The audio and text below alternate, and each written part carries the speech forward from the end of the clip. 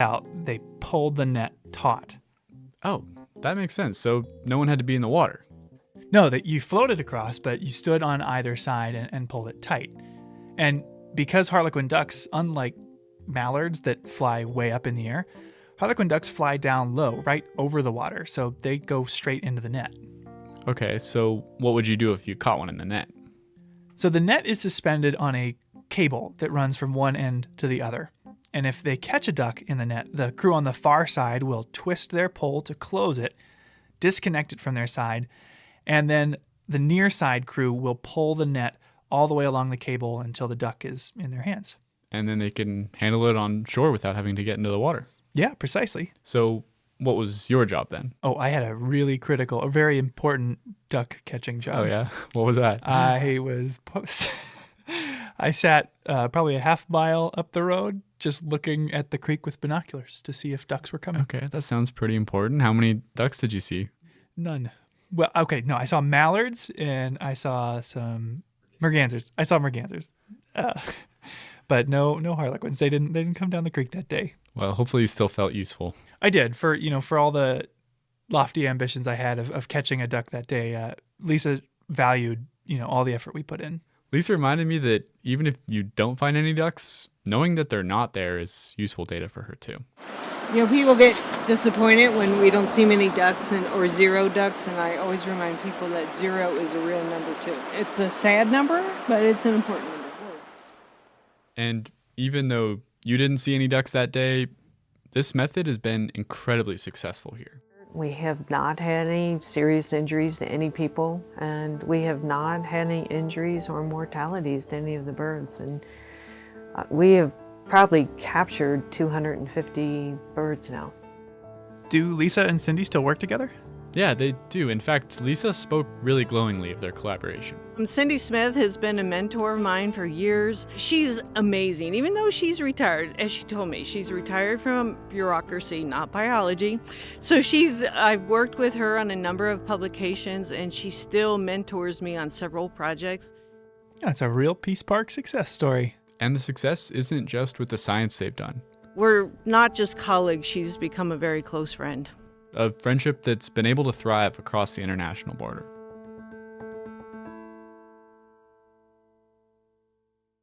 Each episode, we seem to cover at least one thing that, like this podcast, wouldn't be possible without the support of the Glacier National Park Conservancy. With the help of some friends over there, we got the number of Executive Director Doug Mitchell and decided to call him up out of the blue to ask about these projects.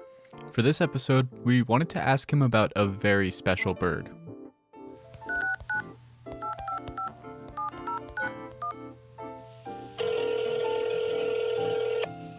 Glacier Conservancy, Doug Mitchell speaking. Hey Doug, it's Michael and Andrew. Hey fellas, how we doing today? We are doing great, but we have a question for you. Are you much of a birder? I am not much of a birder, but I am anxious to learn. Okay, well, we've got a great little bit of audio trivia for you. We're going to play a bird call and want to see if you can guess who that call might belong to. Okay, I'm up for it. I'm ready. All right, here we go.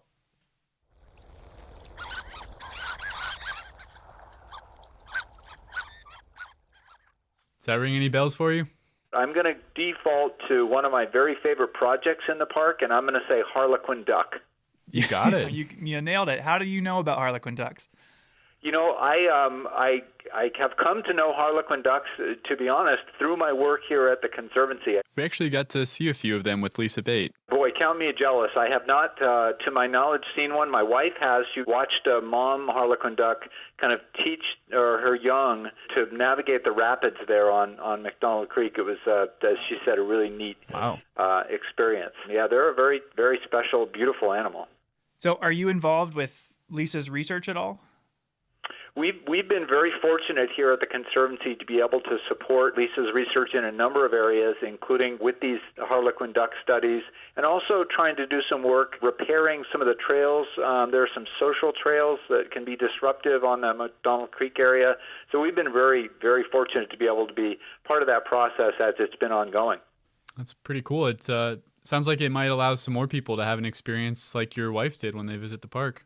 Yeah, I think that would be great, right? That's what we're all about at the Conservancy, is preserving the park for future generations to enjoy, and to be able to think about being able to protect this species and have people later on be able to enjoy that is really a special thing to be able to think about, right? That's work worth doing. Absolutely. Awesome. Well, thank you for taking some time out of your day, Doug. We'll talk to you later. All right, thanks, guys. Take care.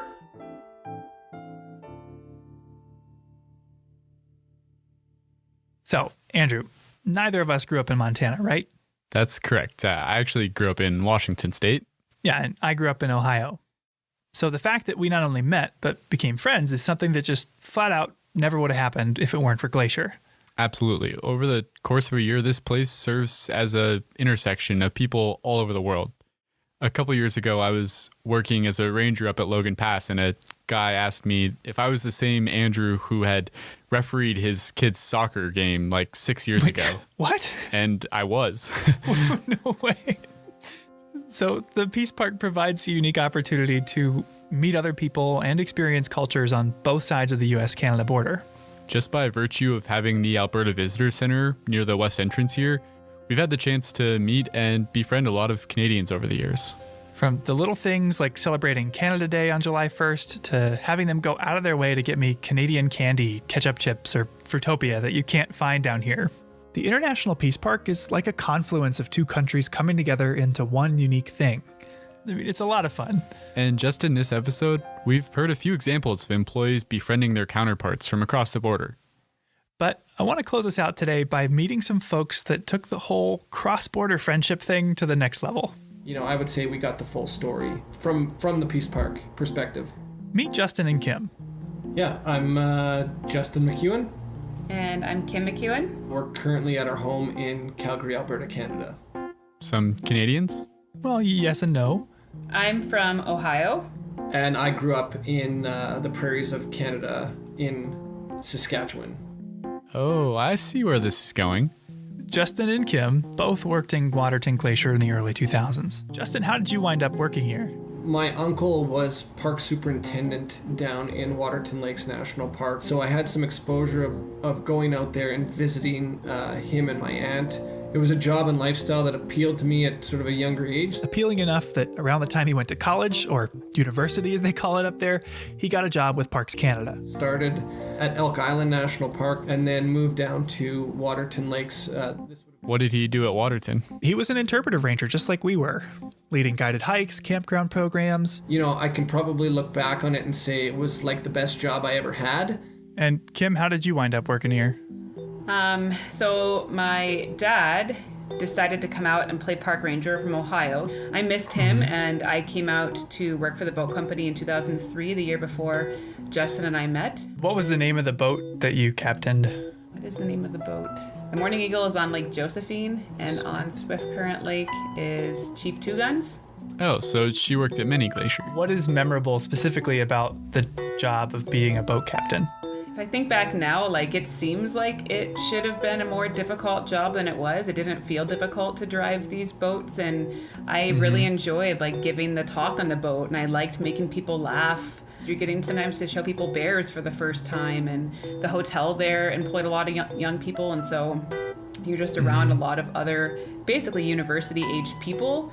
It's like summer camp for adults. I think they call it college down in the United States, dear.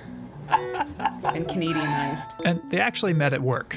We actually met on the boat dock at Many Glacier. It was one of the other boat captains that was like, he's cute, you should go for a hike with him. Justin, a Parks Canada interpreter, was milling about in Many Glacier in the first place for his job. Yeah, so this would be part of a long-standing exchange within the Peace Park whereby a Parks Canada interpreter would go down to Glacier National Park and deliver a program every Friday evening, and then a counterpart, an interpretive ranger from Glacier National Park, would come up to Waterton to the Falls Theater to provide exposure to each other's parks within the International Peace Park. But work wasn't the only reason he wanted to go to Glacier. Pretty soon after, I think I invited myself to come for a hike with Justin in Waterton. And yeah, after that first hike, it was basically like, it was a thing. It was the start of a relationship. Well, that's adorable. And not your typical workplace romance. The two parks brought them together, but they're from two different countries. Long distance is hard enough without a border in between you. How did that even work? Well, as you can imagine, it did make it tough, but they were able to find a way. So how long did you do the distance thing?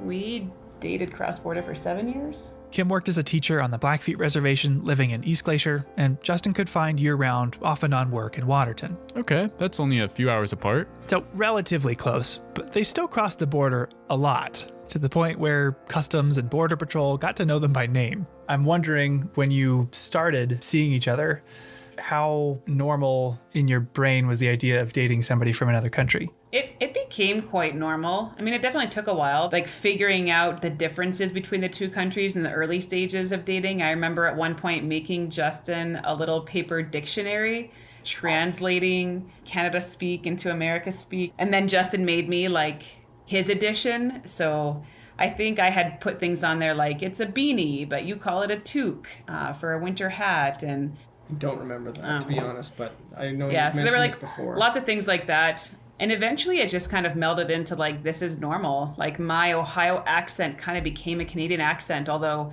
in Canada for a long time, they still thought I talked like an American, but my American family would like make fun of me when I came home because I was speaking like a Canadian. Yeah. So they made it work for years.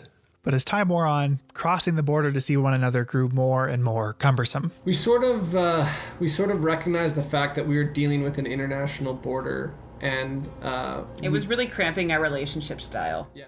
And one way to remedy that would be to put a ring on it. And plans were afoot. You know, I realized like I wanted to ask this girl to marry me. Somebody was kind of getting impatient at some point in time. They're not thinking it was actually going to happen. So we went out on a hike some evening, sort of on the shoulder of Galway Mountain in Waterton. So it's up the Red Rock Road, and sort of found this little offshoot. Had a great view of the valley. You know, asked Kim to marry me, and obviously she said yes. So they found a local justice of the peace that liked hiking, and they hiked up Avian Ridge in Waterton with a few friends and got married.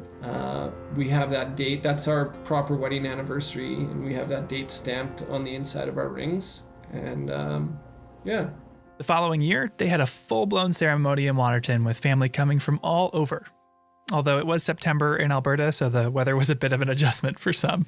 My grandmother actually came from Florida, and the wedding was in the fall, and she like moved to Florida because she does not like the cold, and my uncle as well, so he kind of had brought her. And I know that he had to go to the drugstore in Pincher Creek that morning and buy her long johns that she could wear under her dress clothes because she was too cold in Canada.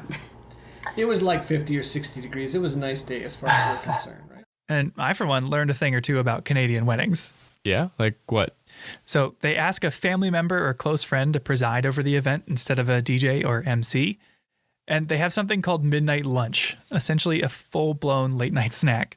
People eat at the reception, then they get up for dancing and drinks, and then a little while later, bam, poutine. Okay, that sounds really good. Yeah, but what Kim and Justin did the best, I think, was the dessert. We didn't have cake at our wedding, we had pie. We had like a variety of pies, but our wedding pie that we cut into was apple, Saskatoon, huckleberry, and it was apples to signify Ohio, and Saskatoon berries to signify Saskatchewan, and huckleberries to signify the Peace Park. And so that was the kind of pie that we cut into as like our ceremonial cake cutting. Oh, that's something else. Today, 16 years after they met at the boat dock in Many Glacier, Kim and Justin are raising a family together in Calgary. So not too far away. Right, close enough to visit. Now, we have spent a lot of time talking today about how the International Peace Park recognizes that the landscape we share knows no boundaries. But as this story shows, neither does love, friendship, or camaraderie. Waterton Glacier International Peace Park is an invitation to see ourselves in one another, a much-needed reminder to see not our differences, but the things that we share. Justin and Kim lived this firsthand in a way more dramatic than most of us ever will. So I was curious, what does the designation International Peace Park mean to both of you? I think it is a place that you can sort of leave jurisdictions and politics behind to some degree or another and focus on this sort of contiguous landscape. I don't know, to me it means family, you know? If it wasn't for the International Peace Park, we wouldn't be a family. To see what the International Peace Park means to you, well, you'll just have to come find out.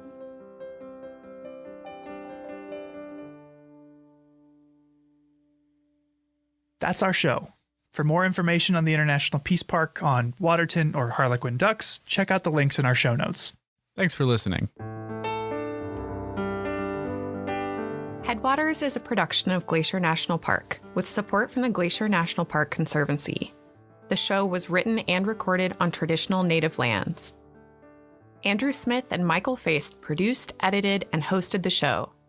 Ben Cosgrove wrote and performed our music. Alex Stilson provided tech support. Quinn Feller designed our art. Renata Harrison researched the show. And narrated the credits. Lacey Kowalski was always there for us. And Daniel Lombardi and Bill Hayden were the executive directors. Support for this show comes from the Glacier National Park Conservancy. The Conservancy works to preserve and protect the park for future generations. We couldn't do it without them, and they couldn't do it without support from thousands of generous donors. If you want to learn more about how to support this podcast or other awesome Conservancy projects, please go to their website at glacier.org.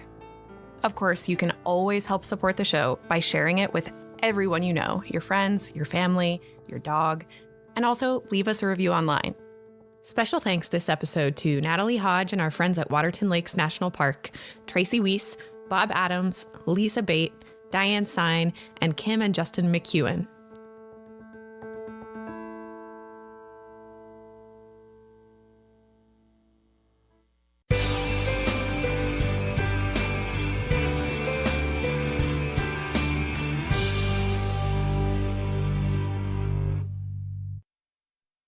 Welcome to Apgar Village. Apgar sits at the foot of Lake McDonald and is the hub of activity on the west side of the park. You can find all services, with the exception of gas, in Apgar Village. There are several gift and souvenir shops located in the village, and Eddie's Restaurant offers casual dining. Looking to spend a night? The Village Inn has cozy rooms overlooking picturesque Lake McDonald, and the Apgar Village Lodge offers cozy rooms and cabins. The Apgar Visitor Center and Backcountry Permit Office are also located here. Whether you are just here for a drive-through visit or are planning a multi-day backcountry adventure, friendly rangers provide visitors with hiking and trip planning information. Families will find the Discovery Cabin an enjoyable and educational place where kids can have hands-on experience learning about Glacier. Other family activities are available as well. Horseback rides along McDonald Creek and through pine-scented forests offer a chance to see areas not often seen by most visitors. Boats long have been a part of the Apgar scene. Early visitors boarded steam-powered boats for an 8-mile journey up the lake to Lake McDonald Lodge. Boating is still a popular activity on the lake, and boat rentals are available from Glacier Park Boat Company here at Apgar and in other locations around the park. If you have your own boat, a public boat launch is your access to this largest lake in the park. There is something for everyone at Apgar Village, whether you are staying in the area or just passing through.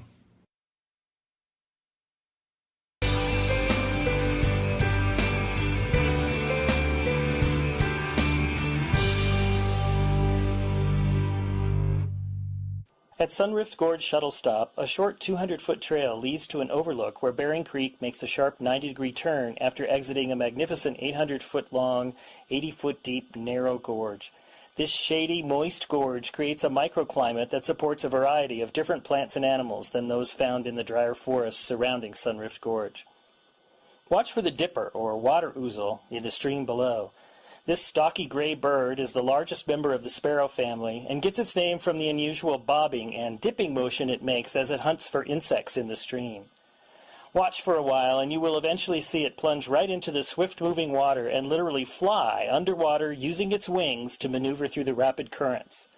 When it comes back up, look closely and you might notice a large insect in its beak that it plucked from the rocks in the streambed. Sunrift Gorge is also the trailhead for the Sayi Pass area. Hikers can explore the high country of Glacier National Park on this spectacular high-elevation trail. The preferred route for this 10.3-mile hike is to start at the Sa'i Bend shuttle stop and end here at Sunrift Gorge, since starting the trail here involves much more elevation gain. Hikers may also wish to venture up this portion of the trail for views of Bering Creek, abundant wildflowers, and later in summer, some great huckleberry patches. Just remember that grizzly bears love huckleberries too, so be cautious and always make plenty of noise on the trails. An impressive architectural feature of the Going to the Sun Road, the Bering Creek Bridge, spans Bering Creek here. The bridge was constructed in 1931, and many people consider this the most beautiful of all the structures built on the Going to the Sun Road. It was designed to blend into the landscape using the same red and green argillite that adds color to the mountains and color to the streams throughout the park. The bridge was also designed at a time when horses were the dominant mode of travel in the park. It is high enough and long enough to allow riders on horseback to travel comfortably underneath on their way from Sa'i Pass to the chalets that were located at Sun Point. Part of the old horse trail is now the Sun Point Nature Trail, and a short quarter-mile walk down the trail leads to Bering Falls.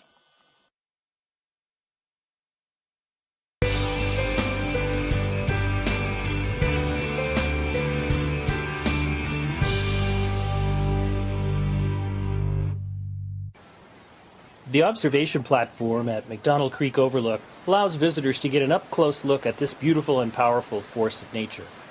In summer, the blue-green waters run clear and inviting, but in early spring, melting snows send a torrent of water cascading down the valley as it funnels through these narrow rock walls, where it literally vibrates the viewing platform. It's easy to see the erosional power of streams from a vantage point this close. Streams also hide a more sinister side as well. In Glacier, the leading cause of fatalities is from drownings in creeks and streams. Even though the streams present a cool and refreshing appearance, please remember to use extra caution around water anywhere in the park. Stay on the paths and don't step over railings and barriers. As powerful as McDonald Creek can seem during spring runoff, it's nothing compared to the flood that came through this valley in November of 2006. Fed by huge amounts of warm rain, early mountain snows melted quickly and soon overwhelmed riverbanks throughout the park. This viewing platform survived, but just barely. Water pounded the railings and washed out and damaged bridges and roads in several areas of the park. Across the creek, huge trees left stranded as driftwood high above the creek provide vivid clues to the force of water. Glacier is a land of contrasts. Throughout the park, you will discover awesome examples of the power of nature, all set against the backdrop of some of the most beautiful scenery in the Rockies. McDonald Creek is an excellent example of massive power and delicate beauty combined.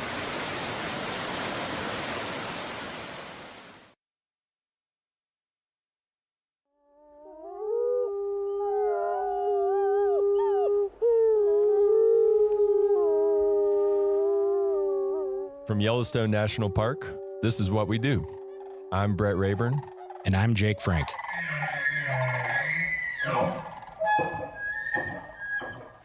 So I have a question for you to kick this off. Okay. What's the biggest fish that you've ever caught? The biggest fish I've ever caught, I used to live in Alaska and I went halibut fishing and I caught like a 40-pound halibut. Okay. That's the biggest I've ever caught. That's way bigger than I thought you were going to say. I was expecting and that's like a much less impressive size. Well, that's a fairly unimpressive halibut. Okay. So for that species anyway. All right. Well, you've got me beat. Are you big into fishing? No, about the only fishing I do is when I'm fishing through the freezer for frozen cod that I get from the store. So that's about as much as I do. Before you cook it, do you like hold it out way in front of you and have someone take a picture so it looks bigger? I have been known to do that. All right. Yeah. Follow my Instagram for all that content.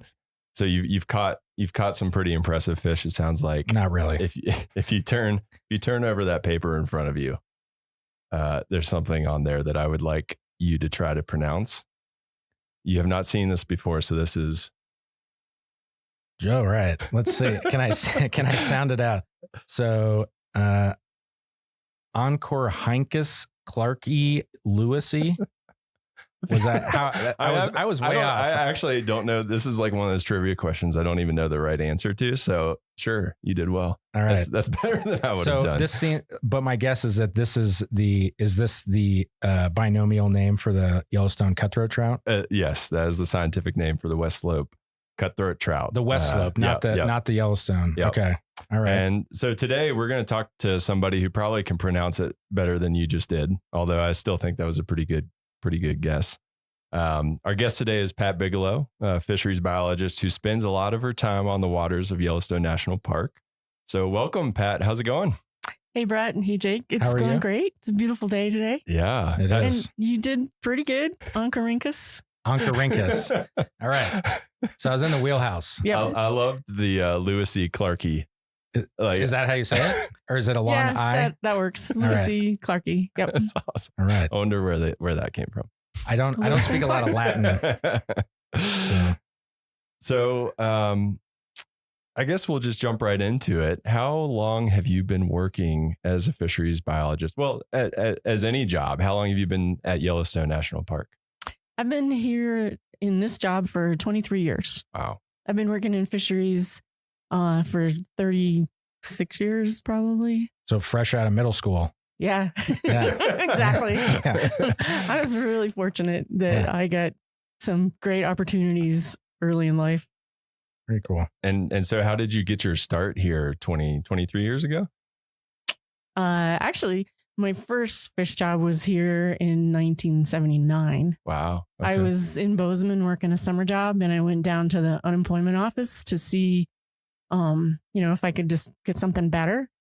And there was a poster up on the wall for Young Adult Conservation Corps in Yellowstone National Park. And I jumped at it. It sounded interesting. I came down here. We had I don't know if you guys are familiar with the Yak Camp, but when we were actual Corps members, we had a girls' dorm, boys' dorm, and a dining hall. And 6 Corps members to a room. You each had a bunk bed, a foot locker, and half of a clothes locker, and no dividers or anything like that. You definitely felt like you had just been recruited into some kind of institution.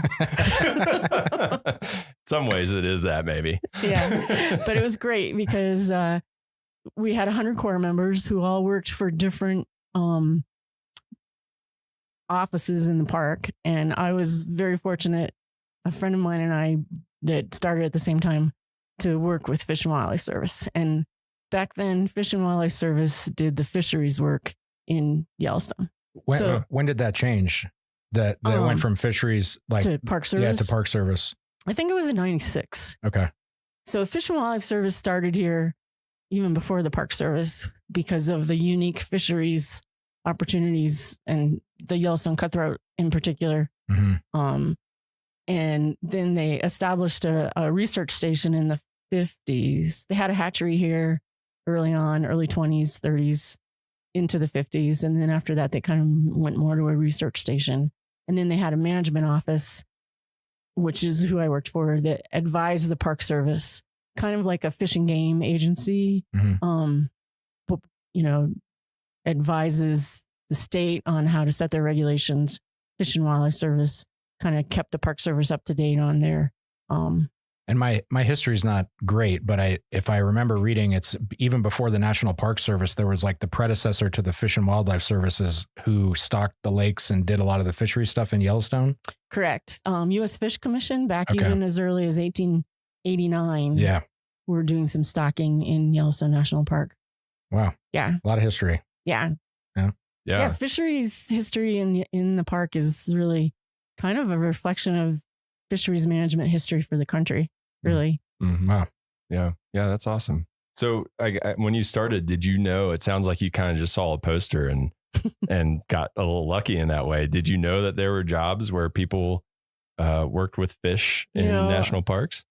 I hate to say, I probably shouldn't even tell you this, but when we can edit it out if we need to.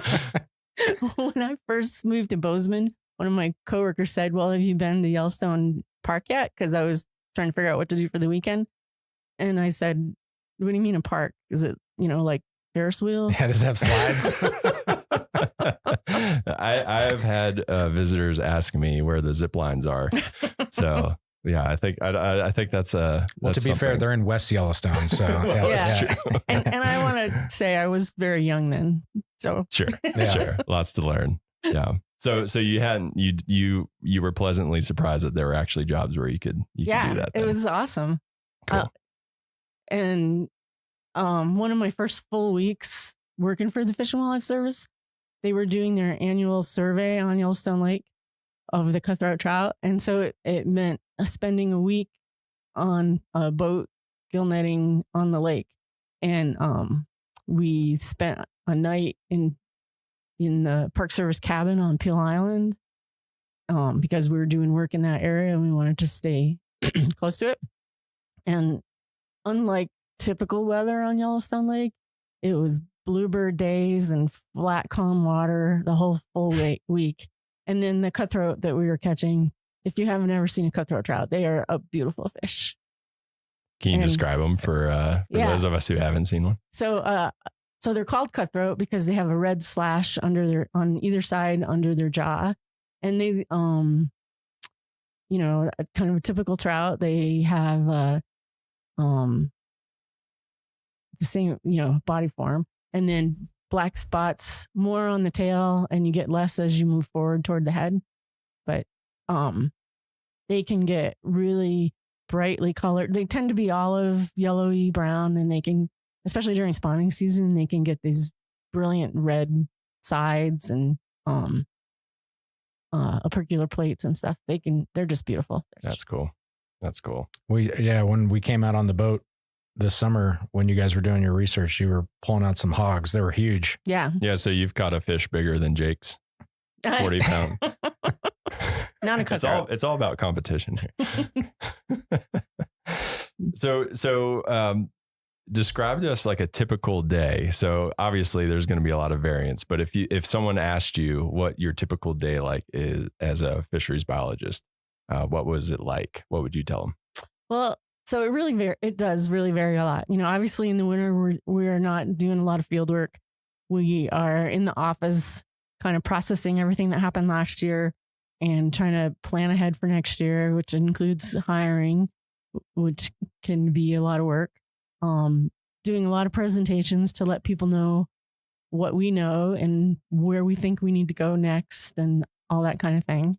But the field work in the summer, all my work is on Yellowstone Lake, and it's a beautiful lake. I oversee some contract work on the lake, which is 3 to 4 crews, sometimes 5, of netters to try to depress the lake trout population. Lake trout are an invasive species on Yellowstone Lake, and they'll eat the cutthroat trout. And so we're trying to eliminate them. We're not likely going to eliminate them, but hopefully we're going to suppress them to the point where they're no longer having an impact on the cutthroat trout population. And so we have these gillnet crews that will put out miles of gillnet and lift it every day to remove the lake trout. We also have a telemetry operation where we purposely put acoustic tags in male lake trout and let them go, and then kind of relocate them so we can give that information to the netters to help zero in on their day on, where to put their nets and stuff. And so that term I've heard that I heard it with something else though. It's like invasive species. You can you put a tracker on them, then they go to where they betray their friends. This whole idea of a Judas species. Can you talk a little bit about that? That's that always made me laugh. The idea of Judas fish is you put a tag in them that you can follow, and they take you to where their friends are and betray their friends. And it's not, we pretty much know where all the lake trout habitat is, but they move around a lot, and depending on the time of year and the water temperatures, they'll be at different depths. So a lot of times the Judas fish helps you really zero in on the depths to be fishing at, which also helps you avoid the cutthroat trout if you know exactly what depths the lake trout are at. And so if I'm on a boat where we're doing the tagging, we'll collect lake trout from the netters that are still in really lively condition and do surgery and implant. First, make sure they're males. We don't want to tag the females because they're the ones with the reproductive potential. So we want to make sure we kill all the females, and then implant the tags, make sure the fish recover so that they'll behave normally when we release them and let them go. Or if it's actually tracking the fish, we have 2 hydrophones in the water on either side of the boat, which helps us give a direction to find the fish so we can zero in on their location. And so then you're basically on the lake driving predetermined transects all day until you pick up a fish, and then you zero on that fish, and then you continue on your way. And for like the listeners who haven't seen Yellowstone Lake or been to it, it's a huge lake, so that's not an easy task. Yeah, it takes us about 4 days to cover the whole lake. Yeah, wow. And we don't actually even cover the whole lake because we avoid the really deep habitat because we aren't expecting to see any lake trout out there, and we're not going to set nets there anyway. And then I think like good backstory is like we talk about lake trout being invasive versus the Yellowstone cutthroat. I mean, I guess is there a reason why we like as managers prefer one over the other? Like why are we trying to get rid of lake trout? So the cutthroat trout, Yellowstone cutthroat trout, like I've said already a couple of times, they're just beautiful, but they are the native species in Yellowstone Lake. Yellowstone Lake is the most important population of Yellowstone cutthroat trout for that species, and just sheer numbers. And they evolved with only one other native species, which is the long-nosed dace that is, gets to maybe 6 inches and is very much along just the shorelines. That's the fish I would catch. So the cutthroat trout are naive when it comes to larger fish predator, piscivore. And the lake trout are native to the Great Lakes area, and they're also a beautiful fish, but they are a voracious predator. And so you take a really naive fish and then a really excellent predator and put them together, and it's just not good for the cutthroat trout. Mm-hmm. And the lake trout, I think the oldest one on record was 62 years old. Lake trout? Not from Yellowstone, but just species wise. So if we weren't out there taking out the lake trout, nobody else would be either. They reside deeper in the lake. They live longer. They get bigger. They have a lot higher reproductive potential than the cutthroat trout. And if left unchecked, they would decimate the cutthroat trout population. And when you say like no one else would get them, you mean like other predators, right? Like bears and fish or bears and birds and otters and all that kind of stuff. Right. Like birds and otters, most predators tend to target the fish when they're shallow, and the lake trout don't spend much time being shallow. And then when the lake trout get big, they're too big.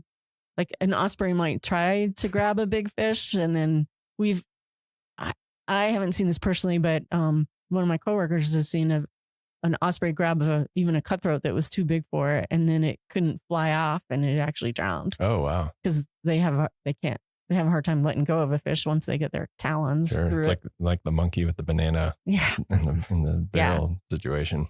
But yeah, lake trout. Well, they're impressive in their ability to eat other fish. They can eat a fish. The only thing that stops them is how wide they can get their mouth open, and they can eat a fish 2/3 their own size. Holy moly. Yeah. Can you do that, Jake? No. Yeah. It's like a 150-pound fish. Burrito. That's a big burrito. Yeah. So you obviously know a lot about fish. And so that's an important skill to have as a fisheries biologist. What, aside from that, or maybe not even aside from that, what do you think is the most important skill for someone who thinks that that's a really cool job and might be interested in applying for jobs like that? It's probably similar to most jobs. I think the most important thing is to have a passion for what you're doing and a positive attitude and be flexible in what you're doing day to day. If you want to actually go into fisheries, a Bachelor of Science is an important aspect of your education.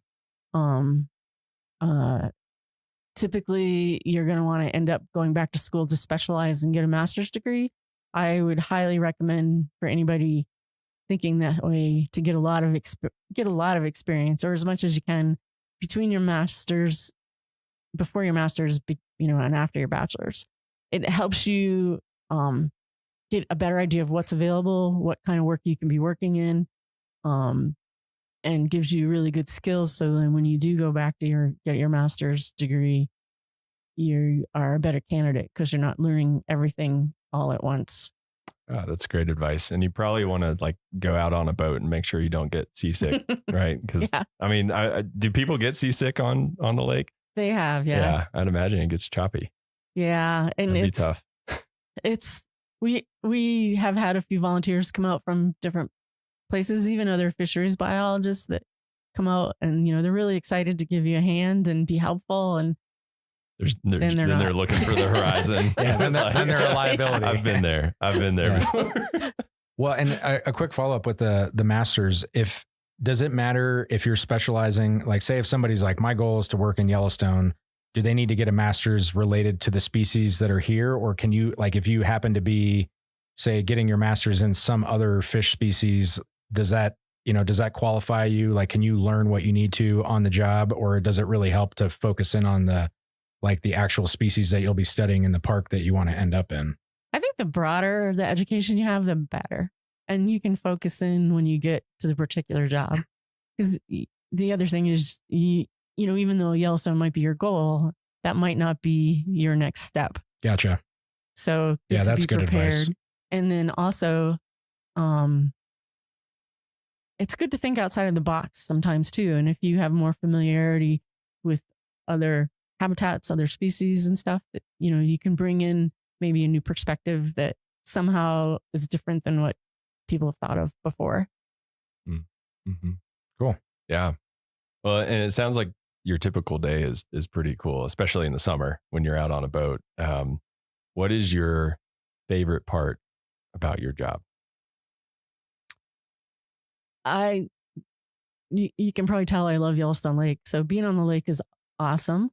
But I think the most rewarding, two things are most rewarding, but one is I work with amazing people, and being able to sit down with a coworker and talk about strategies and how things are going, what happened over here, how we can pull that together, how we can best use our crews, and to just keep making things move forward is super rewarding.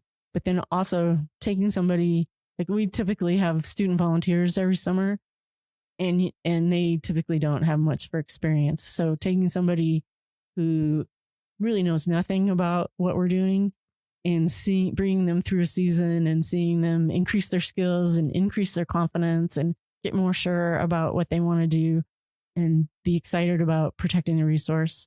That's pretty awesome. But then the other part is actually seeing the work that we're doing make a definite impact on protecting Yellowstone Park's resources. That's really rewarding as well. Yeah. Well, and we'll let you slide, even though you gave us 3 favorites. Yeah, we said one, but we got 3. It's okay. That's your one mulligan for this podcast. Okay. Whoops. So with that, this is the hard question. What is the toughest part about your job? That's a really good question too. You can get frustrated with the inability to do things as quick as you want because you have to go through proper procedures to make sure, just because I think something's really good to do doesn't mean it is.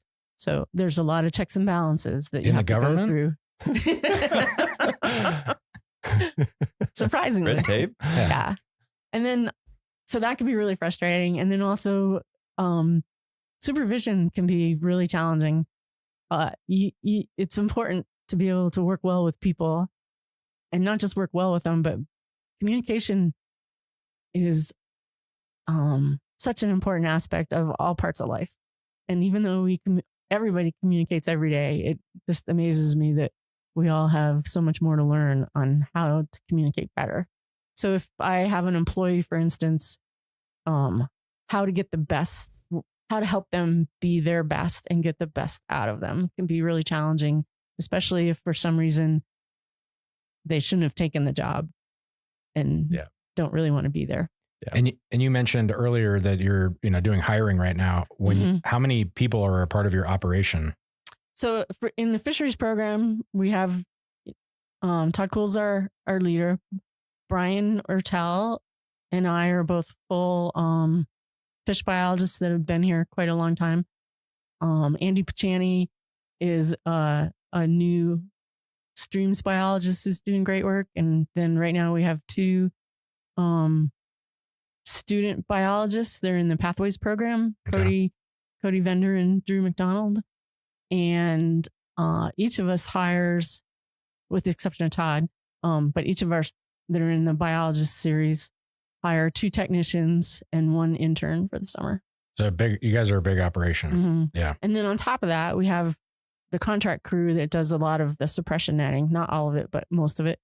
And they will have up to 20 people. Yeah. And there's a lot of time, effort, and money that go into the fisheries program. Yeah. Yep. And Cody and I work on the lake mostly. Brian Ertel and Andy cover streams outside of the Yellowstone Lake area. Is that kind of how you divide it up? It's like the lake. They're the ones that get seasick, and then everything else. Is that how you divide your guys' work? Is the lake, and then everything that's not Yellowstone Lake? That's kind of the dividing line. Yeah. And Brian focuses more on Yellowstone cutthroat, where Andy focuses a little bit more on the West Slope cutthroat. But since they're both doing river stream work, they work together a lot. Gotcha. So you talked a little bit about kind of the tougher parts of the job. So what is it about the Park Service that keeps you here and brought you here and keeps you here, I guess? Well, just the protection of the natural resources, keeping the environment as intact as possible, and just the ecosystem function and all that. Those are all great buzzwords, but it's the beauty of everything working together that really draws you in, and it makes you really enjoy it. Yeah. And some of our listeners might not be super familiar with the National Park Service mission. We all had to get it tattooed on us when we took the jobs, and Jake's is on his lower back, I think, right? Is it still there? I can neither confirm nor deny. but essentially, the mission is preserving the natural and cultural resources, like you said, for the enjoyment, education, and inspiration of this and future generations. So, and you've touched on this, but how does your job contribute to this mission? It seems like a pretty direct and easy to see thing. Yeah, we're spending a lot of time and effort suppressing the lake trout population so that the cutthroat trout population in Yellowstone Lake can thrive. And because that's the major population for that species of fish, it helps that whole species thrive. And it's a beautiful fish. Did I say that already? Yeah. You can say that one twice. That's okay. And then what I've learned here, not being a big fisherman or person who fishes, I don't know what the non-gendered version of that is, but people love to fish. It's like crazy how many people are here in the summer. So it's and the whole idea of being the homeland of the Yellowstone cutthroat trout. I mean, it's this is the world's largest population of that fish, right? Mm-hmm. So people come here to catch that, and it seems like protecting it, and then people have that direct enjoyment. I mean, it seems like everybody appreciates being able to get out there and catch that big fish and put it on the gram. Yeah, and not only, think about going out on Yellowstone Lake. This is a huge lake, and there's 3 buildings on the entire lake. I mean, maybe a couple more, depending on how far away from the water you want to measure, but it's just spectacular. Yeah, you're out there. Mm-hmm. You're out there. All right. Well, before we wrap up, we're going to get into what we call the nitty gritty here. So I don't want to scare listeners away. There's a fair warning. There's going to be some government jargon, but fear not, we've got your back. So we have an introductory episode, along with some links that we're going to put in the show notes that will explain all this in detail. So that said, for people interested in this type of career, and you've kind of already talked about the education aspect of it. So if I want to be a fisheries biologist, what's your job series in USA Jobs, series and GS level, and all that nitty gritty? So my GS level is GS 11, and my job series is fisheries biologist 0482. And then like a lot of the seasonals that we're hiring this summer, they are fishery biological technicians, parentheses fisheries. And because there are a lot of different biological technicians, and they're all in the GS 0404 series. Awesome. Cool. And aside from the education aspect, is there any other formal training that someone needs to have to apply for this position, or? Not formal. A bachelor's is great. But like I said, the more experience you can get with different agencies, different areas, the better off you're going to be. Sure. Yeah, that makes sense. Do you have any other advice for people interested in that career path aside from what you've said already? It's a great career. It's really fun. I've worked, when I left here from my first 4 years that I was here with the Fish and Wildlife Service, I did some work with the state, Wyoming Game and Fish. I worked with Fish and Wildlife Service in California, Northern Idaho, Washington. Every job I've ever had has been really fun. Come work with Pat, is what she's saying. All right. Well, before we let you go, we like to ask everyone that comes on the podcast one final question. This one's my favorite. So what is your favorite story or memory in a national park? It doesn't have to be in Yellowstone, although you've been here a while. So there's a good chance it will be, but it doesn't have to be. It can be, a trip you took during annual leave or something. But do you have any defining story or memory from a national park? There's so many to choose from. This one's really fish related though, so I'll share it. We were doing a snorkel survey on the Olympic Peninsula, and we were snorkeling Chinook salmon, which get quite big. Spring Chinook salmon in particular, they like to hide their head. They're kind of like a little kid in that if their eyes are covered, they think you can't see them. And so when you're snorkeling for them, you got to really look at the root wads and things, because they kind of stick their head in the root wad, and then you might miss them if you're not really looking closely. So I was coming down this stretch of stream that was actually pretty wide and flat and no cover. And this spring Chinook, I could see him. He was just in the mid-water column in front of me over this gravel bar. And he saw me, and he just sunk down and sat on the bottom. And I was getting closer because I was coming downstream. And as I got closer, he got as close to the bottom as he could. And then he actually rolled over and laid on his side. Until I did. Yeah. Until I went by, and then he just took off. That's awesome. If he was wearing a turtleneck shirt, he would have slumped into it. It was just so funny to see him actually trying to hide where he had nothing to hide. That's amazing. And you'd never heard of that type of behavior before, or is it just something you hadn't seen before? I had not heard or seen it. So it just made me laugh. That's awesome. So you're making scientific observations on your vacations even. Actually, that was work. Oh, that was work. Well, work, vacation. Yeah. Sometimes the line gets blurred. Right. Can I tell you my favorite question? Yeah. That you've ever been asked, you mean? Yeah. Somebody once asked me why all the Civil War battles were fought in national parks. That is a great question. What is that? That's a causation. What's the whole thing? Correlation, not causation. Yeah. What was your answer? I honestly thought they were kidding, so I started laughing. So you just laughed. And I said, "Well, people were very civil back then." And then I could see by the look, he wasn't kidding, and so I got real apologetic real fast. I think that happens to all of us. You get caught off guard with the question because people joke with us all the time. Yeah. They ask us silly questions. So and especially the people with dry humor, that's really hard to tell. It's I don't know what to do with that. Yeah. Well, awesome. Well, Pat, thank you so much for joining us. It was really cool hearing about your job and learning a little bit little bit more about fish too. So I'm excited to go fishing. I think when the season starts.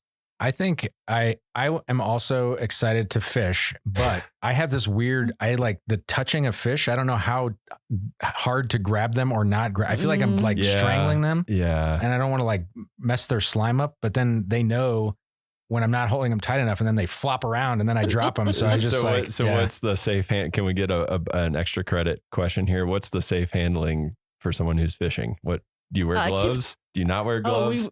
We wear gloves. Yeah. The water is really cold for no other reason, but yeah, it helps protect the fish and it helps give you a little bit milder grip, but you don't want to grip them tight. I feel like I'm going to squeeze the life out of them. Yeah. And if you're angling, don't grip it like a burrito. Right. Do it like if you're angling, if you can keep them in the water while you're handling them, that keeps them calmer too. I've seen that hashtag, keep them wet. Yeah. Yeah. Okay. And grip it like a burrito, not a baby. Yeah. Right. Which, anyways, we'll leave it there. Anyways, thanks for joining us. Yeah. Thanks for having me. Yeah. It's great talking with you, Pat. Yeah. Thanks for joining.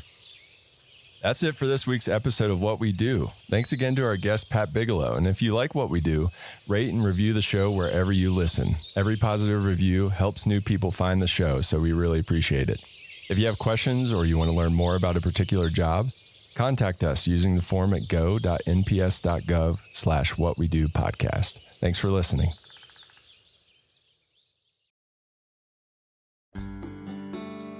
In 1872, the United States, a country that had not yet seen its first centennial, established Yellowstone as the first national park in the world. President Ulysses S. Grant signed Yellowstone into existence, and a new concept was born. And with it, a new way for people to preserve and protect the best of what they had for the benefit and enjoyment of future generations. Yellowstone Lake is one of the largest high-altitude lakes in North America and is centered over the Yellowstone caldera, the largest supervolcano on the continent. In the southwest area of the lake, the West Thumb geothermal area is easily accessible to visitors. Geysers, fumaroles, and hot springs are found alongside and even in the lake. The federally funded Hayden Geological Survey of 1871 provided the most detailed and scientific descriptions of Lake Yellowstone in the pre-park era. The Hayden Party, 34 men in all, launched Annie, the first boat to sail on Yellowstone Lake, and began exploring the islands and shoreline. The first photographs of the lake were taken by William Henry Jackson, and paintings by Thomas Moran, along with the Geological Survey, played a prominent role in convincing the U.S. Congress to pass legislation creating Yellowstone Park. Yellowstone Lake is the foundation of the Greater Yellowstone ecosystem, the largest remaining nearly intact ecosystem in the Earth's northern temperate zone. It provides the key ingredients to a large and complex food chain that sustains many of the animals for which Yellowstone is so famous. In 1894, the Lacey Act was passed by Congress, giving full protection to wildlife in Yellowstone Park, with the exception of wolves and coyotes. This act paved the way for future wildlife and environmental movements. From the days of the Hayden expedition to the present, Yellowstone Lake continues to be a source of rich, diverse, and sometimes surprising information that is rare among the world's Great Lakes. Lake Yellowstone and Yellowstone National Park, in all its preserved glory, is like no other place on Earth, and must be seen and experienced to be believed and enjoyed.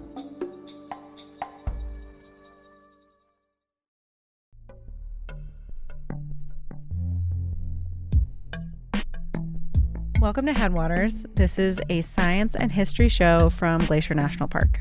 I'm Daniel. And I'm Perry. This show is brought to you by the Glacier National Park Conservancy, as always. And this is a bonus episode for those of you planning a trip to Glacier sometime soon. So not so much as a deep dive as much as a shallow... A dip. A quick dip. Okay. We're going to talk about place names. I think the place names around here can be a little confusing. I remember when I started here and people just were throwing out like Many Glacier and the North Fork and the Middle Fork. It's very confusing. There's a lot of forks. This is true. So, first of all, we're talking about Glacier National Park in Montana. There's also a Glacier National Park in Canada and also Glacier Bay National Park in Alaska. Not those. We're talking about Montana. Okay, so just to note up front, a lot of place names in Glacier come from a lot of different languages. Perhaps least of all, English. Originally, the landscape had a lot of names from Salish, Blackfoot, Kootenai, and Cree languages. Then French trappers came into the area, and lots of other people have come here over the years with lots of different names for many of the same places. So if you're encountering a name that you're not understanding right away, it might be because it's a name coming from a language that you're not familiar with. Right, or like a direct translation from a language that is not English. I always reach for a book called Place Names of Glacier National Park. I got it right here. This is probably the best book that I know of, that it's, a few hundred pages of all of the place names from a park map, and it's got a little bit of history of all of them. Yeah, here's maybe my favorite quote from that book. It says, "Each language portrays a universe of its own, and it will often be difficult to fit the universe of one language into the universe of another," which kind of speaks to what we were talking about earlier, where all these names come from all these different languages, and they don't always make sense in translation. Yeah, I like that. That's interesting. All right, well, with that in mind, Perry, let's start really broad. Take me around the park. I know that the North Fork has nothing to do with like a spoon or a fork, but it has something to do with a river. So maybe start there. What's the North Fork? Okay, so the North Fork refers to the North Fork of the Flathead River, which splits into 3 forks. One comes down from the north along the west edge of the park. Confusing. Yeah. The Middle Fork flows along the south of the park, also confusing, and the South Fork is not in the park. Did that help? But at any rate, they're all forks of the Flathead River, and they all come together to form the main stem of the Flathead River. Yeah, which flows west of the park towards the Flathead Valley. Right. Now, I hear people talk about the east side a lot. There's more to it than that, though. Yes. So the east side of Glacier has a series of big valleys, each with more or less confusing names. So there's Many Glacier, St. Mary, which some people call St. Mary's. It's controversial. And Two Medicine. Okay. And then there's a town called East Glacier, which is not the same as the whole east side. East Glacier also has its own history of many different names. Yeah. It at one point was called Glacier Station because the railroad stops there. And it also was called Midvale. Yeah. So in 1950, they changed it to East Glacier. And we are on the west side. We are in the town of West Glacier, which is near Lake McDonald and Apgar. Yeah. Okay. Yes. West Glacier, according to the Holterman book, was formerly called Belton. And then they changed the name just so it would be more friendly to tourists, I guess. Or more confusing. Maybe. So it used to be called Belton, but today it's called West Glacier. And again, it goes without saying probably that indigenous people have their own names for these places. The Kootenai have a word for the Belton area that means something like spotted foot mountains. Okay, so 3 of the main entrances to the park are West Glacier, East Glacier, and St. Mary. I feel like we probably confused people even more about those, but... Well, let's zoom in. What's in between West Glacier and St. Mary? Going to the Sun Road. That's what everyone's here for. This is true. So it's the road to the sun. Yes, going to the Sun Road is not between East Glacier and West Glacier. That's Highway 2. But between St. Mary and West Glacier is going to the Sun Road. Now, Jack Holterman here has a little bit of history on the name Going to the Sun Road. You would expect nothing less. I would not. Okay. This most unforgettable name in Glacier turns out to be a bit disappointing. Well, at least if we follow James Willard Schultz, who bluntly told the Geographic Board of Names in 1929, quote, "I myself named Going to the Sun Mountain. There is no Indian legend in connection with its name." But then Jack Holterman goes on to explain that there actually were a bunch of different indigenous legends associated with that mountain and with similar names. Okay, so James Willard Schultz is a big character that pops up a lot in Glacier. In early park history. Yeah. And something that I learned just a few years ago is that when you look at the map in Glacier, you see a lot of names that you might think are native names for things like Going to the Sun Mountain or Rising Wolf Mountain. All of these places However, James Willard Schultz actually applied those names to all those features that probably already had different, much longer standing indigenous names, and probably many different ones from many different tribes. So in some ways, some of these names are kind of a blending of Euro-American early trapper explorer names mixed up with the indigenous names that existed at that time. Yeah, and confusingly, James Willard Schultz did a combination of naming things because he thought certain names sounded cool, but also naming places in honor of actual indigenous people. People he was friends with. Yeah, his contemporaries. Yeah, so I guess we've just made this all more confusing than it started. Well, I'd like to think we've sparked some interest, perhaps, for people. At the very least, all I can say is, take out your park map and ask some questions. Yeah, there's a lot of overlapping eras of history here and a lot of different cultures that have been a part of this landscape. And names really kind of capture all of that history in an interesting way. Totally. Well, this has just been a quick dive into some park names and history. We'll be releasing some new episodes soon, so stay tuned.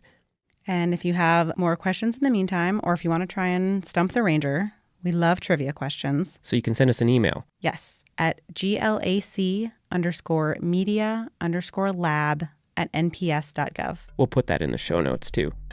If you want to learn more about what the Glacier Conservancy does, you can visit their website at glacier.org. You can also just support the show directly by leaving a review in Apple Podcasts. It used to be called iTunes, but Apple Podcasts, or You're really dating yourself. Whatever app you use for podcasts, go leave us a review. Even if you haven't listened to all of Headwaters yet, you're not sure you like it. Just give us 5 stars anyway. Yeah, and then go back and listen to the past 5 years of episodes that we have.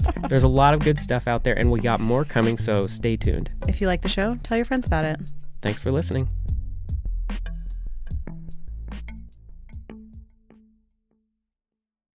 Classic radio from MBN. It's the Sugar Creek Gang. Fables of Faith. Radio drama, a hallmark of Moody Broadcasting for over 60 years. Join us now as we take you back to another classic in MBN radio history.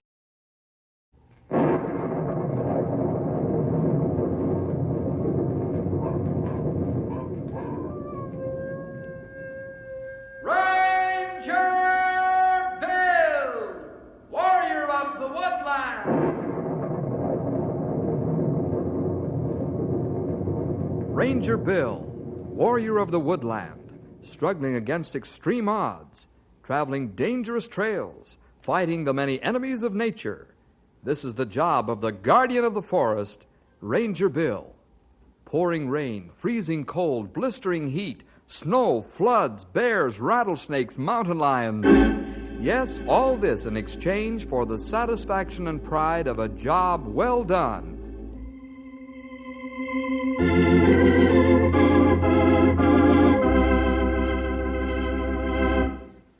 Every year at this time, Bill goes to the State University to lecture. Bill's lecture is given to the student body as a whole, but it's directed toward those studying geology and anthropology. The lecture is on the science of staying alive in the mountains and forests. You see, many of the students go into the mountains and forests to gather material firsthand under the leadership of competent guides and with the rangers constantly checking on their well-being. What Bill is trying to do is prevent the isolated adventurers from going out into the wild country and becoming casualties because they haven't the knowledge of survival. Say, we'd better perhaps get into our story. This one is called Fossil Canyon.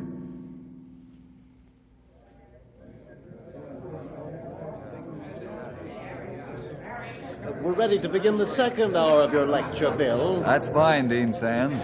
How's your voice holding out? Well, as long as this pitcher of water holds out, I'll be able to keep my windmill running all right. Who ever heard of a windmill run with water? Yeah, you're looking at one, sir. I hardly think that. But I'm enjoying your sense of humor. I never tire of hearing you talk about survival in the outdoors. I'll never forget your first lecture 3 years ago. My, little did I realize how much knowledge and experience a man must have to stay alive when meeting nature face to face. But, well, we're not here to listen to me. I'll make a few introductory remarks and turn the rostrum over to you. That'll be fine with me. Perhaps they have some questions first. Attention, please. Thank you. Mr. Jefferson suggested that you may have some questions before he begins the second half of the lecture. If you have, then you can ask them now. Yeah, I have a question, Dean Sands. I'll yield the rostrum to Mr. Jefferson, Bob. Then he can answer you direct. Bill, if you please. Thank you, Dean. Now, Bob, fire your question. Your first hour lecture was interesting, but I object to the inference you made that we're not able to take care of ourselves. Are you making that inference, Mr. Jefferson? Yes, Bob, I am. Mr. Jefferson, I think you're underestimating our ability. We're adults. It's been my experience that college students are the hardest to convince that they should keep out of the wild country. Also, it's a statistical fact that college students are highest on the casualty list. And I might add, on the mortality list. I can't swallow that, Mr. Jefferson. Why should we be the highest on the casualty list? Because you let your zest for scientific data run away with your common sense. You wander into places that even experienced guides and rangers avoid, if at all possible. You mean to tell me that I couldn't go out into the boondocks and survive? You've hit the nail right on the head, Bob. Let me illustrate what I'm talking about. Perhaps a true story will convince you. Oh, it'll have to be a good one to convince me that I or any student couldn't go out into the wild country and come back alive. I'm sure you'll be convinced, Bob. Members of the faculty and student body, the story I'm about to tell you is true. It illustrates to perfection what I've been telling you.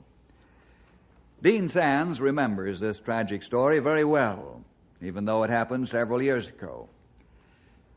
Virgil Adams and Stanley Grimshaw, both State University students, decided to go into Fossil Canyon. Virgil and Stanley didn't know that it's 115 degrees at the bottom of Fossil Canyon, and there were a lot of other things they didn't know about that death trap. I'd sure like to find a good fossil down here, Stan. So would I. They've been found here before, only last year, as a matter of fact. Yeah?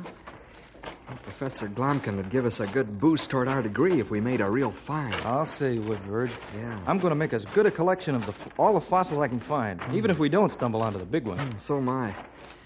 I'd rather find a good specimen prehistoric age.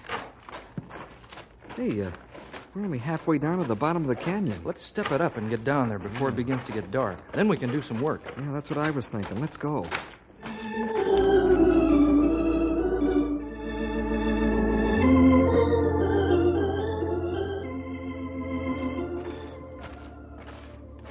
What's the matter, Stan? Guess it's the heat, Verge. I didn't think it was this hot down here. I didn't either. I'm beginning to feel the heat myself. Look at my shirt. It's wringing wet. Let's stop and rest a while. Yeah, sure. I could use a rest, too. Boy, there isn't a breath of air moving down here at all. You said it. We've still got another third of the way to go.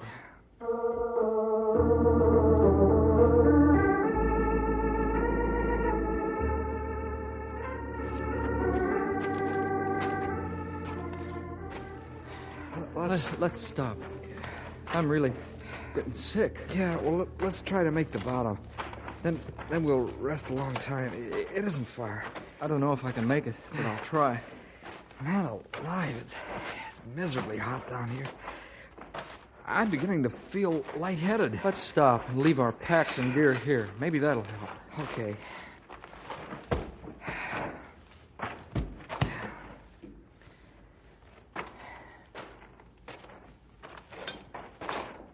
Feel any better, Stan?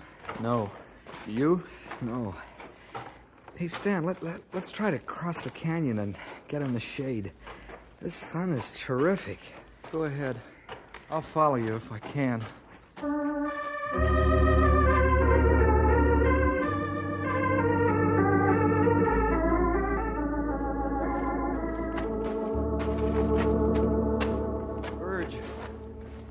make it. I'm gonna faint. Verge, do you hear me? I hear you, Stan. You gotta make the shade. I can't help you because I can hardly stand on my feet myself. I can't see you, Verge. Verge, I can't make it. Help me. Don't leave me out here in the heat and sun. Stan, try to get up. You hear me? I'll try to help you. Where are you, Stan? Stan, I can't see you. Water, I gotta get water.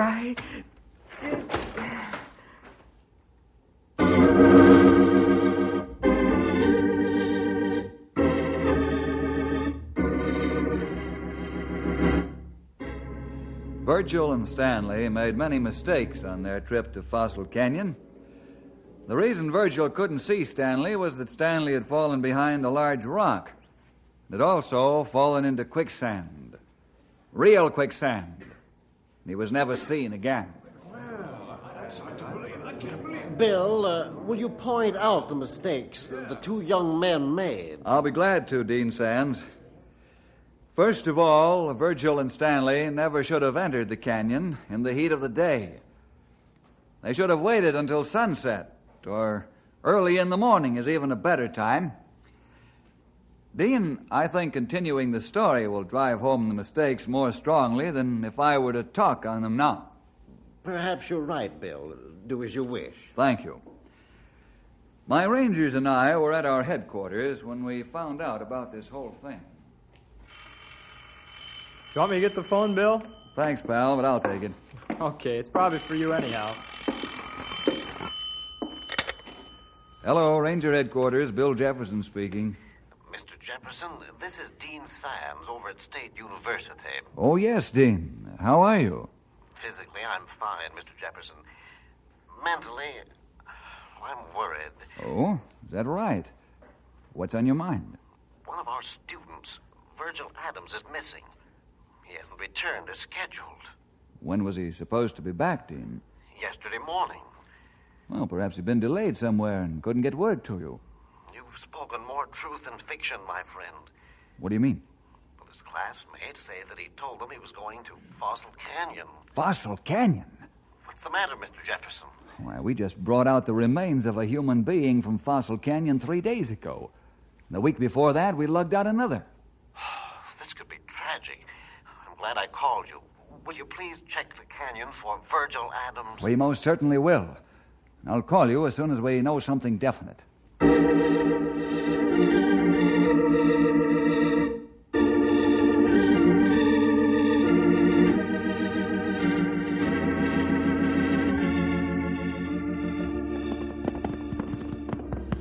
Bill, you got an angry look on your face. I get scared when you get that gleam in your eye like you've got now. I am angry, pal. I'm going to get a letter off to Colonel Anders when we get back. A good, strong letter. Will it be about Fossil Canyon? Yeah. Something's got to be done about that place. What, I don't know. Stumpy, how many times have you been down there? Well, not any more than I have to, Sonny. The only time I go into that miserable hole is to bring out greenhorn tenderfeet lashed to the back of a horse. No man in his right mind would go in there.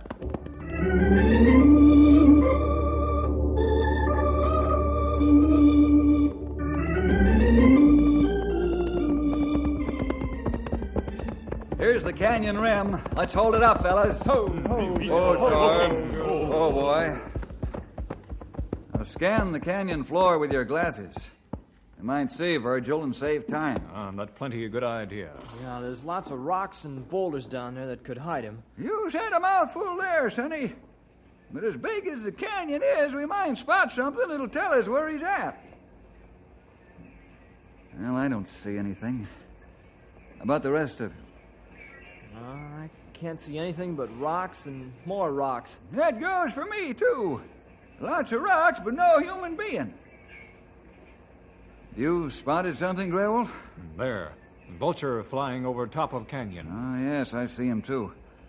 Look to your rifles, fellas. We got to keep these terrible birds off the ground. If you see him dive, then open fire. No, boy, you said it, Bill.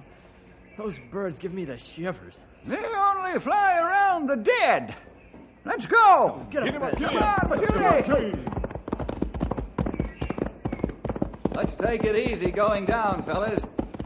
When we get to the bottom, we'll stop and rest before going on. It's 115 degrees down there.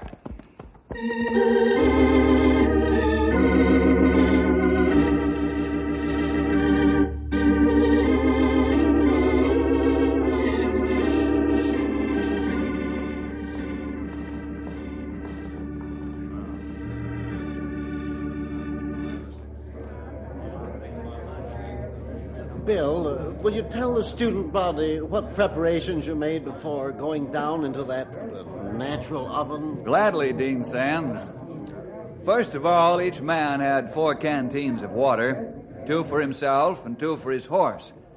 If needed, a third one could also be used for his horse. The horse is doing all the work and needs the water. If the horse collapses, the man's in a bad way. We keep a close watch on the animals to be sure they perspire freely. That's a healthy condition and means that their bodies are cooling.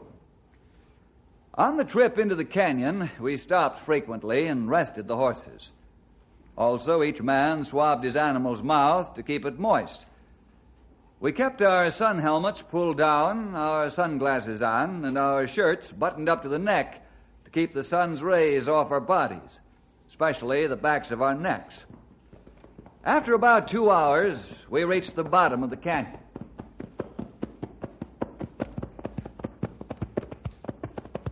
Oh, it's hot here. Yeah, man, alive. Real This wet. heat is murderous. That's putting it mildly, pal. Let's hold up, fellas. Okay, easy boy. Oh, boy. Loosen the cinch straps and give the horses a chance to relax a bit before we go on. You better give them a small amount of water, too. Okay, We Bill. do, Bill. You pour the water, Henry, and I'll hold this here bucket. All right, Stumpy. Yeah, just a little bit now, Henry. You only need enough to wet their mouths and throats. We'll give them a good drink after dark. How's that? Yeah, just dandy. I'll give them each a mouthful, then we can go on. Bill, I not see any signs of man here yet. I know. I've been looking around, too. Actually, we're not sure Virgil's down here. The dean said it's only supposition. But we'll have to look thoroughly anyhow. Not right. All right, let's get ready to ride, fellas. Henry and I'll take the west end of the canyon, and you two take the east end. Give a yodel if you find anything. We do. All right, we'll Sonny. get right at it.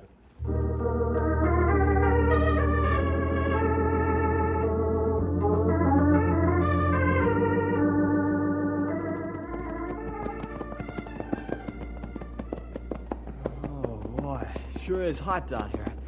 I'm really beginning to feel it. Take a drink of water, pal. Not too much. You'll get a waterlogged feeling. It isn't good. Just enough to keep your body from dehydrating. Oh, okay, Bill. Let's ride along way to the west end. There's another trail leading into here. Virgil may have come down it. Okay. How do you feel now? Oh, much better. That's fine. Keep a sharp eye out for anything that belongs to a man.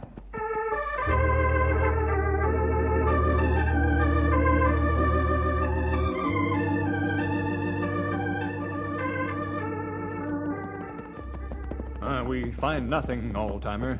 I'm glad for that. Yeah, me too, young feller. It's so hot down here that I could fry an egg on my saddle horn. If Bill and Henry don't find anything, that means this Virgil feller ain't down here. That make me happy. Hello! Stumpy! Grey Wolf! Hello! We found him! Okay, Bill. We hear you. Guess we talked too soon, Grey Wolf. Not what I'm afraid of. We better ride and join Bill and Henry.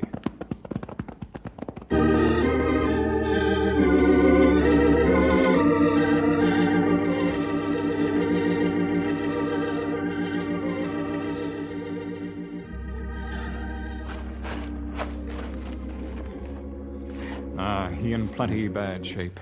I'll Almost say dead. he is. Another hour, it'd be all over. Let's get him into the shade and give him first aid, fellas. Henry, get a canteen and the first aid kit off a storm, will you? Yeah, sure, Bill. Right away.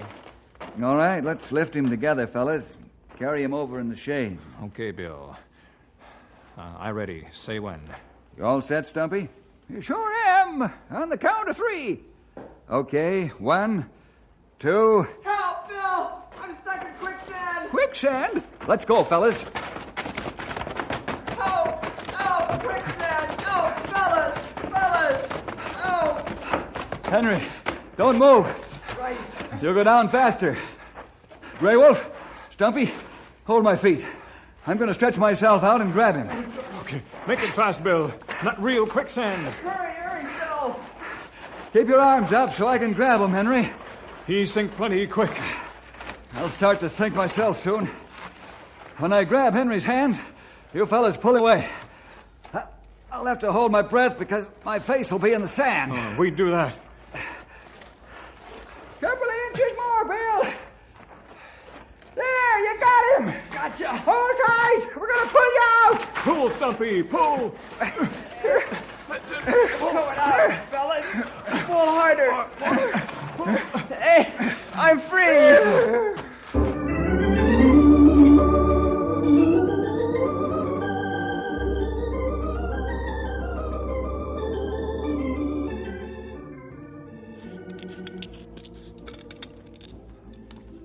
How your face feel now, Bill?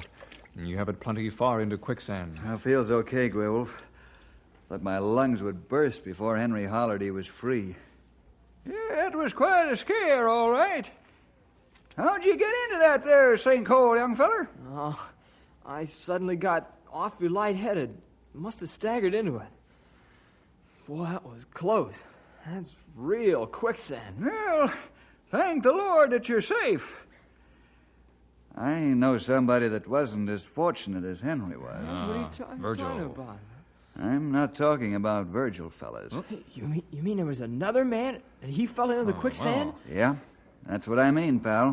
Boy, Who this? Well, how'd you find this out, young feller? Yeah, how come you didn't say something about it before? Yes, Bill. Well, I wasn't sure for a while. Both men wear the same size shoes. I thought that Virgil might have been doubling back on his own trail because he was delirious from the heat. Then I found definite trail signs that there were 2 men. Not very tragic. One of them died in quicksand. Yes, it is tragic, Grey Wolf. He must have wandered into the death pit. But we can't worry about him right now. We've got to get Virgil out of here and get him to Knotty Pine Hospital.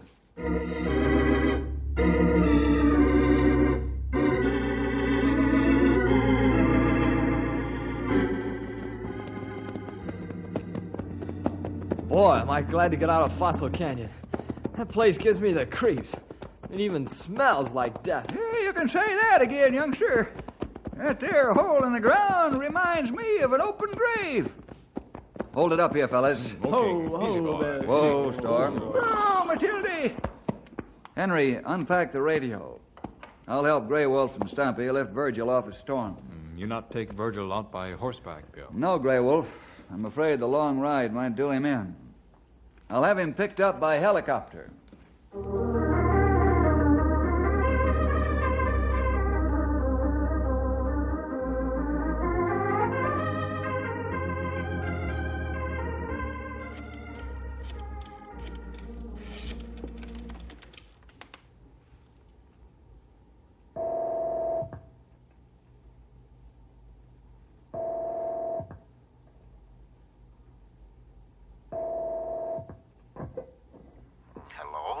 Sam speaking. Dean, this is Bill Jefferson. Yes, Mr. Jefferson. Have you found him? Yes. He's in Knotty Pine Hospital right now. We flew him back by helicopter. The doctor says we got to him just in time. Oh, thank the Lord for that. Are you going to be at your office for an hour, Dean? Well, I was going home, but I can wait for you. Will you, please? It's extremely important. While you're waiting for us, will you find out if anybody else went to Fossil Canyon with Virgil? I certainly will. I'll see you in an hour. Right. Goodbye. Let's pile into the car, fellas. We're going to college.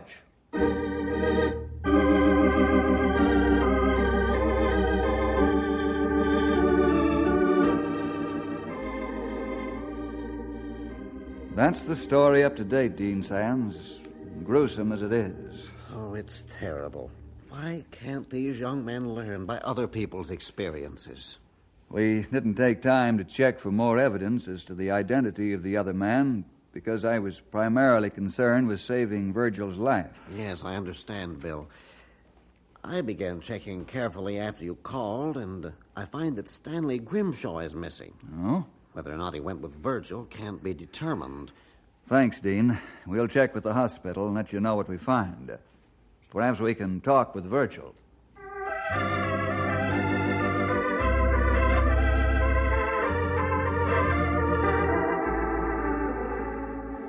I'd like to talk with Virgil, Doctor.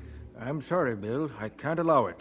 But I thought you said we got to Virgil just in time. I'm sorry I made a misleading statement, Bill. What I meant was that life was just about gone, and you found him before it was too late. He's suffering from shock, exposure, heat exhaustion, and sunstroke. I'm sorry, but you can't talk to him. Well, this is extremely important, Doctor. We're sure that another man lost his life in the canyon, but we don't know who this man is. I'd like to help you, Bill, but I've got to think of my patient first. Perhaps in a day or so you can question him. Okay, Doc. I know you would if you thought it was all right. Let's go out and talk to the students, fellas.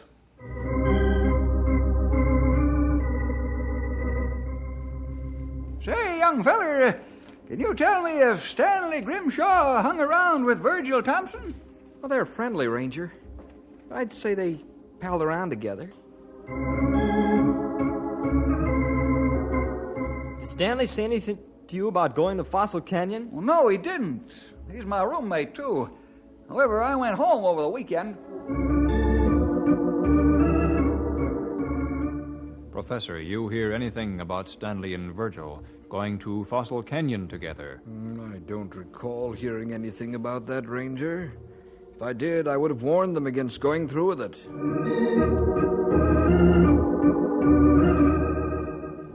We're up a tree, Bill. Nobody knows a thing about those two. What now? Well, let's go back to the hospital, Henry. Perhaps we can talk to Virgil now. I'm sorry, Bill. Virgil's not responding the way he should. I'm afraid it'll be 3 days before he's out of the woods. Okay, Doc. But we can't wait 3 days. Fellas, let's saddle up and go out to the canyon and do our own sleuthing.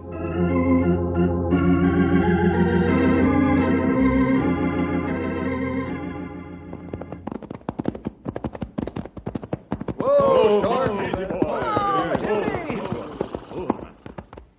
Well, Virgil and Person X had horses when they got here, fellas. That's right, Sonny. But they let the horses get away. Those two fellers are real tenderfeet. 2 men get off horses and walk down into canyon. Yeah, I wonder why they did that. They should have ridden down into the canyon. Well, perhaps they weren't experienced enough to handle the horses on a steep downgrade. Let's ride down and watch for some of their gear along the way.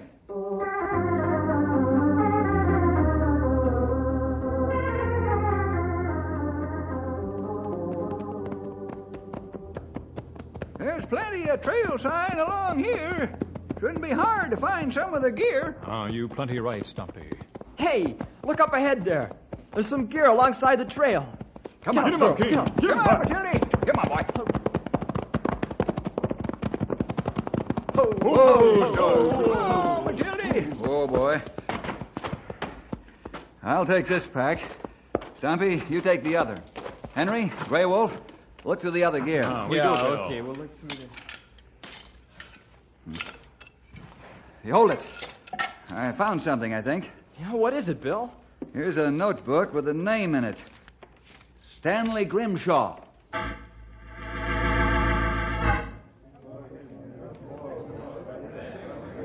Bob, I hope you and your fellow students are now convinced that it takes knowledge and experience to survive out in the wild country. You're right, Mr. Jefferson. I'm thoroughly convinced. I'm glad to hear that I've driven my point home. That's the sole purpose of this lecture. If I can save your lives by talking to you, then my time is well spent. One more question, please. Go right ahead, Bob. How'd you close off the canyon? Well, we've put up a fence and a gate around both entrances to the canyon. On each gate is a sign. It reads, "Keep out of Fossil Canyon, unless you want to become a fossil yourself."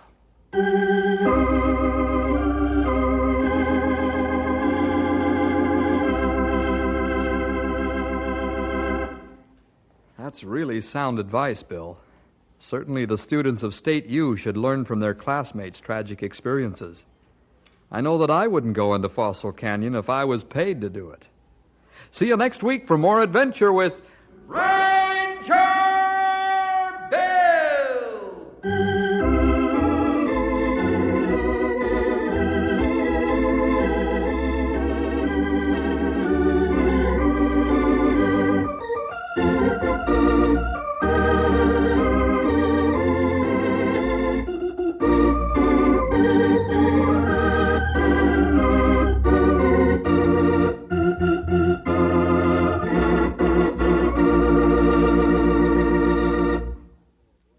Hi there, boys and girls. This is Ranger Bill back again for just a third of a minute with an extra word of thanks to you for joining us today. Hope you'll team up with the Rangers every week at this time when your local station gives us this chance to get together. See you then. Headwaters is supported by the Glacier National Park Conservancy. Note, this episode deals with an intense accident in Glacier. Please take care while you're listening. I remember this distinct feeling of getting off that hitch and having that weekend to myself and just being completely content with life. I remember that moment of just like, oh, I am so happy. And I feel so good with where I am and who I am right now. So what happened on the walk back? I was on an incline. And when you walk on an incline in snow, you kind of like lean in, kick, kick, kick, dig, kick, kick, kick, dig. So I had kicked into the snow, but there was enough where I had kicked in and exposed it that I actually kicked in to ice. And I stepped on it, and it just took me out immediately. You fell. I did. You fell off the high line. I began to slide. Yes, I fell off the high line. Every community, a high school, a workplace, a national park has its set of stories. Local legends, colorful rumors, and cautionary tales told in hushed whispers. They come and go, as people do, but I think some of these stories are etched into the fabric of these places. When I moved to Glacier last year, I started to learn the stories and characters of my new community. From the stories we've told on Headwaters to the old, locally famous characters I see referenced everywhere, like Joe Cosley, the notorious park ranger and poacher, or Josephine Duty, the moonshine mogul. One of these stories is that a trail crew employee once fell from the Highline Trail onto Going to the Sun Road and lived. It's almost beyond belief, and it felt a little taboo to know this about one of my neighbors. To know it happened, but not know them. To know what felt like their secret, but not their telling of it. This year, I became friends with that person. And I quickly realized that they don't see it as a secret. This story that I saw as a dark piece of their past was something that they brought light to. And in doing so, brought light to so much more. You're listening to Headwaters. I'm Gabby. This is a show about how Glacier National Park is connected to everything else. In this episode, we talk about how one event can change a life. This is the story of Morgan Bell's relationship with Glacier. A career on trail crew, and how a single day, a single step, changed everything.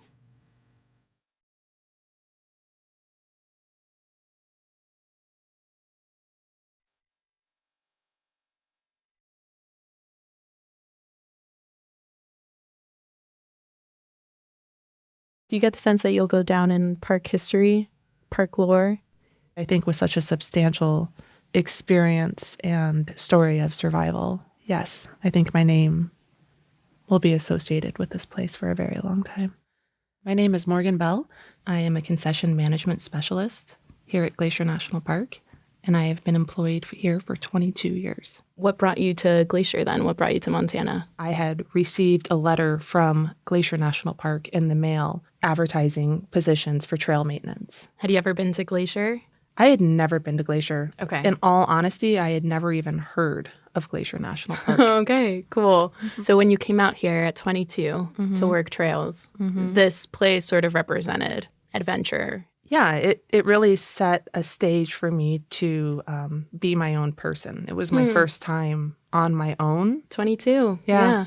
So what was working trails like here when you started? It was super intense. It was exposing not only to the elements, but emotionally, like personal level exposing of being embodied in the woods with strangers for 6 months. And you're physically doing a lot of work because you're clearing trails. Yeah. Right? Yeah. Okay. What does that actually mean? What are you actually doing? It consists of typically a season that runs from April to October, and you primarily in the spring are focusing on clearing down trees that would have fallen through winter storms. Okay, to get them ready for visitors. Yeah, for hiking. So we'd go out and clear trails with chainsaws, sometimes crosscuts, clean all of the drains so that water can move off of the trail.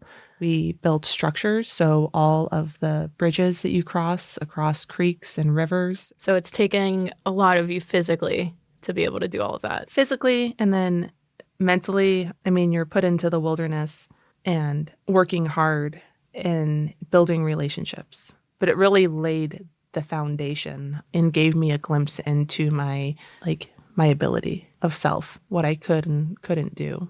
It was a really strengthening period for me. So tell me about this culture of trails.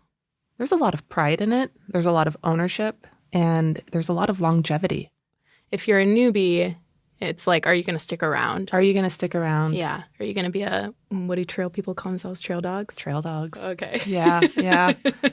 Trail dogs. It's a right to become a trail dog. You have to work for it. It's a sense of pride to become one. Yeah, to become part of the pack. There was an authenticity to the relationships that you could build with individuals in such extreme environments. It was a community that provided instantaneous support. It was a wave of experiences with each other.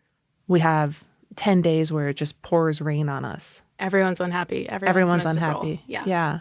But that somehow connected us, and we still got the job done. We still had fun. We still made our meals together. Yeah. So moved here when you were 22, started trails. At some point, you became crew lead. Yeah. So typically each crew, depending on the district, is made up of anywhere from 4 to 6 individuals.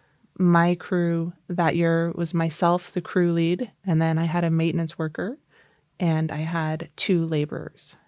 I was very excited and had a lot of pride to be a trail lead. How old were you when that happened? 32. I really started to see how Glacier had shaped me into the individual that I was becoming. I can hike a trail. In my mind, I can envision a trail without being on it because I've been on it so many times. That makes me think of knowing our homes in such an intimate way. And so these trails are sort of, like a home where It is home. I have a favorite tree. I have a favorite rock. And I have memories built in certain areas, right? There's those keynote moments that are kind of ingrained in my being. I became very integrated with Glacier. I identified with it.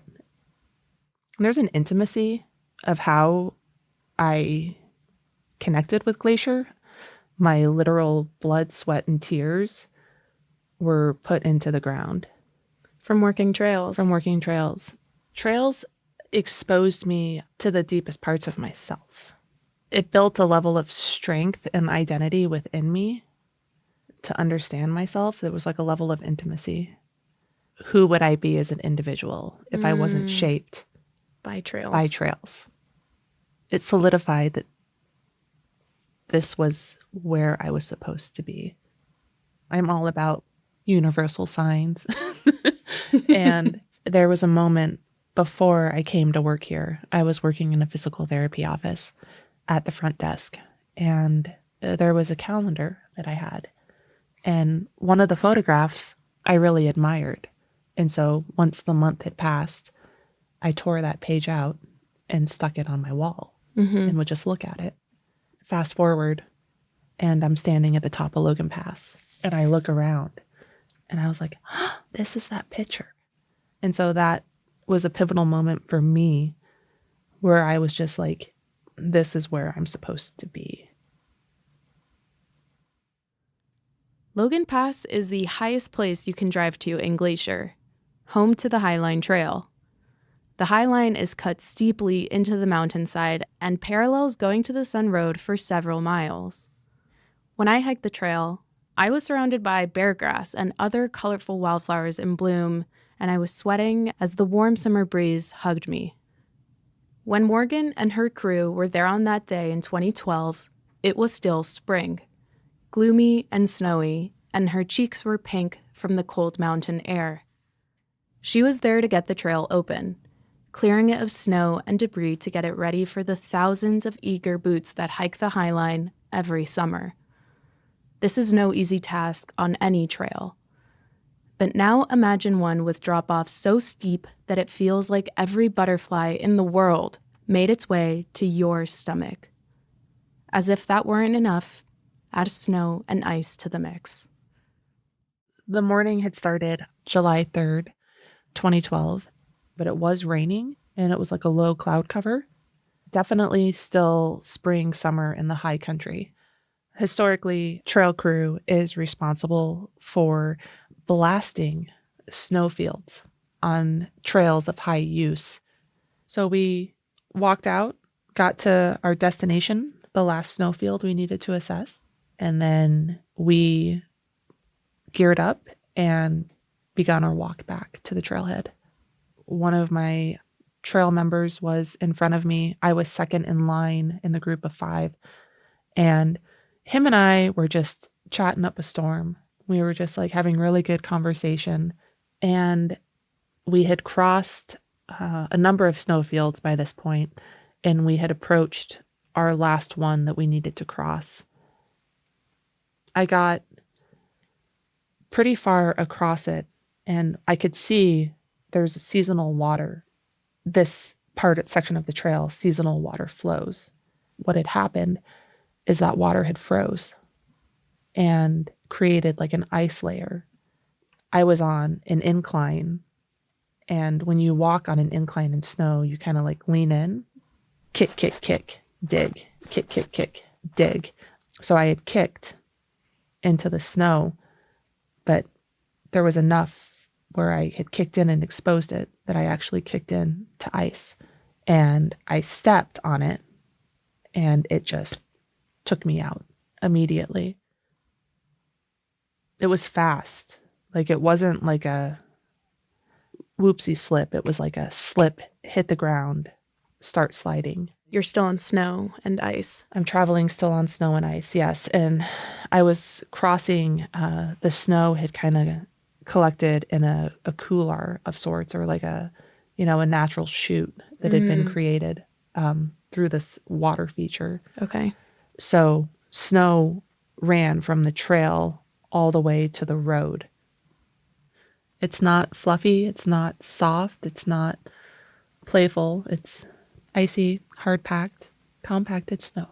Very rough and hard. And if anything, is only making you slide faster. Faster, yeah. And the slope of which I was sliding was also steep. I hit the snow immediately and began to slide. And I recall when I first fell, I was on my back and I was going headfirst down the hill. I attempted to self-arrest with the hand tool I had, which was a shovel. So it's a method of putting it across your body and trying to dig it in and use it as a brake. I didn't have crampons or an ice axe. That wasn't something that we typically carried with us. I was able to like spin myself around with my shovel, and then I was feet first going down, trying to brake. So now you're seeing. Now I'm seeing the ground and where I'm going. But I'm like laying on my back still and trying to use my shovel. At some point, my shovel was ripped out of my hand and I lost it. And I remember in that pivotal moment, it was so fast, but everything was like so slow in that moment. And I remember just being very aware of what was happening, but extremely like methodical in my actions. So once I lost my shovel, I flipped myself back onto my stomach. And so now I'm traveling feet first on my belly. And my only attempt to slow myself down was to expand. So I put my arms out, starfish, essentially, put my arms out really far, began to dig in with my hands and my nails. My feet started to like kind of really push my toes into the snow. I remember like the sensation of my face dragging on the snow and the sound of it, the speed of it, and like the snow that I was gripping and moving across, like flying around me, and like screaming. It was incredibly loud. Really, really intense. Primal fear, like loss of control, and completely terrified. What my crew members experienced as well is that they heard me yell, "I can't stop." So they're hearing you while they're still standing on the high line. Yes, and they're watching me. They can see me sliding down. At a certain point, they lost sight of me and didn't know what the outcome was, but knew that I had made it to the road. Because from the high line, they could see the road itself, but they could see vehicles going around. Something. On a slippery patch of hard snow and ice, Morgan slid 350 feet from the high line. That's more than the entire height of the Statue of Liberty. Then she free fell another 12 feet onto unforgiving pavement, onto Going to the Sun Road. I remember a majority of the slide, and at some point, I lost consciousness on the snowfield. And I came to on the road. I don't know the duration after I fell, like if it was seconds, minutes. Remember like being on all fours, on my belly and just kind of like lifting my head and seeing blood everywhere, like pooled up on the road, all over my face. I was like, oh my gosh, okay, I'm on the road. And at that very moment, it was like these little black shoes came running up and came within my view. And I was almost like in child's pose, hunkered down. And this individual was saying to me, like, "Are you okay? Where did you come from?" I don't know how clear I was in communicating, but I recall saying, "I fell from the high line. I'm trail crew. I was on the high line. I slid."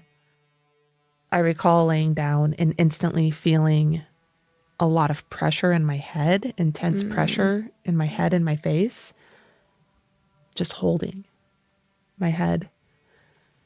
And I recall people coming in, so visitor service assistants from Logan Pass came down to assist. They started performing an assessment on me of my injuries and stabilizing me, my C-spine and everything like that. The individual who had come upon me on the road was actually a registered nurse from Billings.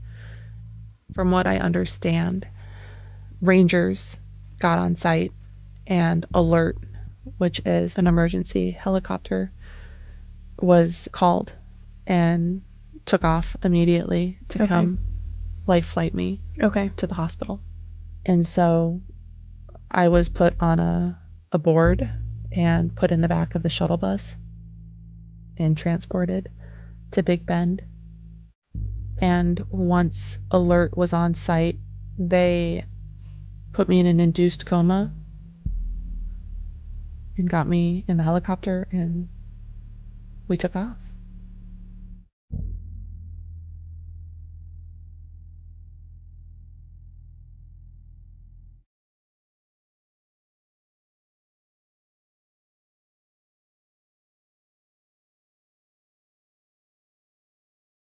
I would never be who I was again. Even with complete healing, I would always be different. It would never be the same. That trails would never be the same. That my life and my activities and my existence as I knew it would never be the same. Do you remember waking up in the hospital? Mm-hmm. Were you confused or? No, I was incredibly ashamed. I remember my supervisor, who I have great admiration for, he was there in the room. They got the call that I had woken up. I was in the ICU, and the first thing I said was, "I'm sorry." I remember him just being like, "Will you stop it? Why are you apologizing to me?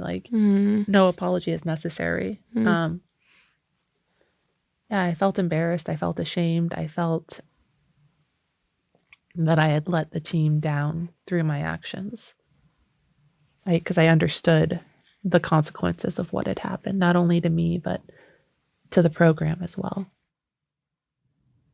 In the days following, the park halted all trail crew operations while they investigated the accident. For the next season, there were new safety guidelines in place for snow travel. And every year since, trail crew does mandatory snow and ice safety training, where they practice using ice axes and crampons and setting up fall protection. Morgan's accident changed the trails program and the culture of snow safety throughout the entire park. Heads up, Morgan is about to describe her injuries. If you're not interested in listening to the details, you can skip ahead 2 minutes.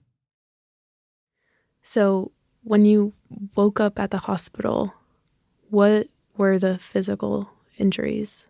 Starting from the top, traumatic brain injury. So I had swelling of the brain. So to stop that, what they had done is shaved my hair, just the top portion of my scalp, front portion, and created a laceration from my right ear to the apex of my head. Like they cut that open? They cut that open. Wow. And essentially peeled that down and drilled 3 holes into my skull, which alleviated the pressure of the fluid building up inside of there. And while they did that, I had also sustained multiple fractures to my face. And one of the more sustainable fractures that I had was completely shattering my forehead. So they went in and pieced it together with metal pieces that ironically are called dog bones. I broke my nose. I lost my front tooth, chipped it. I had multiple lacerations on my face, the most extreme being my upper lip, which had been torn off. In my cervical area and neck, I had a bilateral dissected carotid arteries, which essentially is the bands around my carotid arteries had exploded. I then had a right dislocated shoulder and a lacerated liver. So majority of the injuries were head and neck. Every single one of them was life-threatening. Did you feel like you looked different? Like it was a different person that you were looking at after the accident? Yeah, and that was really hard to look at myself. Really hard to look at myself after the accident. A lot of like sadness for what I had done. It was just hard. It was hard to like, I don't feel myself as vain, but it's hard to look at yourself in a different context when something on your face changes or on your body changes.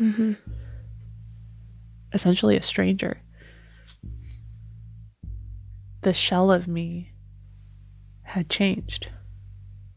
I had identified with myself for so long as someone in the mirror. And then to be looking and seeing the holes in my head and the scar on my forehead and the abnormal angle of my nose and the shift of my eyes and all of it, the missing tooth, the shaved head. So there is this reckoning that you're going through with identity. There was a reckoning of the identity, not only like physically, but a reckoning of the loss of my identity of self and who I presented myself as, what I did. Yeah. Who I was. It was wiped clean in one fall.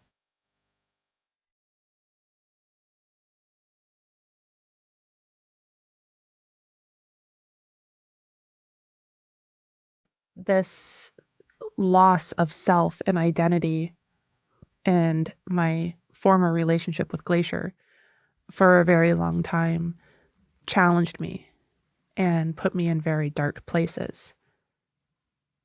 You know, depression came naturally with it. I get covered by the darkness, and there's times that I can let it put me on the ground and be at the depths of it. Ultimately, there's an essence of my being that shines brighter. Did the fall at any point feel like it defined Glacier for you?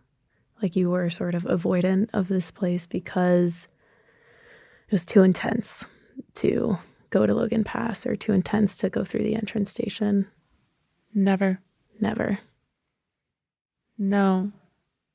I'd be remiss to say that it wasn't moments of anxiety driving up the road and approaching the chute. I know that none of this occurred out of vengeance, that I did something wrong to deserve this. I was eager to come back and connect. Such an integral part of my being, it was a loss. I was grieving. I was grieving Glacier.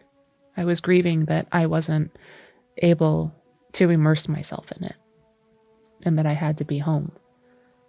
There was nothing I wanted more than to be here. This place means a lot to me, and I care immensely for every square inch of it. And so I have apologized to Glacier. We've come to an understanding together that that wasn't intentional. I have a direct line of sight of the garden wall from the foot of Lake McDonald. And while you can't see the exact location that I fell, it's still the general area. And I have allowed the wind to carry my words up valley, and I have allowed the wall's words to carry down to me. I honor it. Dubbed the chute, like, oh shoot. Oh shoot. Yeah, That's oh, what you call it when you shoot. go by it? Yeah. Hmm. You know, yesterday I drove the road and I said hi to it as I passed it. I spotted it. I was like, oh, well, there it is. Oh shoot. The oh shoot. And I don't pass it and associate it with the memories of falling, it's just like, wow, there is that pivotal point. The memories of the fall aren't associated with it anymore. I don't think anyone would have blamed Morgan if she'd decided to leave this place after experiencing what she did. For all its beauty, Glacier has seen some truly horrible things, Morgan's accident, and so many others. This place has stories that I will never really know, or for that matter, understand. Maybe all places and communities do. But I think Morgan is right, that to really know a place, a community, means honoring that darkness. There's not a conversation where it's like me without Glacier. It has been such an integral part of my life for 2 decades on so many levels. It's where I have worked. It's where I've experienced loss. It's where I fell in love. It's where I've raised my daughters. It's where I have some of my closest relationships and life memories embodied. It is here. The epitome of a trail dog is like strength and tenacity, you know? And I was exemplifying that like tenfold by surviving. It was just the circumstances. Right. It was ice. It was ice. It was an accident. It was an accident. Yeah. I sometimes ponder with the idea of like, was it intentional? Did it have to be me? And did I get to survive for the purpose of what I am now? It was supposed to be me. Yeah. So it's really curious. Like, where would I be? Yeah. Where would I be without this experience? Where would I be without this place? So I appreciate you guys. Thank you very much for letting me share my story. Well, we love you. I love you guys too. Thank you. Thank you so much.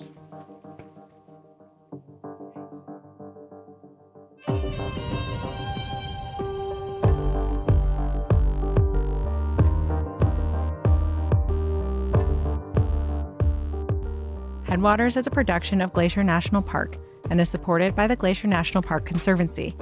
We could not make this show without them. You can learn more about what they do at glacier.org. Headwaters is made possible with help from Lacey Kowalski, Melissa Slottick, and so many people throughout the Glacier community, especially the natural and cultural resource teams. We're grateful for all of you. Our music this season is by the brilliant Frank Walm. The show's cover art is by our sweet friend Stella Nall. Check out Frank and Stella's work at the links in our show notes. Special thanks this episode to Morgan Bell for sharing her story so candidly and gracefully. We also appreciate Duncan Lennon and Cameron Avison for all of their insight into the Trails program.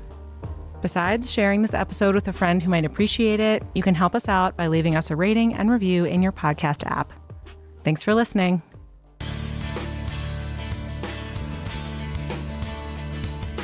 Welcome, and thanks for tuning in to this USGS Corecast. I'm Marissa Lubeck. The mountainous expanse of the greater Yellowstone ecosystem is known for the native wildlife of its national parks and picturesque private lands. Grizzly bears live in this area of the northern Rockies, making it one of the largest strongholds for grizzly populations in the United States. Recent research by the Interagency Grizzly Bear Study Team provides new insight into grizzly population dynamics and the hazards that influence bear mortality within this ecosystem. I'm here with Chuck Schwartz, USGS biologist and lead of the study team, to discuss these findings. Thanks for speaking with us, Chuck. You're welcome. What is the current status of grizzlies in terms of an endangered or threatened species? How are they doing with population numbers, and what does this status mean for the greater Yellowstone ecosystem? Grizzly bears in the continental United States are listed as threatened under the Endangered Species Act. They were listed in 1975 and remain listed today. Grizzly bears in the greater Yellowstone ecosystem were actually delisted in 2007, but they were put back on the list following a decision from the district court judge. Bears in Yellowstone represent one of 6 populations in the United States that still exist today. They've been eliminated from about 98% of their historic range, and they only occur in smaller pockets in a few remaining mountainous areas of the western United States. In Yellowstone, there's probably somewhere around 600 grizzly bears, and the population, since it was listed, has been growing at a rate of about 4 to 6% per year from about 1975 through today. They now reoccupy habitats in the ecosystem where they were basically eliminated in the late 18 and early 1900s. Previous grizzly studies have suggested that human activity can affect bear populations in certain ways. What new findings about grizzly hazards have come from your recent research, and how much of a role do people play? One of the things that we know for grizzly bears in general, and this is pretty consistent across all of North America where grizzly bears or brown bears live, is that if you're a bear and you're no longer dependent upon your mother for care, so excluding cubs and yearlings, there's about a 90% chance that your cause of death will be directly associated with humans. Bears die in accidents on roads. They're killed in defense of life or property when they get into trouble with people. Agencies go in and remove them if they're in conflict for livestock killing or damaging property. And so what really drives bear demographics is humans. What our studies show, and they repeat some of the previous work, is that roads in developed areas, for example, impact grizzly bears. Essentially what we did was we took radio-collared bears, we looked at where those bears lived, and then whether they lived or died during our period of study, and took the bear's home range, and essentially what we showed was what we call human disturbance variables strongly influence whether a bear is going to live or die. And so bears that live in very secure areas that have little or no road density or very few developed sites in the form of campgrounds or lodges or facilities that have attractants for bears. Bears that live in areas that don't have these human developments typically have very, very high rates of survival. As the amount of human development increases, it becomes more hazardous, and they tend to die at higher rates. Some of the new findings that we have shown is that ungulate hunting also is hazardous to bears. We know, for example, that an important food of grizzly bears is ungulate meat. And so in one way, when a hunter kills an elk and cleans that elk, bears use that as a food source. So that brings bears into close proximity with hunters, and on occasion they do get into trouble. They are killed in defense of life. Rural development in the form of ex-urban or outside of urban areas also increases the hazards for bears. And so when we have large ranches, for example, that have been maintained as open space for agriculture, but the human activity on that land is very low, when those lands are developed into ranchettes divided into 40-acre parcels that each get a house, it also becomes much more hazardous for grizzly bears to survive in areas like that. There's a saying that biologists have is a fed bear is a dead bear, and so these kinds of developments just increase the probability.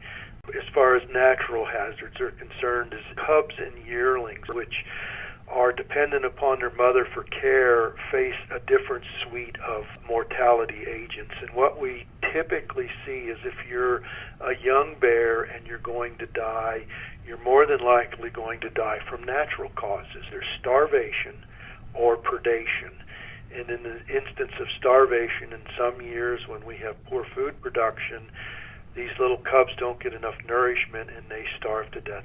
The other thing that we see is more predation. And in the world of bears, cubs and yearlings are vulnerable to being preyed upon by large adult males. You mentioned that you used years of bear tracking information from collared bears to come to your conclusions. Can you tell me more about how this information was acquired? The grizzly bear study team is responsible for monitoring the grizzly bear population in the greater Yellowstone ecosystem. And one of the ways that we do our monitoring is we capture and radio collar a sample of bears. So we trap every year and we try to catch a sample of random bears from the population. We then put radio collars on those individuals and we track them through time. That's what allows us to get a very clear understanding of how bears use the environment, what factors influence rates of reproduction and survival. So we can look at a female in the fall and determine whether she's weaned her offspring, and then determine the following year if she's produced a new litter of cubs, how large that litter might be. That's basically how we track the demographics of the Yellowstone bear. Can such bear mortality data from the past contribute to insight on future grizzly populations? Can it be used for predictions?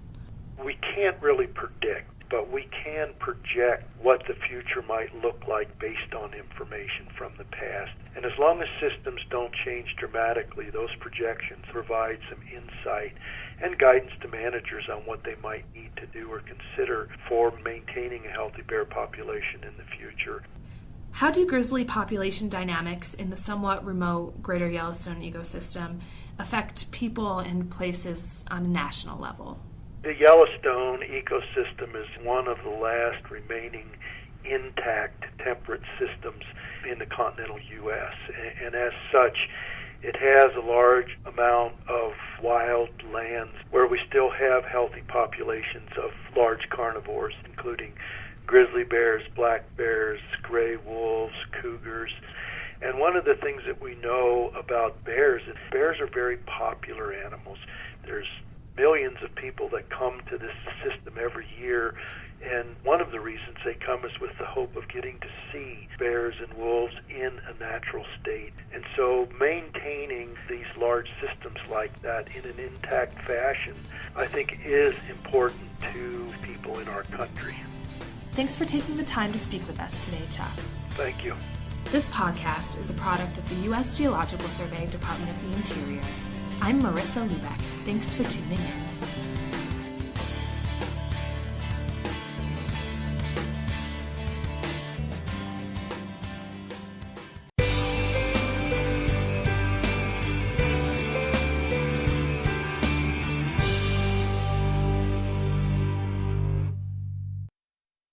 Hi, we're Alan K. Aguilar, and we're hosts in Apgar Campground, Glacier National Park. We hope you'll come see us. Apgar is the largest campground in Glacier and makes a good location for a base camp. Like most other campgrounds in the park, it has restrooms with flush toilets and cold running water.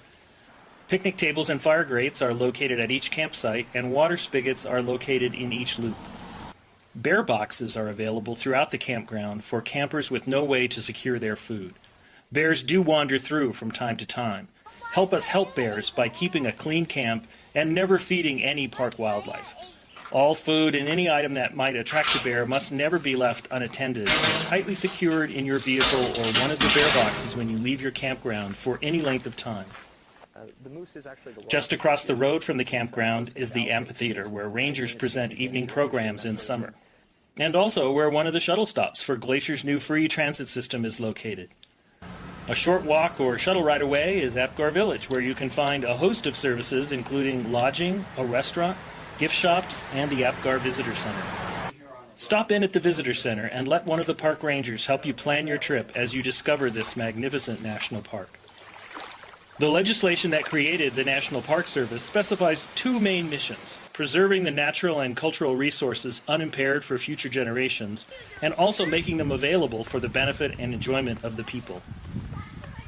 Well, one way to make parks available for people to enjoy is through the building of campgrounds like the one here at Apgar. Campers frequently comment that their first introduction to a lifetime love affair with the National Park System started with a childhood camping trip to a nearby park. The memories of chilly mornings gathered around a campfire and the smell of bacon wafting through the campground can remain as vivid decades later as they were on that first camping experience. The excitement of seeing a deer walk through the campground never fades. Somehow, a roasted marshmallow, a piece of chocolate, and a graham cracker just don't taste the same back home. Apgar Campground is a great place to relive old memories and make some new ones as well.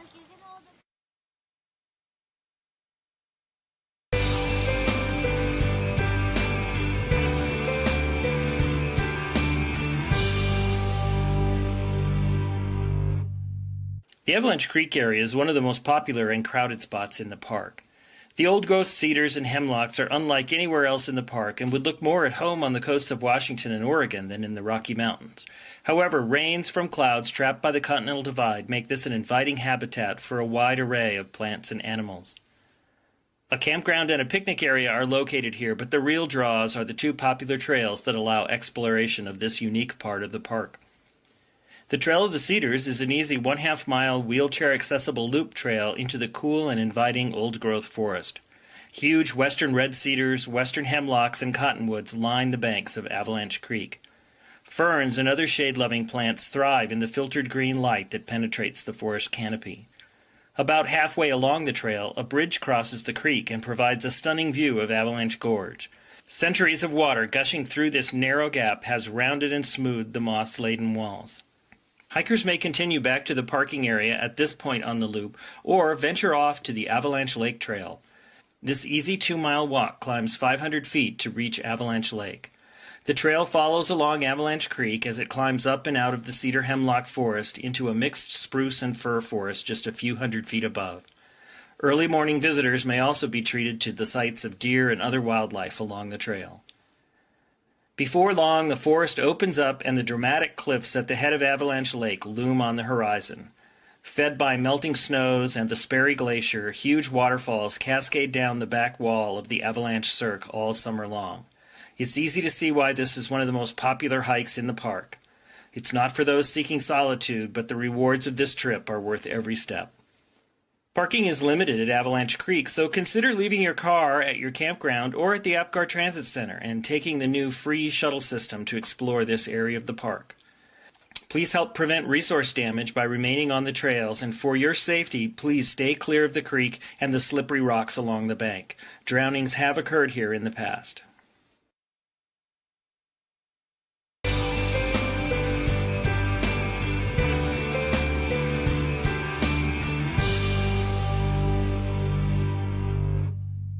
As you drive through the West Tunnel, imagine the time and manpower it took to bore through 192 feet of mountain using 1926 technology. Dynamite and jackhammers were used by men working double and triple shifts tackling this monumental task in October of 1926. Finally, winter temperatures of 32 degrees below zero forced workers to stop working and come back in April of 1927 to finish the job. Two interesting and impressive features of the tunnel are the observation windows that were created to offer spectacular views of Heaven's Peak and the upper McDonald Creek Valley. A sidewalk lines the tunnel and allows access to the window ports within. Please use extra caution as you walk inside the tunnel, as drivers passing in vehicles may not be able to see well in the reduced light inside the tunnel. As originally constructed, the tunnel was unlined, and over time seeping water started to weaken the roof, and bits of rock would occasionally fall onto the roadbed and passing vehicles. Its current smooth inner lining was installed to prevent damage to passing vehicles and help stabilize the roof. Headwaters is supported by the Glacier National Park Conservancy. This summer, I came across the story of a bear nicknamed Growly. Growly was a grizzly bear who lived in Glacier National Park in the 1970s. And when he was young, he lived a normal bear life. His mom taught him how to pick huckleberries and dig up glacier lily bulbs. He swam across his first creek, caught his first animal, and after a couple years, struck out on his own, ready to take on the world. We also know that by age 7, Growly got into some trouble. You see, when you're a bear trying to pack on the pounds before winter, you've got to eat. A lot. And if you want to eat, say, 150 calories, you could find and pick 150 huckleberries, or you could eat one Twinkie. Bear management records from 50 years ago are light on the details, so we don't know exactly what Growly did, but we do know he was labeled a, quote, problem bear, a term often used to describe bears who associate people with food. More often than not, problem bears aren't malicious or uniquely ill-tempered. They're smart. They know that they need a lot of calories to survive the winter and happen to live around humans who leave a lot of food lying around. One account stated that Growly wandered through a busy campground searching for food.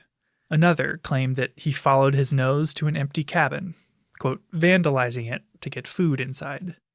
He hadn't hurt anyone, but this habit suggested it was only a matter of time, and park managers decided to remove him.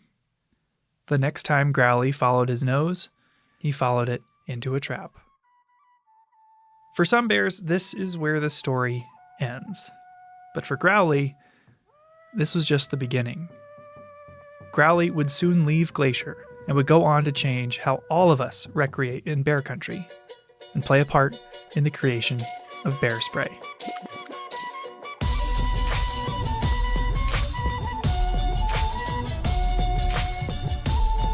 So this is what helped save our lives. I'm gonna spray you. Yeah, she took 2 steps into the cloud and made a 90-degree turn and ran out of there. You're listening to Headwaters, a podcast about how Glacier National Park connects to everything else. And in this episode, we're talking about bear spray. I'm Michael. I'm Daniel. For people who might not be familiar, Daniel, what is bear spray? Bear spray it's basically a self-defense spray, like a pepper spray, a really strong pepper spray that you spray at a bear if you're being charged or attacked. Right, and it's become a central part of the visitor experience here in Glacier because we have one of the highest densities of grizzly bears anywhere in the lower 48 states. Yeah, so most people who come to the park, they're picking up bear spray at the airport on their way here or at basically any store around in the whole area. Gift shop, grocery store, all over. It's an essential item around here. And if you see a park ranger out and about, they will have a can with them. And if you go on a hike with one, they'll likely sing its praises, sometimes literally. I went on a hike with a ranger this year who wrote a whole song to let wildlife know we were in the area. Grizzlies, grizzlies in the way. Get off the trail, because if you charge the pepper, you'll get sprayed. Thanks, Ranger Frank. Oh, wow. Yeah, it was very good. I love it. But while bear spray is ubiquitous now, it hasn't been around forever. So in this episode, we're diving into the origins of bear spray and meeting some of the people behind the hottest life-saving accessory in bear country.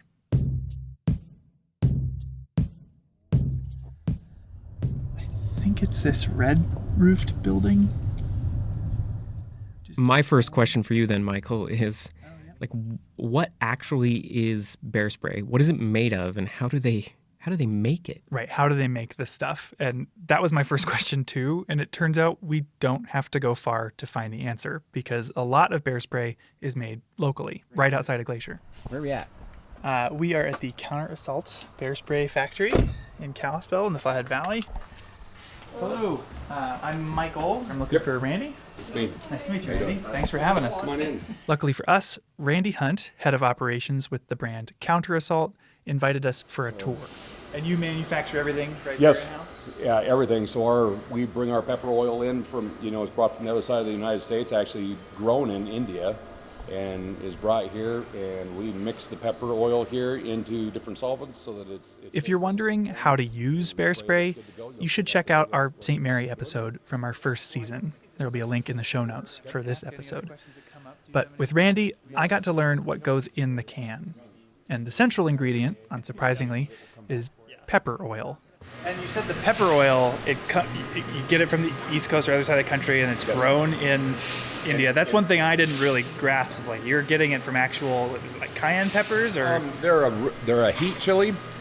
So if you think of your jalapenos, they've got heat content in them, Scoville heat units. They're about 3,000 to 4,000 Scoville heat units in a jalapeno.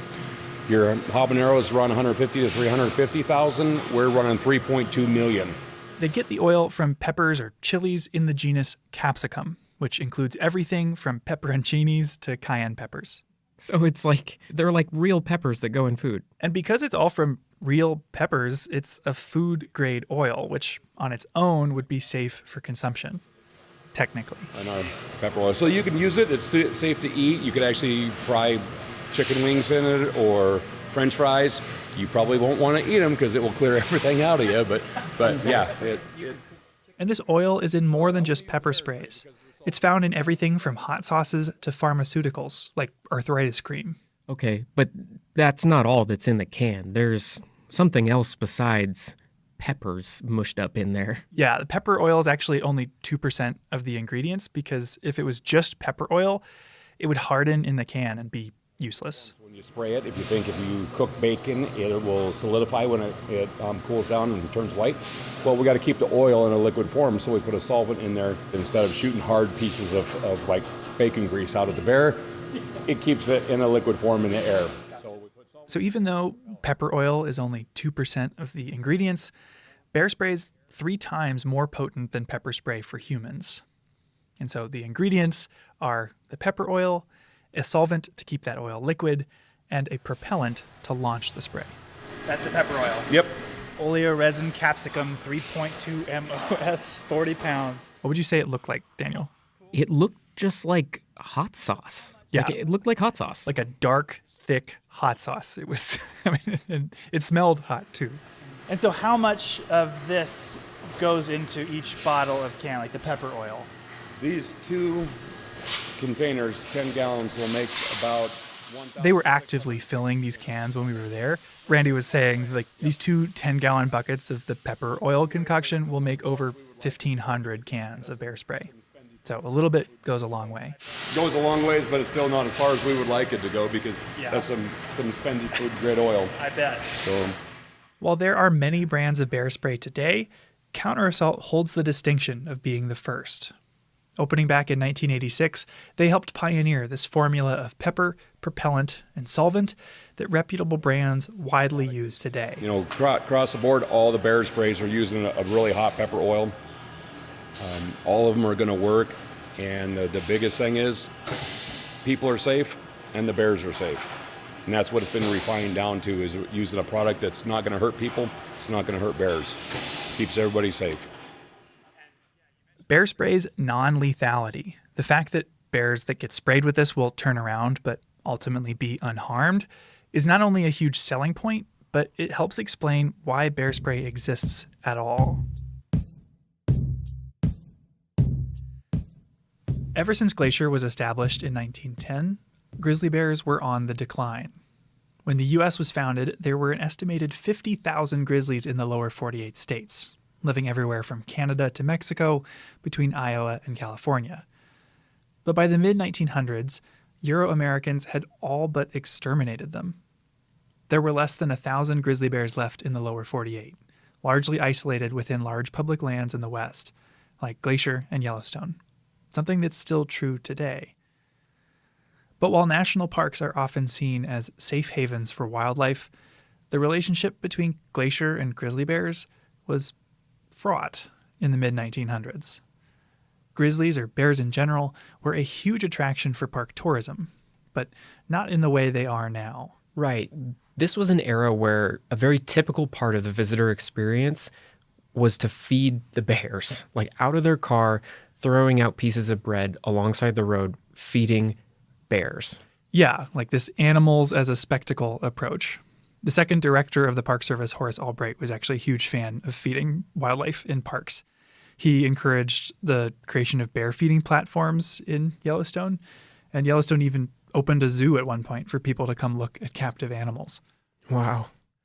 So it really was a different relationship than the one we have with wildlife today.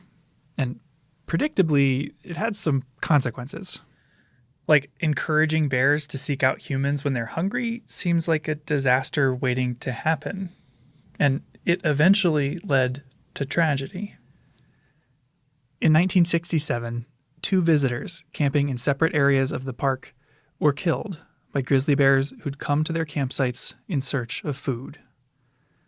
These shocking deaths later came to be known as Night of the Grizzlies, and were the first grizzly fatalities in Glacier's 50-year history. In response, Glacier completely overhauled all of its bear policies. They closed some campgrounds, outlawed giving food to wildlife, and installed bear-proof trash cans.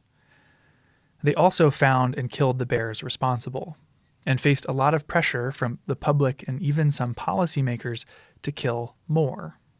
The park superintendent at one point issued a memo. Here, Daniel, can you read it? Okay. When a grizzly bear appears in any area of visitor use, it will be immediately destroyed by a park ranger. Wow, that is a pretty aggressive stance for a park to take against bears. Yeah, it was pretty intense. The park is taking a very aggressive stance to kill bears in order to keep people safe. Mm-hmm. But as a species, at this time, they're actually becoming very threatened in the 1960s and 70s. Right. As Glacier's dealing with these events, grizzlies are identified as an endangered species by the federal government, which demands a broad recovery effort. Scientists started studying how many bears were left, what their habitat needs were, insight that would help them recover and hopefully help our 2 species coexist.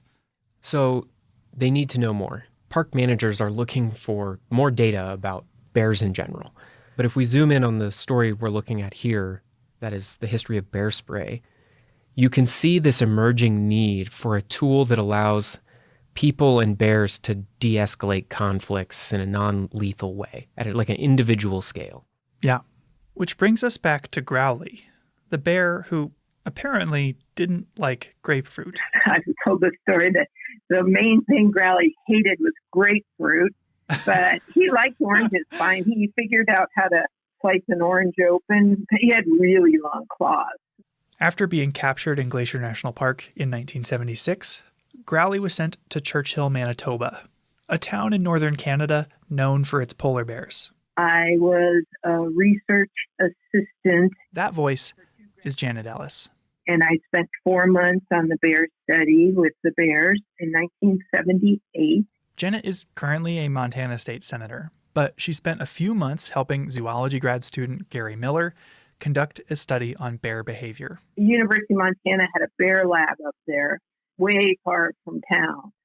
There were 4 bears in this study. 2 grizzlies, Growly and Snarly, and 2 polar bears, nicknamed Magdalene and Gwen. Janet helped take care of them. So what does it look like to take care of a grizzly bear in a lab? So it was cleaning the area. It was feeding them every day and making sure they had water. The Hudson Bay store was the local grocery store in Churchill. And so we would get meat scraps and vegetable, whatever food that they were willing to give away. And that's what the bears lived on. Each bear was monitored dawn to dusk. Body temperature, heart rate, posture. Reading through the paper, I really liked these little drawings that showed bear body language. And it turns out Janet drew those. I did illustrate Gary Miller's master's thesis. Oh, you drew the bear outlines of their different postures? Yeah, I did all that stuff. Oh, those are so cute. Finally, one by one, they'd bring the bears into a 13-foot by 20-foot cell with a drinking well for water and a barred metal door.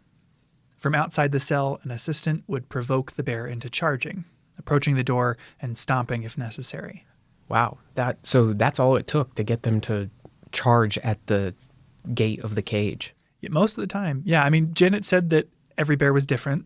The polar bears were pretty docile, and one of the grizzly bears, Snarly, was actually really easily provoked. She said that he'd charge whenever somebody just approached the door. So they approached the cage door and the bear could see them and would just charge at the door. Mm-hmm. Wow. And when a bear charged, they would deploy a deterrent to hopefully stop them in their tracks.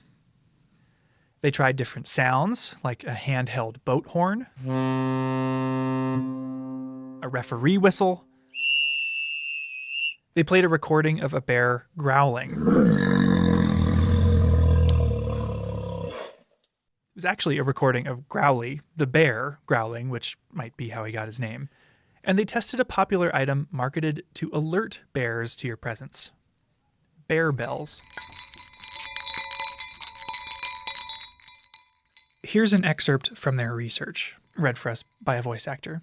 Twice, when small bells were tested on Growly, he slept through the test. The bells were of the type that are sold to hikers in Glacier and Yellowstone national parks to warn bears of their approach. In these tests, the assistant stood at the door of the cell and rang the bells. Growly was not more than 6 meters away and never woke up. The idea that small bells will warn grizzlies before approaching clearly needs reevaluation.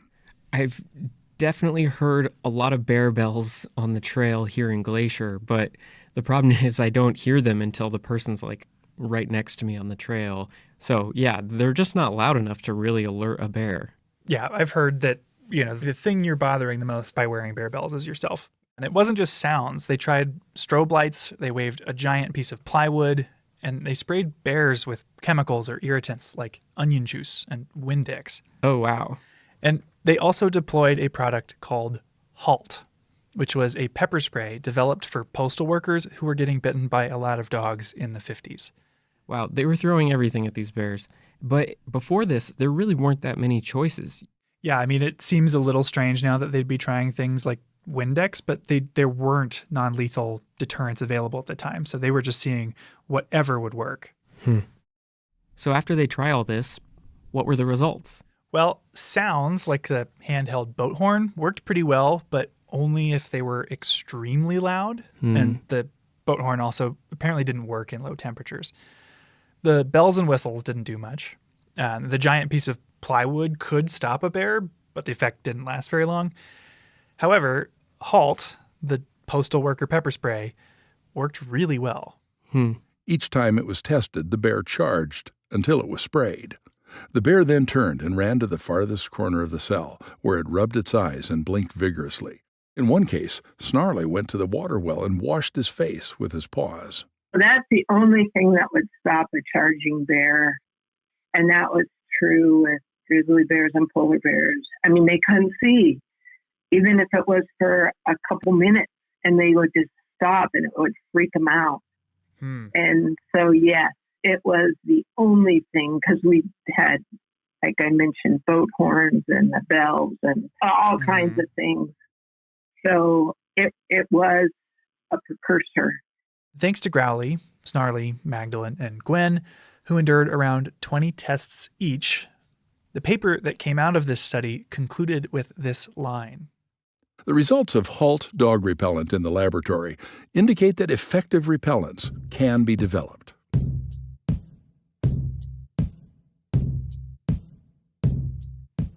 So the study up in Churchill, it showed that this dog pepper spray works pretty well. I mean, was that it? Did they just then package it up and sell it as bear spray? There were a few steps in between. So the University of Montana was funding the study Janet was a part of.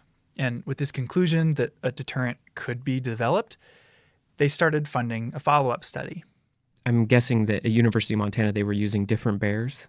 Yeah, this second study had a new set of bears, including one problem bear from Glacier that was labeled in the study as a roadside panhandler. Oh, wow. And these new bears were sent down to Fort Missoula. Who led this follow-up study? So the student that was working on this study was named Carrie Hunt.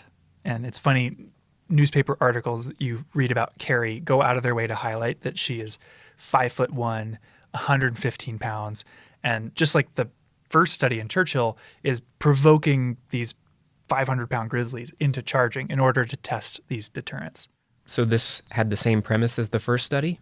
Yeah, very similar. A magazine actually interviewed Carrie about the experience. Hunt stepped to the barred door of the bear's cell. By stomping her feet, she provoked almost all the bears into charging. More than once, concrete dust flew from the hinges as a huge bear rammed the cell door. Even though the situation was controlled and there was no way I could get hurt, it was still frightening. The power and aggression of an angry, charging grizzly is overwhelming. If the bear charged, it received an application of the repellent being tested. A lot of the things they were testing were very similar to that first study. They did sounds like in this case, rock music. They did Halt, that same dog spray. Everything from tear gas to rock music was tested, but only a commercial dog repellent spray had any significant effect. The spray's active ingredient was capsaicin, a derivative of red peppers. Ironically, the study was actually funded by a competitor to what we now know as bear spray, called Skunker. Guess what Skunker is? I'm guessing it smelled really bad. Yeah, it was a synthetic skunk spray. And turned out Skunker didn't work, and it just kind of made the bears sad. But I'm not surprised. They didn't leave the area. But Halt, once again, did work. The only problem was that's not how people have bear encounters in the wild. Sure. And this tiny can of pepper spray designed for a dog that's biting a postal worker, it doesn't shoot far enough. It's not strong enough. And so Carrie highlighted that, this is a really promising thing to follow up on, but it would need some refining. It needs some iterating to turn it into an effective bear deterrent for public use. So now there's 2 studies that are both showing that some kind of pepper spray is probably going to work pretty well to stop a charging bear. Yeah. But to work in the real world, it needs some modifications. Right. And this result started to trickle out into local Montanans that either were connected to the university in some way and found its way to a guy named Bill Pounds. After hearing Carrie's results, he reached out and offered to help refine it. And eventually that collaboration turned into Counter-Assault. Over the years, it's been refined. It's got different propellants. It's got different concentrations of the pepper. The IGB. One of the big things that they worked on was the delivery method, how the spray would leave the can. Yeah, you mentioned the spray. That was one thing I realized I hadn't mentioned because some of the earlier brands were shooting 6 feet in a pencil-thin stream like Wasp Killer. Right. So that stream, you're not going to hit a bear from 30 feet away in the eyes, especially when you're in a panic yourself. I don't care who you are. You're going to be in a panic when a bear is charging that shit. They wanted that shotgun pattern, as it's called, a fog pattern.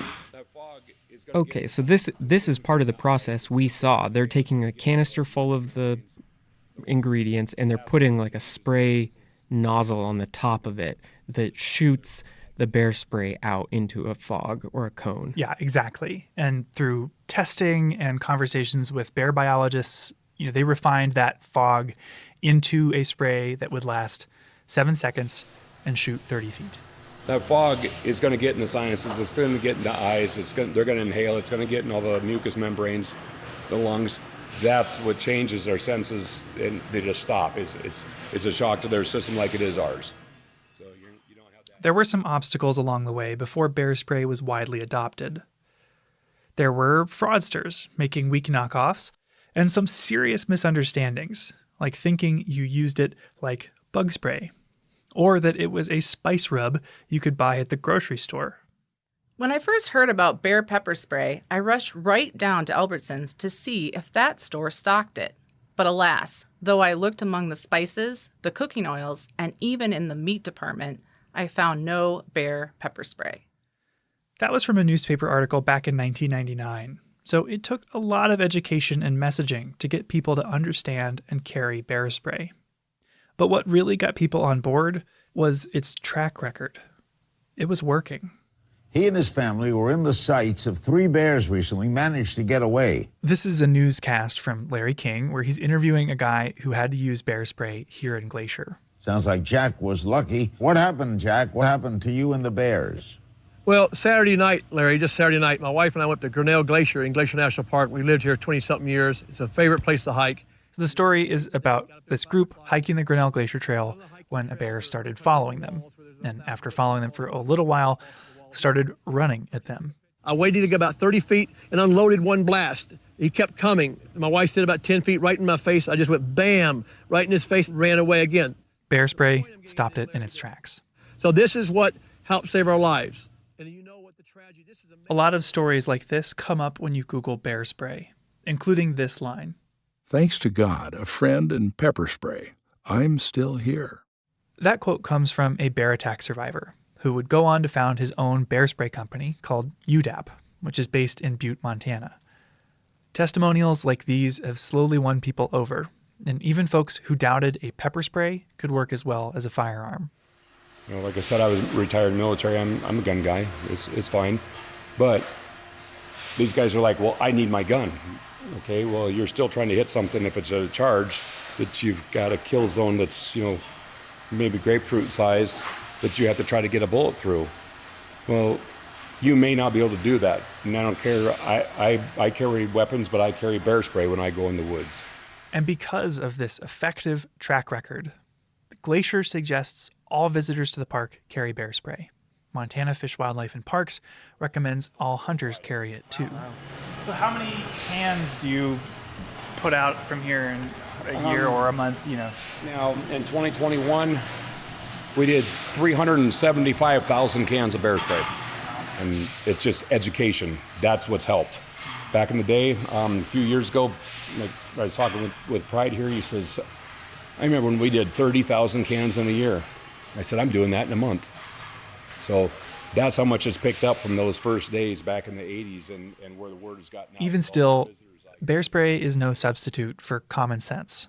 Being safe in bear country involves storing food properly, making noise on trail, hiking in groups, not just grabbing a can of bear spray and calling it a day. Yeah, I've actually heard some bear experts talk about the downside of bear spray is that people think they just strap it on their back and then they're safe, and that it actually discourages the kind of awareness and mindfulness of bear safety that you need to have in mind. You don't want to get complacent.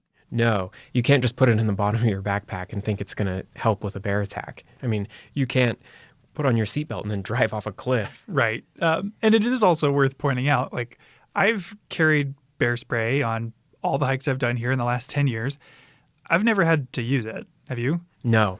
My whole life I've been in bear country and I've never used bear spray. Right. I mean, I've taken it out a few times, but I've never had to spray it. The only times I've actually been around it going off was when people set it off on accident. The adoption of bear spray coincides with a shift in our relationship with bears. A shift from managing bears to managing people. That change, which we're all a part of, makes a huge difference for our wildlife. Compared to the 1960s, there are a lot more bears and humans in Glacier. Around 100 more grizzlies and literally millions more annual visitors.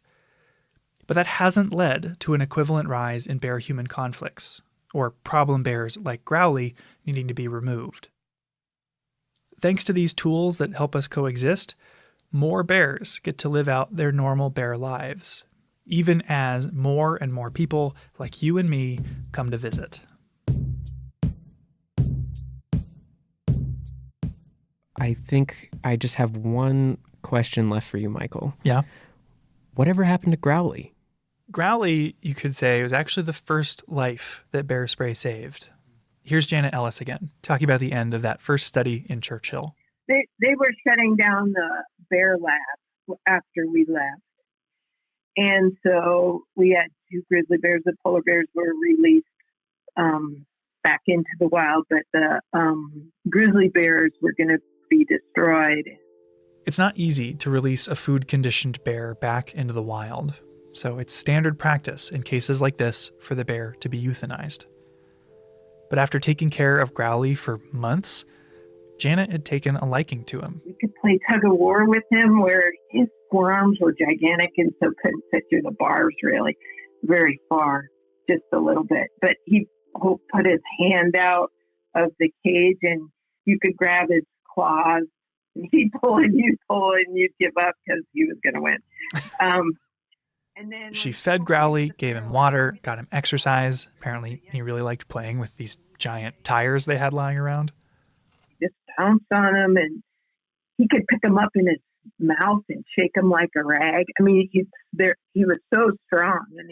So when it seemed like Growly was going to be euthanized, she started writing letters to friends and family. Well, I wrote various relatives to see if they had any ideas, and it was my dad. It was an attorney in Columbus, Ohio, that talked. There was a city councilman, I think, that was in his law firm, and then he knew somebody else who was head of Parks and Recreation, and they knew Jack Hanna. You know, it was that sort of thing. Through her dad's network, Janet reached Jack Hanna, the director of the Columbus Zoo, and coincidentally, the guy you heard Larry King interviewing earlier, because years later, he used bear spray on the Grinnell Glacier Trail. Anyway, they asked Jack, if we can raise enough money to feed Growly for a year, would you take him? And he said yes. So they raised enough money, I know, for him to be fed for a year and then also to pay for the transport down. The only problem was Janet had to take him there herself. Growly wouldn't fit on a plane, and there wasn't even a road out of Churchill. So you have to get on a train. We had a big culvert trap. Have you seen? Well, you know it. Yeah, the giant metal cylinders. But this was for polar bears, so it was really big. And then we rented a 3/4 ton pickup and drove from there. After a 30-hour train ride, Janet loaded Growly's culvert trap, this big metal cylinder, into the bed of a pickup truck and drove another 25 hours to the Columbus Zoo. Apparently, Growly was pretty cooperative. He was in a culvert trap in the back. I could see him when I was driving. He was looking forward, and, that's where the grate was, so he could watch. And he hadn't been outside in 2 years at least. So he was really interested in what was going on. But he didn't really rock the truck. Like anyone on a road trip, Growly needed food and water along the way. Janet could slip him food through the grate, but she had to get help with water. But when you stopped at a gas station, you did need to water him. When I had to water my bear, in the pickup to explain why you needed a hose at a gas station. That's the thing that's most entertaining. But ultimately, Growly was a great road trip companion, and the drive went off without a hitch. So after a few days of travel, Growly was introduced to his new home at the zoo. They had trees and, boulders, and he wanted a day bed. He just rearranged the whole thing, and they had to put wire around the trees so he wouldn't destroy them. Yeah, he had his own opinion on redecorating his new home. I grew up in Columbus and spent a lot of time as a kid at the Columbus Zoo. So there's a real chance Growly was the first bear I ever met. And I might have run into Janet there too. My son, he's 28 now, but he remembers Growly because we would go to every time we went to Columbus, we would go to the Columbus Zoo. Grizzly bears are formidable neighbors, not to be taken lightly. And in the 20th century, their future was uncertain. Some Americans argued they should be destroyed entirely, that our two species could not coexist. But tools like bear spray have proven that wrong. Today, we have access to an easy and effective tool to diffuse bear encounters that doesn't harm the bear. And while no deterrent is a guarantee, Growly showed us that bear spray works. Seeing him at the zoo, I didn't know about the cabins he vandalized, or the summer he spent in Canada enduring boat horns, onion juice, and pepper spray. I doubt anyone there, other than Janet, knew the whole story. But I did know that it was special to see a grizzly bear. And thanks, in part, to Growly, you don't have to go to a zoo to do that.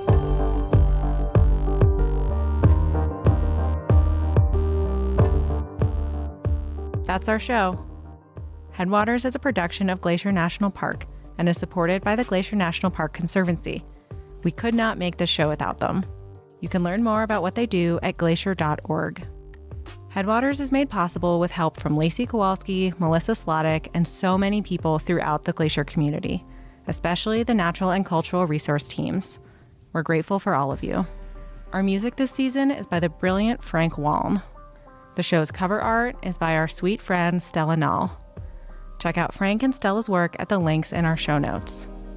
Special thanks this episode to Randy Hunt and everyone at Counterassault, Janet Ellis, Carrie Hunt, and Chuck Bartlebaugh for discussing this project with us, as well as Growly, Snarly, and all the other bears who contributed to the creation of bear spray. Besides sharing this episode with a friend who might appreciate it, you can help us out by leaving us a rating and review in your podcast app. Thanks for listening.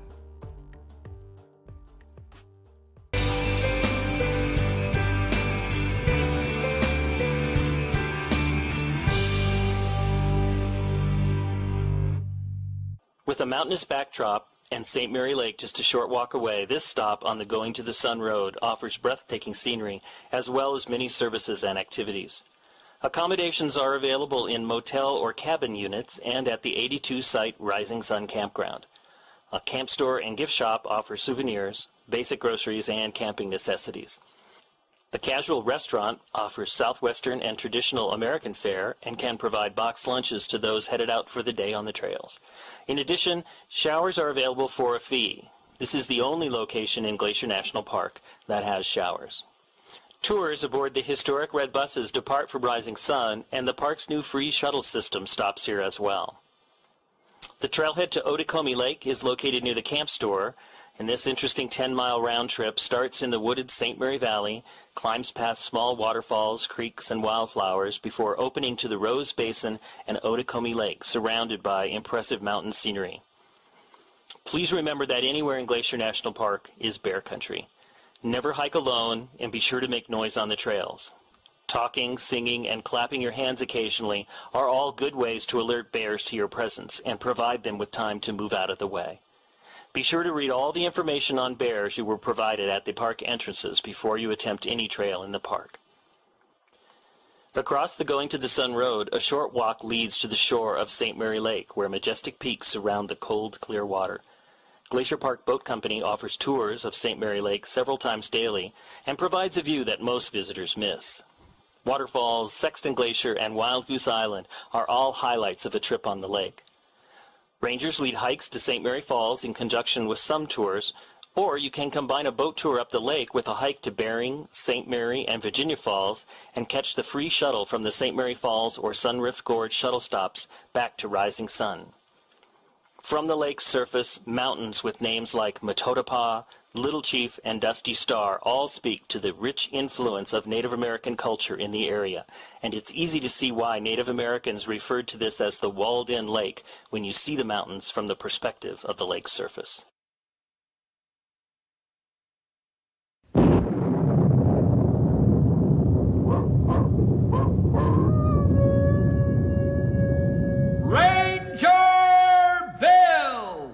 Warrior of the woodland! Ranger Bill, warrior of the woodland, struggling against extreme odds, traveling dangerous trails, showing rare courage in the face of disaster. In the air.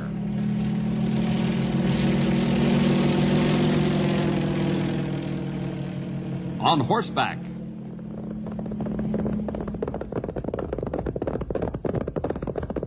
Or in a screaming squad car.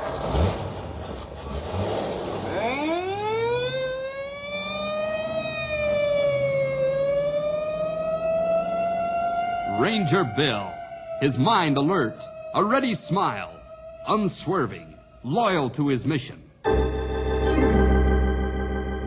And all this in exchange for the satisfaction and pride of a job well done.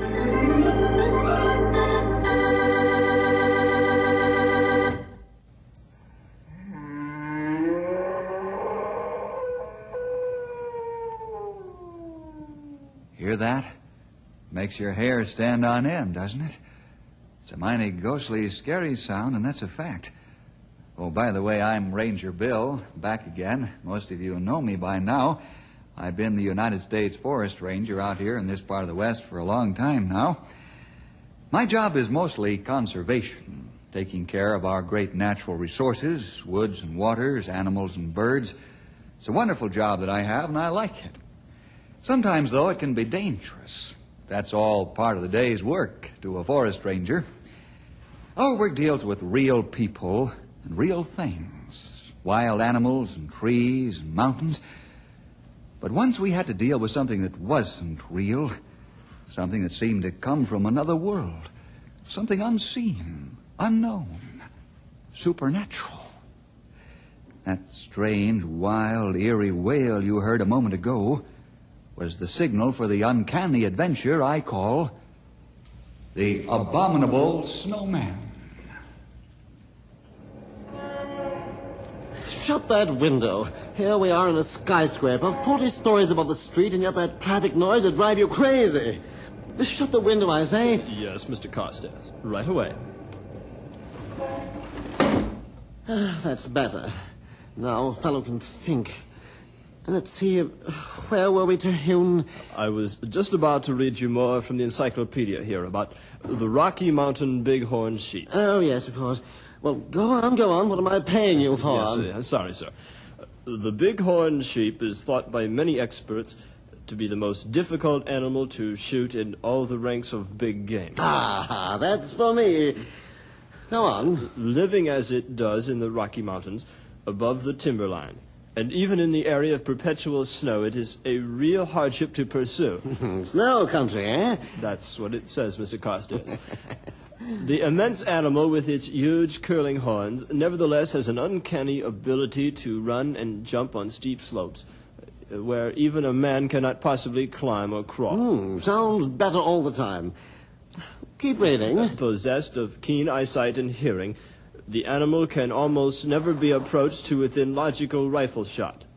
The slightest sound or movement, easily seen and heard in the bare open spaces above the timberline, is enough to send the bighorn sheep out of sight in an instant. Is that all? It says here that the animal is very rare, because it makes such a prized trophy that big game hunters value it above everything else. Big game hunters, eh? Who's the most famous big game hunter you ever heard of? Why, you, sir. Yes, me. Craig Carstairs, millionaire sportsman. That's what the newspapers call me. Why, I've shot every kind of big game animal there is. Rhinoceros, elephant, lion, and India tigers. I have the world's record of Kodiak bear, the world's record of African buffalo. I have them all, heads and horns all mounted, hanging on the walls of this penthouse apartment in New York. Yes, sir. But there's one I haven't got. And that is? The bighorn sheep. And that's the one I'm going to get.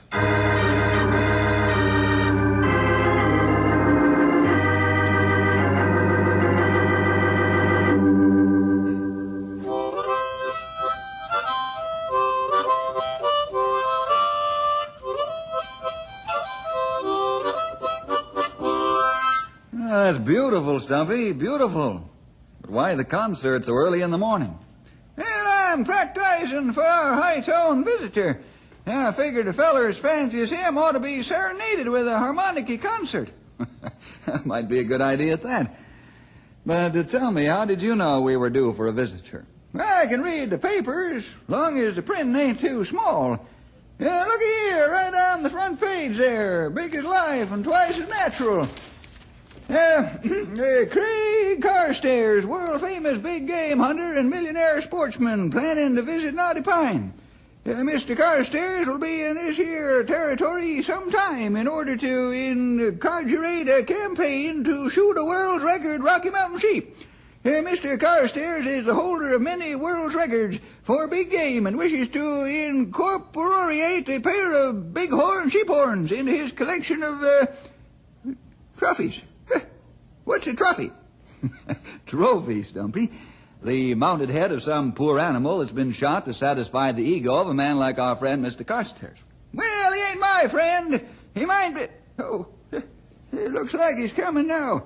Hey, just feast your eye on that hat with the fancy feather in it, would you? Here I go.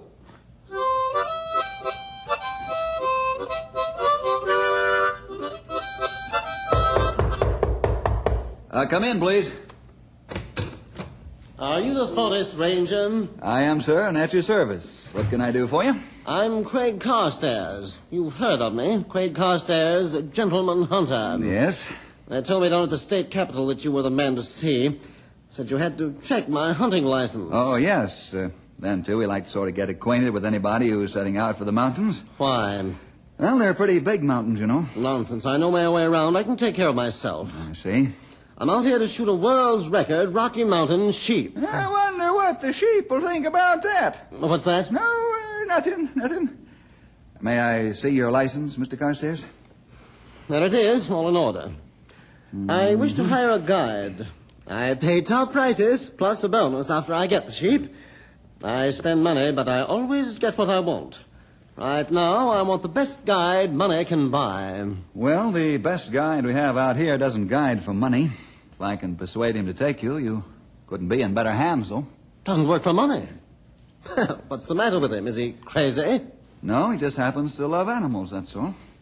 Since this license here gives you permission to shoot a bighorn, he'll go along to protect your welfare up there in the mountains. And to protect the bighorn, too. I don't need to be protected from a sheep. No, but suppose you only wounded it. I never miss. But if you did, it would be up to the guide to see that the wounded animal was not left to die in agony. Very pretty speech. But let's get the guide. Well, I'll talk to him and then let you know. You let me know?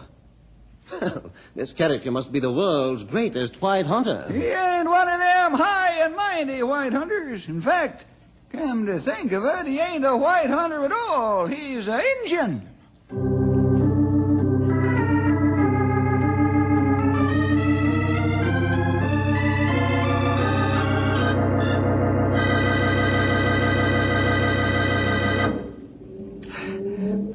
How much farther do we have to go, and how much longer do we have to wait? Not far and not long. We go around this bend. Maybe you see bighorn up ahead. There for sure. Well, I hope so. We've been hunting a bighorn for 3 weeks. 3 weeks, not long to hunt bighorn. Some men hunt many years, never shoot one. Well, not me. What I hunt for, I find. Find and shoot. Well, let's go. You got breath back now? Sure. Keep flat on ground. Don't make noise. Bighorn see far and hear good. All right. Careful now. Soon we get to top of ridge. We see bighorn ahead. You go first. Move slow.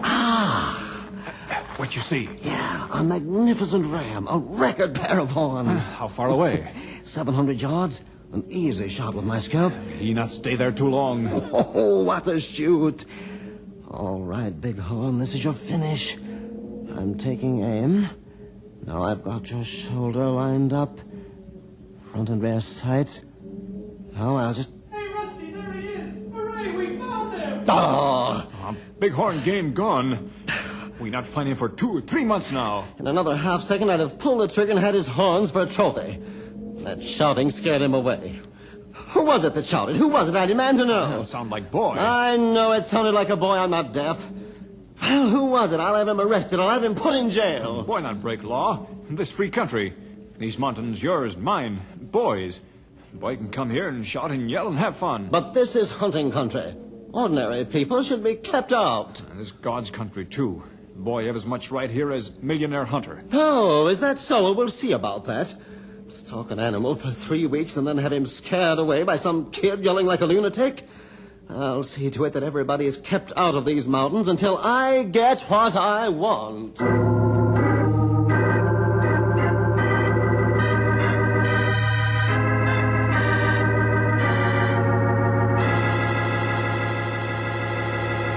Well, I'm sorry you lost your sheep, Mr. Carstairs, but that's the luck of a hunter. I demand you do something about it. Do something? Yes. I demand you issue orders to keep people out of these mountains, out of the whole territory, until I get my sheep. That's ridiculous and impossible. Those mountains are free to everyone. They're not your mountains any more than they're mine. Just because some boys on a hike happened to see that sheep just when you did. Boys?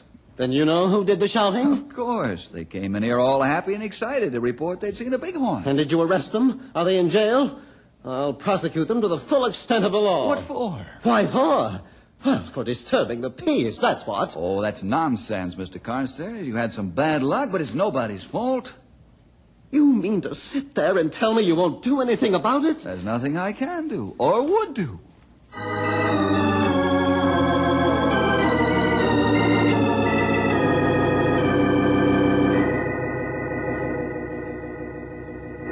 Hello? Hello, Cutler? Yes? This is Carstairs.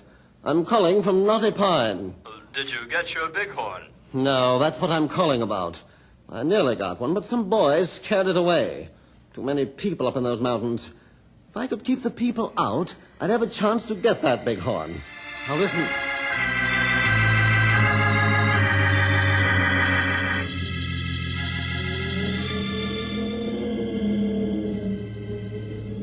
right here was where we were last week, Grey Wolf, when we saw the bighorn. I was here with the boys' brigade, and we were on a hike, a nature hike. You know what a nature hike is? A nature hike, good thing. Boys learn about trees, flowers, animals. Yeah. I guess that rich man was mighty mad at us. Or at me, I mean, because I hollered to the other guys when I spotted the bighorn. How you find this out? Oh, he's staying down at the hotel in town. And he told the waitress that's Rusty's mother. And she told Rusty, and Rusty told old Hank, and Hank told his little brother, and his little brother told me. But you're not worried. No, not now. I told Ranger Bill, and he said it was okay. Say, what's that rich guy staying around here for anyway? You want to shoot bighorn. Want record pair of horns. I see. Now, that's why he doesn't want anybody up in these mountains but him. So he can be sure and get a shot at that bighorn without anybody around to scare it away. I think you go home. No, he's still here. Hey, do you think that old bighorn will show up in this mountain peak today like he did last week? Maybe so, maybe not. Bighorn sheep very shy. Get big scare, go back in far hills up in snow. Don't come back in long time. Yeah. Well, it's always like this. Lonely and scary up here, isn't it? Yeah. Lonely on timberline. No trees, grass, just rocks. It's getting towards sunset. We wait. You watch for bighorn. All right.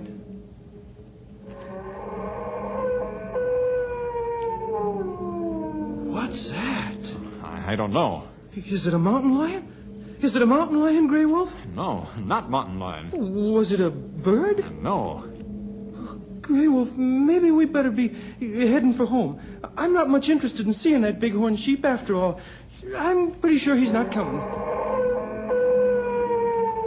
Grey Wolf, let's go home. Okay. What's making that awful noise, Grey Wolf? Some animal? No, not animal. A man? It don't sound like man. Indians call this barren land above timberline home of ghosts. Ghost country. Grey Wolf, was that a ghost? No such thing as ghost, but... But what? It sounded like ghost.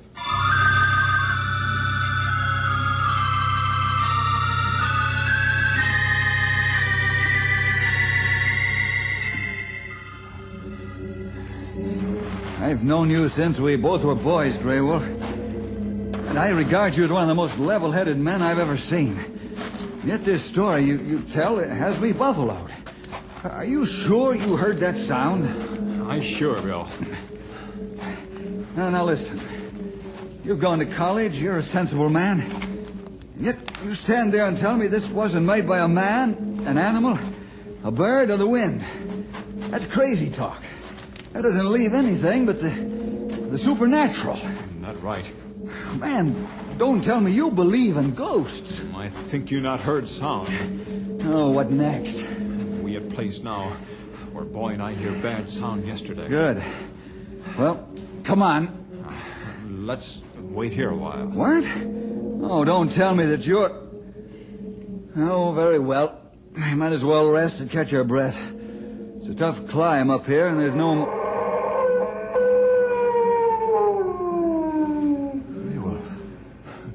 We go home now, huh, Bill? No. Not right away. That sound. It beats anything I ever heard. I think... We not go ahead either, huh, Bill? No. Here, get the wooden box out of the knapsack on my back. Right there. Yeah, hand it over. That's it. Thanks.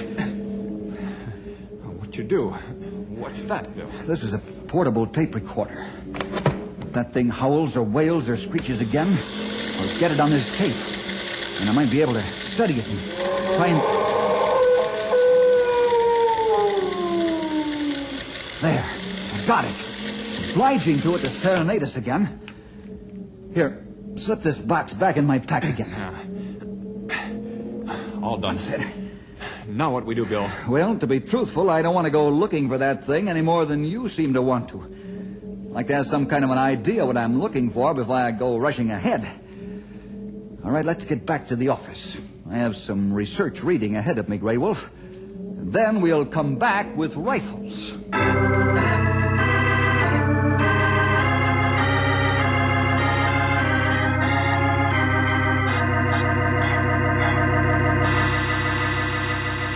What do you want? I thought I told you not to be seen talking to me. Well, I was going to slip a note under your door here in the hotel, but this was too good to keep. What's too good to keep? I was down in the general store tonight getting some groceries. Quite a crowd there. So what? Well, everybody was yapping about that terrible howling and screeching up in the big game country. It seems that kid's been talking his head off. He heard it, and it like to scared him to death. Isn't that a pity? More yet, listen to this. Mr. Hotshot Ranger and his man Friday, that educated redskin, they heard it too. And the Indian just ain't talking. He's scared too.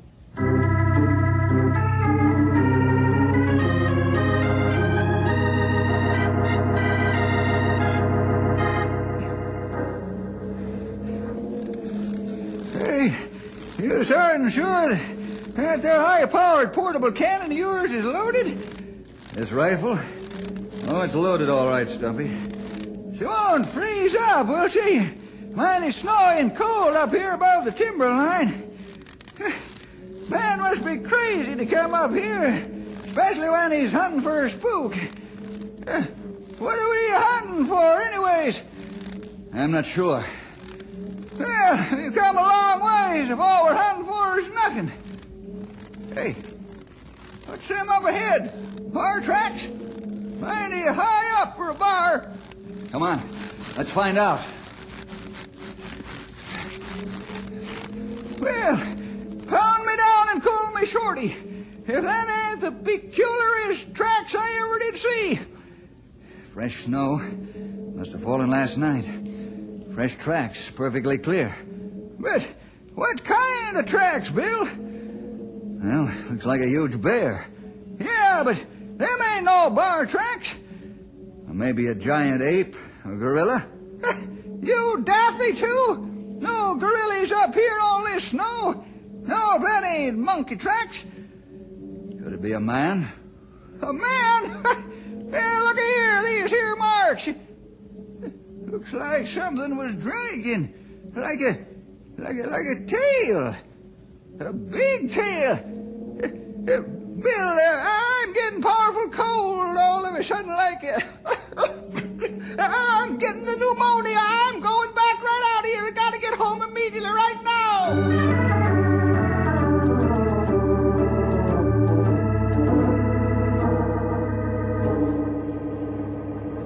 now. Say, boy. Boy! Who, me? Yes, come on over here. I want to talk to you. What is it? Do you know who I am? Yes, sir. Everybody in town does. You're Mr. Carstairs, the big game hunter. Right. I called you over here to ask you, I've asked everybody else in town. Do you know where I can get a guide to take me up into the mountains, into the bighorn sheep ranges? No, sirree, I don't. Nobody's going up in them mountains anymore. Not nobody. Not since... Not since what? Not since that wailing and screeching's been going on up there. Oh, yes, seems I have heard something about that. Do you mean to say people are afraid to go up there now? Well, maybe not afraid. They just don't want to go. How about you? Me? Well, I wouldn't go for $1 million. Why not? Me? Up there where that thing is? Oh, not on your life. The abominable snowman. What'd you say, mister? Nothing. Nothing of importance.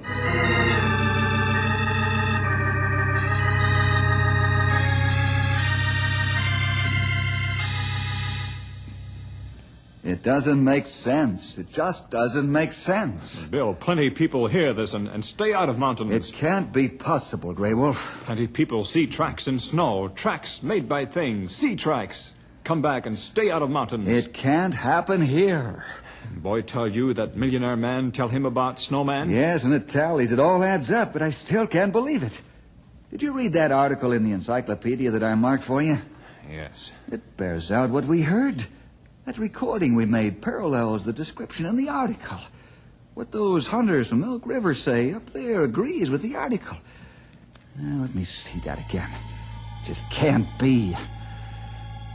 For centuries, there's been a legend that high in the Himalaya mountains, in India and the land of perpetual snow, there lives a strange creature Part bear, part ape, part man. Shaggy, with a long tail. Walks upright, has a piercing, ghostly cry. People who hear it or see it are invariably terrified. Has never been captured or shot. The thing is known as the abominable snowman. What do you think, Bill? You think we have this snowman in our mountains? People here think so. What do you think, Grey Wolf? I see. Well, what do you do now, Bill? I'm going to go hunting. I'm going to find this thing and end this reign of terror. And one other thing, Grey Wolf. We're taking Mr. Millionaire Sportsman Craig Carstairs along with us. No. No? Why not? He left for a mountain this morning with rifle and pack. He left alone. All right. We can settle with him later if we have to. Grey Wolf, my friend, we're going after the abominable snowman.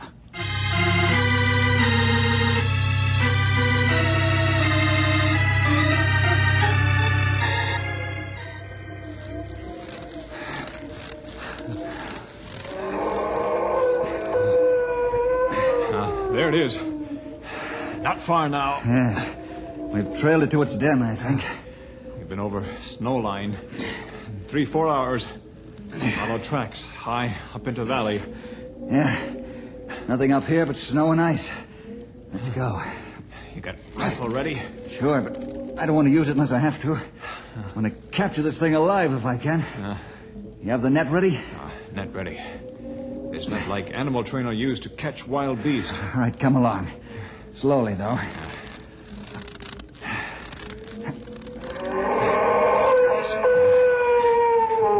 Goes closer now. Yeah. Can't be very far away. Been trailing it at a fast clip. Must be getting tired. Or else. Or else what? Or else it's decided to turn and attack us. We'd be ready. Yeah. Watch close now. Lots of tracks here. Must be near its den. Easy now. Let's go around this hummock of snow very cautiously. Bill, that place where ice make roof. Yeah? Underneath. Where it's dark, you see? You see it? Yeah. I see it, all right. Shaggy, matted hair covering the body. Yeah. Long tail, big claws. Big teeth. The face of a prehistoric monster. Get ready, Grey Wolf. We'll rush it. It can't get out of this gully unless it comes this way. You take your end of the net. Got it. Now, I'll take this side. And don't forget, I have the rifle. Hey, you! Whatever you are you coming out of there peaceably? Who or what are you? If you won't come out, we'll come and get you. Okay, come on, Grey Wolf. Fast and quick. That's it. Over his head. Pull it up. Pull the net tight. Get it over his head. That's it. We got it. He's not even tied. Can't move. All right. All right now, monster. I'll just get a good hold in the shaggy head of yours and pull. And off comes your mask and wig. I expose the abominable snowman. It's a man. Yes. A man dressed in monster clothes. Yes. A man registered at the hotel as Mr. Cutler. Did Carstairs put you up to this? Yes. Might as well let me up. I won't try to get away. Carstairs hired me to pretend to be mythical, abominable snowman. I've been a ski instructor and an actor. I had this outfit made up. It came here on his orders to scare people out of the mountains so he'd be free to hunt. He paid me $5,000. All this just so he could shoot a record pair of horns, huh? What are you going to do to me? I don't know yet. Our next job is to find Carstairs. He's up here alone in these mountains. And that's no good. He said he was going to Rocky Ledge Ridge. 2 hours from here. Come on. You too.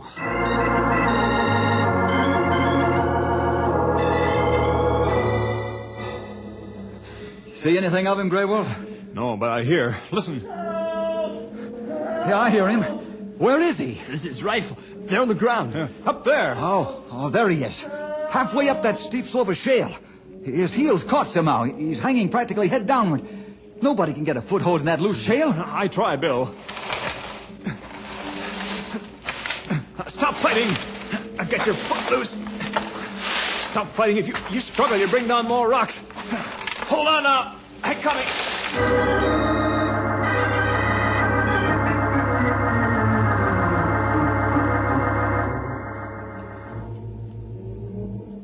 We'll sit here and rest.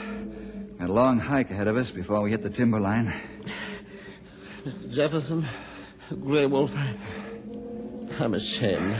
What can I do? Your colleague Cutler is going to give the high school gymnasium the $5,000 you paid him to impersonate the monster. Is the least I can do. That and apologize. I'll double that amount, triple it. But I wish I could prove to you how repentant I really am. Shh, look. You want record bighorn ram. Over there, 400 yards, perfect shot. There he stands. A world's record head if I ever saw one. Go ahead, Carstairs. You'll never get a chance like this again.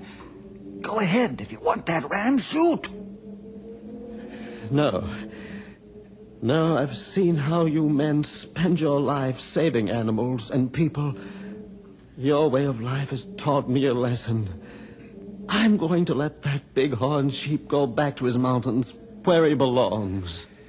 Craig, I know you're supposed to be the world's greatest big game hunter. But I found out just now you're more than that.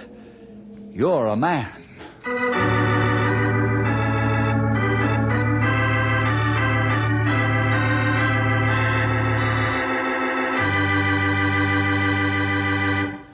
Well, that's about it. Carstairs and his actor friend did help the gymnasium fund. But what was really important, they learned that bragging and showing off don't help you when you're in trouble.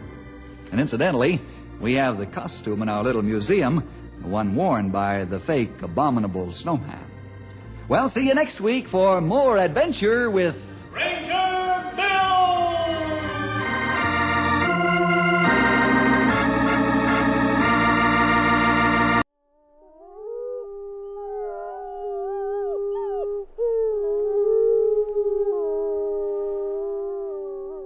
From Yellowstone National Park, this is What We Do. I'm Ashton Hooker. And I'm Miles Barger.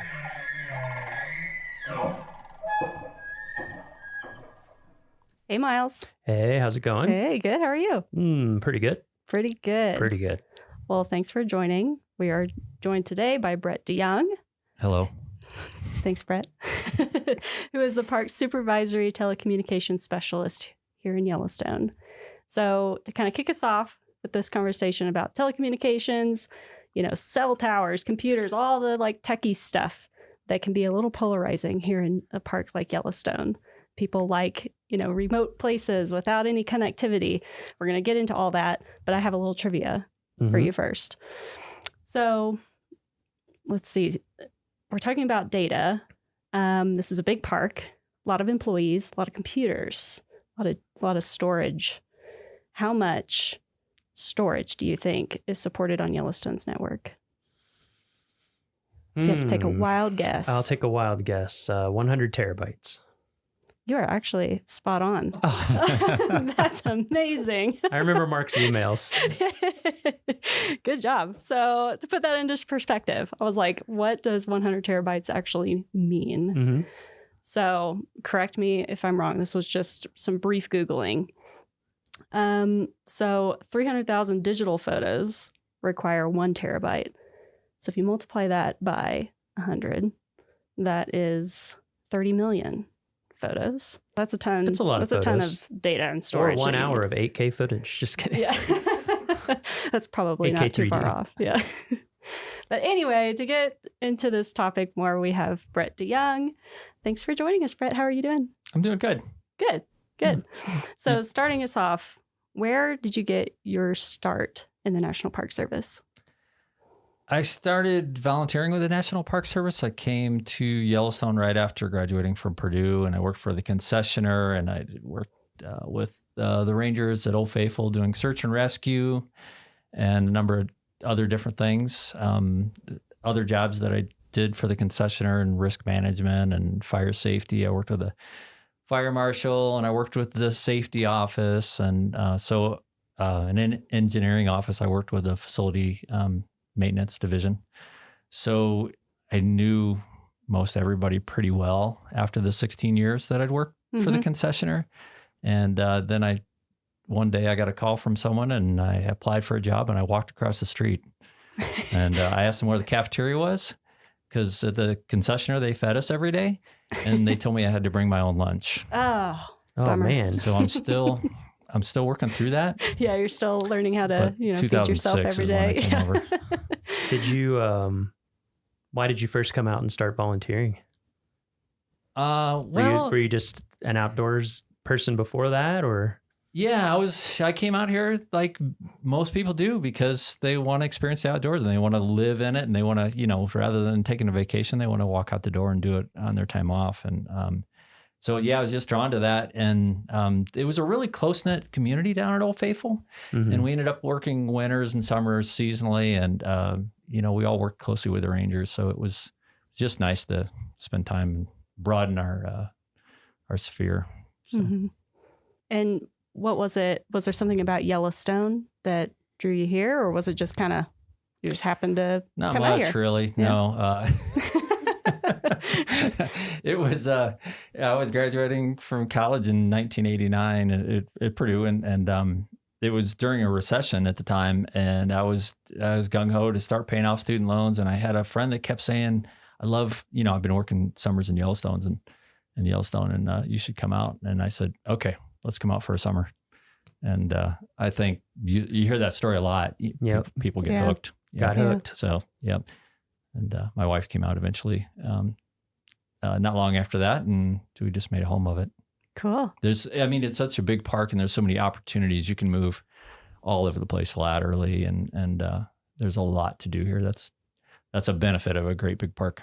Mm-hmm. So as a supervisory telecommunications specialist, do you have a typical day on the job? Is there even such a thing? Does it vary by season? What does that look like for you? Most days are typical. When you get into a supervisory position, you don't get out in the park as much. So there's a lot of office time, which is, can be the downside. The upside is that you work with you have a staff, and they become your team, and that's fun too. And you kind of live through them in a lot of ways. But a typical day, we support Yellowstone's dispatch center, which is an 8-position dispatch center. It's FCC licensed, and it's an alarm monitoring center. It's a very busy center, as you all know, and it also supports the communities of Gardner and Corwin Springs and Silvergate and Cook City, and but we support all their technology, all their systems, their 911 systems, their CAD systems. That's their dispatch system. And it's very complex. So if I didn't get a call in the middle of the night from a dispatcher, then the first thing I do is when I get up at 4:45 in the morning is I look at my phone to see if there's any emails from any dispatchers, and maybe a radio system wasn't working correctly, or they weren't getting, when a 911 call came in, it didn't give the phone number or the address, or it was a misroute or something like that. So I look for those first thing just to see what the day is going to be like. And if there's none of those, then I, like many employees, live outside, in outside communities. I live in Immigrant up in Paradise Valley. If anybody's watched the Yellowstone TV show, it's not like that, but it's very pretty. But I live, so it's an hour commute for me. And we have a rideshare program that we've been doing since 1991. Where employees all ride together, and it's a great thing. So, and I've been the program manager of that since 2016. But so sometimes I'll drive the van and drive a bunch of my employees to work. And anyway, so typical day. Then we get here at 7. A lot of us work 10-hour shifts and get in at 7. And I go around. I work with all my staff. I see what the telephone people are up to, what the IT people are up to, what kind of challenges they have, what's on the agenda for the day, what the alarm shop's doing, what the radio shop's doing. And after I've caught up with all of them, then it's like a lot of other jobs. It's emails and contracts and phone calls and meetings. Gotcha. And so that day that you said you walked across the street, to start working for the Park Service. Obviously, you didn't start out as like a supervisory telecommunications specialist. So can you tell us kind of your path from there to where you are now? Like, did you have other jobs in the meantime, or? Yeah, that was pretty linear. I came across the Dual Fire Alarm Systems project. I was working in the engineering department with Xanterra, and we had tackled some big fire alarm system deficits. We took care of big buildings with Xanterra, the concessionaire. We did the Old Faithful Inn, the Lake Hotel. Really important overnight occupancies where you can't have, you can't empty the building in the middle of the night because of a nuisance alarm. We did that sometimes.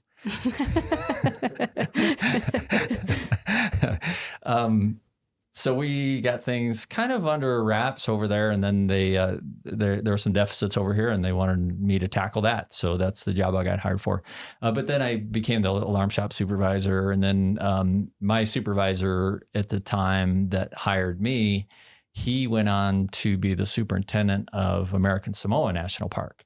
So then I detailed in his position, and eventually I got the position. So nice. And he's now the superintendent of Death Valley. So he never liked the cold. Yeah, I was about to say, he's not the place to be if you don't like cold here in Yellowstone. But an interesting thing about him is he hiked every single trail in Yellowstone. Wow. And he was here 5 years. His name was Mike Reynolds, and he's still the superintendent of Death Valley. And then when he completed that project, he started hiking them backwards. Oh, wow. And then he left for American Samoa. Wow. So, yeah, I haven't That done. is an accomplishment. I'd like to do that, but it hasn't happened yet. So you kind of ran through all of them, but I'm just curious if you could restate all of the different systems that fall under telecommunications in the park, because I think people, sometimes I forget, I'm like, I think I'm covering all of them, and I forget fire alarms or something like that. I forget sometimes too. Yeah, there's a lot. There's a lot. And then we're reminded. So the radio systems is a really important one, the land mobile radio system. We've got a big complex system, and that's what the rangers used to talk, and we send out pages. We still do pages for our advanced life support crews and EMTs. Law enforcement. There's resource protection people that are doing bear jams and animal jams and things like that. And it's just safety too for people working in the backcountry so they can communicate. So radio is a really important thing. We have telephones. We've got about 500 landlines and 180, 190 cell phone lines. So we manage all those contracts and all that hardware for that and the network that it takes to push it out there. The IT department, we've got a very complex network to get it out there. As you know, the chief information officer came out here one time from the Department of the Interior. He said the last mile is Mammoth. So everything we do to get that from Mammoth to the rest of the park is magic. It takes a lot of effort and a lot of different methods. So then we do internet services. We do all the right-of-way permits for the cell companies. There's a few of those in the park, 5 towers that we try to hide. There's, what else? Telephone systems. Alarm systems, you were saying. Alarm systems, fire alarm systems, security alarm systems, video security. And then all the dispatch, which is, like you said, dispatch support, very complex and very important.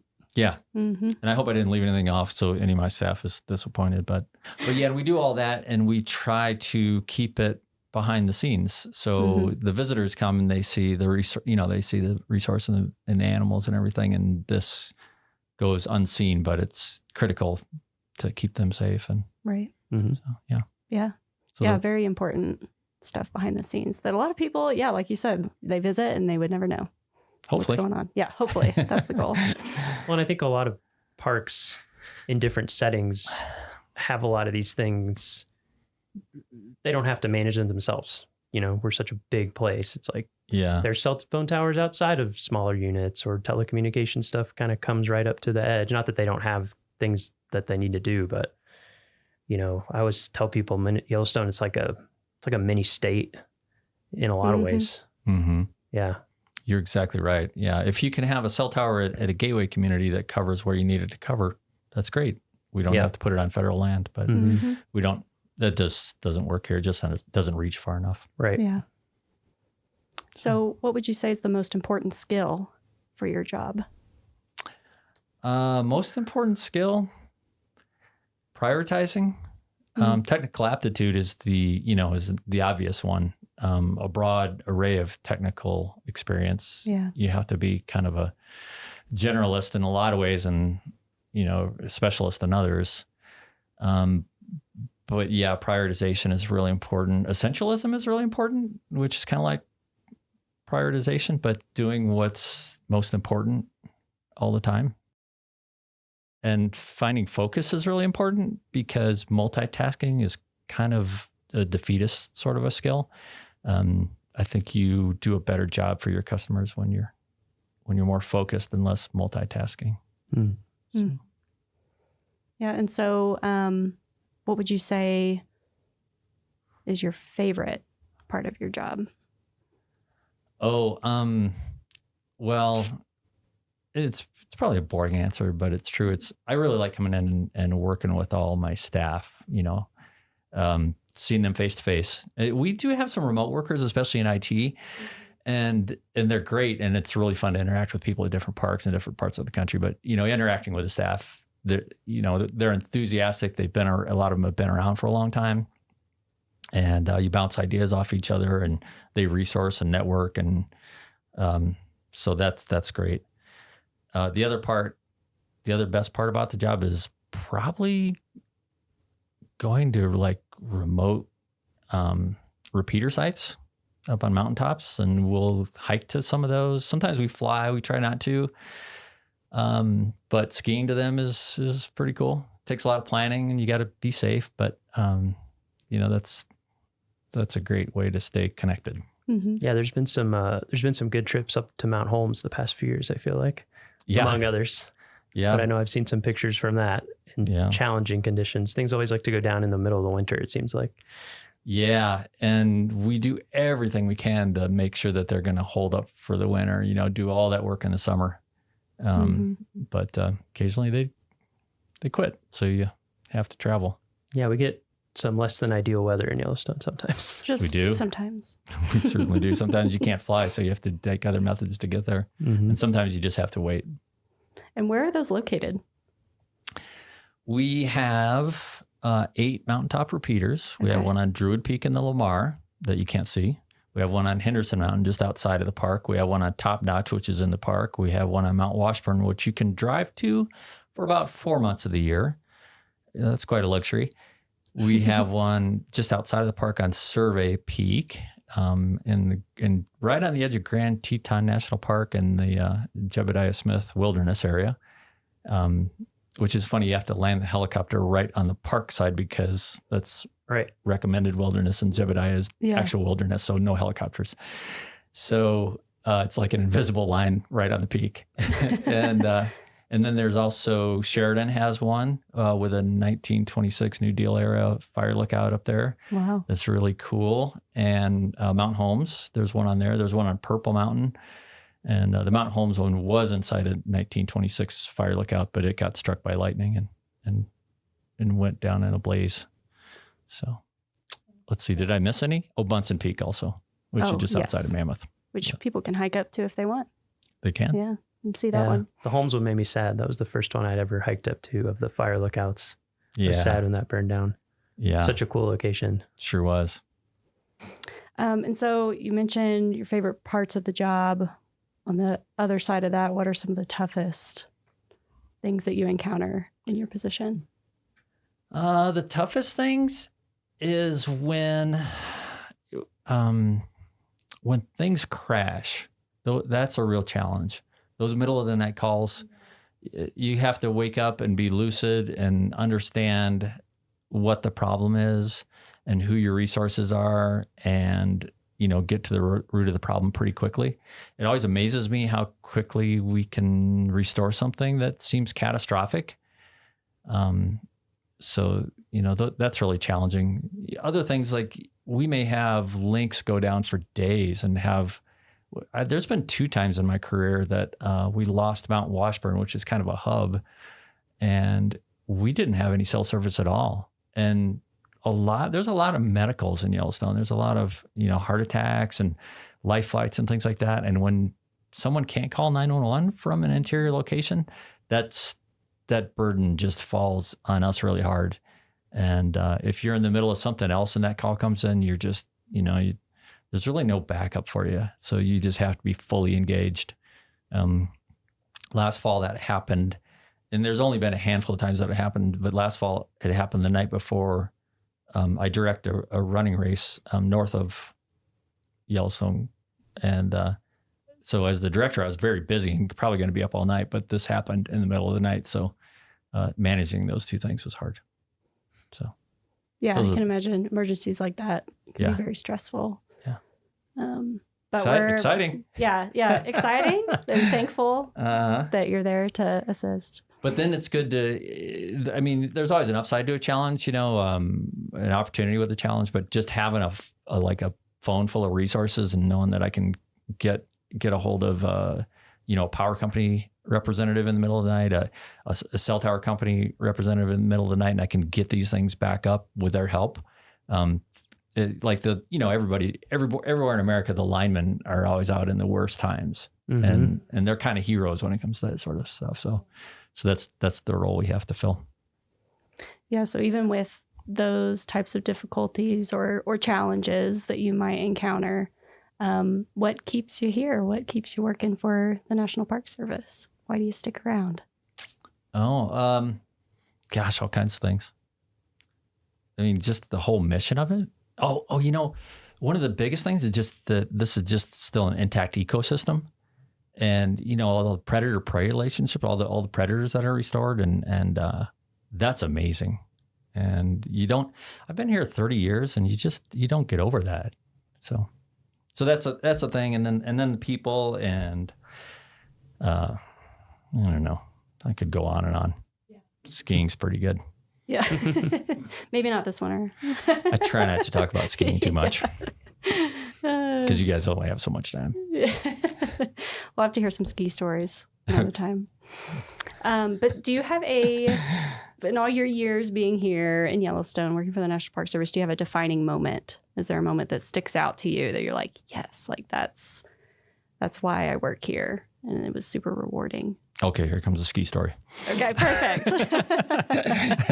We had Mountain Homes, and Miles, you reference this, but in 2011, Mountain Homes, the repeater antenna went down in December, and there was a big storm coming in. And the Mountain Homes repeater is also used by Montana State Patrol for Highway 191 outside of the park, where there's a lot of accidents. It's a dangerous road. It's a pretty important one. So, but we couldn't get a helicopter in because the storm front was coming in fast. So we decided we were going to ski it. So it was a team of three. It was another guy, Dustin Seen. He was a radio tech with us. Now he's the superintendent of Bighorn National Monument and Bighorn Recreational Area and some other stuff. And Doug Krause, who's our Hel-Tech foreman. We put together that trip in December, which there isn't much daylight. And we thought we'd stay in the Winter Creek cabin on the way in. We opened up the door, and it was about a half-inch deep in mouse poop. Ooh. So we said, nope. We're not going to do that. We thought we can push to the summit. So it was a real big effort. We got to the summit, and I got the cabin opened, and the storm was starting to pick up. And this is a 10,300 foot peak. It's a big effort. It took hours, and it's a long ski in too, right? It is a long ski. Yeah, it's a 10 miles. Yeah, one way, it's right? eight hard miles. Yeah. Yeah. So yeah, we got the cabin opened up. We got a temporary antenna installed, testing it out, and then we got that door closed. And the storm came in and just blew so hard all night. It just rattled that fire lookout all night. And but that was pretty neat. We were testing the radio from inside, and we were talking to Montana Highway Patrol on this really remote site. And next morning, ski out was nice. Oh, that's super cool. So that was good. Yeah. Good trip. Yeah. I don't know if that was a defining moment. But that's one of the good ones. Yeah, definitely memorable. It sounds like. Yeah. Yeah. Yeah. So I'm just. You said about 30 years you've been doing telecommunications stuff in Yellowstone, right? Yeah. I feel like, of course, all fields change over time, but I feel like telecom's maybe the fastest changing field in the past 30 years, I would venture. So what's it been like to see? I mean, even I'm trying to think, my first summer here was 2000, 6, and I think there was like a payphone in our dorm. I mean, that, there was no internet that we could even use, or my cell phone didn't work unless I drove a long way. I would think I was at Canyon. And you were here well before that. So what's it been like to see the change? Because now I'm at home and I can stream 4K movies from a satellite. It's so different. Yeah.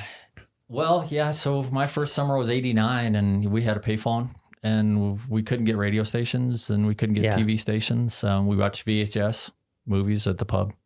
That was fun. But it has changed a lot, and that's always a topic of discussion. And whenever there's some sort of new proposal, we get a lot of comments. Mm-hmm. Yeah, I've noticed that. People are very invested in the connectivity in Yellowstone. Yeah. So there's two different aspects to your question. There's the expectation of a wilderness experience or a historic experience as well. But then there's also keeping up with what the needs are.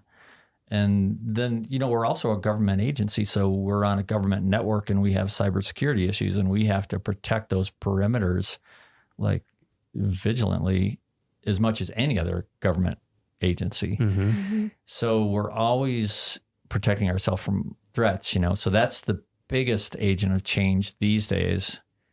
Is keeping up with that and all the training and what we have to do for that. But everything in the middle between then and now, we've gone from, like you said, you had a cell phone, there was very few towers. Mm-hmm. We've added a few. We've definitely put a stop to more towers. But there was a point when Suzanne Lewis was the superintendent and she said, I'm the only one who's going to have a cell phone.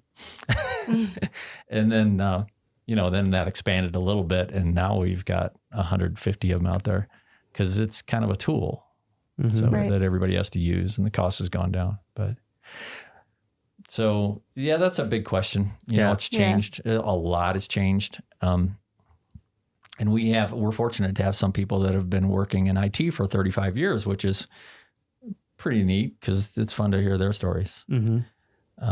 But we also do have a wireless communications plan that the park put together in 2009, and that limits a lot of our wireless technology.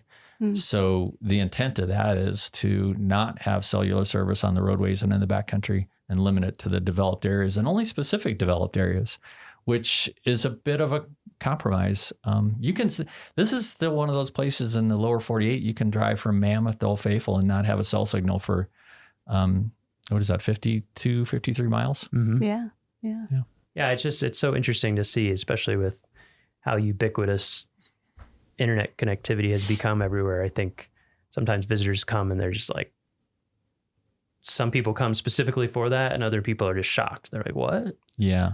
What do you mean my Google Maps doesn't tell me where to go? Or like, where can I get Wi-Fi here? Yep. And there's one place, it's 3 hours away. Yeah. I get the visitor comments in both perspectives. Yeah, exactly. In both directions. Sometimes in the middle, but usually strongly one way or the other. Yeah. Mm-hmm. Yeah. So we're getting into the nitty gritty here. If somebody were to go on USA Jobs and want to apply, to work in telecommunications, what series would they be looking for? Well, the telecommunication series is the 0391. Electronics technician, which is our radio technicians and alarm technicians, are 0856. And the IT specialists are 2210 or 2210. And that's a really fast growing series because everything is connected by networks now. So radio's connected, telephone's connected by networks. So that's a good one to look for. And there's a lot of recruiting going on in the IT world. So you could, in my branch, you could be any one of those threes. Okay. And so are the opportunities available from like entry level all the way up? What does that look like? Yeah. 7, 9, 11, 13. Okay. Mm-hmm. And so what types of training or anything like that would people need to get into that type of work? You just fake it till you make it. Yeah. Yeah. No, I'm kidding. A variety of stuff. Radio technicians, we hire a lot from the military because they get really good training. Oh, yeah. Setting up antennas and repeaters and base stations and microwave network extenders and things like that. But anyone who's worked with radio frequency technology, IT, there's all kinds of, you can be Cisco certifications, you can be, graduate in computer science. We've hired those. A lot of people just gain a lot of knowledge and experience from jobs. And so as a hiring official myself, I look for all of those things. Myself, I have a bachelor's in the School of Technology with a specialty in organizational leadership. So I'm a lot of, leading a group as much as the technical. So it varies. There's no straight track. Yeah. Yeah, you'll kind of find that in the Park Service as well. People kind of come from all kinds of backgrounds as well. So yeah. I I think knowledge and experience counts for more on a resume for this line of work than a degree does. But yeah, I don't know. We've hired some recent graduates too. So, do you have any advice if people were interested in applying or getting that experience? What advice would you give for them? Yellowstone, we feel like we're really specialists. A lot of small parks have one technology person and everything's thrown at them. But we're really, as far as the industry goes, we're generalists.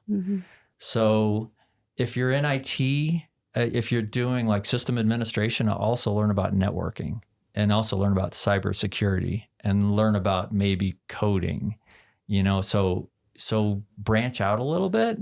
And if you're, if you're into radios, also learn about networking so you can do radio over IP.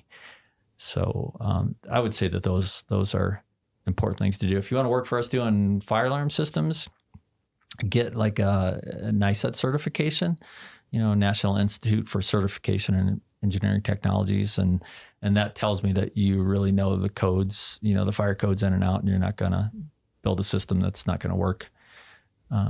So cool. Those are a few tips. Yeah, that's great. And so finally, the last question we like to ask everybody is just about your personal experience, any memorable experience you've had. It could be either in Yellowstone or any other national park, work or personal time. Do you have a moment that sticks out to you? Yeah, the 5 years I worked in the Bear Den ski shop at Snow Lodge. Yeah. That was the peak of my career, not of my pay, but it's often how it works. Yeah. But it's been going up and down ever since. So yeah, that was great. We worked there the last year that it was open. It was the Snow Lodge then was nothing more than really, it looked like a roadside motel. It was cheap. Anybody could afford to stay there. The people that came to visit, they were all interesting. And the Bear Den ski shop was a log cabin with a wood stove right next to it. And that was great. They built a new hotel, the Snow Lodge Hotel, and the ski shop's in the gift shop now, and it's all still good. But those are good days back then. There was quite a community back then too. They were really strong skiers and outdoors people, and just a lot of fun. That sounds awesome. And many rangers worked in that ski shop too over the years before they moved over to the Park Service. Cool. Yeah. Well, I think that wraps it up. Yeah, that was great. Yeah. Thank you so much for joining us, Brett. Thanks for having me. It was fun. Well, that's it for this week's episode of What We Do. Thanks again to our guest, Brett DeYoung. If you like what we do, rate and review the show wherever you listen. Every positive review helps new listeners find the show. If you have questions or want to learn more about a particular job, contact us using the form at go.nps.gov/whatwedopodcast. Thanks for listening. Headwaters is supported by the Glacier National Park Conservancy. Have you ever met somebody for the first time, introduced yourself, and had a nice conversation, only to walk away and immediately forget their name? I have. It feels like one of the great shared human experiences to have that guilty conversation with yourself. Was it John? Jim? Shoot. Which makes it all the more surprising when you meet someone who seems to be immune to that phenomenon. someone like Chuck Cameron. My name is Chuck Cameron. There's a squirrel. There's a little squirrel. Sorry, one more time without the squirrel. Without the squirrel. My name is Chuck Cameron, and I'm a wilderness ranger here in Glacier. Chuck has been a ranger at Glacier longer than I've been alive, and he's a bit of a local legend. Even so, after meeting me once for 30 seconds at a party during my first season here, he remembered my name months later, shook my hand, and was happy to see me. Which felt nice, because I'd heard Chuck's name a lot. He's the sort of person that everyone you meet knows and loves, and the incredible stories you hear about them don't seem to line up with the calm and mild-mannered person you've met. But while Chuck has led a long and storied career here in Glacier, the most surprising part of that career is that the park terminates him every fall. Well, kind of. A common question we get from visitors is, what does it take to be a park ranger? And while there is no one answer to that question, as there's no one type of park ranger, a good answer is, you've got to be willing to move every 6 months. 95% of Glacier's visitors come between May and October, so it makes sense that the park doesn't really need most of its staff in the wintertime. So to find a career in the NPS, a lot of people move across the country every 6 months, bouncing between summer and winter jobs. My friend just told me last week he's moved 48 times. And for most, the ultimate goal is to land one of the few competitive, permanent positions in the Park Service. I've always seen that as the path to an NPS career. But it wasn't Chuck's. And how long have you worked here in Glacier? This is my 42nd season. 42nd? Yeah. Whoa. It's a lot of seasons. That's what I'm on season 2. Well, you only have 40 to go, and we'll be the same. Chuck's been a seasonal his whole career. One of the few people I've met in Glacier who can say that. I wanted to sit down with him because I think his unusual path says a lot about the unusual job that is working for the National Park Service. Equal parts delightful and stressful, noble, yet often bizarre. But I also think that few people could have had the career that Chuck has. And I want to know how he did it.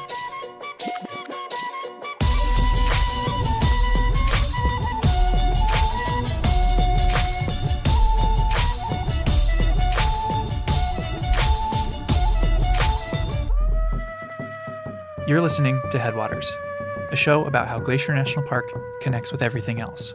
I'm Michael, and today I invited lifelong Glacier Ranger Chuck Cameron over for dinner. Yeah, let's go to the porch. Okay. Yeah. Chuck's a laid-back guy, very tall, with a warm smile, and he's easy to get along with. You can tell just by looking at him. He showed up to dinner wearing an Aloha shirt, cooler in hand. Serve yourself. We've got pulled pork and coleslaw sandwiches. The plan my fellow producer Gabby and I came up with was to sit around the campfire with Chuck and share stories. But unfortunately, a much larger fire had just started, a wildfire 7 miles away. So we were under a strict burn ban. No campfires. So instead, I made pulled pork sandwiches and we settled down on a porch with a view. Thank you. That was delicious. You're a wilderness ranger now. What was the first job you had here in the park? I worked on the trail crew as a laborer in Many Glacier in 1982. Was that the first time you ever came to the park? It's the first time I'd ever been to Montana. Whoa. Really? Yeah. From where? Well, I worked actually at Rocky Mountain National Park in 1980 and 81, right out of college. But I was looking at the map and I saw Glacier National Park, and I liked the sound of the name. It just sounded cool, and it was in Montana, and I've never been here. So I threw in an application, and they called me up and offered me a trail crew job. There are 745.9 miles of trail in Glacier. And each year, the park hires 50 to 60 people across 12 different crews to maintain all that mileage. They clear deadened-downed trees, brush the trails to minimize how much thimbleberry and thistle you have to walk through, dig drains to move water off, and make steps. Honestly, they do a lot of work that often goes unnoticed. I liked being out for 10 days at a time with the same people, and you build this sort of bond with this crew you're on. because you're working, cooking, eating, sleeping in all kinds of weather for 10 straight days, and you learn to rely on each other a bunch. It's just a really unique work situation, I think. I never really thought like everybody working at JCPenney like hung out after work and went home and cooked dinner together. Shared the same room. Shared the same room or slept in the same tent. Or During his time on Trail Crew, Chuck worked on a lot of trails, but he highlighted one especially odd project. I think the most craziest season I had on Trail Crew, we cut the international boundary swath in 1987, and I was a crew leader on the east side, and it hadn't been dealt with in 20 years. Glacier's northern boundary is the U.S.-Canada border. And since the 1860s, there has been a swath, a gap through the trees to mark where it is. It marks the international boundary, and has monuments, steel obelisk monuments spaced out the entire 5,000-mile international boundary. To keep trees and brush from filling in the swath, it's needed periodic maintenance in the 150 years it's been here. And it's a 20-foot wide swath cleared of all vegetation. So you can see from monument to monument, basically. Yeah, we spent 80 days, 10-day hitches at a time, doing nothing but clearing the boundary. Jeez. Wow. Chuck and his crew were cutting it out by hand in the late 80s. But I'd heard a rumor that in the 60s, someone decided to use Agent Orange to clear the swath, the infamous ingredient used in napalm. That at one point, they used Agent Orange to clear the boundary swath. They did. That's what they had done the time before we cut it by hand. They had defoliated it from the air, which wasn't very accurate. And so the boundary swath was this like snaking thing and so our job was to straighten it out.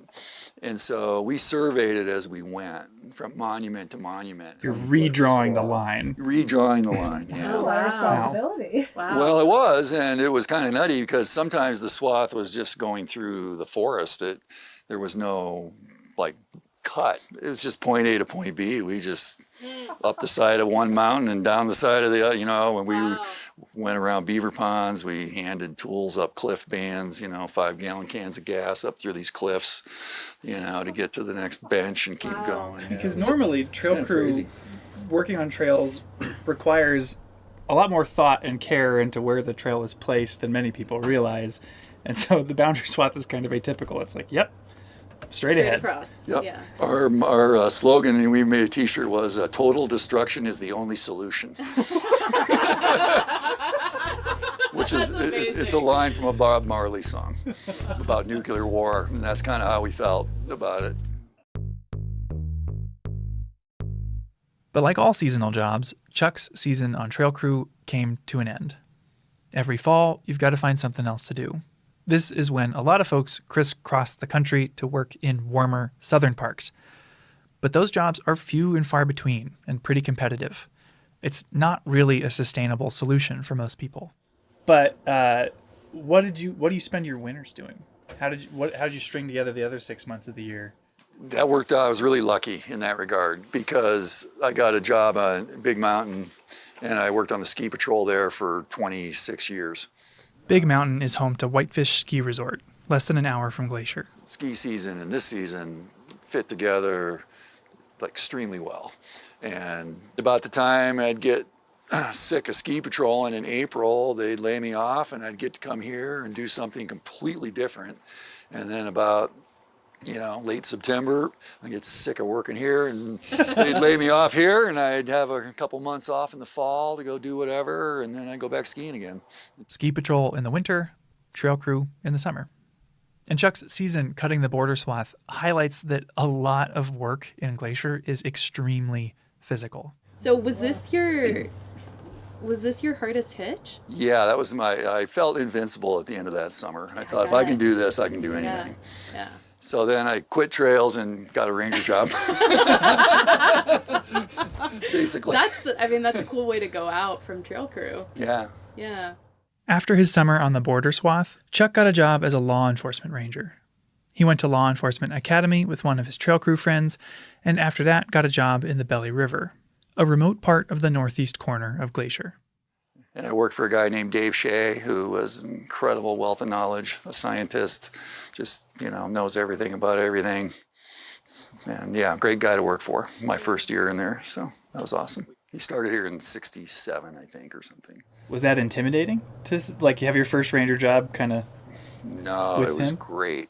He's so humble and just so knowledgeable and not afraid to share knowledge, he would just take me out and show me all these things in Belly River, the old wagon roads, the old cabin sites, the tracking and birds, and just, yeah, he's amazing. He just took me under his wing, and I spent the whole summer with him. This is the sort of job I feel like most people picture when they imagine being a park ranger. We patrolled every day because that's why you're there. We were up one valley or the other, into the campgrounds, talking to all the visitors, checking permits, digging out fire rings, cleaning pit toilets, just making sure everything's still working. If you want to learn more about life as the Belly River Ranger, we interviewed Laura Funk, who has that job now, in our last episode. We'll have a link in the show notes. Laura learned from Chuck, and Chuck picked up the tools of the trade from his mentor that first summer. It was great. And then, unfortunately, at the end of that summer in 1988, we're sitting around behind the ranger station having dinner, and he said, I just want to tell everybody this is Vivi and my last summer here. I'm just like, what? I just got here. You can't leave. This is my first year. I want to keep working. I was going to plan on working with him for a long time. It was good for me. I got the lead ranger job in there, and spent the next 9 years in there.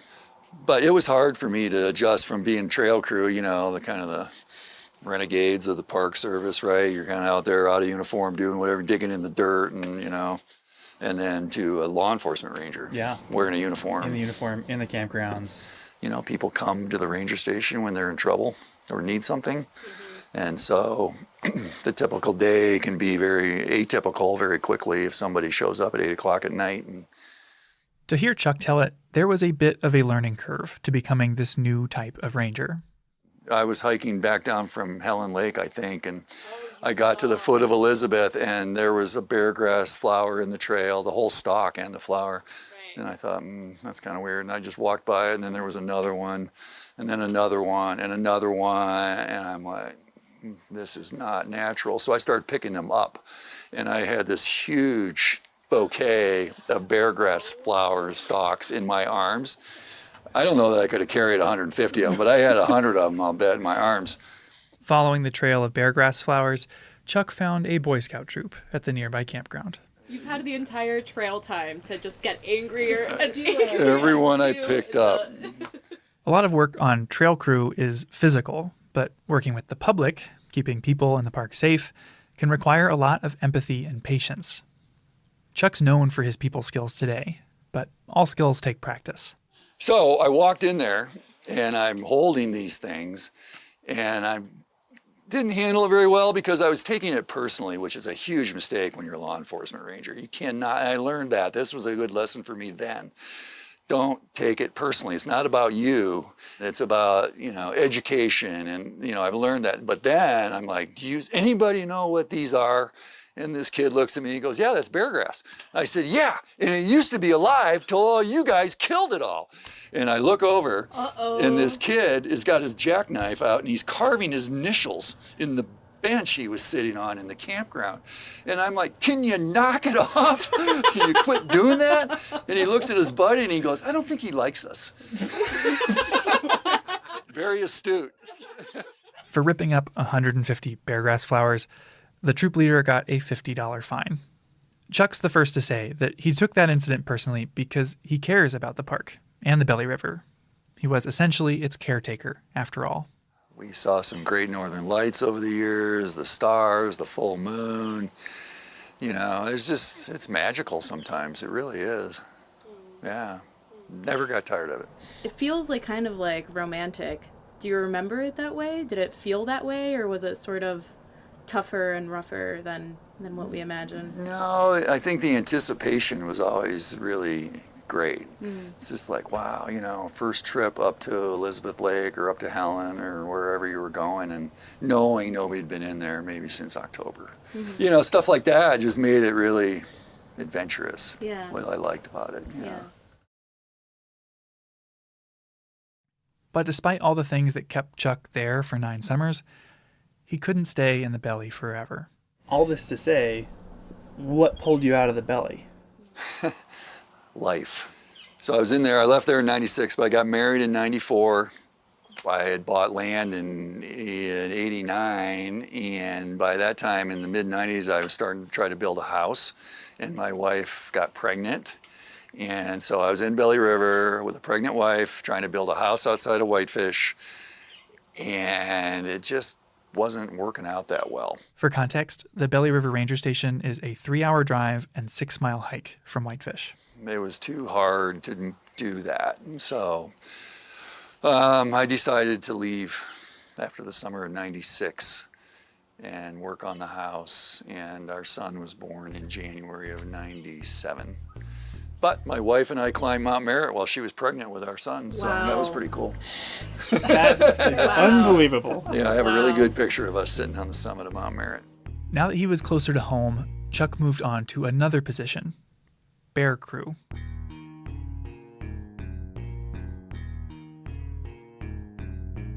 What was the bear team? Our job was to default to wildlife calls in the McDonald district. And there are no shortage of these types of calls. Each year, there are hundreds, some years nearly 1,000 bear-related incidents in the park. That's everything from bears causing traffic jams on roads to more serious incidents, like getting into improperly stored food. You know, the bears get all the press, but we did all kinds of wildlife stuff, goats and sheep and marmots and skunks and bats and, you know, anything that anybody was having an issue with wildlife, the bear team would get to go deal with it.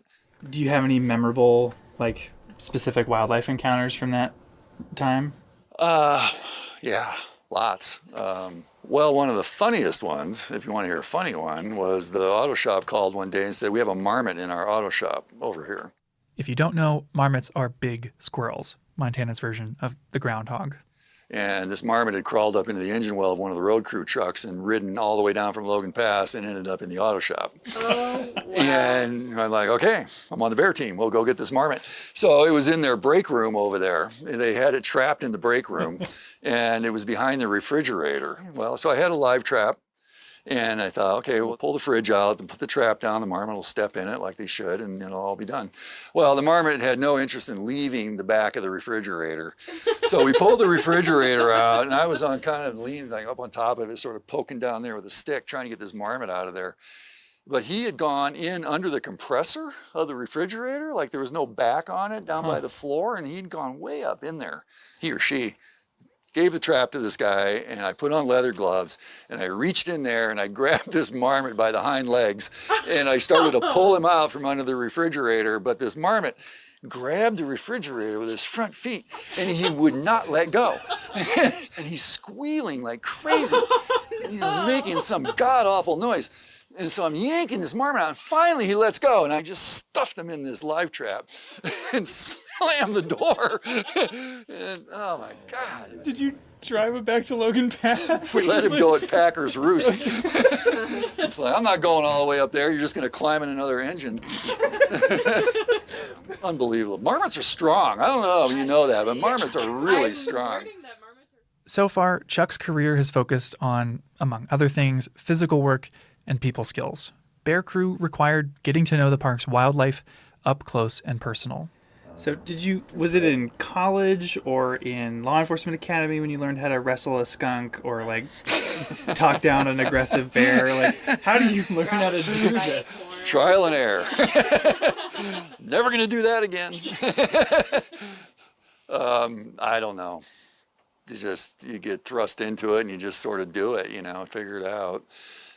I wasn't afraid to ask questions. You know, if we had something that I needed to talk to the biologist about, I would certainly go talk to the biologist about what do you think we should be doing here.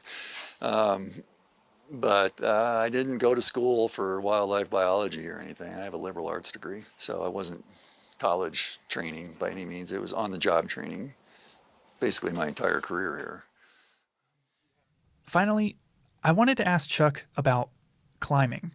He has a shout out in the Climber's Guide to Glacier National Park, which is essentially the local mountaineering Bible.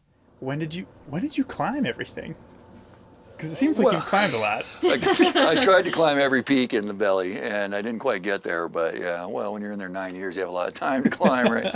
Actually, my boss in there told me that if you don't climb Mount Cleveland this summer, you're fired. Mount Cleveland is the tallest peak in Glacier, and it's been the site of some infamous accidents. He said that visitors are climbing these mountains. They're going to get hurt or disappear. You need to know the routes. You need to know where they're going. So you need to get out there and start climbing all these peaks. I said, great, I'll do that. Chuck has a lot of funny stories from his time in the park, but there were a lot of serious days too. Thanks to his knowledge of climbing routes and the park landscape, Chuck started helping with search and rescues, and he was good at it. Good enough that the park asked him to get certified as a helicopter manager. And he's been helping with search and rescues on the ground and in the air ever since. Had you had interest in going into search and rescue, or was it sort of just like a function of being law enforcement in a national park? No, I like it. It's a really interesting part of my job. I enjoy it. And so I was more than willing. Unfortunately, search and rescues happen every year here in Glacier. In the last 3 years, there have been over 200. And they're not just climbing accidents. Folks get lost on trail and are reported missing by friends and family. Others wind up in trouble from exposure to heat or the cold. When you worked search and rescue, what were the outcomes that you expected? Especially when there's like those low percentages of finding. It's based on time, right? How long has this person been out there? And what was their plan? If we even knew what their plan was. Searches often include huge teams of people covering all the places that person might have been. People can survive for pretty extended periods of time based on the weather, what kind of shape they're in, if they have any food with them. But if they fall 500 feet off a cliff, they're not going to survive. And so if you can search an area really thoroughly, day one, everybody's like, we're going to get this person. Day two, we're going to get this person. Day three, they're still viable. We know this person can still be alive. Once you get 6, 7, 8, 10, 9, 15 days down the road, and it's like, this person's probably not alive anymore. You never want to feel that way. You always want to know that they're still alive. You can find them. It drives you crazy when you can't. It's like, where are they? They still could be alive. Now, where are they? I came across an incident that a guy, he was trying to get to Longbow Lake in the North Fork. Oh, yeah. Oh, you knew who it was? I found him. Yeah. He was a baker at the Polbridge Mercantile, and he went on a hike to Longbow Lake and never came back. And so we started looking for him. And we had ground teams, and Longbow is above Akakola. It's off trail. We had a helicopter in the air. Chuck was actually assigned to a ground team with the subject's nephew. And they sent us up on the ground, up this creek drainage. Oh my God, it was horrendous bushwhacking. And we're just beating the bush, going up this creek and yelling this guy's name, and we're out there yelling, thinking, he's not out here. This is stupid. And then we hear, all of a sudden, hear a voice up in the woods. I'm like, I looked at this guy, I don't remember the kid's name. Did you hear that? He goes, yeah. So we start yelling. The guy's, Dan, we hear this voice, yeah. I'm like, holy crap. And so we bushwhacked our way up to where we heard this voice, and there he is. And he has this huge gash in his head. He'd been out 48 hours maybe at that point. Had no recollection of what happened to him. It appeared to me he fell off a cliff or something from his head trauma. Once we found him, I think everything that was keeping him going left. He was just like, I'm rescued now. I'm just like done. And anyway, we're in the middle of this lodgepole thicket, basically, an alder thicket. It was like, okay, now what are we going to do? The trees were so dense, they couldn't lower a litter for the guy down through the trees, let alone land. So instead, Chuck asked for chainsaws. So anyway, they flew us in a couple chainsaws, and we spent like 2 hours cutting a landing zone out of the woods right in the middle of wherever, 40, 50 foot diameter hole out of the woods maybe in a couple of hours, and we brushed it all down. And this allowed the helicopter to land and take the guy to the nearest hospital. And he ended up in the hospital for like 11 days. He had a brain bleed. Yeah, he had a major issue going on. He wasn't going to make it, maybe another day, but he made it. He made it. He's alive and well. Chuck's colleagues are quick to say that he's the kind of person you want involved in a search and rescue because he cares so much, even if the result is ultimately to give a family closure. And thanks to folks like Chuck, most search and rescues in Glacier end like this. Maybe someone's a little banged up, but they're alive. Out of the over 200 that have happened here in the last 3 years, 96% of the people have survived. Must have felt pretty good. Felt great. Found one alive. Saved him. Yeah, it was awesome. But I did miss the Willie Nelson concert on Big Mountain that night, though. Which I had tickets to. You saved a life, but you also missed a Willie Nelson concert. Missed Willie Nelson on Big Mountain. Through all of the search and rescues, the bear jams, and stubborn marmots, Chuck stayed seasonal. Made it easy for me. I didn't have to move. I built a house. I had a family going. I didn't have to find a job. I didn't have to think about what I was going to do at the end of the season, which is really stressful. And I lived that life for a while on trail crew. And it gets old, you know, you got to pack, you got to go find a place to live, you got to find a job, and it's stressful, and it drives people out of being seasonal in the Park Service, I think. But for me, it was easy because I never had to move. I just drive east in the summer and north in the winter, you know, from my house, and it was no big deal. And while he dodged the difficulty of moving every 6 months by settling down in Whitefish, moving isn't the only hard part about these jobs. Seasonal positions usually don't provide full benefits. They don't come with a retirement plan. Each year you come back, more of your friends move on, off to another park. And there's a limit to how high you can climb the career ladder as a seasonal. We talk about seasonal turnover and like how hard seasonal life can actually be. And so why stay through it all? I don't know, you know, I've never really been, I'm content a lot. I'm not necessarily the grass is greener over there kind of person. I've never even applied to another park, ever, since I started working here. It's worth noting, Chuck has support and stability at home. His wife has a year-round job in fire communication. But at work, Chuck points out that as you move up the ladder, you can lose a lot of the duties that drew you to the job in the first place. Yeah, I like being in the field. You get a permanent job here, and not all of them, but in the Ranger Division, if you go permanent, you're going to be pushing paper a lot more than you are when you're not permanent. Of the Rangers I've known who are longtime seasonals, all of them had a permanent career on the side. Teachers and professors who have the summer off, or even a lawyer who can choose their own caseload. All of them found some way to squeeze in being a seasonal ranger. All of them except Chuck. I tell people I made a career out of not having a career. Basically. I wouldn't trade it for anything, though. No regrets. You know, there's some great permanent jobs here, don't get me wrong, but there's just the way overloaded people working here, and it's just, you see it, you know, and I just never wanted to try that. Yeah. But I'd say if Chuck has a secret to how he stayed seasonal so long, it's how much he loves this place. And all of it, too. The scenery, the wildlife, the plants, and the people. I just like it here. I just like the whole persona of what Glacier is. Always have, from the minute I got here. And don't get me wrong, I've had some bad days here. You know, there's been some days where I'm just like, oh man, I got to get out of here, you know, but that just doesn't last long, you know. Yeah. We owe it to the park to take good care of it and do the best we can. I really firmly believe that.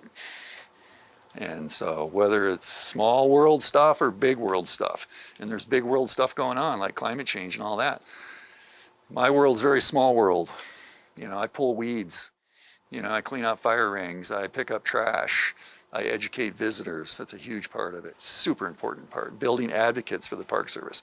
If I can get somebody to like buy into the idea of the Park Service and advocating for it, you know, success.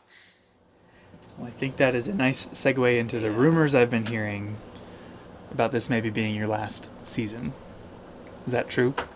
It is true. It's not a rumor. I'm wrapping it up. It's not called retiring when you're seasonal. What is it called? Quitting.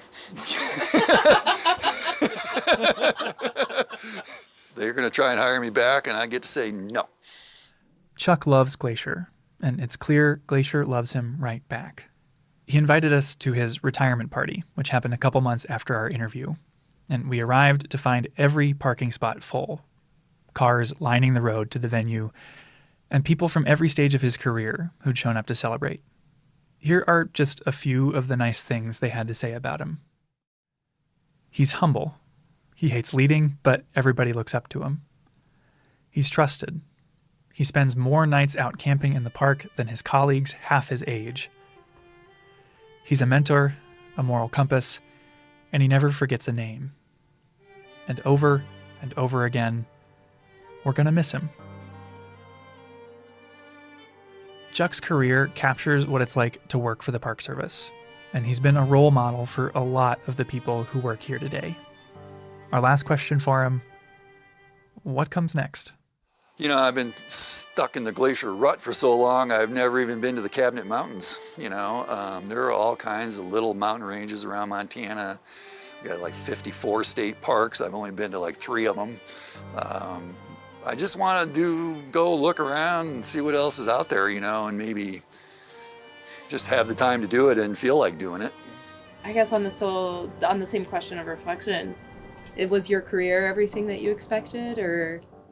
I don't know that I had any expectations. I think it was just this new adventure to Montana.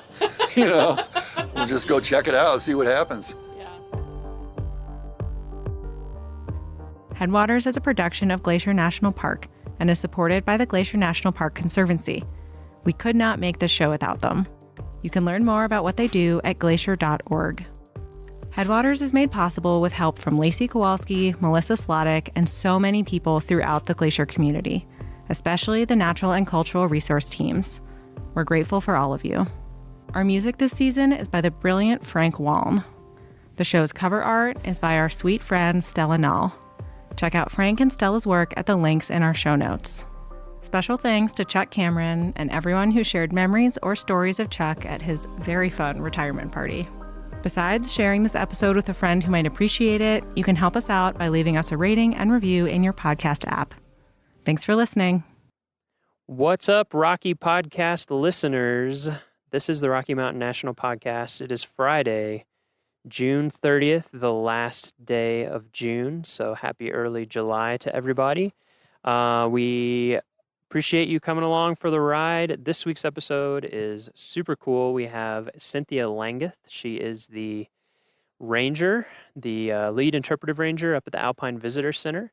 So we're going to learn all about things alpine, from the flowers to the animals to the weather and things to watch out for, all sorts of stuff like that. So definitely stay tuned. Before we get started, we wanted to give you a couple of pieces of news. First of all, Old Fall River Road is open.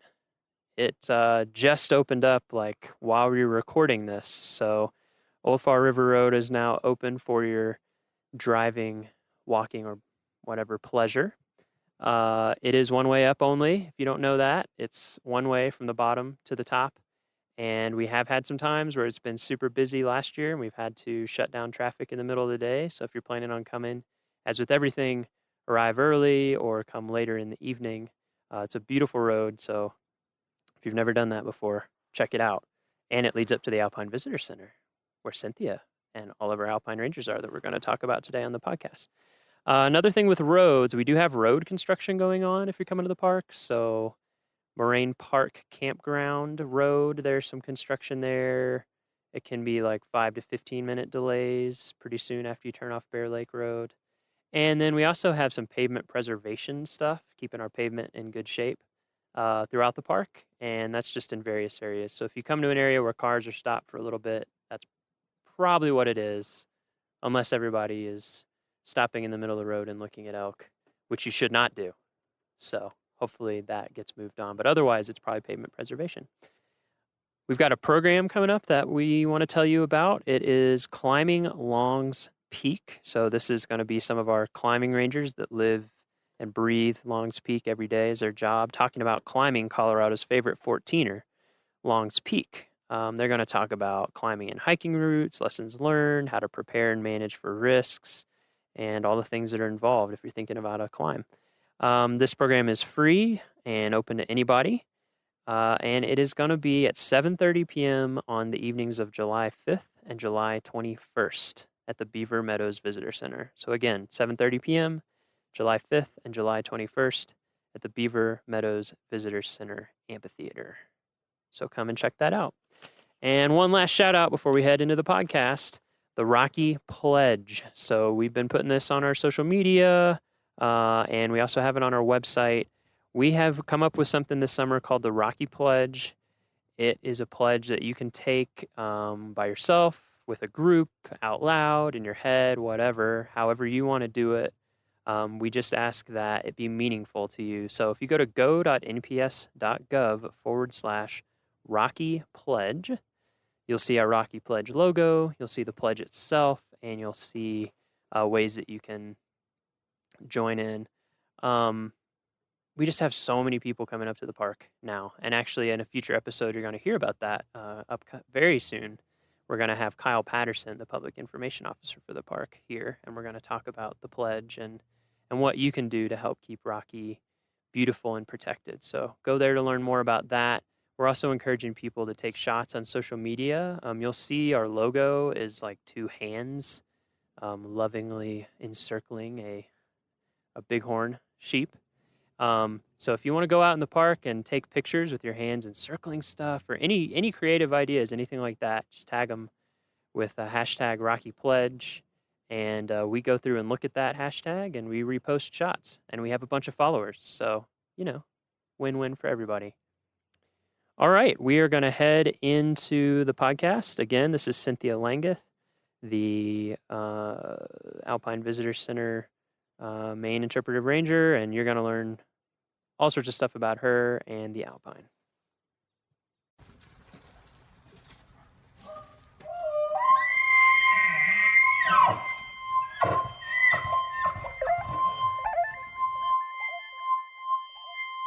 You need a Britney Spears mic. Yeah. That'd be awesome. Here, everyone put on these Britney Spears mics. Okay, so I will give you a little intro before the beginning of the podcast, so we won't have to go through your full name and everything. So we will start out. Yeah. Then you can monitor, listen in, to hear myself talk. I hear voices in my head, and it's mine. I hear my own voice in my head. We don't have an exact outline. That's okay. We just kind of freewheel. We can wing it. So we'll start with Cynthia. What do you do here at Rocky Mountain National Park? Like, what's your official title? So my official title is Park Ranger, Interpretation, and EMT, which is kind of an interesting combination. Yes. But I primarily spend my time in the summers in the alpine tundra of the park and manage the Alpine Visitor Center operation. What about in the winter? So in the winter, there's a lot of catch up from summer. Yeah. After hosting 3.5 million of your closest friends, it Yeah. takes a little cleanup time.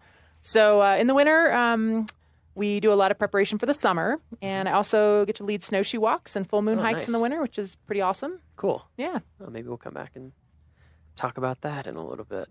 So, Alpine Visitor Center. Rocky's pretty famous for its alpine tundra. It is. Is it not? On the way driving up here, we saw lots and lots of people eager to see it. So I thought we'd start by just talking about alpine tundra, what it is, what makes it what it is. Nature, it is because of what it is. Yeah, so I guess first we could talk about tundra in general. So what is tundra in general? Yeah, so tundra is, I guess, a slightly more generic term that just describes ground that is free of trees. And kind of historically, it's also been defined as, a lot of permanently frozen ground. That certainly, I don't think, is necessarily the case from a scientific standpoint today. Mhm. But when tundra was kind of initially used, it was to describe a an area free of trees that had a lot of permanently frozen ground. Mm-hmm. And then that either, occurs where you are at a, really far north latitude Mm-hmm. in the northern hemisphere, or you're at a really high elevation, which is, of course, what we have here in the park. Right.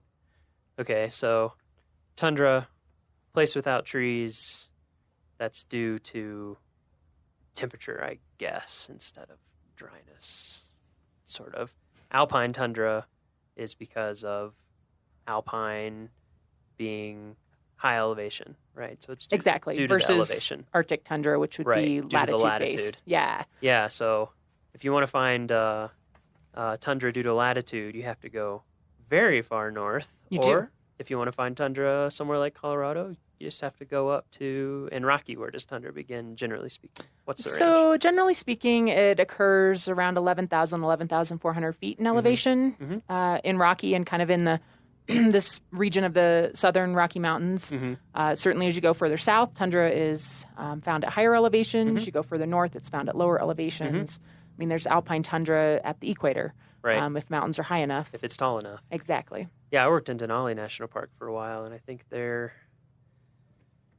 south-facing slopes was around 2,400 feet, and north-facing was around 1,800 or something like that. And yeah, you just keep going north, and eventually it's sea level. Yeah, you takes a while. Don't have trees even at sea level. Yeah, which is exactly. Pretty amazing. So at that 11,000 foot mark here, approximately, in Rocky, what is it about that elevation that makes it so there are no trees? So, certainly there's a lot of factors that influence tree line, but the primary driver is temperature.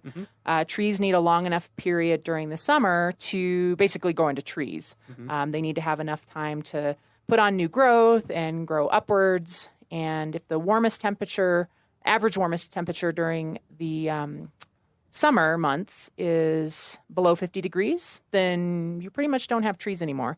So that 50-degree isotherm, as it's called, is the determining factor for tree line. So yeah, it's just too cold. Trees don't have enough time to grow up into trees. Right. It is too cold and harsh for any tree to make it. Yes, we definitely get the little kind of shrubby trees we call krumholtz, which technically are the same tree species you find down in the big, majestic forest, but they're a little stunted up here. Yeah, Krumholtz. That's an interesting word. Isn't that a great name? Yeah, it's a German word, right? Yes. Crooked wood. Crooked wood. Yeah, you see it. I'm trying to think of some places visitors go. They're really good to see it, like Rainbow Curve or... Yeah, Rainbow Curve is definitely approaching that kind of close. Transition zone between the forest and the alpine tundra. Yeah, and even even at pull-offs like Forest Canyon, Medicine Bow Curve, you can see examples of krumholtz. Yeah, it's really amazing. It's almost like natural bonsai or something. They just grow super close to the ground, really gnarled. They just Mother Nature's little pruning. pockets. Yeah. Yeah. Anywhere where they can find a little bit of shelter from the wind, even from themselves. It's amazing how thick it can grow in places too. Okay, so alpine tundra. Rocky has a lot of alpine tundra, right? About a third of the park. About a third of the park. And the park is just under 250,000 acres, so a lot of areas of alpine tundra. And I think one of the things that makes Rocky so cool and unique is that we have this road that takes you right up into alpine tundra. It's paved. You can see it in the summer when the road is open. And so when people are driving up, that's what they're seeing. One thing that I want to make sure we talk about, so we'll talk about it now with the alpine tundra. So no trees can grow up here, but other stuff can grow up here. What other kind of things grow on the alpine tundra, and when do they grow? Yeah, so surprisingly, I think to a lot of visitors and even staff when they first start working here is how diverse the alpine tundra is. 35 miles an hour in your car can kind of look like a lawn, but when you stop and really spend some time taking a closer look, there's actually over 300 plant species that make their home in the alpine tundra here in the park. Yeah. Some of those are endemic to high elevations in this area. So they're only found? They're only found kind of in the southern Rocky Mountains. And then some of them are circumpolar. You'll find them in tundra up above the Arctic Circle. You'll find them in other mountain regions in the world. So it's a pretty cool mix of plant species, a lot of flowering plants, which certainly is what draws a lot of people that come here up into the high elevations in the summers Yeah. to see the wildflowers. Yeah. And then it's just amazing how tiny and slow growing they can be. The growing season here is kind of short compared to what most people are used to in their gardens. And About how long is it? well, it depends. Depends, It depends. If you're in a really sunny, windswept area where you're snow free for a longer period of time, you might have a really posh growing season of like 90 days. Ooh, 90 days. Yeah. We're talking like, living the life. Uh-huh. And then other plant communities, other areas in the tundra where there's really late lying snow may only have a 35 or 40 day growing season. Wow. So you don't have a lot of time to do business as a Yeah. plant. So Yeah. you kind of have to have some, tricks up your sleeve in order to start growing at lower temperatures and put your flowers out into the world a little earlier than a lot of lower elevation plants. So it's pretty interesting. Yeah, what are some of the tricks? Well, certainly being able to photosynthesize at much lower temperatures than your counterparts down low. So a lot of alpine plants will start growing when temperatures are still, 32, 34 degrees Fahrenheit, just above freezing, really. Yeah. And then just growing quickly and putting a lot of energy into flowering right away because it's actually more energy intensive to make seeds. So you want to have a longer period of the summer where you're putting that energy into making seeds for the next generation. So a lot of plants up here flower pretty early.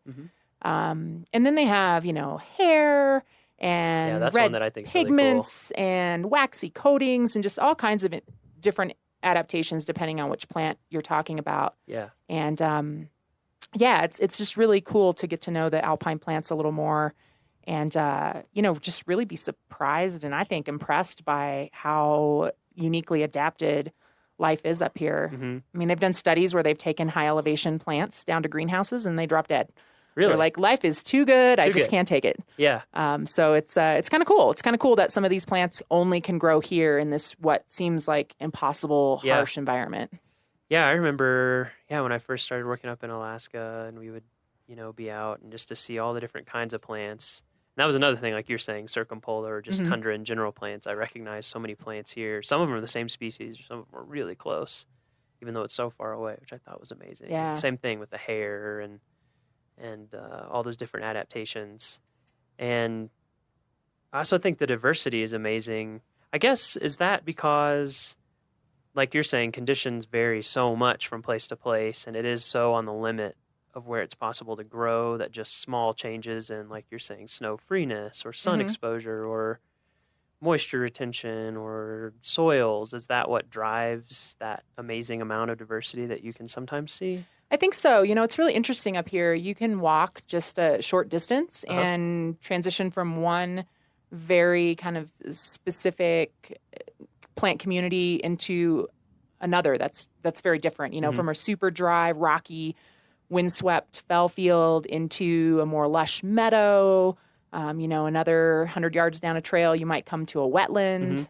So it really is, it's like a big city that's got all these really unique neighborhoods, ethnically and architecturally and, economically. It's just, it's the same thing, but it's, the natural world doing that on a smaller scale. And I think the point that you made is really, really good, is that I think this happens too a lot of times in desert parks or just anywhere where the conditions are difficult, is that when you're driving through, even at 35 or 25 miles an hour, it kind of looks like, there's not that much going on out there. And then if you stop and you actually start walking some of our trails, which we can talk about, and you look closer, you realize, whoa, there's so much stuff. You almost have to get your nose down in the ground. If you ever see anybody with their nose in the ground and their butt in the air, they're probably smelling or just taking pictures of their flowers. We call them belly flowers because you have to get on your belly to actually appreciate them. Exactly. Yeah. This is one thing I want to make sure that we cover, is that I want to talk about our tundra protection areas that we have in the park and why those exist. And so let's talk about that first. So we have tundra protection zones in the park areas. Could you talk about that a little bit?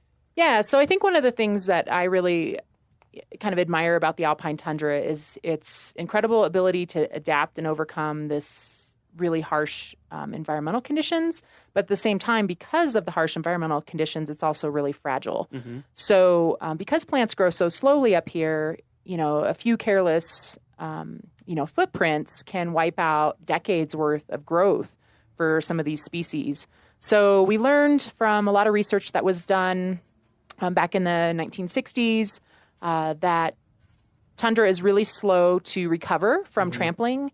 And because we get so many visitors and we have kind of, localized the impacts up here with our major viewpoints and parking areas in those particular spots, it's just not feasible to let folks kind of wander around on the tundra itself, right? Because there's too many feet, and they're going to cause long-term damage that is going to take 50 plus years to recover if no one continues to step on it. Right. So so in those areas we've created tundra protection zones where you actually are required by park regulation to stay on paved trails or in parking areas.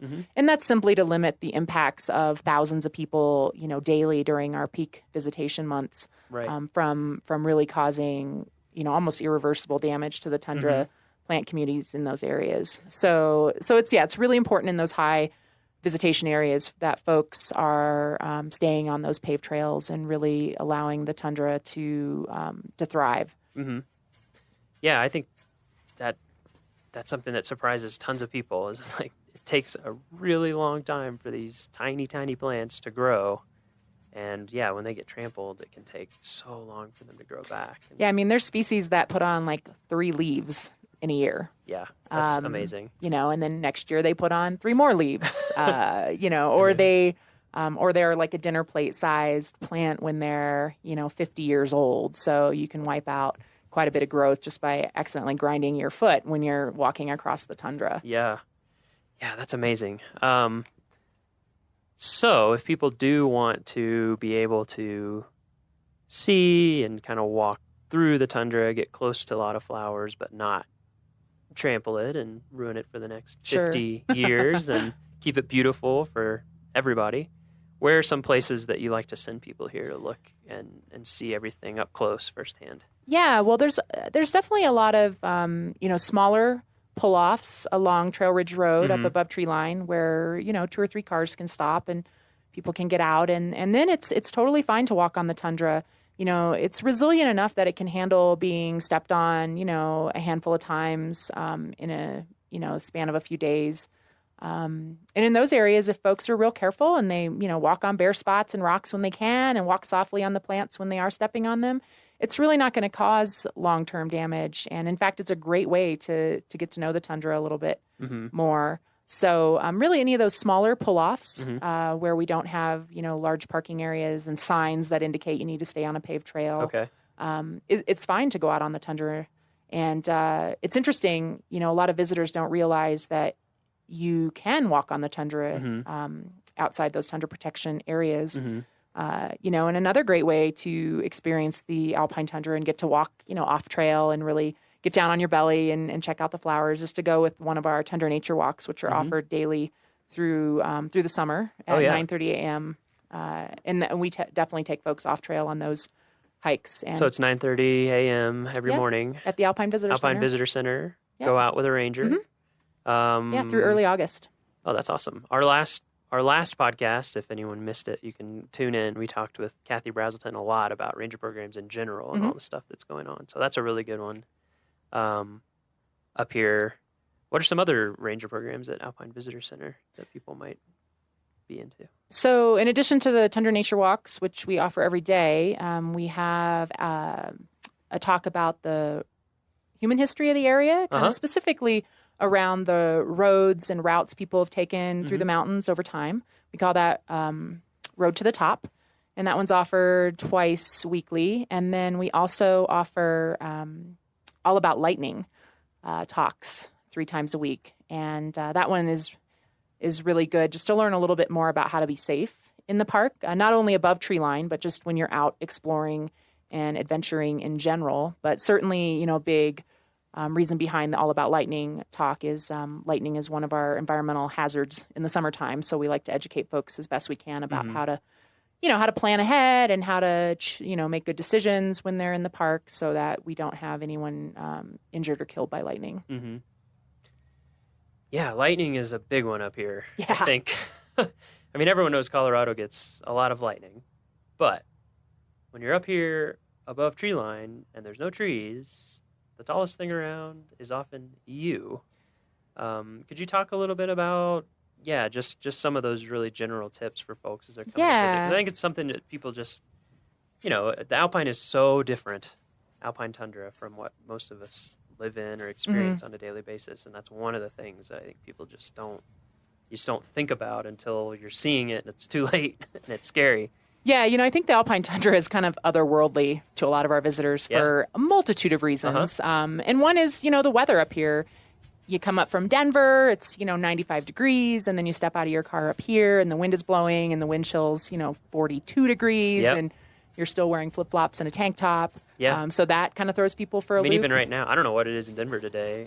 I think it's in the 90s. Yeah, it's supposed to be real hot today. And right now, it's in the low 60s up here. With a breeze. I'm glad I have on a wind jacket. I've got on a vest. And this is a hot day. Yeah, this is a really nice This is a really warm day up yeah, here. So yeah, definitely. That's a great tip. Yeah, and then I think too, when it comes to thunderstorms and lightning, so many of our visitors, and myself included, growing up, you watch storms build from a distance, and then they are, they're coming your way or they're moving away from you. But you kind of have this this almost like theater experience when it comes to weather a lot of times. And when you're in the high mountains, the weather often builds right where you are. So you don't see it coming. You are in it as it's developing. And so I think it takes people by surprise sometimes. It happens so fast. It really You'll does. see something off in the distance. And like you said, when you're like, oh, look at that storm. It's coming. And then... Or those puffy clouds are getting a little darker at the bottom. It's there in minutes. Yeah. Sometimes. So I think it does take people by surprise. And then,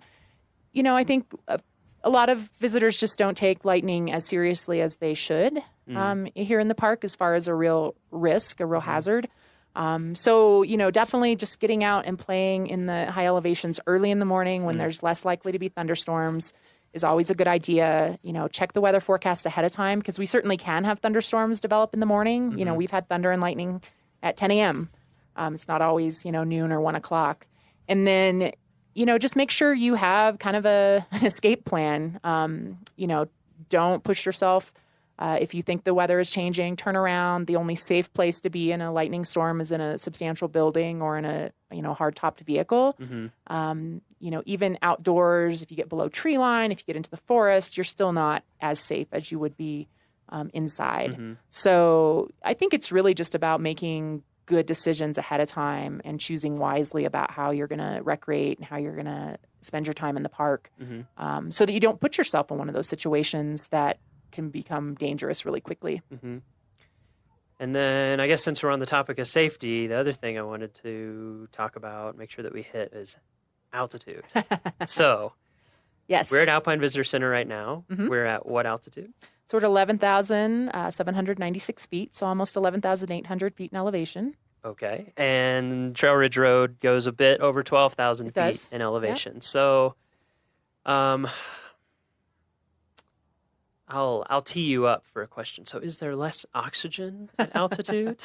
There is not less oxygen percentage-wise as far as the amount of oxygen in our atmosphere. However, there's less available oxygen to you because the molecules are more spread out. So if you kind of think about a box of air at sea level and a box of air at elevation, the percentage of oxygen is still the same inside that box, but there's less oxygen molecules at elevation. So you're getting less oxygen as you breathe. Yeah, for sure. Significantly less. Yes. So your body is working a lot harder to get the oxygen it needs. And, a lot of people think like, oh, I'll be acclimated after being here a couple days. And for a lot of visitors, they do feel better after they're here for a few days, especially if they're taking care of themselves, they're getting sleep, they're eating probably more than they're used to eating. They're drinking a lot of water. Caffeinated beverages do not qualify as fluids when you're coming to altitude. So those are all things that help. They help. Eat some, eat a little bit more food, get some more rest. You'll drink find some you're more probably water. a little hungrier than you normally are. You need to drink more water because one, the environment here is very dry. And then two, your body's just working harder to get what it needs. So you're using up more energy, more, liquid in your system. So those things can help. They definitely can help. But you don't fully acclimate until about 3 months, right? Which is the bad news, right? Because your red blood cells have about a 3-month life cycle. So you don't get rid of the old low elevation red blood cells, all of them, until the 3-month mark, and create those nice new red blood cells that carry more oxygen. So while most people will often feel better after being here for a few days or a week, physiologically, you're not going to be acclimated for quite some time. And how does it make people feel?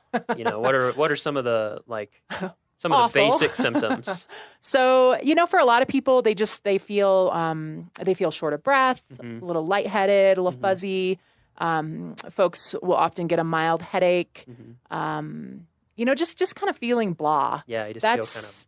Yeah, just kind of run down. And that's honestly pretty normal for most folks. Yeah. But what will happen is a lot of times it freaks you out, right? Like, why can't I catch my breath? I just did a short walk across the parking lot. Yep. So now I'm freaking out because I can't catch my breath. Yep. So now I can't catch my breath more. Right. And so I'm freaking out even more. And now I'm getting a little dizzy. And, it's kind of it's like a self-fulfilling prophecy. I've thought about that. So just that feeling stresses people out. Yeah, it totally stresses people out. It compounds causes anxiety. Itself. Okay. So, so if people are coming up, especially, I know people. I did this when I first came here. I flew in from DC area, drove up to Estes Park. Oh, we have a few hours before dinner. Let's drive up to Alpine Visitor Center. So you're basically going from sea level to almost 12,000 feet in no time. Yeah. And just standing around, you can feel dizzy, even if you're a perfectly healthy person. So one thing is, just recognize that those are some normal symptoms. And then what if you're up here and that they do start to get, like, if your headache starts to get really acute, bad, or it starts hurting, or you're just feeling crappy. Really bad headache. You can't catch your breath no matter what you do, no matter how long you rest. Dizzy enough that you have to sit down or you're going to fall down. Those are definitely more concerning symptoms. And all of the rangers that work here at the Alpine Visitor Center are emergency medical technicians. Oh, okay. Everybody. And everybody. It's a requirement of the job here. And we have a medical clinic attached to the visitor center where we can certainly treat visitors who are having a more serious reaction to altitude or something else. A lot of people with pre-existing medical conditions will find that when they come to altitude, it really aggravates their condition, and something that they might have had relatively good control over at home now is manifesting itself as a more serious medical emergency. So we certainly take those things very seriously and are happy to help folks that are having a more serious reaction to the altitude. So folks shouldn't hesitate to come on into the Alpine Visitor Center and talk to a ranger if they aren't sure if what they're feeling is, quote, normal or not. Right. Good. That's great. And then even if you're having mild symptoms, the best cure is? The only cure is to go down. The best and only cure. Yes. Go down in elevation. Yes. You'll be getting more oxygen. You will feel better. Descend. Yes, descend. Good. I think those are a lot of the safety things that I just wanted to make sure that we covered from the get-go. So we'll come back to Alpine stuff, Alpine Visitor Center, Alpine everything. But let's talk about you. Are you excited? I'm excited. I can tell how excited you are. So Cynthia, where are you from originally? So I grew up in Missouri. Missouri? Where in Missouri? Midwest. For our Missouri listeners. So kind of the west central part of the state. Okay. Small town near Warrensburg, Missouri. Uh-huh. And when you were growing up, were you guys big national parks travelers? We were. Mountain folks? Went out to the mountains? Yeah? Yeah, my dad was pretty opposed to going east of our home. Yeah? So we always went west and we visited national parks. That's just kind of what we did. We had family that lived near Yellowstone and Grand Teton National Park, near the Redwoods in California. So about every summer we took some sort of family road trip for a week or two and hit national parks. So, that was just kind of normal for me growing up. That's where we went on vacation. Yeah. We were definitely, though, the park visitor that stopped at the visitor center and got a map and then stopped at the overlooks and took pictures, walked the little nature trail, and then moved on to the next national park. Okay. We weren't hikers. We weren't campers. Yeah. We never went to a ranger-led program, which I find kind of ironic since I turned into a ranger that leads programs. Yeah. And I knew I wanted to be a park ranger by the time I was about 12, even though I Really? had no clue what they did. I just knew How they did had you know? to.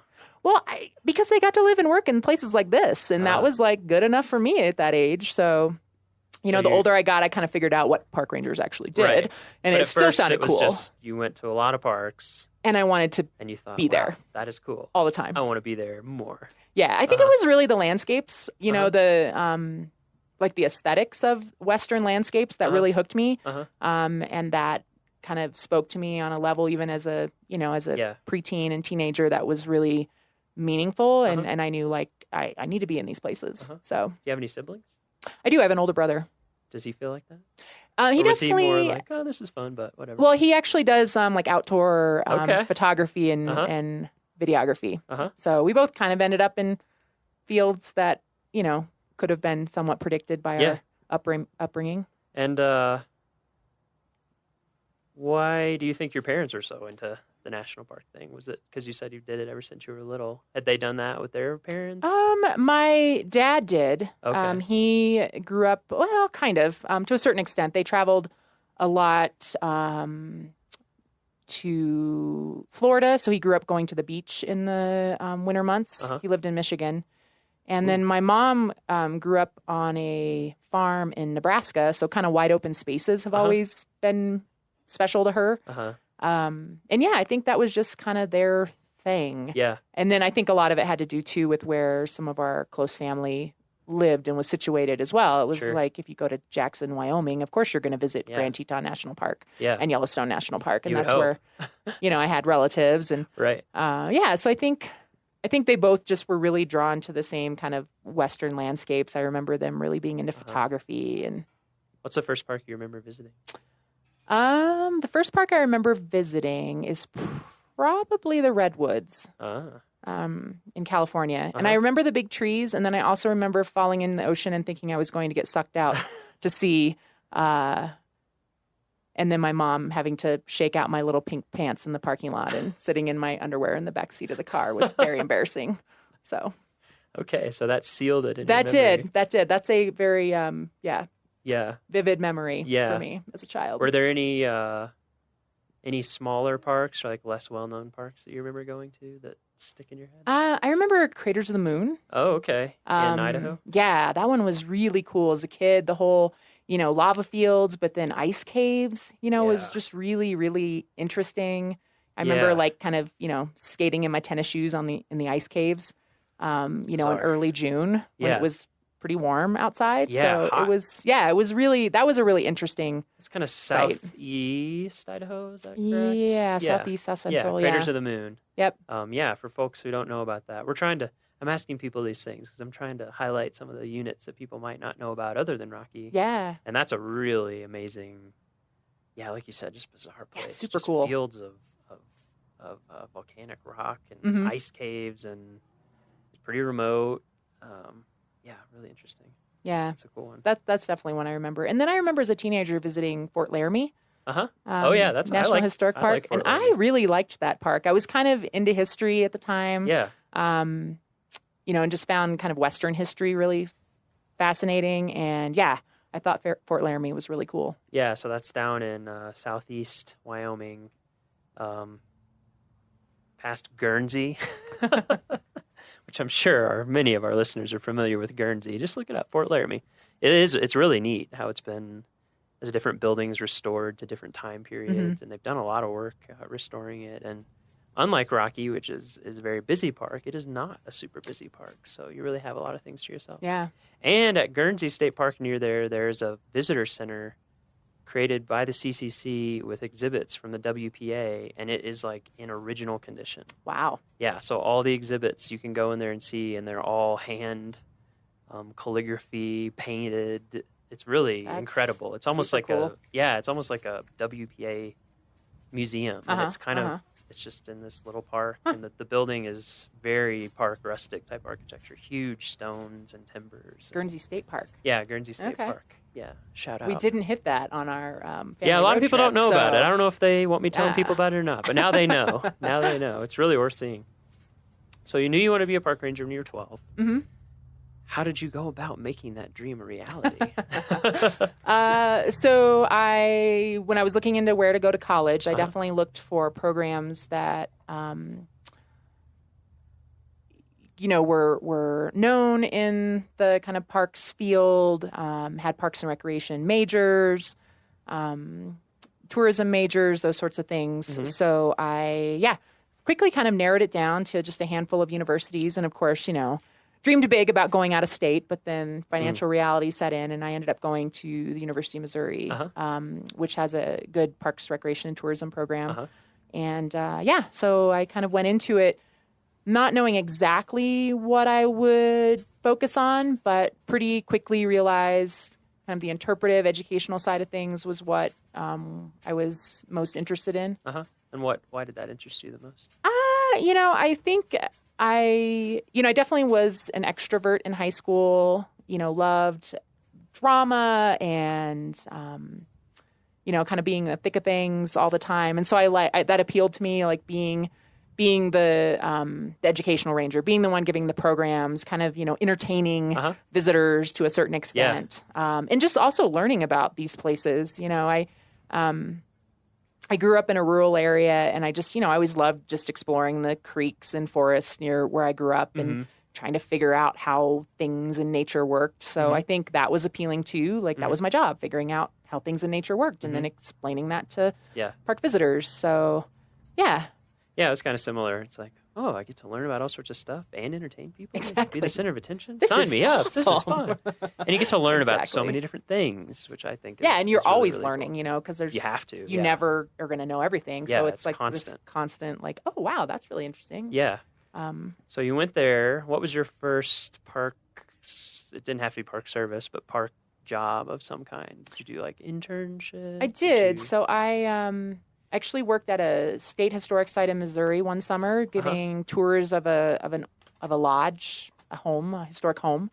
Bothwell Lodge State Historic Site near Sedalia, Missouri. Bothwell. Yeah. So Look that it up. was that was a cool experience. Yeah. And then I actually got an internship in the National Park Service because I always knew that, growing up in Missouri, I wanted to move out west. So I don't think my family or my friends ever expected me to stay in Missouri. So I was pretty excited when I got a internship at Rocky Mountain National Park between my junior and senior year. That was your first in college. internship. It was here, which is funny because this wasn't one of the parks we visited a lot as a kid. I think I'd come here once with my parents when I was maybe like 13 or 14. Yeah.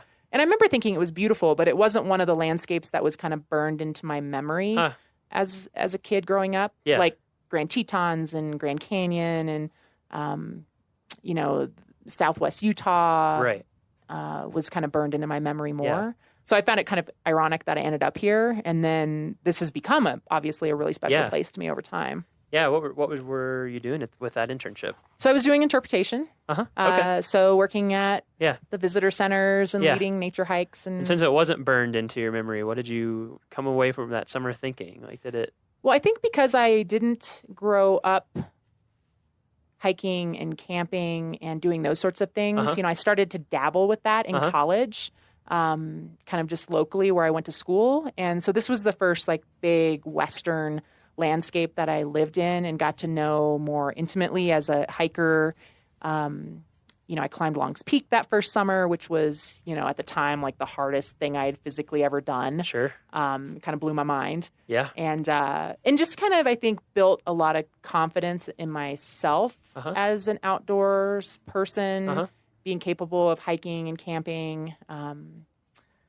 Like I planned a backpacking trip to the Grand Canyon after working here that summer for a bunch of my friends who had none of us had ever backpacked before. So it was kind of an epic fail in some ways, but also really awesome. That's how you learn. Exactly. Yeah, it was kind of the same way. I grew up, I was in Boy Scouts, but didn't do like backpacking or that kind of stuff. And then, I had an internship in Yellowstone one summer and just got after it, started backpacking and hiking and learning through great success and great failure, shivering nights and where you forgot something important or those things like a sleeping pad. Like a sleeping pad. Oh, it turns out they're not just to pad you, they're to keep you from being freezing cold. That's interesting that this was the first place that you came. So what about after that? What was your first Park Service job? Did it take a while? Or? It didn't. Okay. The next summer after I graduated from college, I actually got a job back at Rocky Mountain National Park working at the entrance stations collecting fees and selling passes. So that was my first, paid job in the park ranger uniform. And it was a great summer. It was super fun. I was fresh out of college, working with a lot of other folks fresh out of college. So it was kind of like summer camp. And it was, it was a really good experience. And then I was able to transition into more of an interpretive position the following summer here at Rocky Mountain National Park. And then I started popping around a little bit more to other national parks, which was kind of one of my goals when I was a seasonal park ranger. So I worked a summer in Olympic National Park. I love Olympic. Oh, man. Talk about an amazing backcountry park. Yeah, that's a crazy place.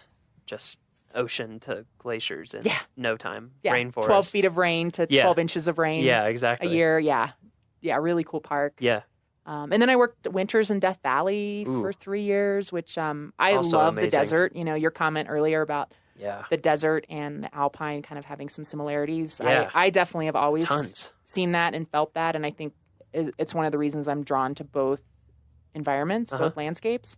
Yeah. But yeah, Death Valley was incredible. Talk Yeah. about just, I don't know, just such a vast place that just, I guess for me, the desert, you either love it or you don't. Yeah, that seems to be the case. There's not a lot of in between, and I absolutely love the desert. So that was a really cool experience. Yeah, I do spending too. winters there. And I found that too, because I also love alpine. I mean, that's one of the reasons why I was up in Alaska for a while. And I went to Death Valley, I guess a little bit before I started working here, so a few years back, and to make their new map.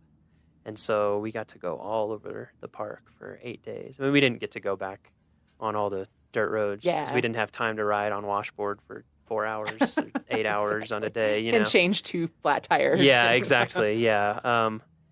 But I agree. I feel like there are a lot of similarities. Same with the plants, like we were talking about earlier. Yeah. Just lots of hidden treasures. It's an amazing place. I feel like a lot of people end up just driving through there.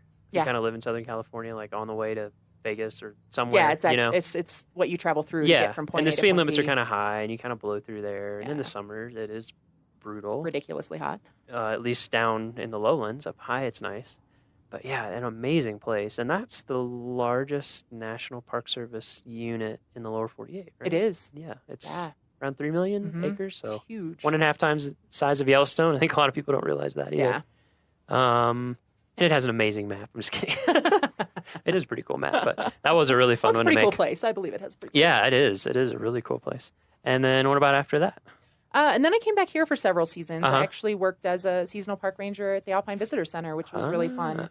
And then eventually decided that, if I was going to make a career of this, I, needed to have year-round work. Yep. And it took a few years, but I eventually got a permanent year-round job with the National Park Service at Point Reyes National Seashore, which was a really cool change from working in desert parks and mountain parks to go to a seashore and learn marine mammals and marine weather and pelagic birds and, all of the really cool things about, kind of coastal California. Yeah. And I was there for a couple years, and it was really a neat area to live, to visit a lot of other National Park Service sites, you know, everything in the San Francisco area.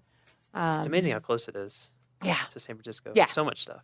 Yeah. Did you work out at it was the really cool. lighthouse ever? I did. Did you live out there? I did not. Okay. No. That always seemed hardcore to me, the people. Yeah, the wind. It's like the Alpine. The wind is it's pretty just brutal. nonstop. Yeah. And fog comes through there too, right? A little bit. Not too much. A little bit. Yeah, Point Reyes is awesome. Yeah. So I worked there, and then Joshua Tree National Park. Ooh, man. In Southern California, and then back here at Rocky. So you've hit a lot of great places. Yeah, I'm kind of picky. I have to, I have to be in a place that kind of feeds my soul. Yeah, it speaks to you, right? I like to visit a lot of, everything in the National Park Service. I feel is, valuable and important and inspirational and really cool to visit, but not all of the National Park Service sites are places I would want to work just because I need to be really personally kind of excited about. Yeah, I think that's the place I important. live. When I was doing that job where I was making maps, I traveled to all kinds of sites from big parks like this down to tiny little Revolutionary War battlefields and everything in between. And it's the people that were at those sites were excited about those sites. So I think Which is great. Yeah, it's like there's niches for lots of different people, And in fact, I think a lot of people end up in these little subcultures of the NPS, which is what I've kind of learned. Like I remember when I was down at some Civil War parks in the South, you know, they were like, yeah, the Cannonball Circuit, you know, it's like people who just, they love the Civil War. And I feel like especially in interpretation, like you have to love. You have to love the stories you're telling. Yeah, you have to. Yeah. If you don't love it, you'll either get bored of it or whatever, and then it shows for the visitors. You're not going to be as effective at actually doing your job. Yeah. That's great that you're able to be in so many places that worked for you. And so since you've been back at Rocky, have you always been at the Alpine Visitor Center? You know, the first couple years I was back here, I was not up at the Alpine Visitor Center. Yeah. I was down on the east side of the park, helping run the Sheep Lakes operation, which is another really cool place in Rocky. A lot of great people that dedicate their time to working there and helping protect the bighorn sheep and tell that story to the visitors. Yeah, so that's down in Horseshoe Park. Fastest way is from Fall River entrance, right? Yeah. Yep. Just, you know, for our visitors, look it up on our website, Fall River entrance, Sheep Lakes information. So you did that for a little bit. I did. But, you know, honestly, one of my dreams in coming back to Rocky Mountain National Park was to work at the Alpine Visitor Center and to kind of manage this part of the park from an interpretive standpoint. I just love the high elevation. It's really for me what makes Rocky really special. Yeah. It's the part of the park that I love the most. And yeah, so when I was able to come back up here and start, you know, managing the Alpine Visitor Center and you know, recruiting volunteers and park staff that were also really excited about this environment. It's been awesome. It's going to be hard to leave. Yeah, man. It's hard to top this, no pun intended. It is the highest elevation parks visitor center in the National Park Service, for those who might not know. Yeah, surprisingly, the second highest elevation visitor center, I'm pretty sure, is in Hawaii. Really? Yeah, I think it's on Haleakala, yeah. That makes sense. I never thought about that. But a lot of people would not expect that. Yeah, I hadn't thought about that. I remember one winter I almost took an internship there in Haleakala, and they were like, yeah, by the way, it's real cold up here and remote. It is very high I think their visitor center is at like 10,000 feet. Yeah, it's really high up there. Like it gets below freezing a lot. Why it is an amazing place. So you've been up here running the Alpine Visitor Center for a while. What are some of the, I'm sure there are many, challenges of running the Alpine Visitor Center? Because it's such a crazy place to build anything. You know, it is. And that's honestly what I tell my staff, my new staff in the spring, before we can even get up here, because the road is still closed. Yeah, when can you usually get up here? Usually late May. We shoot for Memorial Day weekend, but that more times than not doesn't happen. It's so usually, you don't have long between when you can get here and when it opens to the public. No. Okay. So yeah, it's kind of honestly a ridiculous place to have a building. Yeah. You know, in the grand scheme of things, it's a little over the top. So I think just the location is kind of ridiculous. You know, we don't have running water for the first few weeks that we're open in the spring, and for the last 3 or 4 weeks that we're open in the fall, which, you know, is not a big hardship or anything, but it surprises a lot of visitors. Yeah. They're not prepared for it. Absolutely. They don't understand why they can't have a flush toilet. So, you know, little things like that make it kind of challenging sometimes. The weather is totally squirrely, especially in the early season and late season. We can have blizzards blow in, you know, 60, 70 mile an hour wind gusts. Yeah. Lightning. I mean, our building has been struck by lightning before. Yeah. When it's really kind of dicey, you step outside and you can hear our lightning rod on the roof humming. And that's always a sign to go right back inside and tell people to put their umbrellas away. So yeah, when people drive up, they'll see, or if they look at pictures online, you know, these huge logs on the roof. That's for snow load, I assume. It's to hold the roof on in the winter so it doesn't blow blow on off. From the wind. Yeah. Okay, because the wind up here is crazy. Yeah, 100 mile an hour plus in the winter. And then, all the lightning, you know, rods sticking up. Yeah. So there you go. Yep. So yeah, the building tells its story pretty well. Yeah. But yeah, it's just, and then, you know, people, like I mentioned earlier, it's kind of otherworldly for a lot of visitors. They pop above tree line, and it's like no other place they've ever been, and the road doesn't have guardrails, and their heart's pounding a little faster, and they can't quite catch their breath, and the road doesn't have guardrails, and they're freaking out, and they pull into the parking lot, and they're having a full-on panic attack. And, you know, we calmly and confidently reassure them that the road is just as wide here as it is in Kansas, and you know, it can be really scary though. Yeah, it does scare a lot of people, understandably. So just the kind of the visitor dynamic. people coming in not feeling well, people coming in freaked out about the road. Yeah. People coming in just super, blissed out because this is a pretty incredible environment. So Yeah. you get the full gamut. So you never quite know what your day is going to bring, Right. which is one of the reasons I love it. Mhm. But yeah, it can be an interesting place to work for sure. Yeah. What is it about the alpine for you that speaks to you? I mean, I certainly can relate to that because I find the same thing. The first time that I went above tree line, I guess probably was in Yellowstone, and I was just like, this is it. This is it for me. I just immediately loved it. And I think as many people as there are who are kind of freaked out by it, there's a lot of people who have that feeling. But what is it for you that keeps the magic going? I kind of think it's a combination of the just the visual landscape, the incredible views, the fact that you can see mountain ranges that are, 40, 50 miles away, that it's such this wide open expanse of a landscape. And that kind of combined with the really hardy, cool, quirky adaptations to the plants, interesting animals that are only found in the high elevations. I'm definitely a plant person, so I geek out on me the too. alpine flowers, totally. And just the fact that it's like such a harsh environment, and the weather and the climate really shape it on some super in super nuanced ways that I just find really intriguing, and I'm always discovering something new. And it's just an incredible landscape. It's my happy place. It's where I go in my head when I need to be in my happy place.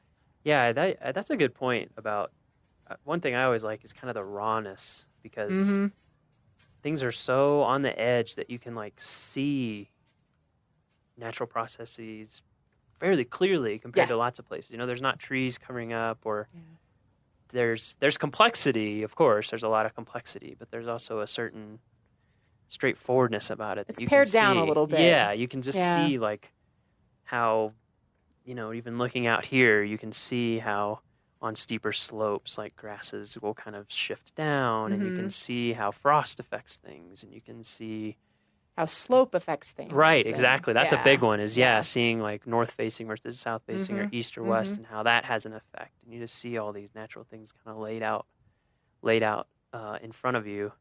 And then, too, the power is like, you can't ignore it. You can have no illusion that you're in charge. It's just because every day that illusion will be shattered by something. Yeah. And to me, also, it feels a little bit like going into space, because it's like you get a little bit of the year where you can come up here and be relatively comfortable as a biological human. And then most of the year is just completely unsurvivable for a person, basically. Super harsh. Yeah, it's just crazy. One thing I wanted to come back to, because you mentioned a little bit earlier, and I think a lot of visitors may not know the kind of human history of Trail Ridge, and before it was a road, just Trail Ridge. Can you talk about that a little bit, and what it was used for, and the role that it played for different cultures? Yeah, so the human history here goes back at least 12,000 years. Wow. We found archaeological evidence in the park of people using the high country, especially, way back. Yeah. And, kind of seasonally, of course, just like you just mentioned, it's not the kind of environment that humans can live in year round, but, it's a very rich environment in the summer as far as animal migration. Of course, 12,000 plus years ago, there was different species here than there is today. But, prehistoric people used this area for hunting, for gathering, for travel between kind of intermountain valleys. And the routes that they used continued to be used down into more modern native peoples. The Ute people used this area for a long time. I think at least 500, 600 plus years, and they used those same travel corridors that the prehistoric people used. There wasn't this big break. It was kind of a continuous use of this area. And once again, archaeological evidence of camps in the high country, of, spiritual significance and places of really, powerful, religion for the native people. We found, archaeological evidence of that, as well as areas where animals were captured and butchered for food. So there's a incredibly rich human history in this area, and even today we're learning more about that human history and how different spiritual sites in the park might be tied together and might have ties to the seasons or to astronomical events, or to other sites at lower elevation, and how they might be linked. And then kind of the late arrivers on the scene, the Arapaho, in the 1800s came into this area, and the Arapaho and Ute are still consider this a very significant place in their culture. A lot of spiritual significance still here. The rivers in particular here, the fact that so many rivers start in the park is really significant. And then these high elevation areas, some of the kind of spiritual sites are still considered really sacred to Ute and Arapaho even today, which I think is cool. I think, a lot of our visitors feel a spiritual connection to this landscape, and that's not something new. That's not like, oh, they made it a national park, and now people can, have this incredible, spiritual experience and connection to this place. This has been a significant place for humans for a long, long time. Right. Yeah, it's been speaking to people for a long time. Yeah, and I think that's really cool. We're very latecomers on the scene in the grand scheme of things as the National Park Service goes. Absolutely. And I think it's interesting too that, just when people come to visit, or if you're not coming to visit but you want to look online, go to our park website, see a map, or look it up on any map, and just look at Trail Ridge, not Trail Ridge Road, but just Trail Ridge, and you'll see it just makes sense as a place to travel. And so we have the Ute Trail that you can hike on that follows pretty closely the foot trail that was used, and even Trail Ridge Road doesn't stray too far from that. It doesn't for many miles. Trail Ridge Road follows that route that was used by prehistoric and Ute and Arapaho people. Yeah, it's just I always enjoy thinking about that when I'm here. That like you said, the park itself, it's been here now over 100 years, which seems old, but is a very small drop in the bucket that people have been here for a really long time. What are the most common visitor questions that you get up here? Well, certainly about the building. Yeah. Why are the logs on the roof? Okay. It's kind of an interesting architectural component. Yeah. And So we covered that. to keep the roof from getting ripped off by insane wind. Yep, keeps the building from blowing away. We get a lot of questions about the poles along the road. Oh, yeah, that's a good one. The one. snow poles. Yeah. Yep. A lot of people think it's to measure the depth of snow, when in fact they are put there so that the plow drivers can find the road in the spring. Yeah. Which is pretty mind-boggling to think about. Yes, if we've been for the past few years posting pictures every spring when the road crew are up here. So go on our Facebook and scroll back a little bit into May and look at some of those pictures, and you'll see why the snow poles exist. You cannot see the road. So that's what those are for. Yes, that's what those are for. We get a lot of questions just about hikes, and the wildlife up here sometimes is new for folks. Marmots and pika and some of the bird species like the white-tailed ptarmigan are unique to high mountain areas. So we get a lot of questions about that. And then because people have traveled, from the low elevations of the park to get here, they'll make note of things along the way, and we'll get questions about the dead trees that people see from the insect outbreaks that we've had in the last couple decades due to warming temperatures and longer summers and warmer, shorter winters. So we definitely get questions about that. Yeah. And and just people wondering where they can go to explore more. Folks, they are intrigued with this landscape, and being on a mountaintop is a pretty awesome experience. And so we get a lot of, what's a good peak to hike, or where can I, get out and explore the tundra a little bit more. And what about critters? What are the critters people wonder about? Well, people definitely wonder about the marmots, the yellow-bellied marmots. Even though they're not exclusively found in the alpine tundra, people seem to notice them and see them more up here. So people wonder, what was that animal? Was it a beaver? They'll wonder what it was doing. Yeah. And then the pika, of course, the American pika, which is, at least in this part of the world, pretty much a high elevation animal. Yeah.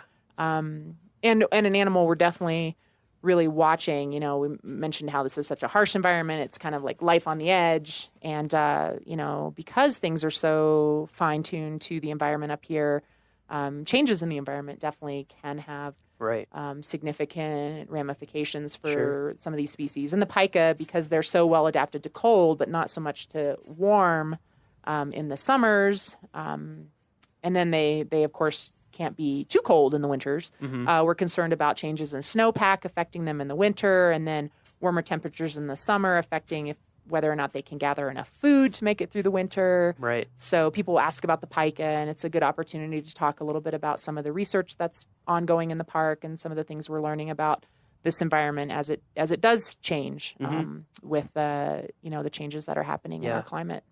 Yeah, any changes to averages you can start to see pretty quickly up here a lot of time. I mean, on the decade scale, which is enough for people to be able to actually notice. Even people who visited here or worked here for a long time. Well, even something as simple as a snowfield. We get a lot of questions about the snowfield right here from the Alpine Visitor Center that we're looking at.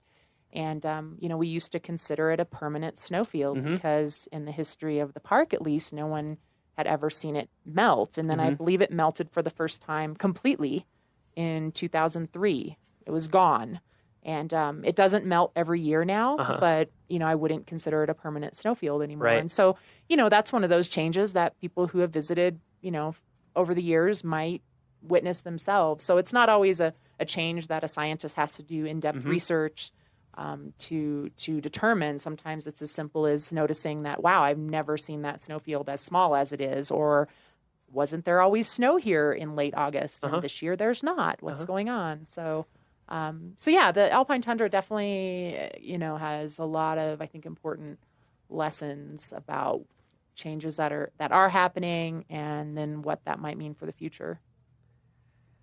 So we'll end with 2 questions. Okay. Second to last question, penultimate, whatever the word is. If you could give, we've covered a lot of tips about safety, where you can see things, animals, questions, things like that. So kind of apart from that, more general, if you could give people one piece of advice or just something to keep in mind as they come to Rocky, they come to the Alpine, maybe come to the Alpine Visitor Center, what would it be? It can be practical, or it can be more not practical, I guess. I mean, I guess I would just say, take the time to really notice the little things. A place like Rocky, the landscape itself can overwhelm you because it's just like yelling at you in your face. Like, look at me. This view is amazing. Yeah. How can you notice anything else? Sure. And I think, that alone is very powerful. But I think when folks kind of zoom in on a more more micro scale, they can really discover some true treasures, whether it's noticing how an animal is behaving or noticing that teeny tiny, alpine flower at their feet that they almost stepped on because they were enjoying the view. Or just noticing, something down at lower elevations with, a rotting log in the forest and what's growing around it. Sometimes those little things, I think, sometimes can layer on top of the overwhelming landscape pieces of a place like Rocky Mountain National Park and just add an incredible richness to your experience. So take the time to notice the little things, whatever that might mean, wherever you are in the park. That's great. Take the time to notice the little things. And finally, so your first internship was at Rocky. You worked here before, you worked here now. What does Rocky mean to you? Hard question. Wow. Tough question. That's a hard question. What does Rocky mean to me? Kathy had a hard time with it too. Probably everybody will, but I'm going to ask everybody anyway. I think it's changed over the years. When I first came here as kind of a, wide-eyed intern, it meant, just this really wild landscape, that I had to kind of prove myself in and figure out, how to be confident and capable in. And I think now, having worked here for a long time and having explored a lot of other Western landscapes as an adult, backpacking and, really, really getting to know places, I think now I see it more as a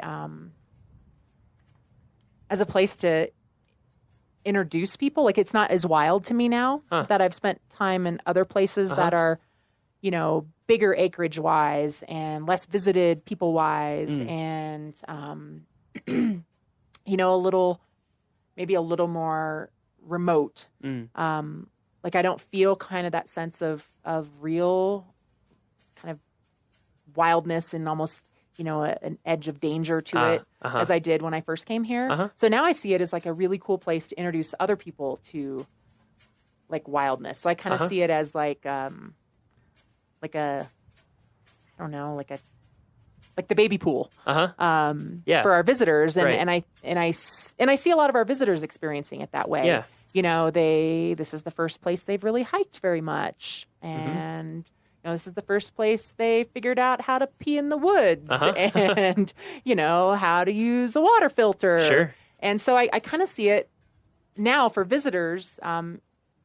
It's what it was to me, a long time ago. Right. It was the place I kind of like got my wilderness legs under me and really learned to love wild places and exploring them on a more intimate level.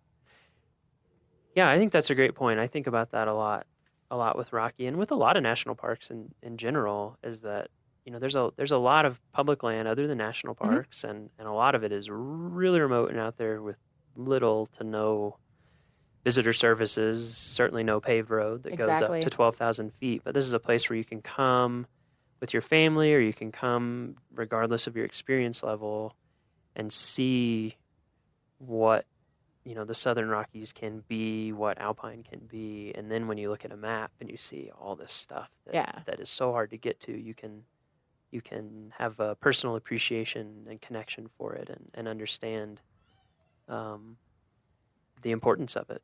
I think that's a great point. Yeah. Well, thank you so much for talking to us. You this are has very been welcome. super fun. Yeah. And anytime I can talk about the high mountains, I'm happy. Yeah, exactly. When people come up to Alpine Visitor Center, maybe you'll see Cynthia. If you do, say hi. Yeah, stop in and say hi. And we hope we'll see you soon.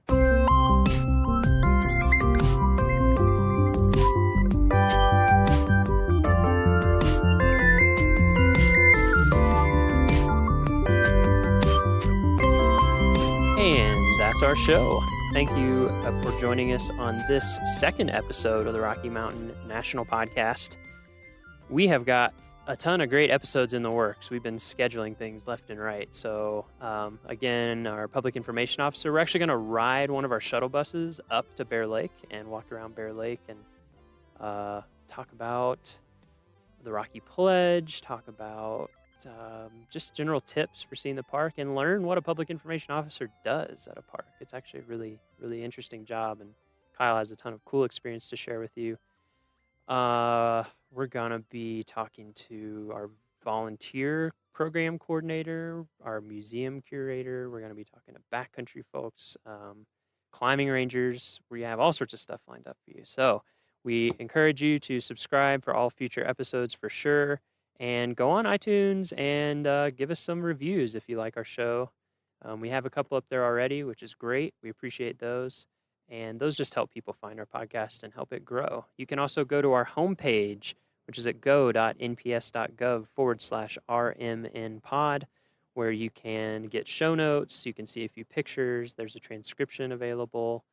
And you can actually leave comments for any of our episodes. There's a little comment section at the bottom of each post. And we would love any feedback you have for stories you would like to hear, ways the podcast could be improved, anything you have that can make this be the best it can be. So we appreciate all your feedback, and we look forward to seeing you in 2 weeks. The Rocky Mountain National Podcast is a product of Rocky Mountain National Park, one of 417 units of the National Park Service that preserve America's heritage for all, forever. Thank you so much, and we'll see you in a couple weeks.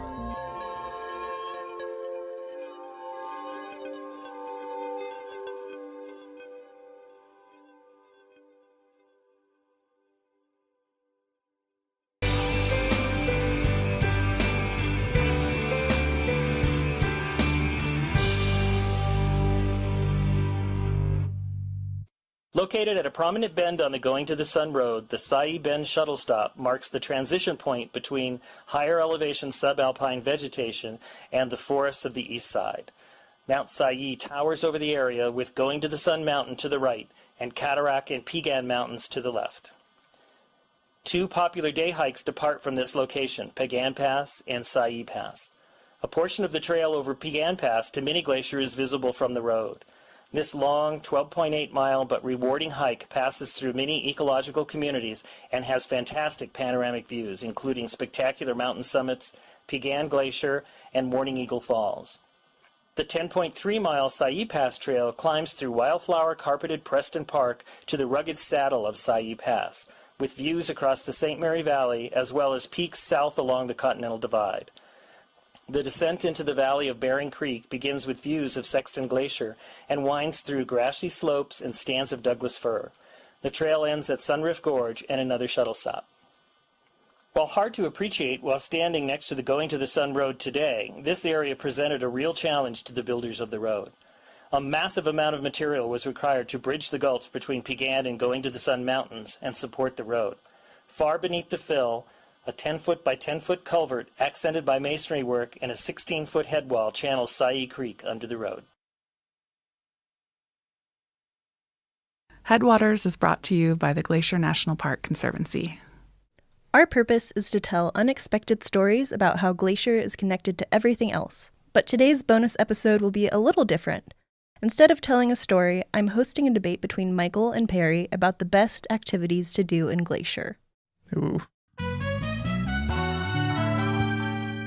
Hi, I'm Sophia. You're listening to Headwaters, a podcast from Glacier National Park.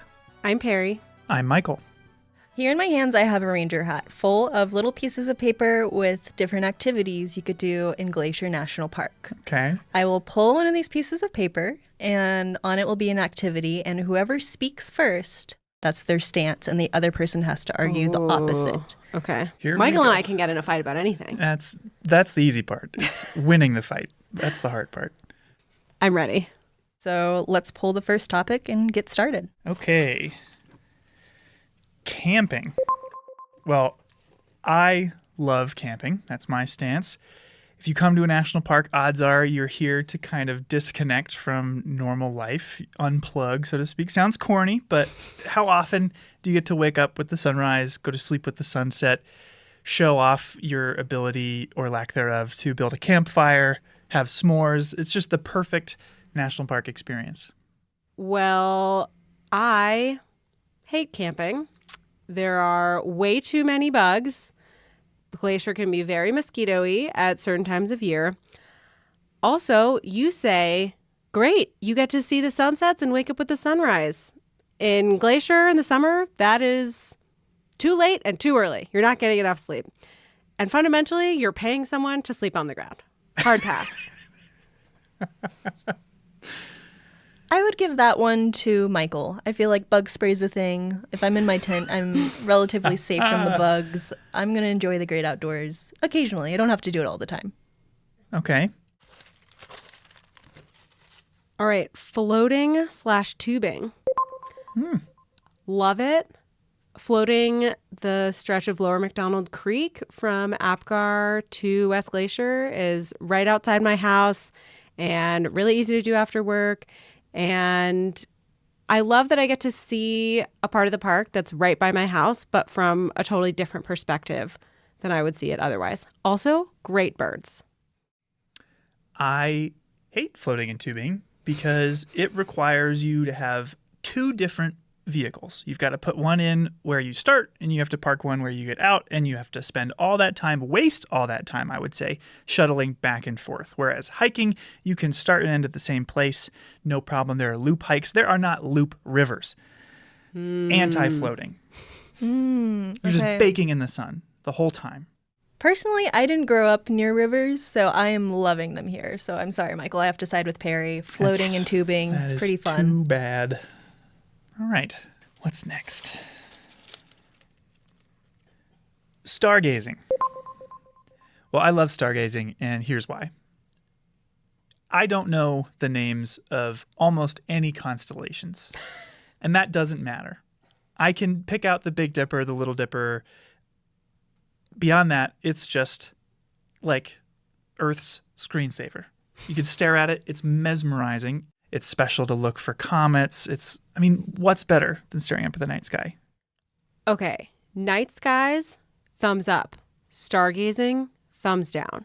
You have to stay up way too late. Here in Glacier in the summer, it's not even fully dark till well after midnight.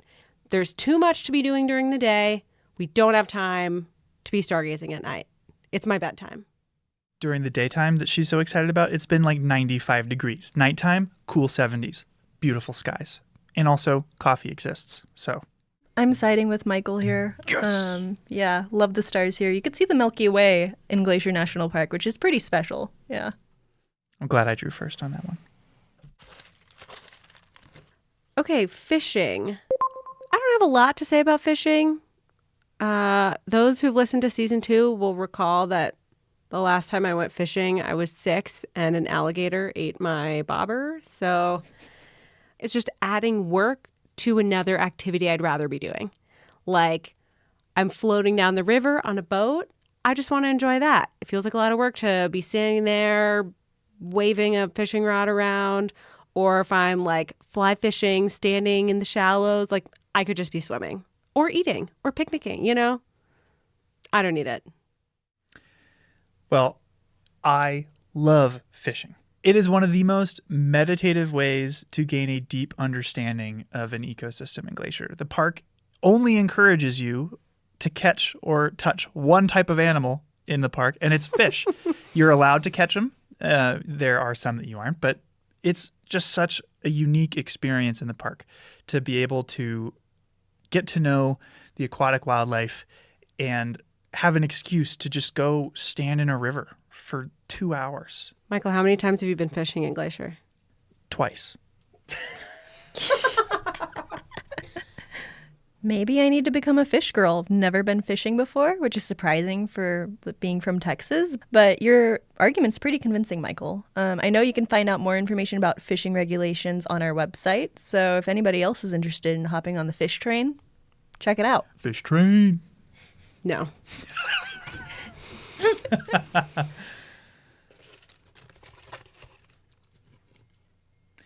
Driving, going to the Sun Road. Big fan. Love it. I mean, it's like the ultimate experience here. It's the experience that put Glacier on the map for people to come visit. It's where I would say 90% of the pictures of the park come from. Is from driving, going to the Sun, maybe 75. And that is because you get to witness 3 different distinct ecosystems in one 2-hour drive. You get to have incredible wildlife sightings from the safety of your vehicle. From bears to bighorn sheep, mountain goats, you get to drive to over 6,600 feet. What's not to love? Here's what's not to love: driving.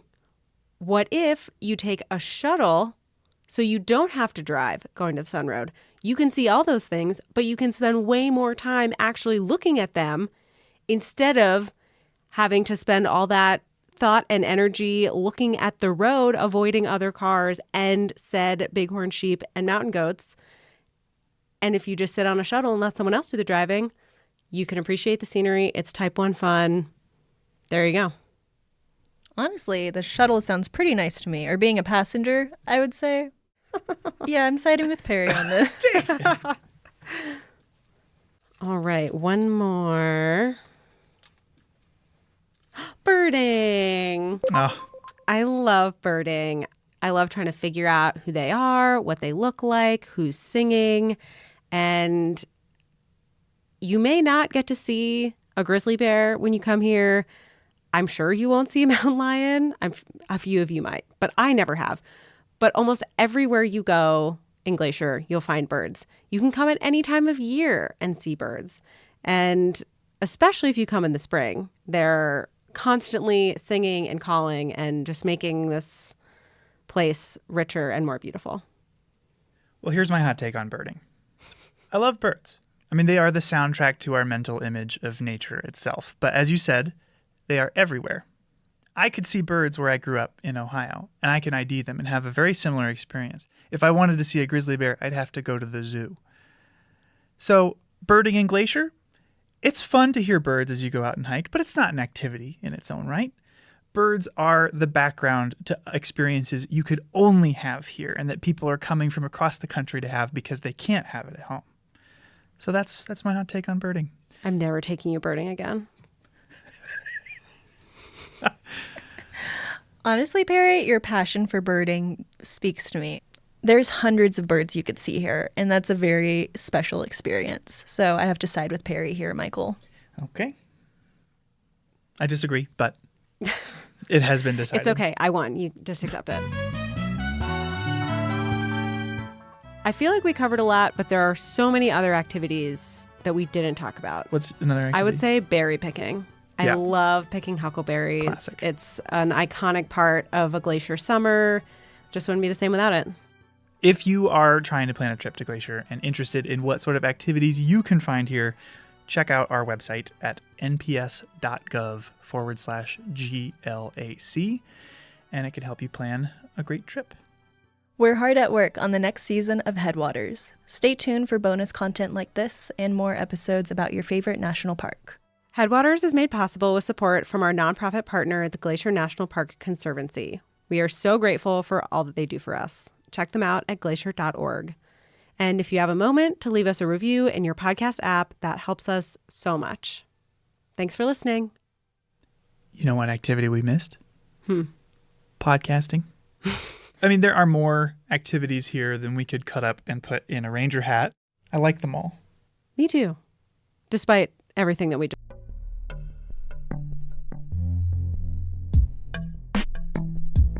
Hi, I'm Gabby. You're listening to Headwaters, a podcast from Glacier National Park.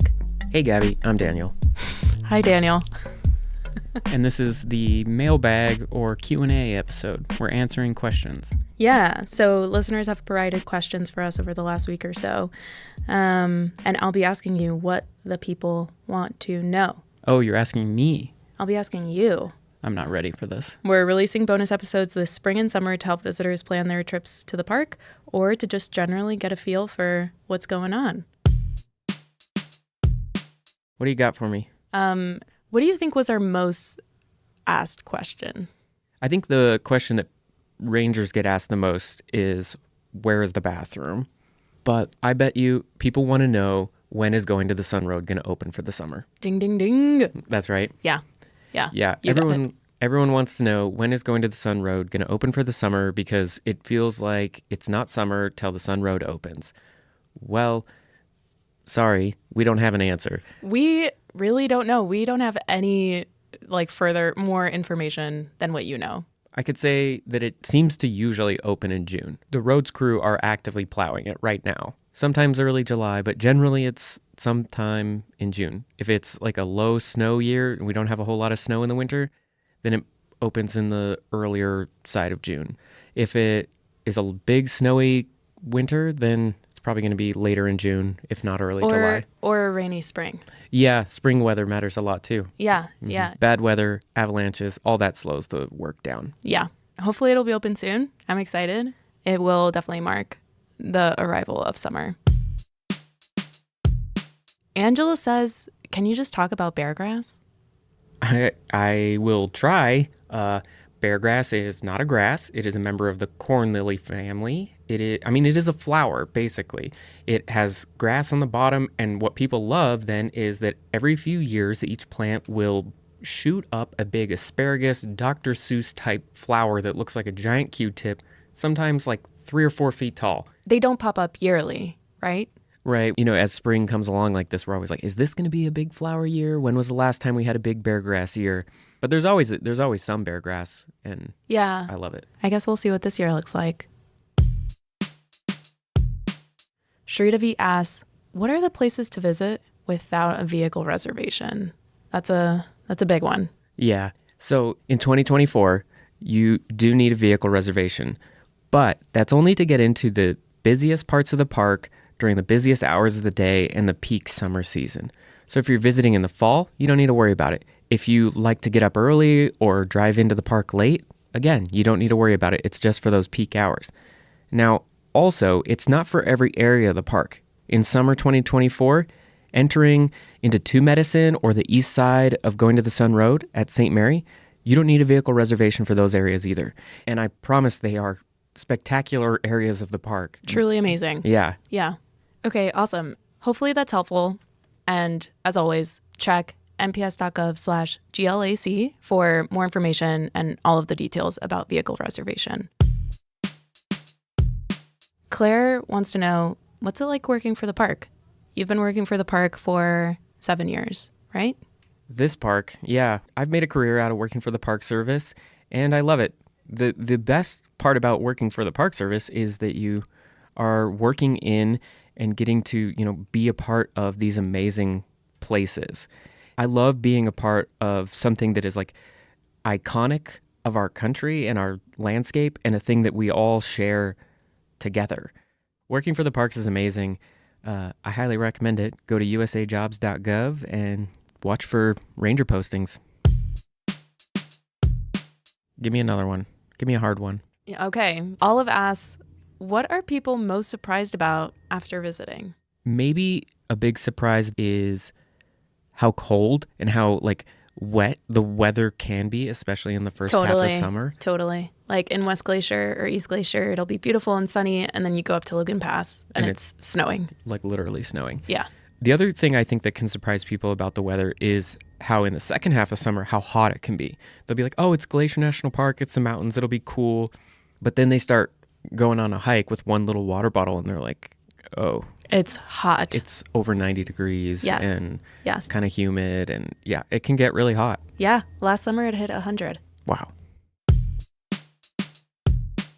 So Jack has a question about construction. Okay, Jack, here's the situation. In Montana, we have 2 seasons, winter and construction. Haha. Yeah. And here we are entering construction season. There's all kinds of jokes about this. The traffic cones that they put out around construction sites. The bright neon orange. I've heard people joke that that's, Montana's state flower. I think other states make these jokes too. Definitely, yeah. But it's true, the window for construction in Glacier National Park is pretty small because we have such a long winter season. So you have to squeeze all the repair and update, projects into a pretty narrow window. So you can hear the construction going on outside right now. There is construction going on in the park, a whole bunch of different areas. They're working on bridges. They're putting in new sewer lines. They're doing a lot of work. So it will most likely be a part of your visit. Yeah, but if you're just flexible, it shouldn't be a big deal. Yeah, not a big deal at all. Check nps.gov/GLAC for all of those construction updates and all of those details as to where those projects are going to be. Yeah, that's basically the answer to everything. Go on our website, check it out. Yeah. Plan ahead. Okay, this is maybe one of my favorite questions that we got. Miss Curly Girly asks, is the damage reversible? This question is sort of silly and also kind of deep, and right. Which is fun. Having no idea what Curly Girly is actually asking about, I would say let's be optimistic. Let's envision a better future than the one we're living in. Totally. The damage is reversible. We can fix things that are broken, and we can imagine better futures. Absolutely. This is a little bit of a history question. Are you ready for this? I'll give it a shot. Zach wants to know, how did the whole Glacier-Waterton connection come to be? Well, that is a good question. Basically, there was a Rotary clubs. These are like community social clubs, and they started talking about how these 2 national parks that share an international border could be and should be an example to the world about international peaceful cooperation. Mm-hmm. And they sort of developed the concept, and everyone liked it, got behind it, and in the 1930s, the world's first international peace park was born. Glacier-Waterton. Well, technically, it's Waterton Glacier International Peace Park. And Zach, if you want to learn more, I would recommend going back to season 1 and listening to the Goat Hunt episode, where Michael and Andrew dive deeper into Waterton Glacier International Peace Park. Yeah, that's a good idea. I thought you were going to say go to the website. I'm like, oh, people are going to be tired of hearing that. Oh, no. Yeah. But it's also true, though. I have 3 from Elizabeth. I didn't know 3 questions was allowed, but okay, let's hear them. What do we do when we see fellow tourists not following leave no trace principles? Ooh. Yeah, that's hard. I mean, it's not your job to police other people. That said, I feel like if you have the social skills and the situation allows for it, find a way to be friendly and encourage. Be curious. Yeah. I would say ask some questions before we make assumptions as to what people are doing or if they're doing something quote unquote wrong. Yeah. Yeah. I mean, if you see something dangerous or blatantly illegal happening, you definitely tell a ranger. But trust that everyone's doing their best and that Totally. Being friendly goes a long way. Absolutely. How do we convince people that nature is worth protecting as much as people? That's a good question. I like that one. You know, people are nature. Mm-hmm. The national parks operate with the belief that a really important part about getting people to care about the world around them and to care about this country's history and making the world a better place is learning and experiencing and making connections firsthand. So that is a really central part of the mission of the National Park Service, is to give people an opportunity to come visit natural places like Glacier National Park and make those connections and realize why that's so important to protect and cherish and preserve as well. and honor. Yeah, totally. Okay, Elizabeth has one more question. Oh, is it what's my favorite beetle? I knew it. That's exactly right. Mountain pine beetles, a natural insect that eats away at pine trees in the park. It's not good for those pine trees, but it's good for the ecosystem as a whole, and they're cool little beetles. Are these the beetles on whitebark pines? Pretty much every species of tree in the park has an associated species of beetle. So yeah, whitebark pine included. That's so cool. Mm-hmm. And if you want to know more about beetles or whitebark pine, you can go listen to season 2 of the podcast. Of course. Thanks, Elizabeth, for those questions. Okay, so the next question is from Lane, who wants to know, how has climate change impacted the way the park is managed? Yeah, that's a good question. I mean, it would actually probably be simpler to say, how has climate change not impacted the way the park is managed? Because it infiltrates every decision made in the National Park Service at this point. There are broadly 4 big categories in how the National Park Service is responding to climate change. One is through communication, so just doing things like podcast episodes about, educating on the topic. Then there's science. There are scientists actively studying how a shifting climate is directly impacting the resources or the plants, animals, history, culture, and all of that, how that's being impacted. But then on top of communication and science, there is also a whole lot of adaptation work. Basically, people studying and thinking about how, okay, we have more wildfire now because of climate change. How do we need to shift our response to wildfire in the face of that? Right. And then the 4th big area of the National Park Service's response to climate change is mitigation. And that means that we're trying to actively reduce the amount of greenhouse gases that are emitted inside the national park, reducing the amount of fossil fuels burned, stuff like that. How are we doing that? Putting solar panels on roofs, switching to more fuel efficient or zero emission vehicles, recycling, composting, basically anywhere we can find ways to reduce the park's emissions, we're trying to do that. And that's not just here, right? That's across the National Park Service. Yeah, it's across the federal government in general. That's great. How might visitors see and or experience everything that you talked about? Well, if you come to Glacier National Park in your electric vehicle, you can plug it in and charge it with a pretty much renewable energy resources that we have here with hydropower. You're going to see solar panels on the roofs of some buildings, but you're also going to experience the impacts of climate change almost inevitably. It gets a lot hotter here in the summers than it used to. We have a lot more wildfire smoke than we used to. And of course, the namesake of this park. Everyone wants to come and hike to a glacier or take a look at the glaciers as they melt. And so that's a big part of the visitor experience these days. Okay, Daniel, I'm going to close it out with one more question. Okay. What snakes are in the park? We have 2 kinds of snakes. They're both garter snakes. We have 2 species of garter snakes, and neither of them are venomous or dangerous. Snakes are cool. A lot of people don't come here for the snakes, but they really should.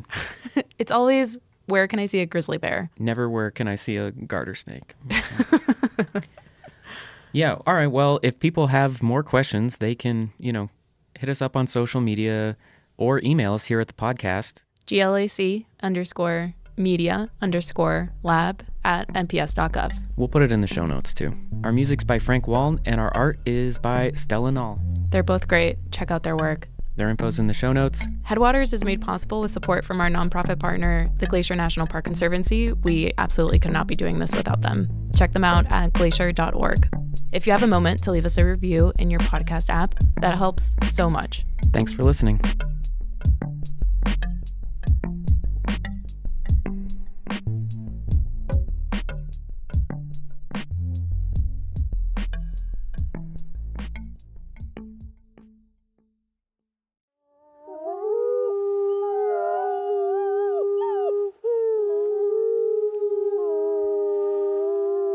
From Yellowstone National Park, this is what we do. I'm Jake Frank. And I'm Brett Rayburn.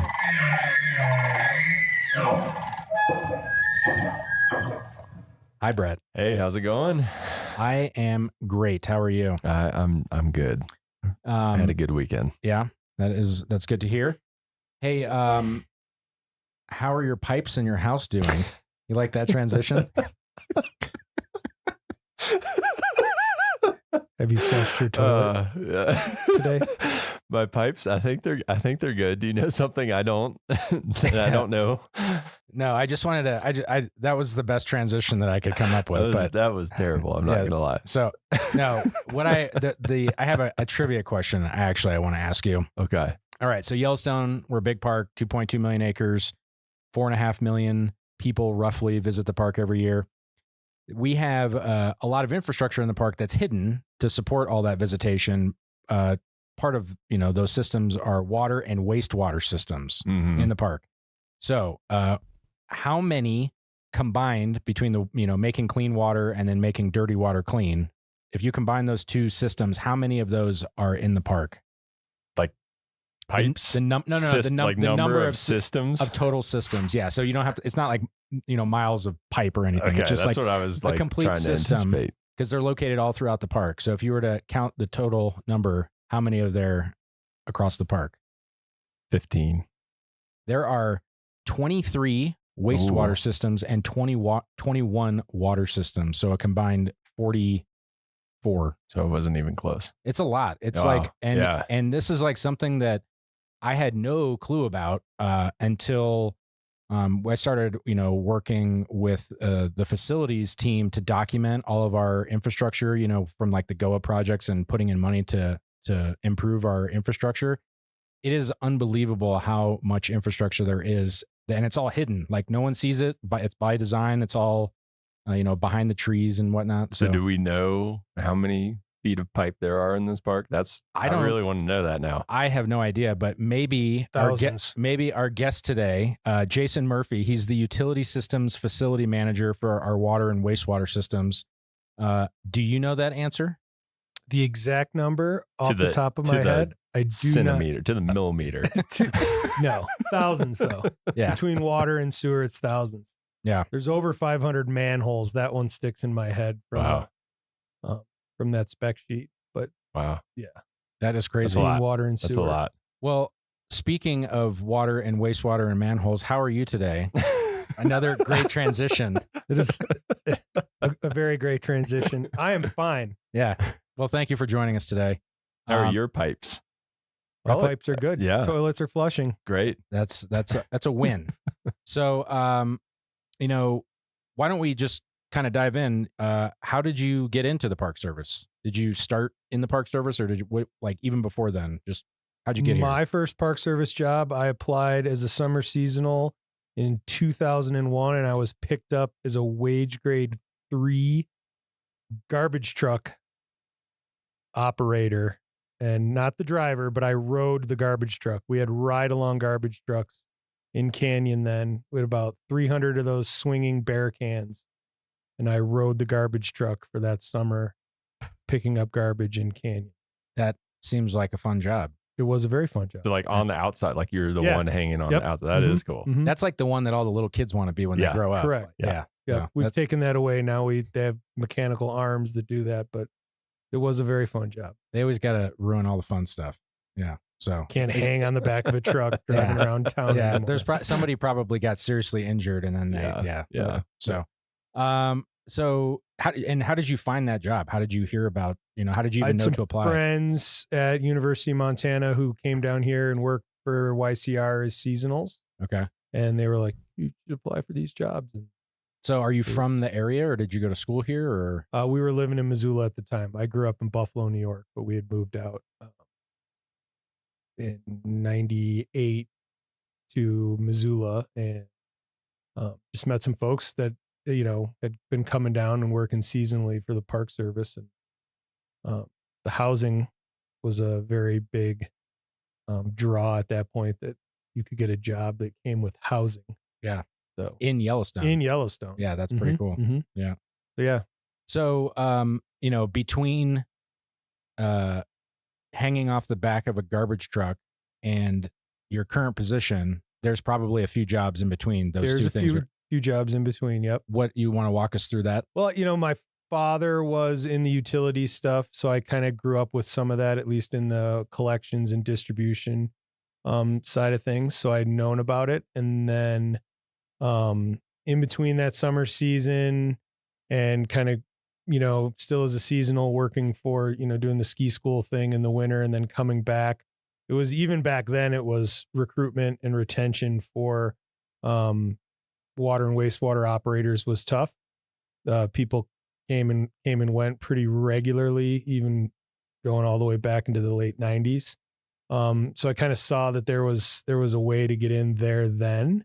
I did then do a little stint for the Department of Defense in Germany, working for the Army for a few years in early 2002 through 2004 or 5 when we came back. And I've been here ever since then.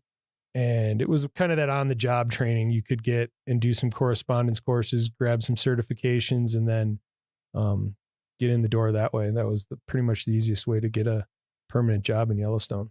Yeah. So we've done a handful of these interviews now, and the consistent thing is like, I think John Cataldo said, move at the speed of opportunity, is that it's just kind of being in a place and being willing to learn some new thing and then take advantage of it. So I didn't leave. Yes, that is another way. It's just plant your roots. So, so in your current job, so as the utility systems facility manager, do you have a typical day and or a time of year, or like what does your job look like? Well, let's be honest. There hasn't been any quite typical days since June 2023. What happened then? There was a flood. Oh, yeah, there was a big flood. Yeah. Yeah. So been pretty wrapped up in that project, getting the wastewater plant up and running here in Mammoth, which it's been up and running since July of. Yeah. So did I get the date mixed up? Was that 22? 22. Yeah. So for folks that don't know, we had a big flood in June of 22 that washed away one of our roads. And in that road was a wastewater line that would take our sewage from Mammoth out to the town of Gardner where it was processed. And then when that line severed, we basically had to build a temporary wastewater facility in Mammoth. We resurrected a facility that was last used probably in the late 60s, within a matter of 48 hours after we lost the main line down to Gardner. It was like a zombie facility. Yeah. Came back from the dead. Mm-hmm. Got a lot of chainsaws and weed whackers out, and thanks to YCC and a bunch of other folks and fire crews for getting some stuff cleaned up, and we were able to utilize some existing infrastructure actually to great success for a while to keep the community of Mammoth here. And then over the course of that year, I got those dates mixed up. So June 2022 to July 2023, build a biologically processing wastewater treatment facility here in Mammoth. It's been that crazy. Wasn't on your radar either. It was just like, oh, by the way, I know you have this to do, but this is a new thing that you have to do starting now. Yeah. And, living in Lower Mammoth, looking down and seeing that thing go up and just how fast, there's always speed bumps in the road, but I mean, with the government building things like building a wastewater facility in like less than a year isn't a typical timeline. No. Yeah. So, so I'm guessing that's been your primary thing to take care of is here in being on site. There's a few other folks like Molly, our park civil engineer, who's very critical in getting that up and running. We got great support from Denver Service Center and then the contractors and stuff that stepped up to get it all going. So with, all of the things that you're mentioning, is there like a skill set that you have that you found that has like kind of allowed you to be the most successful in your position? I feel like I'm pretty adaptable, flexible, kind of got to roll with the punches. And you need to be creative and use what you have around you. Like I said, there's some folks here who have been here for a while. So when the flood happened, we reached out to a few people that have been here for a while, and they were like, if you do this, and you got to have a good network of people to get all that information across and then implement. So being able to strategize quickly and then implement that plan. And that's kind of the general thing with utilities is stuff's going to happen and you're going to need to figure it out kind of on the fly. And you don't always have those parts on the shelf or even whatever it is. If it's a water main break or something like that, you've got to really be able to react quickly, but yet systematically and approach to keep everyone safe and to get the job done. Yeah, it's one of those things too that's like everyone's looking at you, waiting for you to figure it out too, because they're like just holding their pee over there, waiting to use the toilets again. Like, yep.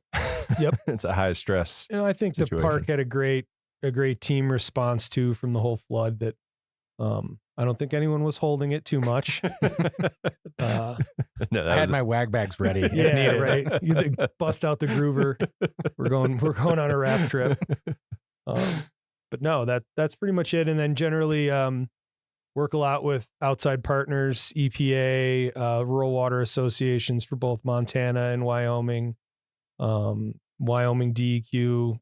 This position here, and with Molly and the civil engineer for the park, we work a lot with Denver Service Center, and it is kind of that kind of position where you're balancing between the regulatory agencies. Wyoming is the only state in the nation that did not take primacy over drinking water, so we get the fun of we work with EPA for drinking water Region 8, and then Wyoming DEQ for wastewater.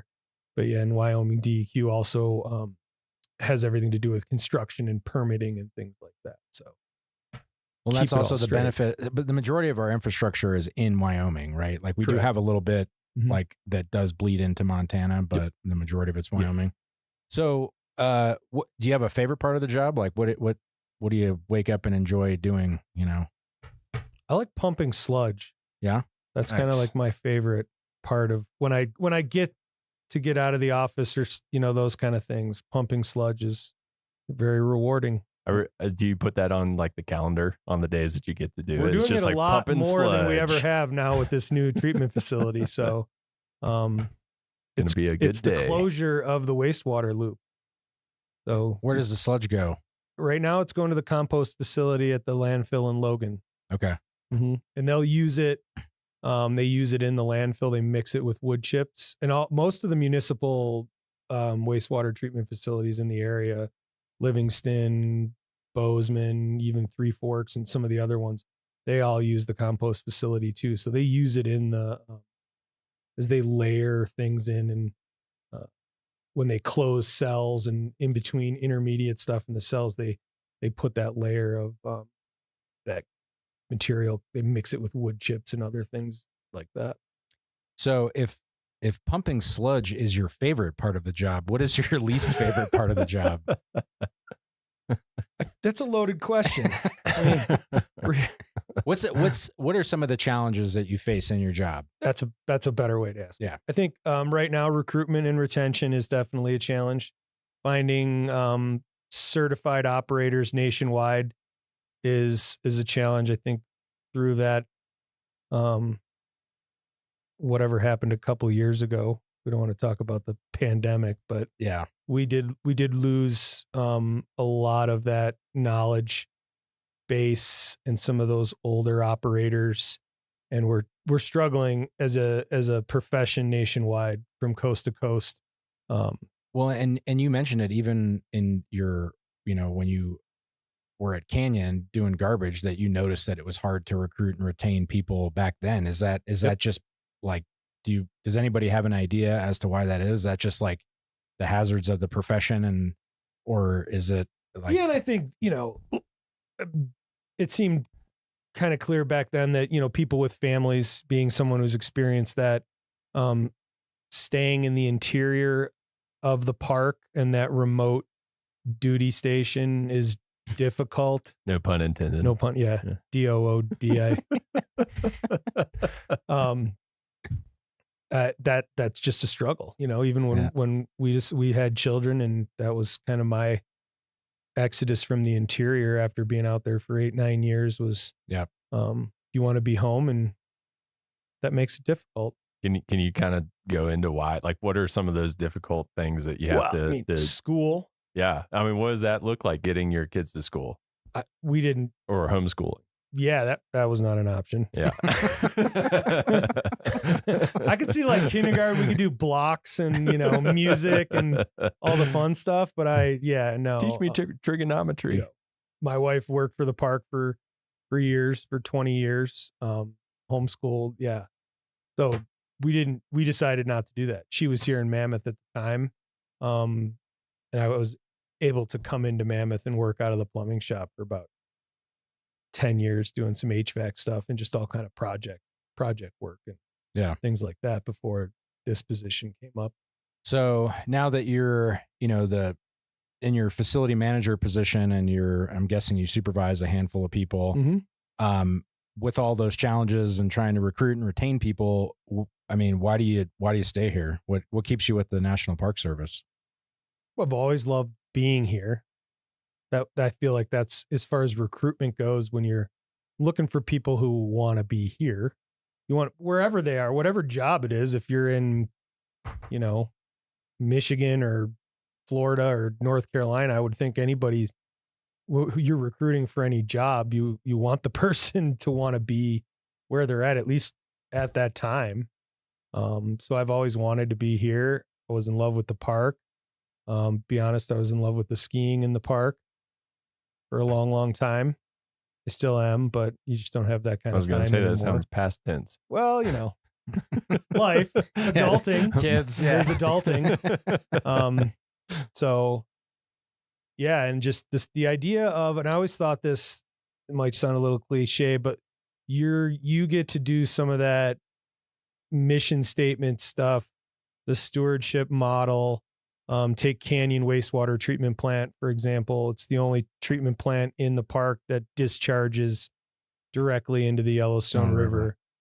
So I always thought, even going back to 20 years ago, that you had a part of that kind of responsibility and stewardship. And plus you're doing a little bit of science. There's some science to it.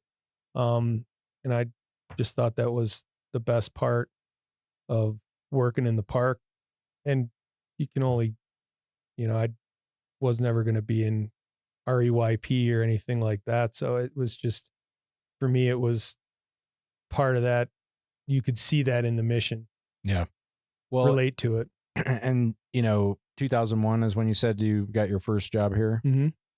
Is there, between then and now, has there been some point in your career that you kind of identified as like a turning point or a defining moment that you're just like really stands out to you? I think there's a lot, and not to talk, the flood was definitely one last 2 summers ago now. I think a defining moment was, getting that first permanent job, because that was a roller coaster. And then even progressing up and moving from the interior to Mammoth. That was a big deal. And because that's like the whole, everything other than work. It is improved by being up here, not the logistics of with your kids and, things like that. Yeah. That was when the skiing stopped. Yeah. So I guess in some ways improved, and in some ways, right? Yeah. Yeah, I do get that. And that's a cutting edge. It cuts both ways. Like, it's super fun to be in the interior in the winter. You have access to all this stuff, but then on the flip side of the coin, you got to get on the snowmobile and drive to the store. So you know, I think it's important though that we make sure that people know that the interior life in the winter is not, it's manageable. You know, if you don't make a grocery list now, if you come and you work in the interior, you might want to start working on your grocery list. You can't forget eggs. You can't forget. Yeah. You know, there's just a little bit, there's another level of logistics, and organization that goes to it. But I loved it. And that was a hard part of moving. Yeah. You know, I kind of felt like I was abandoning something that, I really wanted. I always wanted, even when we were in Germany working, I was always like, oh, okay, this is great. Yeah. Europe, we're traveling. Eating schnitzel. Yeah. We get to go to Croatia on our day on our trips or wherever it was. But I was always like, all right. And then the supervisor at the time, he would call my mom, be like, is he coming back? No, he's not coming back yet. And so when we decided to pull the plug, it was just a phone call. It was like, okay, I'm ready. Come back. And they welcomed us back here with open arms and a lot of mosquito bites. Mary went down to the south entrance. There's not a lot of mosquitoes in Germany. That was the one. Yeah. Not a lot of bugs in general, probably. So, you know, we're mentioning like recruitment, retention, finding the right kind of person. So say that there are people listening right now that are interested in this type of career. If they were to try to find this job on USA Jobs, what are they looking for? Like, is there a job series for like that you're hiring for, or typically that, you know? We typically were hiring for its utility systems repairer and operator. I believe the series is 4742. Okay. And we do hire. We have some higher graded positions that are open right now that would come with, being more certified at the beginning, but more and more we're opening positions that are entry level positions. We hope to do, in this recruitment push, we hope to do some other things. I don't want to, say things and never be able to implement them. So yeah, this is recorded. So then right, it's like, no, you said you would do this. Say-do gap is huge in this one. Yeah. But I think we want to get creative and work and talking to Wyoming Rural Water last Friday, and just reach out and try to come together with other organizations that are having the same problem and try to just pull together and work through this. Cause this is a nationwide kind of thing for us. In this field. And it's one of those things, it's one of those professions that no one notices it until something isn't going right. Mm-hmm. And when it is going wrong, it's really bad. Right. Like it's like an emergency type of a thing. Do you have any advice for people? Like if they wanted to get started in this, like if they have their certifications and everything, it sounds like they would just apply for a job. But Correct. if somebody is brand new, like what do they start with? I think you could start with, like this is going to get edited.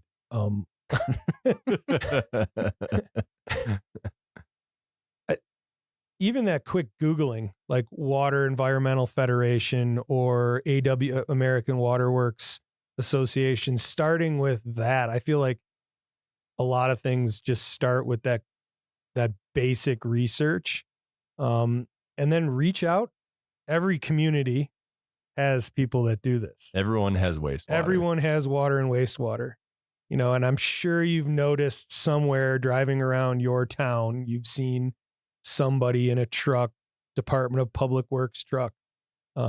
Yellowstone has municipal features. We operate, we plow roads, we make water, we do wastewater.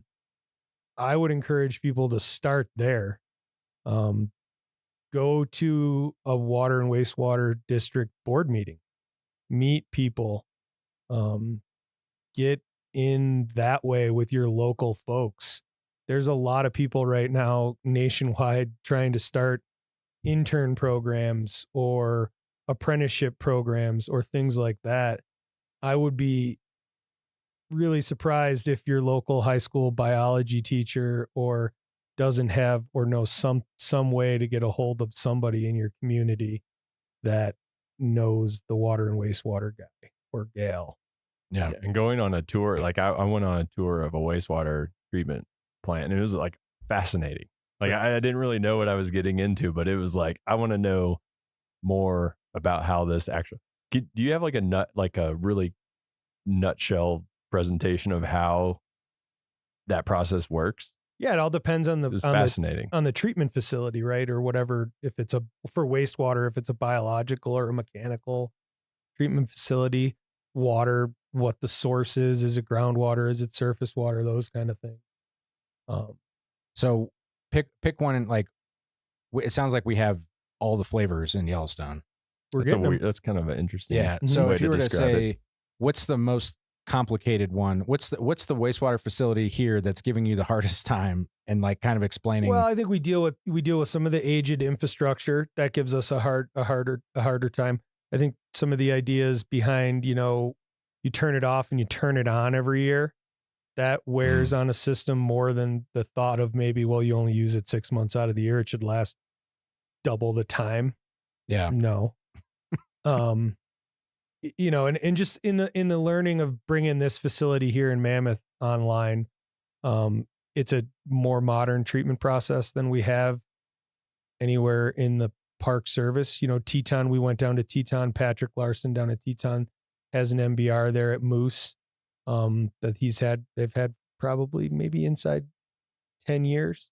We went down there and we talked to him and we learned about some of that. And I think what was good for us is we had that Great American Outdoors Act push already going. So we had a lot of this stuff we had a year under our belts of planning for building Old Faithful and Grant Village and Canyon. So we had some of that experience with the engineering firms already to kick this off the ground.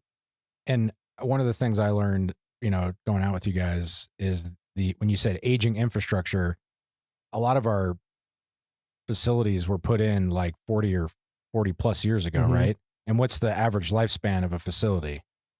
Well, I think that the average lifespan of a facility is if it was maintained. And we've struggled with that for a whole host of reasons. But I struggle with the idea of putting a number on it. Gotcha. I don't want to sit, it's going to last for 50 years. It's going to last as long as we need it to last if we take care of it. Yeah. We're lucky here. We're not in a situation like a municipality that's going to put in another 15,000 homes. So we can cap our capacity for the most part. So we don't need to worry about having another 1 million gallons of capacity when we might do some lodging updates and infrastructure stuff like that. But we're not going to have those same issues like a municipality, like a Bozeman or somewhere else.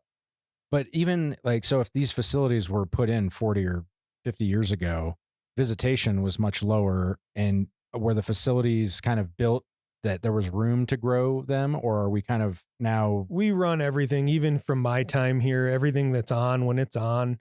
I always go back to the campgrounds were full in 2001 when I showed up, and the lodging was full in 2001 when I got here, right? Those plants were operating the same way then as they are now. They're on max, 14 hours a day or 24 hours a day. They're running at that capacity that they were designed. Gotcha. Well, yeah, admittedly. So this is an anecdote that I like to say. When I was a little kid, you'd always drive by the wastewater plant and you'd get the smell. And my mom's like, "Oh, that's the wastewater plant." And in my mind, I thought it was like the pipes dumped into like a plant with like leaves. And there was like a plant that just like ate absorbed all of the waste. And I was like, wow, that's a really cool plant. Like just like trees, they take the carbon dioxide out of the air. Well, plants don't tomato plants grow out of the sludge because we can't like process tomato seeds or something? Or am I just like, did I dream? That's a weird dream to have. I think I've heard something along those lines. Yeah. But I mean, wetland treatments is a very real process. Yeah. I mean, so it's not far off. Thank you for not making me feel thanks so for- silly. yeah. No. He's winking at us Yeah. across. You guys Yeah. can't see it, but he's like, we'll make Jake feel better. Yeah. So the last question we like to ask everybody before they go is, do you have like a favorite story or memory in Yellowstone or some other national park that's just like a fun thing to share with our listeners? I just think I was really lucky for the better part of 12 years to have my family here, raise my kids here in the park, and just have that experience. I feel blessed to have gotten to where I'm at today, and I look forward to, taking the challenges head on and getting to where we're going to go tomorrow. And then all those great powder days at Canyon over the course of 9 winters are always in the back of my head. Do you think your kids like fully grasp the fact that they grew up in like that's not normal to get to grow up in Yellowstone? Yeah, I think I do actually. Cool. Yeah, I think they do. As much as a teenager can grasp. Yeah. I mean, she didn't have a phone then, so yeah. Those are those like icebreaker things that I think they can be like, I grew up in Yellowstone, Yeah. Good story. Well, thank you so much for taking the time and to talking about water and wastewater with us. It's one of those things that again, getting to go out with you guys and your team and seeing what you do, it's really very interesting. Also, I think everyone in Mammoth and the hotels and everybody that's here, the fact that we can even be here because you guys got that facility up and running as fast as you did. We really appreciate that as well. Appreciate that. Thank you. It took a lot of people. Well, that's it for this week's episode of What We Do. Thanks again to our guest, Jason Murphy. If you like what we do, rate and review the show wherever you listen because every positive review helps new listeners find the show. If you have questions or you want to learn more about a particular job, contact us using the form at go.nps.gov/whatwedo. Thanks for listening.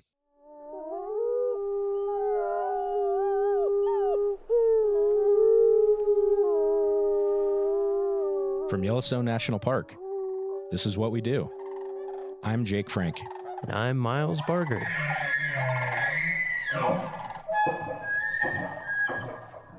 Miles, how's it going? Going great. Yeah. How are you? Good. How was your drive to work today? Very short. Yeah. How are the roads? Very clear and in excellent condition. That's good to hear. Honestly, yeah. So, speaking of roads, to start, I have a trivia question. I'm curious if I would say this is on the easier of some of the questions that we've been hearing, but okay. Do you know how many miles of road are in Yellowstone National Park? 475? That is very close. 452, I think, is the number that I've been given from facilities in some of the reports that I've read. But yeah, 450 plus. And that's roughly the distance between like DC and South Carolina, Charleston, as the crow flies. So it's like multiple states. So it's a lot of roads that are in the park that we maintain In harsh conditions. In harsh conditions, On a volcano. No big deal. Yeah. Yeah. So yeah. It's either burning the road away or it's frozen and under snow. Or both. Or both. Yeah. For many.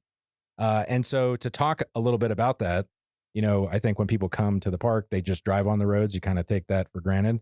But there's a lot of work that goes into keeping those up to date. So today we're joined by Brian Batzloff. He's the engineering equipment operator supervisor for the special projects crew. Did I get that correct? You got that correct. All right. Well, thanks for joining us. Thank you. Yeah. How are you Thanks doing for today? having me. Good. Yeah. How was your drive to work today? It was wonderful. Yeah. And when the roads are in bad shape, and you're like, man, that pothole, like what happens in your mind when you're driving and you hit a pothole? I try to figure out why it's there. Who do I need to call to get this fixed? Exactly. Yeah. So, we'll go ahead and get started. When and where did you get your start in the National Park Service? Here in Yellowstone, actually. I started, got my first job here in 1998. I was a carpenter's helper in the carpenter shop here in Mammoth. And then that was my last year of college. And then I went back to school, tried out some telecom work for a little bit in Atlanta, Georgia, and then decided I wasn't a city person. So I came back here. My family's from the area here right outside the north entrance. So I'm actually a third generation to work here in Yellowstone. Oh, that's awesome. My dad and my grandfather both worked up here in the park. Actually, my grandfather's on both sides. What? Whoa. Wow. So what jobs did they do? So my grandfather, ironically, he at one time held my position for a short time, which is, I didn't know that until recently when I was going through some of my dad's stuff, and I actually found his old nameplate from his door on there. So I have it in my office now. Oh, that's actually super cool. too. But no, he came, I believe in the 50s, shortly after World War II, after he got out of there, and he came with his uncle to Yellowstone and started his career out in Grant Village, and then kind of worked his way into Mammoth here. And then I think when he retired, he was the foreman for the carpenter shop. Awesome. And you mentioned him working at Grant Village. You are on special projects that's based out of Mammoth. Yep. Have you worked at other areas I in the did. park? My first full-time position at Yellowstone was out at Old Faithful, and I was a heavy equipment operator out there for about a year. And then an opening came back with special projects, and they actually approached me for a lateral transfer for that position. So between the job that you currently have and that first job, you mentioned that you had some movement in there to get where you currently are. Can you walk us through all the variety of jobs that you've had? So, like I said, my first year I was in the carpenter shop as a carpenter's helper, and then had that year where I was down trying to do the telecom stuff in Georgia. You're Rumspringer. Yeah. And then when I came back, I actually applied for a labor position with special projects. And when I got that job, I enjoyed the work. And so I just tried to take in as much as I could with the job and everything, and saw what I could do. And then my next position with them was a seasonal truck driver, motor vehicle operator for them. And then eventually when I was able to get on at Old Faithful as a heavy equipment operator, and then transferred into Mammoth, then worked my way up to be the work lead for special projects. And then here probably 3 years ago, I was hired as a supervisor for special projects. Awesome. Yeah, it's really cool. Like a lot of the jobs in the Park Service, this is like a theme that we've noticed, I think, is that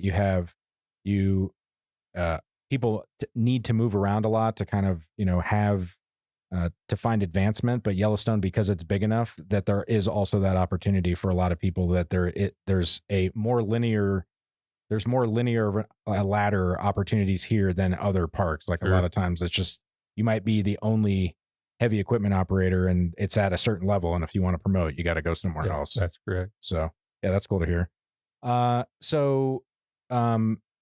Do you have a typical day? And like, I know that there's seasons, like, sure, but like, for us, there's really not a typical day. I mean, we have our big projects, our large projects in the summer, which consist of paving projects and chip sealing projects, which are road maintenance that we have to do every year, certain sections of the road. But, there's always the stuff that comes up, and that seems to be a daily occurrence, especially with the higher visitation and use and everything. We see more and more stuff that actually wouldn't normally, be there as far as that goes. But a typical day, I try to get into work probably about an hour before our team shows up, and then get everybody rolling, as my group likes to be out the door and working. So I try to have them out the door by 7:00 on the dot there, so they can get after it. And then kind of whatever the day takes us is where it kind of goes there. So if not a typical day, do you have typical seasons of the, you mentioned a summer season. So like what sort of projects do you guys do in different times of the year? So like for the summer season, like I just mentioned, basically the chip seal and the paving projects. And unfortunately, it's the time where we hinder the most with the public and the visitors. But with the way our work is, it's depends on the weather. I mean, we can't work in the real cold temperatures. We can't do this work if there's a lot of moisture, so unfortunately, July, August is when we're the busiest, and we do create a lot of traffic problems out there in the park, but it is for the betterment so that they can have nice surfaces to see the park on. And then in the fall, we start winding down a little bit, and we actually start gearing up for spring opening. for opening the park in the spring, because that is it takes us about 3 months to do all of our plowing. We start to open the park after snowmobiles in March, the first week of March. And we typically don't get done until about, usually it's Memorial Day weekend is what we shoot for, but the first week of June, a lot of years. Wow. And that's because we have to cover also the Beartooth Highway, which is outside the park, but it's 11,000, about 11,000 feet, I think, is the elevation up there. So there'll be snow 30, 40 feet deep up there in early June. So for somebody who's interested in, getting into this line of work, is there a skill set or something that that is the most important to have for like a lot of it's just you got to be willing to work hard, and put in the time, because our groups put in a lot of time. We use a lot of project money, so in the summertime we have the ability to have overtime, and it takes the overtime to get these jobs done. But it'll be typical when we're on our projects, we'll work 12, 13, sometimes 14-hour days, 5 to 6 days a week if we need to, for 2 or 3 weeks at a time. And then, as we jump to the next project. So you've got to be willing to, put the time in and everything, but it pays off in the long run. So speaking of overtime, I know that your crew was responsible for the, when we had the flood in June 13th, 2022, you guys were basically the first responders, more or less to the road that is now paved. Like it was an old dirt road. What, your crews did that? Like how much time and effort did you guys oh man, that seems like you worked around the clock. Just about, is my memory. Just about. We were, we started. For people who don't remember, for people who don't remember the flood, the one developed road between headquarters and the rest of the world basically just got wiped out. So I remember you guys were on it. Seemed like instantly.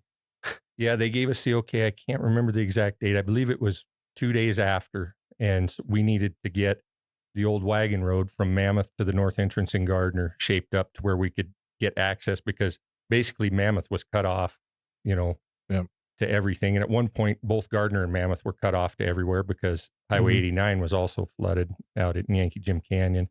And so, we started on and, talking with Cam and everything, it's like, do what you got to do to get it done. So we started on 14 hours a day, 7 days a week. And we just hammered it out until they kind of got things in place to have a contractor come in and kind of take it the rest of the way to final completion. But yeah, you guys crushed that. Thank you again for all of that. No problem. Us that live in Mammoth, I think we can't thank you guys and your team enough. That was really awesome. I couldn't believe how fast it was. Yeah.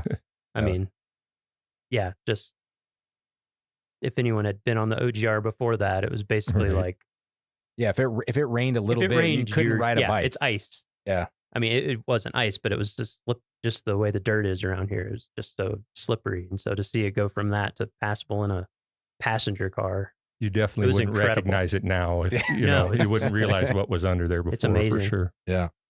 So what's your favorite part of the job? That's kind of a tough question. I mean, there's a lot of things. Of course, when you've worked here as long as I have, there's so many different things you could jump into. But I just like,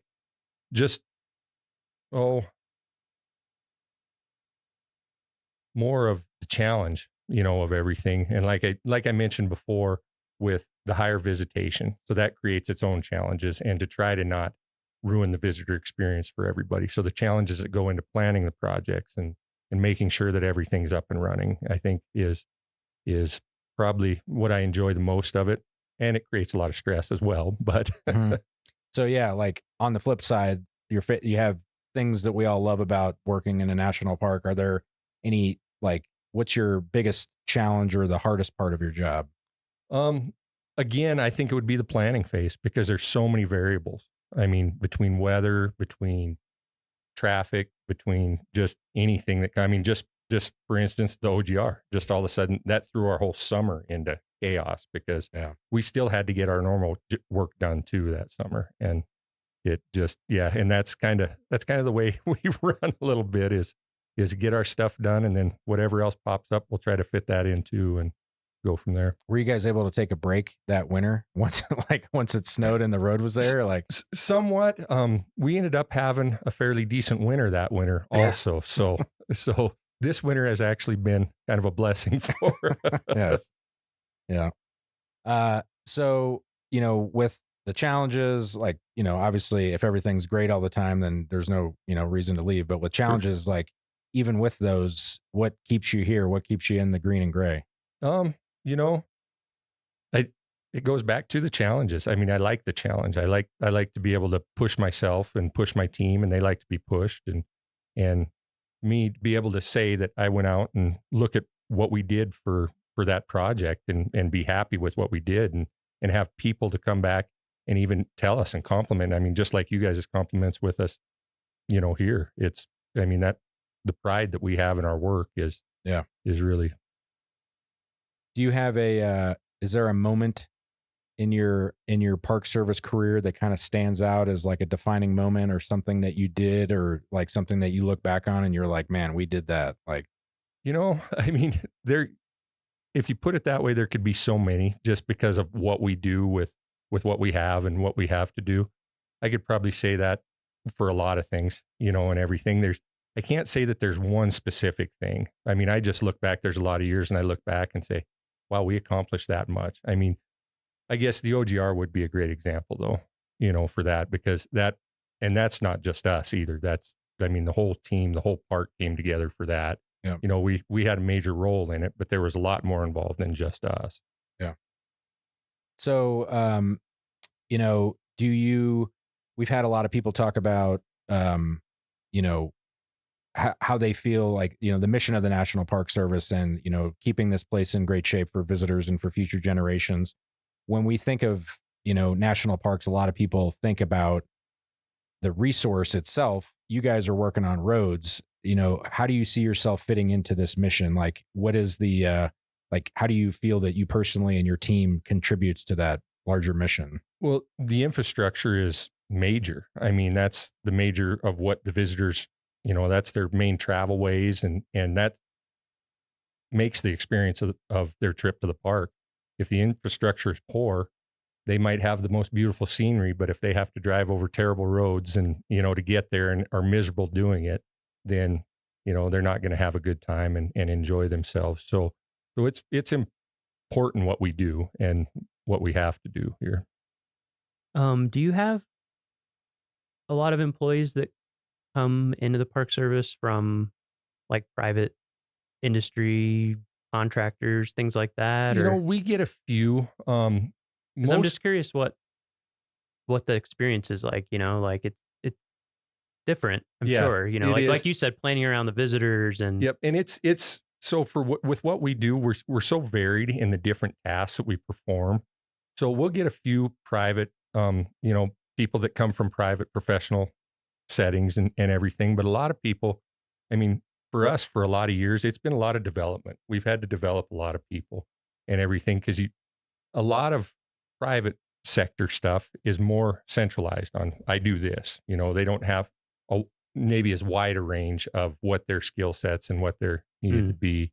And it doesn't seem like we get as many applicants from the private sector. And I don't know if that is pay gap difference or where that comes from, but we do a lot of inner development for us. And so is there like formal training, or, for somebody who is wanting to get into this, like how does one get into your line of work? So there is formal trainings out there. There's a lot of like tech schools and things like that will do the trainings, heavy equipment trainings, truck driving trainings for commercial driver's license and things like that. We don't require necessarily any formal training. We do have obviously the trainings that we do through the Park Service and that we do through our department, and everything to keep everything up. And the in-house trainings we do to develop our people is kind of the direction we go. But in order to get these jobs, obviously you do have to have some experience, with the heavy equipment. You probably need a driver's license. And a driver's license, yes, obviously. And so we require all of our heavy equipment operators have to have a commercial driver's license, Class A Type 1.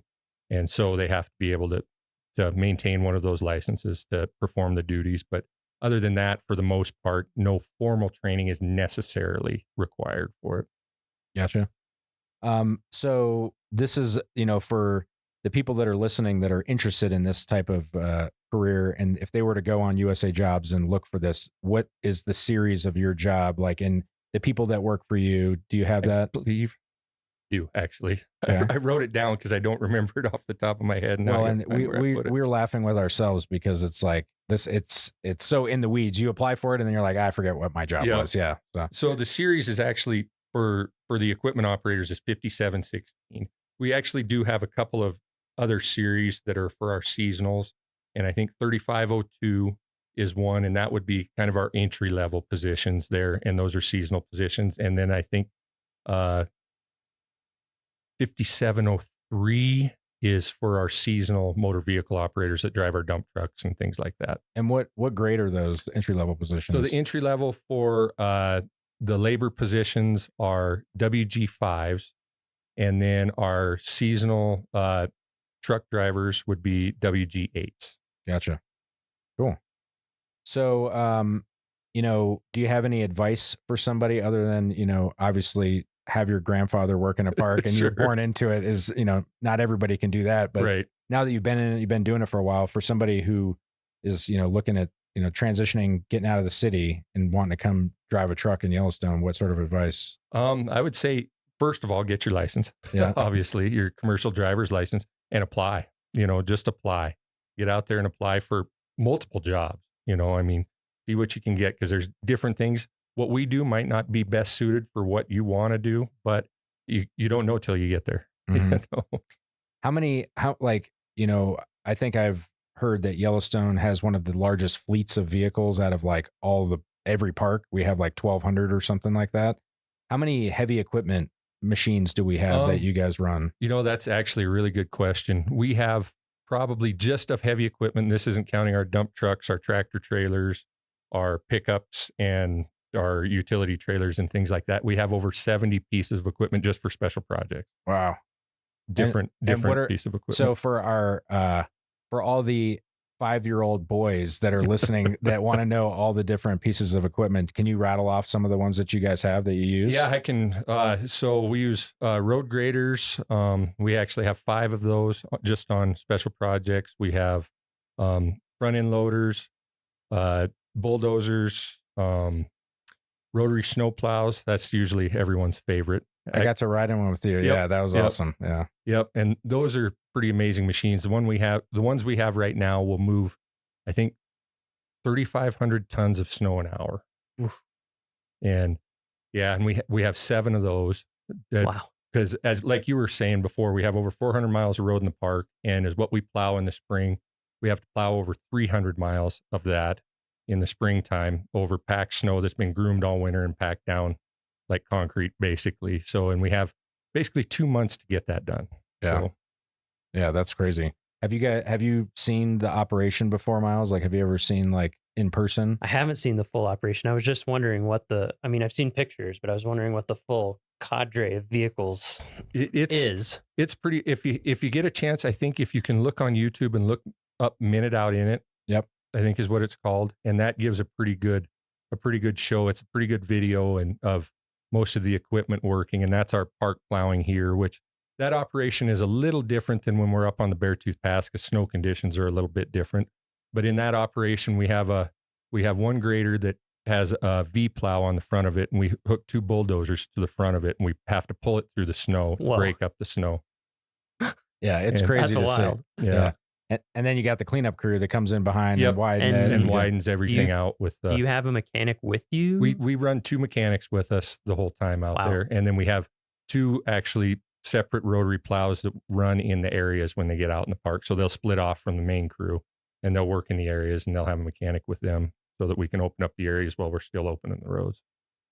Yeah, it's so I've had amazing. When my first year here, I came after winter and it was the spring plowing, and I had the opportunity to go out. I think we were at Lake, right? Yep, it's we like were in that between Lake and Grant. Yep. Yeah, and Brian was running the rotary plow, and just like it like hucks snow forever. It's really cool to see that. And then I think 2 winters ago, I went up to the Beartooths, And it was like a lower snow year, but it still was like a 35-foot wall of snow. What's the name of that big famous curve? They call it the bar drift there. Yeah, and I don't know the full history on it, but it has to do with years ago, back when the state of Montana and the state of Wyoming would meet, because the state of Montana plows the Montana side, and then we take care of the Wyoming side. They would meet up there, and then they would cut a bar into the snow out there in June or whatever, and then the town of Red Lodge would come up and they'd have a big party. And I believe, I'd have to look this up to get verification, but I believe there's some pictures out there. At one time, they even had an elephant up there, which is so random. You know? Yeah, it's really like just unbelievable to see that operation. And again, that happens in closed areas. Like it's just another thing that happens behind the scenes. You know, you drive through construction in the summer, but you're not driving through the plow operations. Right. And so, yeah, that's like a huge thing and the schedule that you keep. I used to work in Glacier, and they also have a road that requires crazy plowing, the Going to the Sun road, but they don't really put a time limit on it. It's kind of like it's open when we're done. Yeah. You guys are like cutthroat, like we got to hit these dates. These are when the thing's open. And we're pretty proud of that. We haven't missed for the park. We haven't missed an opening date since I've been plowing out here. And I think I've been plowing since 2007 or 2008. Yeah. Yeah. Knock on wood. Yeah. There we go.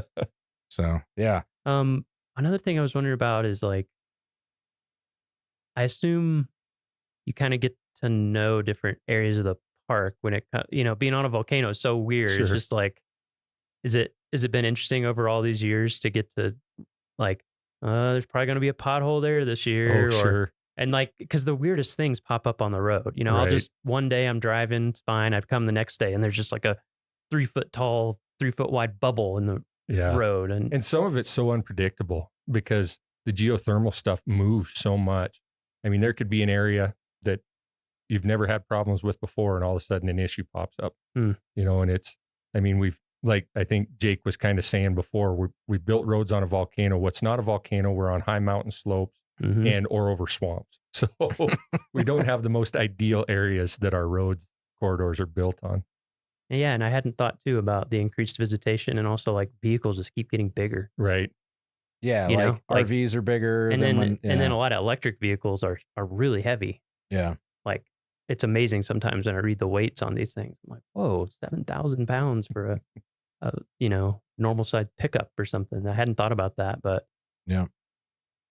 So before we go, one of the last things that we like to ask everybody is, it doesn't have to be work related. I mean, if it was, then that's great. But do you have a favorite story of, in a national park, whether vacation or on work time, just like something where you're like, man, this is such a cool thing that I'm a part of that I get, probably, and it's not really a story because it encompasses a few years of time, but I was able to actually, when my dad's last few years here, I was able to work beside him a little bit. He worked in a separate crew. He worked for the North District maintenance crew at the time, but I was able to work alongside him on a lot of projects and stuff his last few years before he retired. So that's pretty amazing when you look at the scope of what the Park Service entails and everything. Yeah, that is pretty cool. Did you guys have a father-son friendly competition going on whose work was the best? Oh, there's always that. Yeah. I mean, whether it's even now. Yeah. So, that was awesome. Thanks for joining us today. I don't know, Miles, do you have any other things you'd like to ask? No, I don't think so. Yeah. Well, thank you guys for having me. Yeah, thank you so much. And we appreciate, again, all the work that you guys do, and especially all the work that, hopefully you guys can relax this winter a little bit from the winter 2 winters ago and all that OGR stuff. So. Yeah. Well, thanks again. I appreciate the time and getting the word out there on what we do. Yep. Because we are kind of one of the behind the scenes type of people. They might see us out there and everything, but a lot of people don't know actually what we really do. So, yeah. Well, that's it for this week's episode of What We Do. Thanks again to our guest, Brian Batzloff. If you like what we do, rate and review the show wherever you listen, because every positive review helps new listeners find the show. If you have questions or you want to learn more about a particular job, contact us using the form at go.nps.gov/whatwedopodcast. Thanks for listening.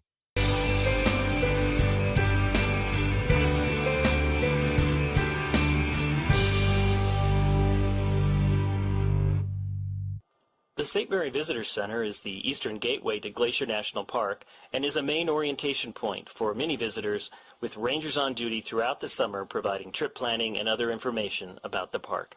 If you find yourself on the east side of the park and you have a question about something you've seen or heard while you were here, this is the place to stop and find the answer.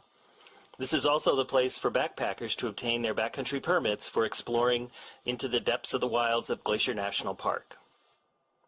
Exhibits in the building explain the park's cultural and natural history, and a 15-minute film plays every half hour. Rangers present evening programs throughout the summer in the auditorium. The building itself has an interesting story to tell.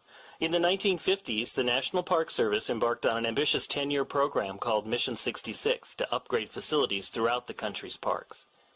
The St. Mary Visitor Center remains a classic example of the architectural style prevalent during this program. If you look closely, you'll notice that the building's lines reflect the mountains in the background. In the years since Mission 66, many buildings and parks around the country have changed or been remodeled or in some cases torn down. That makes preservation of buildings like the St. Mary Visitor Center all the more important. These buildings help to tell the story of one of the most significant initiatives in the history of the National Park Service. One thing you'll notice right away about St. Mary, it's almost always windy here. So the building needs repainting often to keep up its appearance. And over the years, the original colors were painted over in shades of tan and brown. Recently, it became time to repaint the building again, and historians researched the original records and rediscovered the original colors used during the Mission 66 construction of the building. Its exterior has now been returned to its original appearance, allowing the building to once again showcase one of the most important building projects in National Park Service history.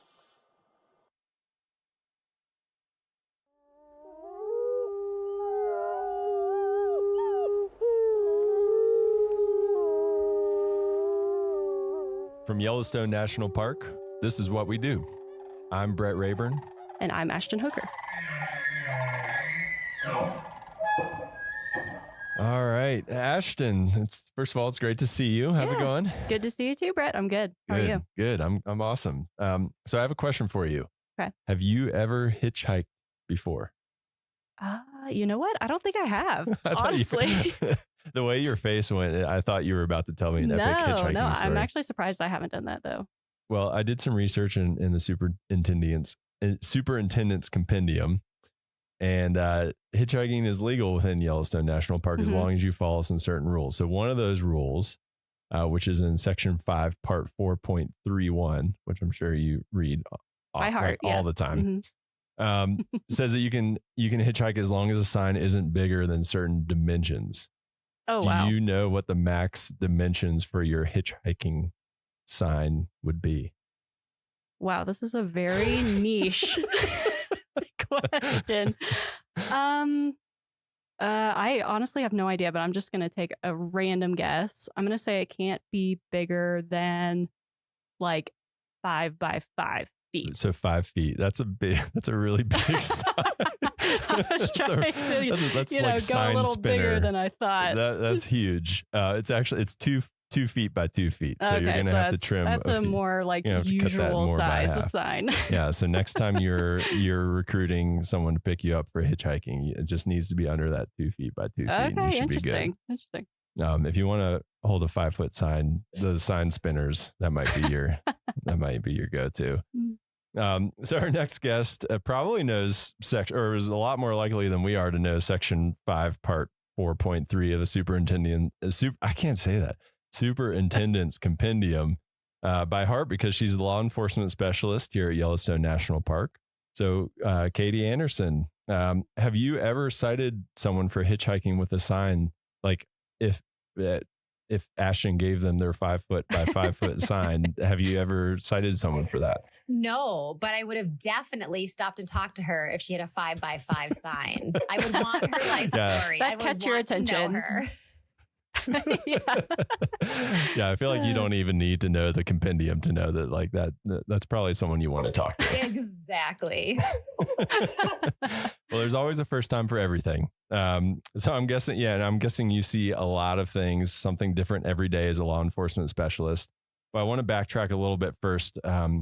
before we get to your current position and talk about where and when you got your start in the National Park Service. Yeah. So thanks so much for having me. My where and when. So my career with the National Park Service began in 2001 as a GS3 park guide at Assateague Island National Seashore in Maryland, living with those wild ponies, which was pretty much a childhood dream being fulfilled right out of the gate. Yeah, that's pretty awesome. So was it the wild ponies that got you to that job, or how did you hear about the Park Service? Well, so the Park Service goes way back for me. I'll have to go many decades back from that.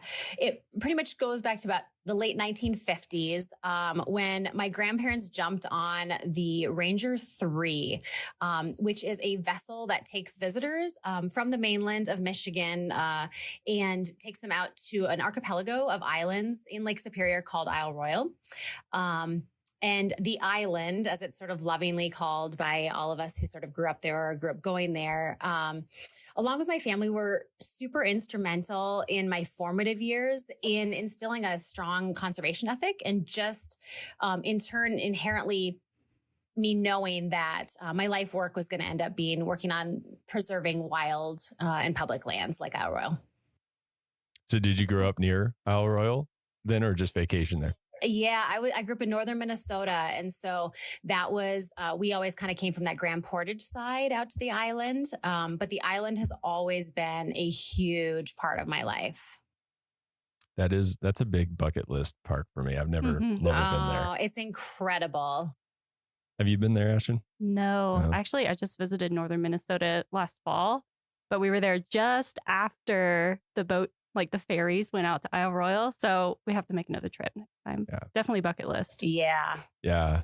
So you kind of started out with that background of the conservation ethics kind of being instilled in you from a young age.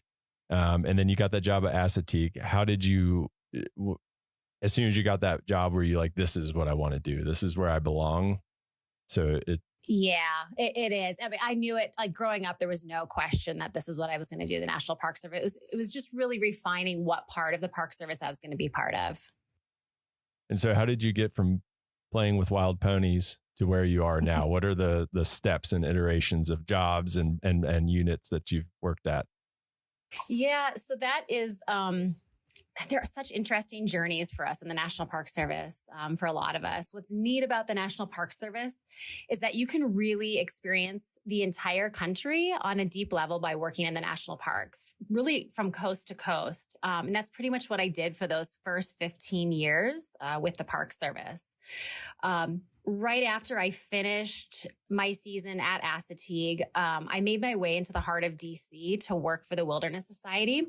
And I was interning for them and really just getting amazing exposure to the Hill and really understanding how important the work of the nonprofit world was, but also how it coincided with the federal government agencies and, the decisions being made on the Capitol. And so spent a good chunk of time there, really kind of digging into how do I get on permanently with the National Park Service. After I finished up my DC work, I ended up going up to Acadia National Park in Maine and spent a fall up there counting raptors. That was another big part of my life growing up in northern Minnesota. We had big flight migration routes. And so was an intern up there, a volunteer up there as well, just really kind of starting to build my resume and figure out how I could get my foot in the door full time. As I learned about the different types of rangering, sort of the longer I got in, I made my way to the Apostle Islands National Lakeshore, another archipelago of islands in northern Wisconsin. I used to live in Bayfield. Yes, and exactly. So the Apostles well. And I dipped my toes in interpretation and lived out on Stockton Island. And it was an amazing experience. And from there, I put myself through a seasonal academy, which was kind of the norm in how to get permanent in the law enforcement ranks. And so put myself through that academy because I really wanted to be running more of like the adrenaline junkie calls that were kind of coming with rangering. And I really wanted to get in on some of the craziness. And so then I spent the next 5 years of my career seasonally at Rocky Mountain National Park as a seasonal law enforcement ranger, doing the front country side of things and then also the backcountry work. I was able to jump in on the search and rescue operations, really got my first experience working fatalities and working the family liaison roles. And then also starting and really integrating the other side of my life that had always been so strong for me. And that was having a horse component in my career, and started my mounted patrols at Rocky Mountain National Park. Oh, cool. Wow. Yeah. So you've done like a lot of things. I have, and that was the seasonal days. And I'll make it brief on the permanents, but the permanents were really neat because that Rocky experience, in my off season, I had been doing ski patrol work full time and had some avalanche background. And so Yellowstone picked me up permanently to be working on Sylvan Pass and be doing avalanche control up there as well. So I sort of could bring a skill set of the rangering skills as well as sort of my other life loves into one job. And then ran down to Grand Canyon for 5 years and got some crazy experience down there. And that experience on the South Rim, being a South Rim ranger for about 5 years, really built the core of who I am as a person and ranger and supervisor at this point in time. And then returned to Yellowstone to the justice operation and the law enforcement office as the court liaison, and which I can say is now definitely one of the best jobs I've ever had. And into the role that I have now full time as a law enforcement specialist for Yellowstone National Park. That's awesome. And I guess we should mention to folks that you're joining us remotely from Glacier National Park. So you're on a detail currently at Glacier as well, right? I am. Yeah. Within the National Park Service and just federal agencies in general, we're able to do either temporary promotions or details, kind of where a park unit will borrow you for a period of time and let you get some really good experience. So right now I'm the acting chief ranger in Glacier and filling in a period from when the old chief ranger retired and when they get their new chief ranger in. Yeah, that's an awesome opportunity to have some of those. Mm-hmm. So do you have a typical day in your position at Yellowstone? I'm guessing not, but what is a normal, if you had to, I'm doing air quotes for people listening, what's a normal day for you look like? Completely not normal. So, it's really interesting. The Yellowstone Law Enforcement Office is super unique in the National Park Service. We've got a full-time federal magistrate, so a judge right there. We've got a United States attorney right in the building. We've got a United States marshal who works on all of our arrests with us and our warrants. And Yellowstone cases are all prosecuted in-house. And our sole purpose in my operation is in support of the field staff. So the field rangers who are doing all the patrols and the response to emergency stuff, and really our office provides subject matter expertise. We assist with, search warrants and blood draw warrants on DUIs and filling out criminal complaints and really just supporting our partnerships in and out of the house. Yeah, that's a lot of different things going on. And I'm guessing it's that like variety that you're seeking. I mean, you talked about being an adrenaline junkie. Obviously, you don't seem like you're the type of person that just sits down often. Yeah. You're always out doing stuff is the vibe I'm getting from you. Yeah, the operation is a dream for me because it's super dynamic. There's a ton going on. It's slightly out of control. There's a lot of stuff happening. And there's always just like kind of big balls or big issues floating up in the air that need to be tackled. And I like that. That's definitely the energy that I like dealing with stuff at. Yeah, for sure. And that's something, not every person is going to thrive in that type of environment. Like, what are some things that you do that helps you, juggle all those things that you say is up in the air? Like, what qualities do you need to have to enjoy a job like that? I think there has to be sort of a natural comfort level with with multitasking things. And I'm not sure if that's an ADD portion of my universe or something else, but being able to ride the waves of chaos a little bit and be okay with that, and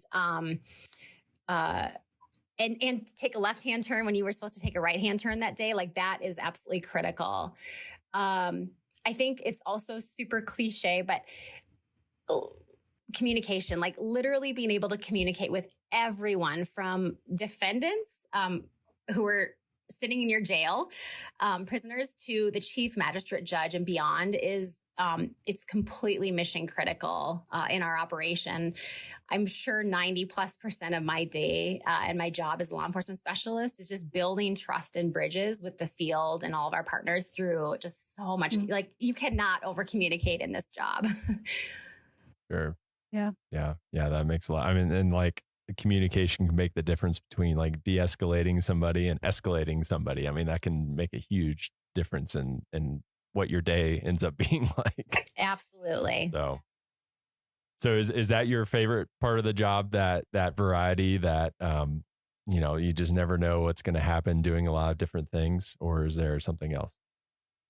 That is a huge part of what makes me love my job. I think if I was really going to be pinned down on having to say what my favorite part of my job is sort of in the last decade of my career here, I would say whether we like it or not, the National Park Service is like a giant family and it needs tending to very similarly. My favorite part of the job, I think, is probably having really meaningful connections with my team and my peers, and those many levels above me. And being at a point in my career right now that I'm given some creative liberty to create the type of work environment that fosters those connections. I think it's so interesting because I think that adrenaline junkie is like your younger years, and the older you get, it's just life is short, and the relationships that you have at work, which is where we spend most of our time, and at home are just so critically important. Yeah.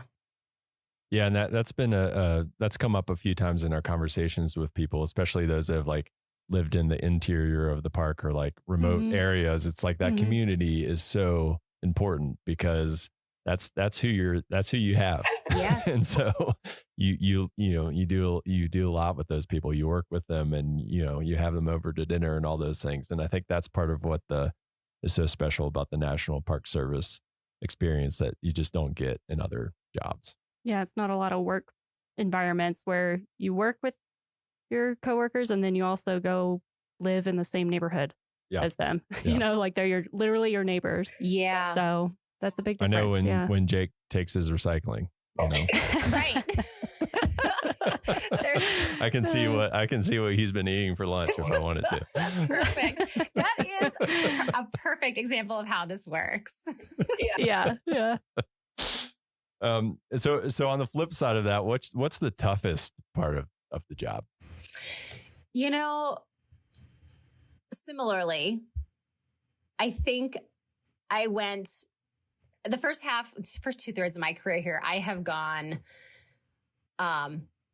full-blown energy. Like I've done things at 1,000% and really kind of gone full send on everything. But it takes a toll. Like this career is not for the faint of heart. We see a lot of the underbelly and the darker sides of society. And to have to deal, and we have to deal with the aftermath of all of that. It is us. We are exclusive jurisdiction here. We don't have other agencies coming in to sort of take the case from us. It lays in our hands.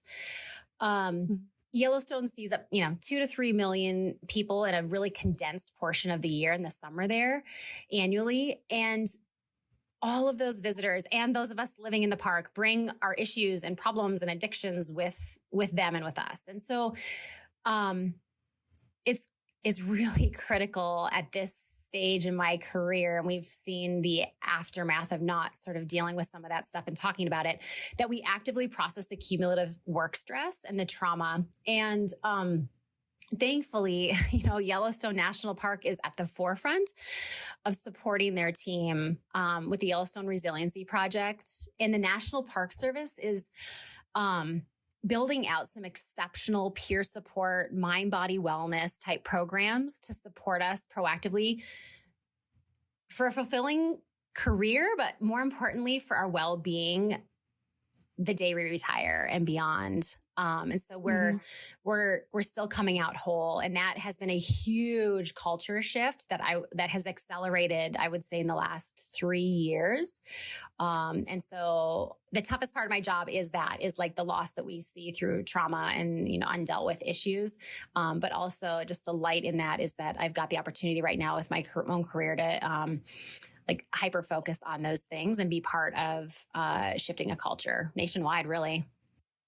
Yeah, that's awesome to hear. I mean, especially, we all take our jobs home with us somewhat, but in your position, especially, I'd imagine that that's like one of those things that's really hard to not take home. And, I mean, that could really eat away at you if you don't take care of yourself when you're home with your family. Mm-hmm. Yeah, absolutely. Yeah, and you mentioned the Yellowstone Resiliency Project.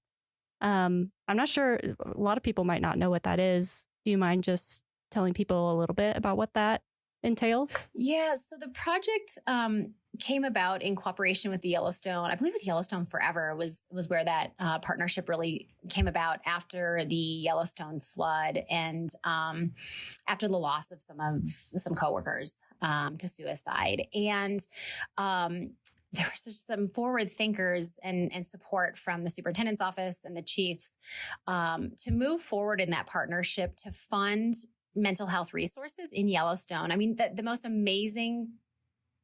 amazing parts about living in Yellowstone is its remoteness and its disconnect from the rest of the chaos of the world that's happening around us. But the downside to that is we have a hard time with resources and getting them. And so the Yellowstone Resiliency Project has funded bringing in healthcare providers for counseling and touch bases and just connection. So we're not kind of going through these big life events and sort of suffering on our own. And there's, bigger conversations that are sort of happening on like where next, what next for these programs. But absolutely critical for every division in the park to have this resource to be tapping into and just normalizing the conversations around it. I mean, this is the human experience that we have right now, and nobody is alone in their suffering. We all go through it. And just the pressures of life, create environments that we need to take care of ourselves and one another. I mean, that's just the reality in the Park Service is we have to take care of one another. So this Yellowstone Resiliency Project is brilliant. The folks that are working on it have just done an incredible job implementing it. And we are so lucky to have that team working for us. Yeah, definitely forward thinking. That was the key point I think you brought up there. It's like one of those things that plays dividends. It's you're playing the long game when you're investing in people's mental well-being. And so that's awesome. I guess cycling back to kind of your career, it sounds like you've had a lot of moments that you could probably choose as a defining moment. Do you have one defining moment that you would say, kind of defined your NPS career or set you on a trajectory or that you can look back on? I think about it often because I get asked that a lot. Like, what's the best park you've lived in? What's the best position you ever had? And I can honestly say that I am so, like, at the core of my being, I am so incredibly proud of every single job that I've had with the National Park Service over the past 23 years. I'm so proud of myself as a GS3 at Assateague Island. Like, that I ever even like stepped into it and got that job. I would say it all builds on itself. It builds character. It builds who you are to the core of your being in each of these positions that you're in. And I would say just sort of sitting here in this window now, like watching the snow dump, on Glacier Park, the acting chief ranger in Glacier National Park right now is one of those highlights. And I feel so honored to have the support from my Yellowstone team, which is like my core team, to take on this role and to have this connection now with yet another incredible gem of a park and the amazing people that call this place home. Yeah, you have all these connections to places where people like they're on people's bucket list. Like they're happy to just make it to one of those in a lifetime. And you've got all these special memories that so many, and we all do. I mean, that's kind of why we all do what we do, I guess, in a way. So lucky. That's awesome. Yeah. Since it was such a good answer, I'll let you get away with, I technically said you had to have one defining moment, but I'll let you get away with it because it was a really good answer. But if you know me, there's never one. I always juggle at least 3 things. So no, I'm the same way.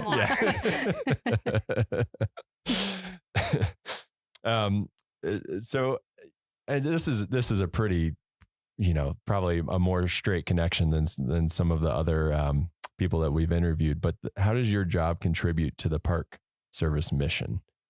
So the Park Service mission is kind of drives everything that we do, and it's at the forefront of our minds every day. But so, how does your job contribute to that?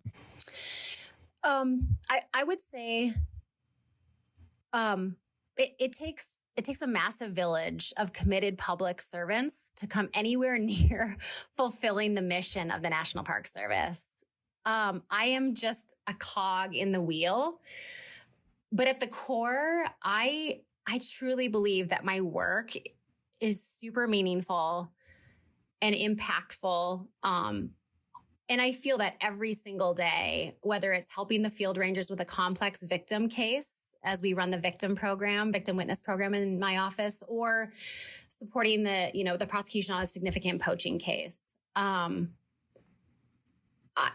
I love my job. And, I've heard people say that like, you shouldn't love your job because it'll never love you back. And I just am unconvinced of that. And I think you need to find deep joy in the work that you're doing and believe truly that it's making an impact and it's for the greater good. And I never question that, no matter how hard my days are. I know that like I'm giving back way bigger than I'm getting, and I'm totally okay with that. Yeah, that's awesome. Well, and someone has to keep Ashton with her 5 foot by 5 foot hitchhiking sign. You got to keep me in check. On the right side of the law. Unreasonable, Ashton.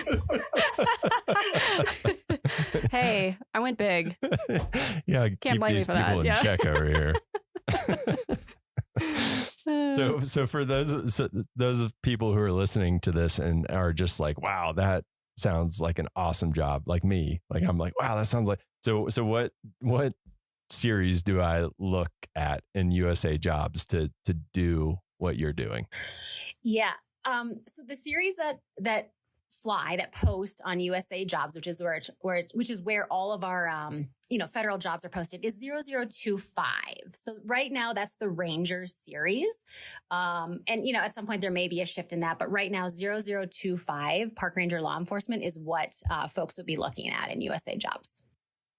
And is that the same series for like all the positions kind of working their way up the ladder? Yeah, it is. So everything from your field level law enforcement, GS 5, all the way up into your chief ranger positions. Awesome. That makes it easy. I feel like a lot of times it jumps around and gets complicated and it's hard to keep track of all those numbers. So 0025 is the one to remember. And do you need formal training to get that like GS5 position? You do. There's a couple routes now. Kind of the old ways where we would put ourselves through a seasonal academy, a law enforcement academy that's sort of connected with the National Park Service, and then you would apply to seasonal positions like summer positions. This last year, a new system, a direct hire initiative was sort of started, and we're hiring things a little bit differently. So in that case, a couple times a year, there's announcements that are flown nationwide for the National Park Service law enforcement positions. Either way, you'll spend a significant amount of time at the Federal Law Enforcement Training Center in Glencoe, Georgia. And then in a field training park as you build the foundation to your law enforcement career. How long are you in that field training park for? Does it? The field training park is, I got to think about how many weeks it is. It's 13. I think it's 13 weeks. I'm kind of talking off the cuff here, but, and sometimes that's your home park. Yellowstone we're really lucky. We're one of those parks to have a field training park and staff in place that can field train folks in person. Awesome. And what's the kind of stuff that people are exposed to in that training? Like if somebody's interested in going through that, like what would they expect to be exposed to? Yeah, I think this kind of ties into to another portion of some of the questions. At the core of these jobs, we are federal law enforcement officers. Like that is the core of what we're doing. And so, for example, FLETC, the Federal Law Enforcement Training Center, they do foundational, like basic law enforcement training. So everything from some people's first day on the firearms range with your pistol and your shotgun and your rifle, to patrol tactics, like how do I literally drive my police car? How do I do high speed pursuits, kind of chases? How do I care for victims in cases? How do I physically maintain my fitness and show that I can ground fight with somebody that I'm going to need to go hands-on with in my career? How do I handcuff somebody? What are my arrest procedures? So it really takes you through all of the basics of how to be a cop.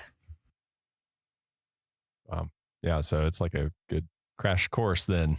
Yeah, you make it or you don't. It is a crash course. You have to have the mental space and be really there to want to do it, because it's not all fun and games at all. Sure, for sure. I bet you build some really strong connections with the people that you go through that with, kind of like, boot camp or something. Absolutely. Well, before we let you go, Katie, do you have, we like to ask this of everybody because it's just fun for us, and I come up with more things that I want to do in my summer vacations, but do you have a favorite story or memory? It doesn't have to be from Yellowstone, any national park service unit that you visited or worked at. Do you have a favorite story? It's going to come from Yellowstone. And I don't know if it's a specific story. I think what I would say is this kind of speaks to the specialness of living in these places. Living in Yellowstone is like being in a National Geographic episode every day. And I would say it's amplified when you live in the interior, which I've lived in several times, and I don't now. But what I would say is you can almost gauge the rhythms of the year, like the seasons of the year, by the flow of the wildlife and the thoroughfares and the tracks that they are walking. And, just this season right now, as I'm not in Yellowstone, I'm in Glacier and I don't have the bison out my window. I'm starting to wonder if the cow bison right now with their big swollen bellies, if they're starting to make their way towards Mammoth Hot Springs and down to their calving grounds. And that always is like my sure sign that spring is coming. And I just think that's just one of the most incredible parts about living in Yellowstone, is that you can just, it feels very prehistoric to be living there with them and just watching these old rhythms just float by. Like we are truly just there in somebody else's world. And we're just guests. It's amazing. Yeah. Yeah. That's pretty special. Yeah. I love being in a place where it's like you said, those connections to like the natural world. Like the bluebirds are like, I heard a bluebird, spring is coming and everyone's just as excited as you are. Yeah. Whereas some places people will be like, what? The what? So that's awesome. Well, thank you so much for joining us and taking the time. I know I speak for all of us, but we thank you all for your service and thank you for keeping us safe. I know I live like literally all of my neighbors are law enforcement rangers, so I just feel like the safest person whenever I'm out and about my home. So thank you all for what you and your team do day in and day out. Yeah. Thanks so much for having me. Thank you. All right, that's it for this week's episode of What We Do. Thanks again to our guest, Katie Anderson. If you like what we do, rate and review the show wherever you listen. Every positive review really helps new listeners find the show, so thanks for doing that. If you have a question or want to learn more about a particular job, contact us using the form at go.nps.gov/whatwedopodcast.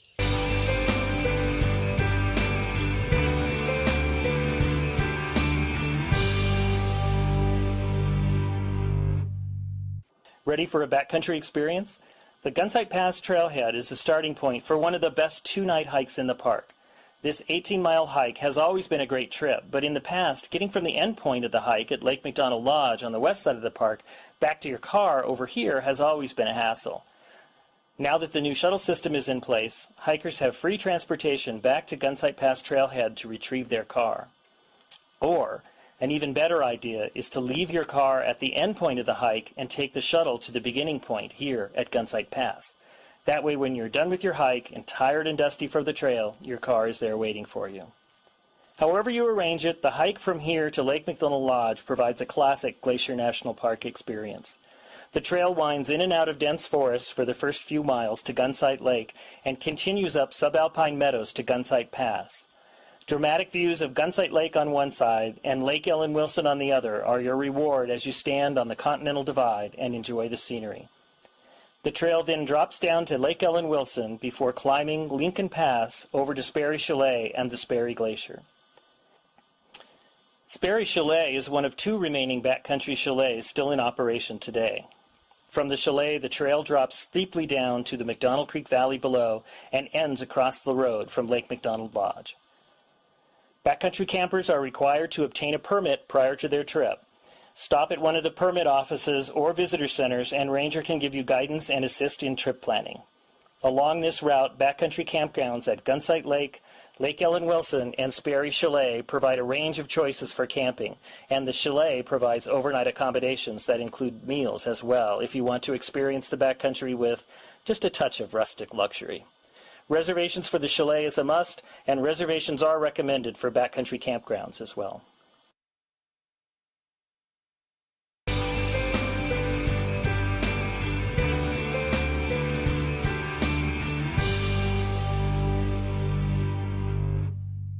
One of the truly significant features of Glacier National Park is the incredible biological diversity found here. In Glacier National Park, more plant species are found than either the cluster of Rocky Mountain National Parks to the north around Banff and Jasper, or in the Yellowstone ecosystem to the south. At Two Dog Flats, where the prairies meet the mountains, 2 of those major communities overlap, creating an edge effect where many species of wildlife find important food and shelter. Often where the edge of one habitat type overlaps the edge of another, there is an increase in the number and diversity of species present, resulting in associations and combinations of animal communities not generally found together. Here at the Two Dog Flats area, shortgrass prairie species from the east mingle with dry east slope Rocky Mountain forests, creating a rich environment. It's not uncommon to see coyotes and badgers hunting ground squirrels in the meadows while hawks soar overhead seeking voles and mice. Deer hidden in the forest during the day frequent the meadows in the morning and evening hours. Songbirds from the prairies and the forests alike can be heard singing their mating calls and territorial warnings. Predators find a rich source of food in areas like Two Dog Flats because of the abundance of food for prey species to take advantage of. These meadows are also important winter range for elk. Throughout the winter, a small band of several hundred elk can be found grazing in the flats and on the meadows down near St. Mary.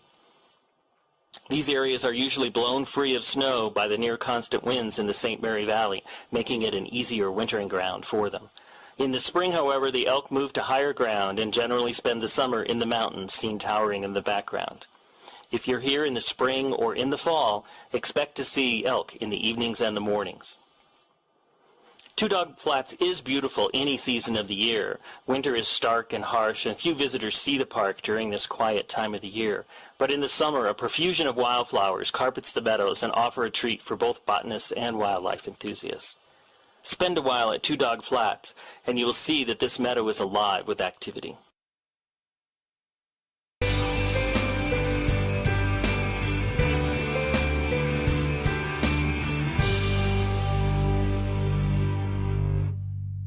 Nestled among the hemlocks and cedars on the northeast shore of Lake McDonald is one of the smaller and more intimate of Glacier's campgrounds, Sprague Creek.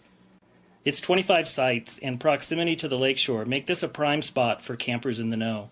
Several of the sites overlook the water and offer spectacular views. Due to its small size and the narrow loop road, trailers and other towed units are not allowed, making this the ideal spot for tent campers. Its proximity to the Going to the Sun Road might allow for more noise during the day than other campgrounds, but nighttime traffic is minimal. A picnic area next to the campground provides day use access for those just passing through. It's a great place to stop, enjoy a snack, and play on the lakeshore as well. Directly across the lake from the campground is Howe Ridge. In August of 2003, Howe Ridge was the scene of one of the most spectacular fires in Glacier's history. Pushed by high winds, the fire raced up the lakeshore in a matter of hours and threatened to continue on up the valley. Firefighters used a procedure called a burnout to stop the fire at the base of Stanton Mountain. And a burnout is pretty much just what it sounds like. A controlled fire is purposely set in a specific location to burn out all the potential fuel for an advancing fire. The burnout on Stanton Mountain took place at night and offered an amazing view from the lakeshore just below the campground. You can still see the dead trees across the lake today, and if you look closely, the strip of dead trees going up the mountain that contained the fire and stopped its spread up the valley. Glacier's new free shuttle system stops here also, so leave the car at the campsite and hop on the shuttle to enjoy an evening program at Lake McDonald Lodge, dinner at the restaurant, or a car-free day in the park.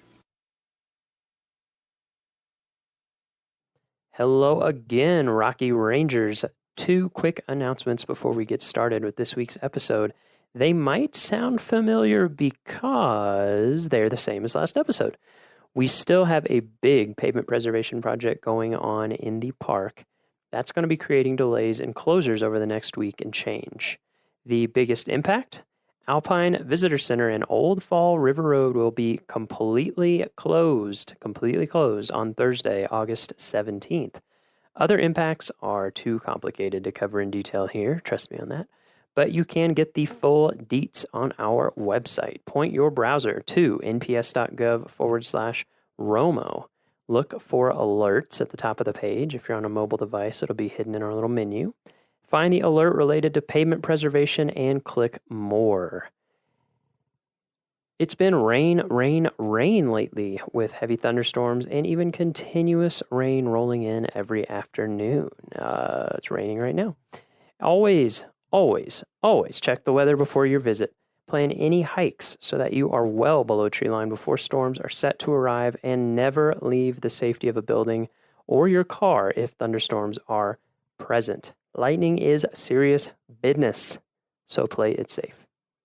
And now for our episode. This week, we join Design Outside, a class of undergraduate graphic and industrial design majors from the University of Kansas who spent a week camping at Moraine Park and expanding their creativity outside of the classroom and studio. As you'll hear, the class had a big impact on the students, and it was super fun to talk to them, to hear all the different types of projects that they'd come up with over the week, how the week impacted their design process now and potentially in the future, what it was like to camp for the first time for some of them, and to get to geek out about design stuff, because that's what I do all day usually. We hope this podcast inspires you also to camp, to explore Rocky, and to create beautiful things. Let's rock.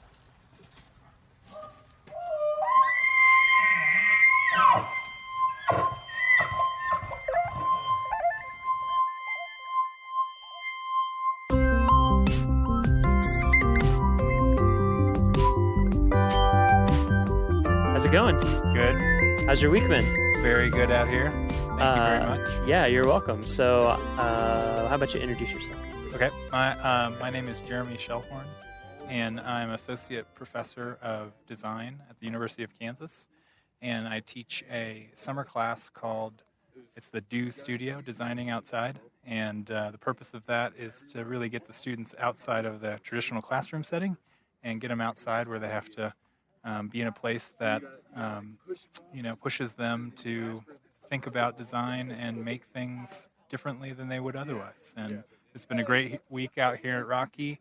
The weather's been great, but it's just a good time to get them out of their comfort zone and have to deal with things like climate and elevation and not being able to run into studio every 5 minutes to print stuff out. Mm-hmm. Yeah, so great. Yeah. This is year 2, right? This is year 2, yeah, second annual. Yeah. So I was certainly a little bit better at preparation. And Yeah. How did so, how did this feel this year compared to last year? it was very good. I think I had a good mix. These students got to do a couple hikes to kind of get acclimated. Oh, We nice. went to Emerald Lake the first day. Yeah. We had a lot of flatlanders, so they Yeah. had to get used to the elevation. Very smart for our listeners. Very smart move. Yeah. and Start then easy. Started easy. So you went up to Emerald Lake and did you do like sketching and stuff, or was it? Yeah.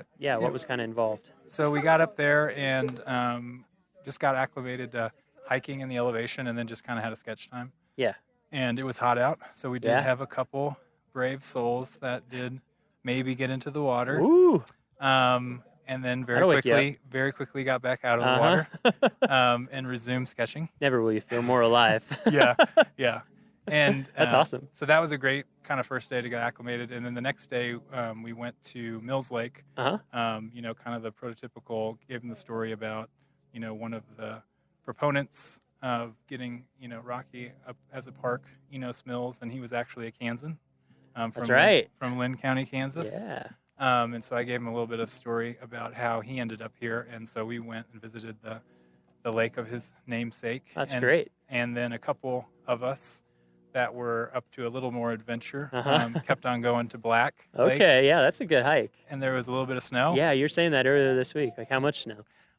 There was quite a few spots where we were crawling up and then maybe sliding down. Yeah. Okay. So a lot of snow. Yeah, a lot of snow. And I guess that was like late June. Yeah. Late June. That's pretty. Yeah, that's pretty typical. Yeah, it was gorgeous, and one of the nice things about love going Black Lake. past, Mills Lake was, it's fantastic to see that site, but if you're able to go maybe just a little bit farther, you beat a little bit of the crowds. That was kind of Mills Lake was kind of like my first introduction. So I came here for the first time, I guess 3 years ago, to Mhm. make their brochure map. Mhm. So everybody who uses a map in the park. I mean, Yeah. I came here to make that, and I stayed afterwards and did a backpacking trip. And like I went in Glacier Gorge, up to Mills Lake, up to Black Lake, and then I actually kept going up past that, like way up into Glacier Basin. And I tried to go over Stoneman Pass, and that's when I lost the prescription sunglasses that I was talking about earlier. Oh, So got it. there was still a lot of snow up in that pass. Yeah. And that was late. That was like in the 20s in July. Wow. Anyway, but it's beautiful up there. I love that. Like Longs and the Keyboard of the Winds coming Yeah. down, and Pagoda Mountain, Chief's Head. Tried to point out Black Lake, as too. many places like that on our way, and certain times you head up that part of that particular trail and you get a good kind of side angle of the diamond Oh, on yeah. Longs Peak. Uh-huh. And so we did have a couple climbers in our group. They did not venture to something that hard. Yeah. But a little bit of bouldering this week, and Yeah. mostly hiking and Oh, sketching. that's awesome. And just getting out with the paints. Yeah. And stuff that sort of forced them to get off screens for the week. So I mean, Yeah. as an educator, just a chance to get them to experience a place like this. Force them to have maybe some parameters they don't always have. Yeah. And force them to be a little bit more creative Yeah. about how they're going to create what we're looking at now is sort of a show. We're in Moraine Park Campground, and my students have put up a show, a little art and design show, and Yeah. invited some of the camp guests here, and we're just hanging out and sort of looking at what Yeah. they did this week. Yeah, we're gonna walk around and play Pass the Mic. Cool. We're just gonna get to play like Duck Duck Goose, Awesome. kind of. Awesome. Yeah. We'll do that in a little bit. Well, yeah. Yeah, I think it's great. I think it's so awesome, and it's something that we do try to promote, but I think doesn't get associated a lot with national parks is art. Mhm. And art has always been so essential. Like part of the reason why Yellowstone was even set aside is that Moran Yeah. went into the wilderness and Mhm. hauled all the stuff Mhm.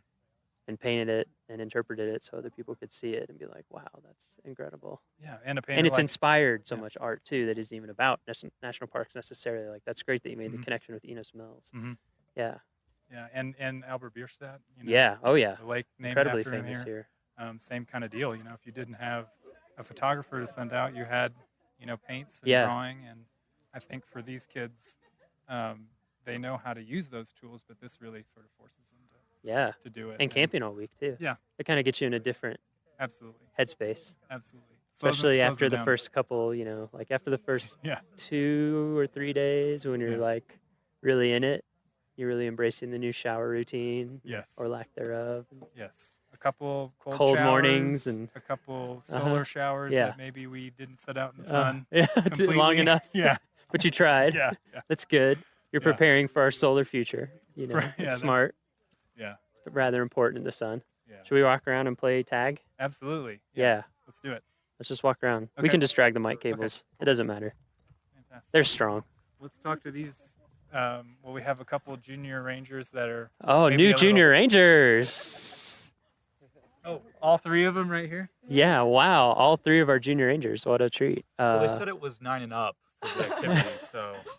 Yeah. There's no age limit. It's actually, I think, a growing in popularity. We'll probably have to pass the mic around a little.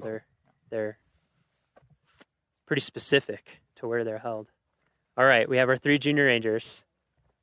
Yeah. Yep, we're here. Whenever people want to talk, we Oh, can just yeah. pass the mic around. Tell us your name. My name is Alex. And Alex, where are you from? I'm from the University of Kansas. University which is of Kansas. everyone, yeah. But yeah, from Kansas. From Kansas? Yep. Where in Kansas, in case we have Kansas listeners? Just outside of Kansas City. Okay. In a suburb of Kansas City, so Nice. yeah. Yeah, why don't we go down the line? I'm Gracie. I'm from Lawrence, Kansas. I also attend the University of Kansas. And then my name's Dagny. I live in Denver, but I go to the University of Kansas. Oh, nice. Interesting. Maybe I'll ask you more about that. 2 of us study industrial design, and then 1 of us graphics design. So Nice. How did you enjoy the Junior Ranger program? It was amazing. I learned a lot actually from Really? it. Yeah, That's some great. really great activities. Yeah. The ecosystems, I think, was the most interesting part. Yeah. We're also about to go get the Stargazers badge. Ooh, nice. You're going to go to the stargazing program? You will love that. Yeah. I don't know if you've been getting out at night here enough to be able to see, We've but had some good night skies. yeah. It's been pretty cloudy, too. Oh, that's true. Hit and miss. Yeah, I think tonight you're looking good. Yeah. It's looking extremely clear. I'm excited. Yeah. Yeah, I think a lot of people much above the age of 9 enjoy the junior ranger program. I almost think we should have an adult ranger program. I think that'd be great. Yeah. I just doing the activities, I imagine parents involved with their kids learn a lot as well, like with the kids. Just Yeah, that's what we hear. It's a great program. Dagny and I have considered making. We thought it was one of our projects that would be fun to make our own patches. For being an adult ranger. Like Oh, adult, nice. We were thinking like all of the names, like super senior, junior, senior ranger. Like we were trying to think of like how to be inclusive. Mister. Yeah, that's good. Yeah. I like that. I don't know. What have you guys thought about this week? You enjoyed camping all week? Oh yeah. Oh yeah. It's been a lot of fun. It's definitely not something I've done in a long time. Yeah. Any of you guys been to Rocky before? Yeah.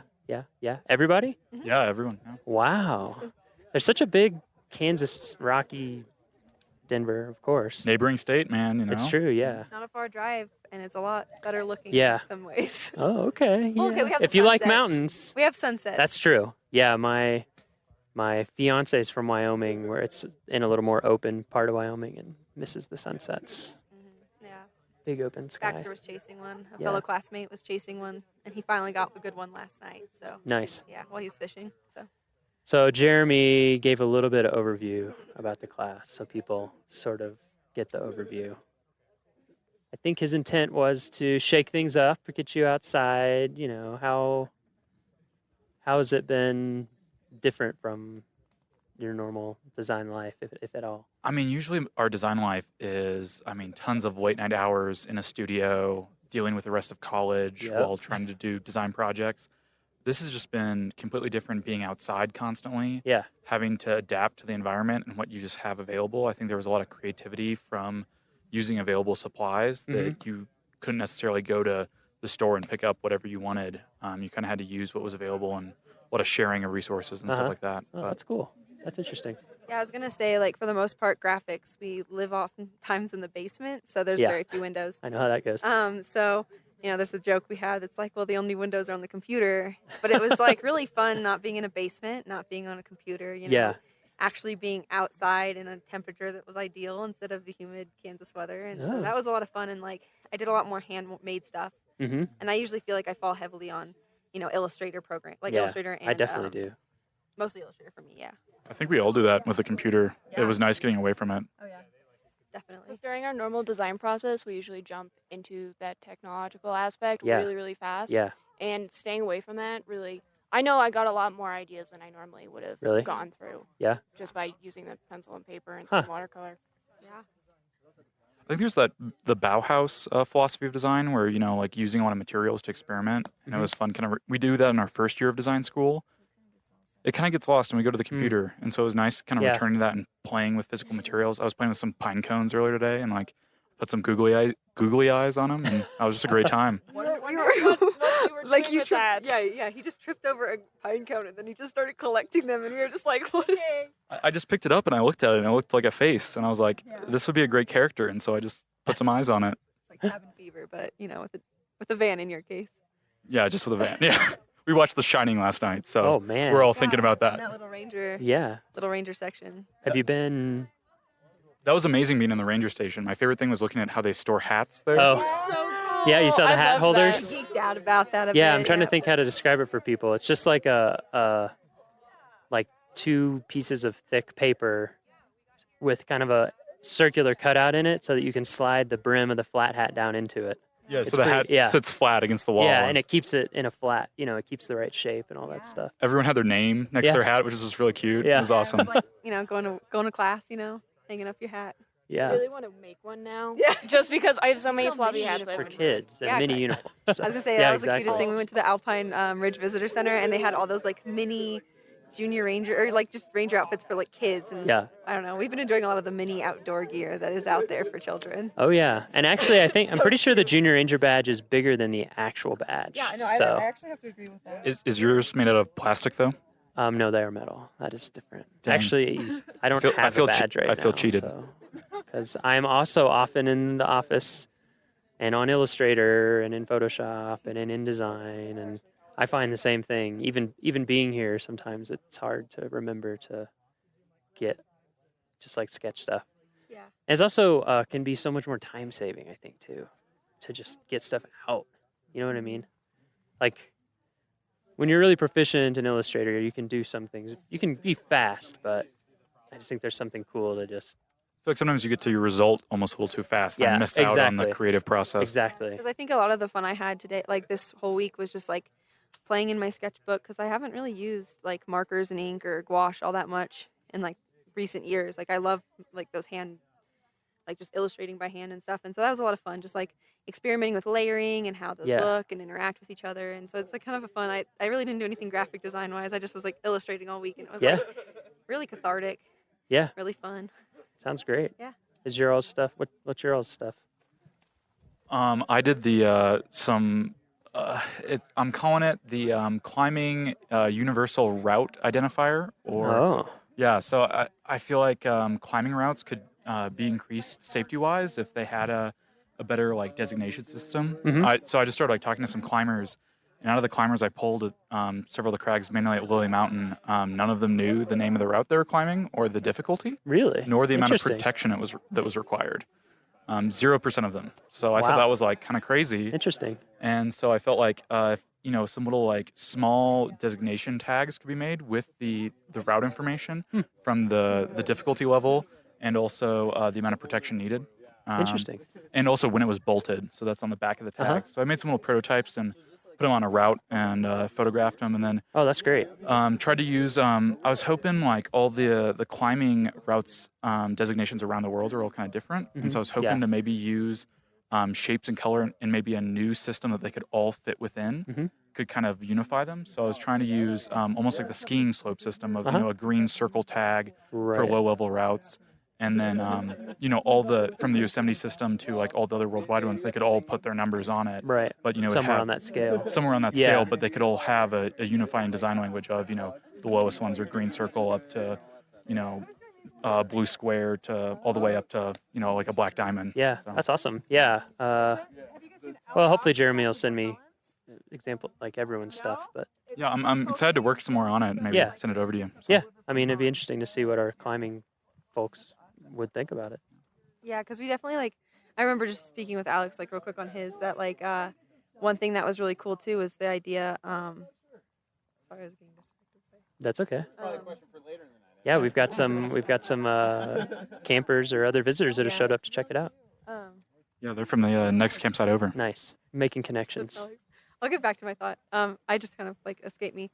So I guess what I did was I just focused on a lot of illustration because I really wanted to make a children's book. But like, nice. we did so much outdoor activity that like I really didn't have the time to sit down and illustrate. So I just made like a little character, a little chipmunk. And I was just thinking of how he might interact with like the mountains and the ecosystems because I really thought it'd be a cool way to educate on the ecosystems and like introduce to other characters among ecosystems. And so I made a little bear too. So it's like for you, that's like the birds on top of my sketchbook, but then it's the mountains and then like the little things at the bottom. With the That's awesome. Little red jacketed. Yeah. Yeah. So that's kind of what I just did this week was thinking of more of a younger approach to the mountain. Yeah, that is a fun feel. I'm trying to think of what era or something it reminds me of, but I like it. Thanks. Yeah. I don't have a name for him yet, so Yeah. if you have any suggestions. For now, he's just Blank, Yeah, the he's bear. just Blank. Mm-hmm. Yep. So I kind of like Blank the bear. Blank the bear. Actually. Yeah, that's cute. No, I like but that was kind of my approach. I work with preschoolers back in Kansas, so Oh, I kind of okay. had them in mind when I was making it, like the idea and like That's the colors great. and stuff. So yeah, I was like really thinking like, how could I teach the kids I teach in Lawrence about what I've experienced and how they can help save the Rocky Mountain National Park, or like how they can make a difference, or even just be more educated in a very easy way. Oh, that's super awesome. Yeah. That's great. What about you? So I focus specifically on some hiking shoes for people hiking specifically within the Rocky Mountain National Park. Because as a child, I did a lot of hiking, but my footwear wasn't adequate enough, so it really made me really dislike hiking, dislike backpacking. Yeah, sure. Until I was able to find the shoes that actually worked for me and for my environment. And I notice a lot of people on the trails are wearing like these athletic shoes, which don't really translate well into this environment, especially when you're encountering snow and rocks and water and dust and dirt and everything. So I thought about the specific trail conditions that we encountered on our different hikes, and then looked up a few on some hike rating websites and tried to combine a shoe where you're keeping that toe protected, you have a sole that can really handle those like rocks and those sharp inclines, and then also more specifically finding a way so that way people can casually go through those areas with those snowbanks and still be safe and not be sliding down. So I know that most snow protection is kind of goes over the whole shoe and you take it completely on and off, and thinking maybe of a thing where you can flip it so it starts out on the outside of your shoe and you can flip it down and goes on the bottom side of your shoe. So it's not necessarily in use all the time. Yeah. Is that, do you do a lot of product kind of design like that in your normal school stuff? I would say shoes is my emphasis right now. You really like shoes? Yeah, I really like them. I've been having a good time drawing them. That's awesome. And there's a lot of different variations. Yeah. Yeah. I like lots of weird types of shoes. Yeah, I can see that. Yeah. Right now I have on, what are these? Tiny, like super thin, barely there, barefoot sandals. The soles are really thin. Yeah, they're super thin. But They're really nice. Shoes are fascinating. And like you said, especially if you end up hiking or backpacking a lot, you start to really care about shoes. Yeah. Because you hate when your feet are killing you. Yeah. And I'm a person with a really weird foot. So if other people can not be feeling the same discomfort I have in the past, that would be a great thing. And That's I'm sure awesome. a lot more people would come outside and really enjoy it. Yeah. That's really cool. What a diversity. What do ranger boots like? What does a ranger usually wear? Because I feel like they, with as much as you guys are outdoors, like, is there a standard issue boot? Let's move out of the smoke. Yes. Yeah, we're right by the campfire. We said we were going to have podcasts that were like we were sitting around a campfire, and we actually are this time. Very literally. What's up? Yeah. Too bad you can't see it. We'll get some sound of the crackling fire later. Ranger, there are standards. Yeah, there are uniform standards. So in terms of appearance and things like that, and then there's like specific ones that you can order. And then people who are out in the back country or, like climbing rangers or there's more choice about what works for you. So, I mean, nobody's going to want to let you go out with something like totally inadequate, but most people are just like, these are the type of boots that work for me, They tend to be brown leather. We try to keep it classy for the most part. Yeah, it's a good question. Yeah, the uniform standards are, I don't know them as well as I should because I don't usually, I don't get to wear a uniform as much as I'd like to, really.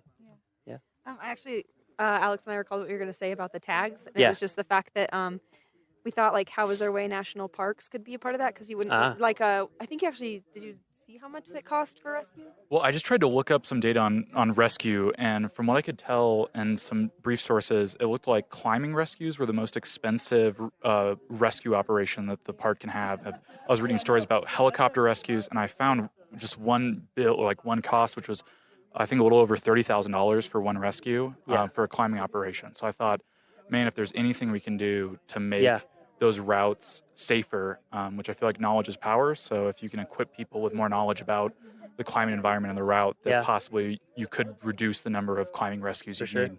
Yeah. Yeah, because that's what we were thinking too, is like yesterday was actually my first time rock climbing, and Alex was like looking for the specific route he had picked out for us, because like I couldn't climb anything harder than, well, I think it was a 5.2 that we might have found. But yeah, I couldn't have climbed anything probably harder than that. I mean, I'm that was already your first time. Exactly. And so like thinking about like, you know, that kind of also like if maybe you don't know what to look for and you get misled. So like thinking about how like that icon like would really could save, because people then might also realize like, oh, I can't quite do this one yet, and like think about that. It's very interesting. Yeah. I don't think we found the right route because we were using a guidebook, which I thought I had the most updated guidebook, but I guess we were trying to, you know, climbing routes are designated by, it's the third bolted route from the left side of this rock feature. And I think more bolted routes had gotten added since that guidebook had been published. So it was kind of interesting. It's a very popular climbing place up here. That's interesting. It's cool that you were thinking about that. I just met with one of the climbing rangers today, Everett, and we're going to work with him on a new preventative search and rescue video. PSAR is what we call it in the Park Service, for Longs Peak. For exactly what you're saying. Like, number one, we don't want anyone to get hurt ever, obviously. And then number two, whenever someone needs a rescue, you're putting people's lives at risk. I mean, that's what they do for a living, but still. And then, the cost is incredibly high. So I think something that everybody forgets, whether you're new to it or old to it, that usually looks a little easier from the ground. And I think, and this is what we're going to try to convey in the video for people with Longs Peak, is that it kind of has a reputation as a climb or as a hike, and it's not a hike. Yeah, we went up to the visitors center. Oh, really? Up there, and we're like, oh yeah, Isn't this that is cool? very intense. Yeah. We had some cool shoes up there. Yeah, that's true. They give you. We met some llama rangers. Nice. Yeah, I'm going to go out with them soon, sometime this summer. We're going to do a podcast with them. I'm glad. The Longs Peak Ranger Station is really cool.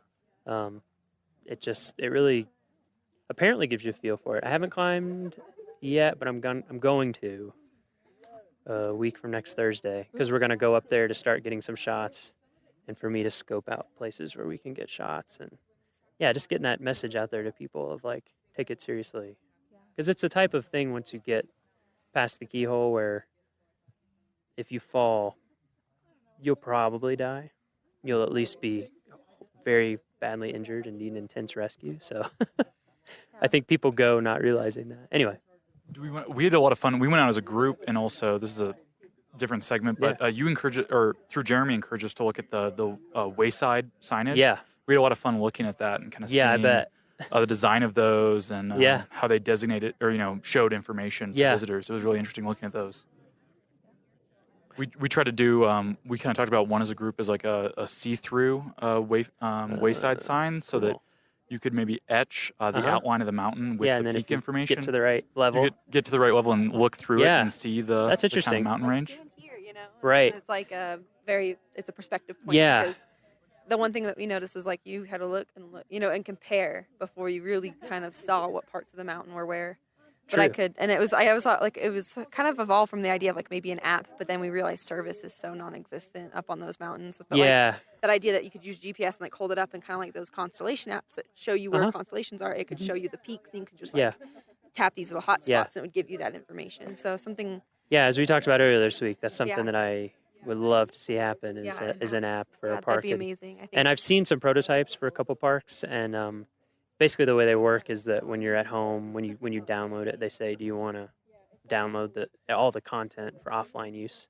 So that way you can, when you're at your hotel or visitor center, before you get there, you can have it all. And then, there's one like that for the National Mall in DC. Oh, really? Yeah, so you can hold it up and just move around, and it'll show you like where all the museums and monuments and things like that are. Yeah. I like that interactive aspect, because it's almost like virtual reality, or augmented reality, where it kind of like transposes something computer generated on top of something real. And I think that's like a really cool interactive way to like learn more information. Yeah, to learn more. Yeah, I think that's, we're all, any way that we can let people learn more stuff. Oh yeah. I think that's why I like the Junior Ranger program so much, is because it was so informative. And I was kind of like, it was funny going into the station like, oh yeah, we're here for our Junior Ranger badge. And they're like, how old are you? You know what I mean? But I think that like having something like that, just like, we're over 9. Yeah. That's all you need to know. Yeah. If it says up, sir, up. We just happen to be up. Exactly. The Junior Ranger program actually ended up leading us around the park a lot. Yeah. And I feel like I got a more fulfilling visit from this time, even though I've been here a lot in the past, being someone from Denver. Yeah. Than I ever had before, just because it's a lot more information and you feel like you have more of a mission. Yeah, because like we were like, oh my gosh, is that a bird in our handbook? gotta- And we you were gotta like, check it what bird off. is this? And we were really into it. And then like Dagny and I had an unfortunate, we had to run back to our campsite because we needed to grab something before dinner. But on our way back, we were lucky enough to run into some bears. So it was like, while we were a little bit late for dinner, we also had this crazy experience where we got to see a mom and her cubs. And so like that was like, and we were just like, we get to put this in our ranger book. We I think so that's excited about it. I think like what you were saying earlier about like being more creative, having more ideas come to you, that kind of thing. That's exactly like when you're outside all day, basically. Stuff just more stuff happens that is unusual. Oh, yeah. Your life is much less planned, and so it's like, oh, we were a little late, and then we saw bears. Yeah, and if you'd been a little earlier, you wouldn't have seen them. No, not at all. Because like well, Dagny saw it first, but like last time I was in Estes was August, and I actually stayed at a cabin here, and I feel like I spent so much time like at the cabin, not really thinking about like how much I wasn't experiencing the outside. Whereas like I've been outside all week, and like counting down the days for a shower and stuff, like you just like, and we've been able to witness like deer walking through our campsite and like just like, and we had a bear spook that spooked a couple campers and stuff like that. So I mean, it's just been like a fun experience that I couldn't have had if I was in the safety of 4 walls. There's one right now. Right next to that other. Is that mule deer? Oh yeah, yep, mule deer just a little ways out from the campsite. Man, it's such a nice evening. It's too bad we can't transmit temperature. Would you really want wind to, though? We want you to come here. That's true. We do want you to come I here. hope VR doesn't get that good. Yeah, me neither. No, I don't think so. I don't think it'll ever become like 4D. But I was gonna say that like I think what's craziest about being here is like I'm used to like 90-degree, 60% plus humidity, and like coming here has been like a dream. And I was like, I had to go buy a hat. Like I was like, I'm gonna go back to Kansas, and I am not gonna be able to use this hat. Like, yeah, I remember the first time I grew up in the South and kind of the Midwest, so humid for sure. And they don't get to choose who talks on mic next. We choose them. Oh. It's like Duck, Duck, Goose. They just have to accept it. Those are the rules. So I lived in Mississippi, Iowa, Kentucky, places that are hot and humid in the summer. And then I went to Yellowstone for the first time, and I worked there for a whole summer. And I lived about this elevation, like 8,000, almost 8,000 feet. I was at Canyon. And then I came home, and I was just like, oh my God, I can't handle that. Like, it's almost like I never noticed it before, and then it ruined it for me. I think that's why a lot of people, we get a lot of people, just for it's so refreshing and cool. Love that dry air. Yeah, exactly. My lips Gives me have life. never been more chapped. I already have gone through my chapstick. It takes, actually, that's something that we try to tell people in our visitor information. So we're telling you now in visitor information that, apply chapstick before you arrive. As you drive Vigorously. towards Colorado, the closer you get, the more chapped your lips. Yeah. That's how I can tell when I'm going to get home. yeah, it takes you a while to get used to it. Who are we going to pick next on mic? Thanks so much for talking to us. Who's next? I'm stepping on my cords. Does anyone want to? Because if not, then you're going to be assigned. Yeah, hop on mic. We'll pass it around. Yeah. Sorry, I didn't come prepared. Yeah, lay down. I thought I did, but let's get like 16 bars. I'm just kidding. Yo, my name's Blake. We'll give him 16 bars. Now I just have 16 ain't enough in my head. Have you heard that? No, I have not. Oh man, Andre 3000 just destroys on it for like 3 minutes straight. Anyway, what's your name? My name's Blake. Blake, where are you from, Blake? St. Louis, Missouri. St. Louis. Yeah. I have family in St. Louis. Really? Where? I think Webster Grove. Oh, yeah. Webster Grove. Yeah? I'm also from St. Louis. Yeah? Yeah, one of my uncles and 3 cousins and my aunt. St. So Louis. Whole family. Yeah, basically. and then my uncle's still there, and Kansas City, I've got my cousins in Kansas City. all right. So, yeah. Yeah, it was hard making the switch from St. Louis to Kansas. Yeah? Yeah, I was a Mizzou fan. I don't know if you've heard, but we're all KU students. And, for my whole life, basically, I was a Tiger fan, and I was like, that was hard, huh? Everyone else likes Mizzou out here. I'm gonna like something else. Nice. But- So, have you been to Rocky Mountain National Park before? I have not. No, this is your first time. Yep. I've been to Yellowstone though. I've been all Okay. over the country. So Yeah. Yeah. What'd you think about this park compared Honestly, to some others that you've been to? Some of the most beautiful sights I've ever seen. Really? I mean, I've been, like I said, all over the country, and the mountains are my favorite part. Yeah. Of it. Me too. Like, I guess.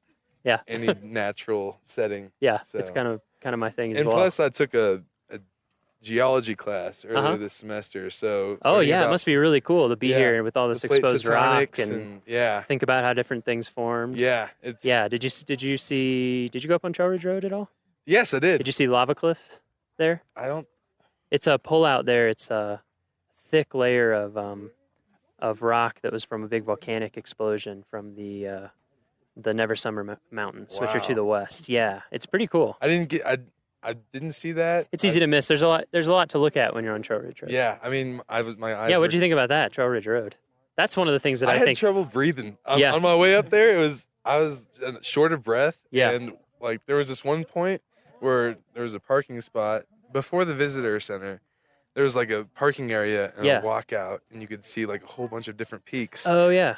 I'm not sure what that area was called, but as I was walking downhill and out of breath. Yeah. Getting to the Yeah, scenic. it surprises people. Yeah, I know. There's a lot less oxygen in every breath up there.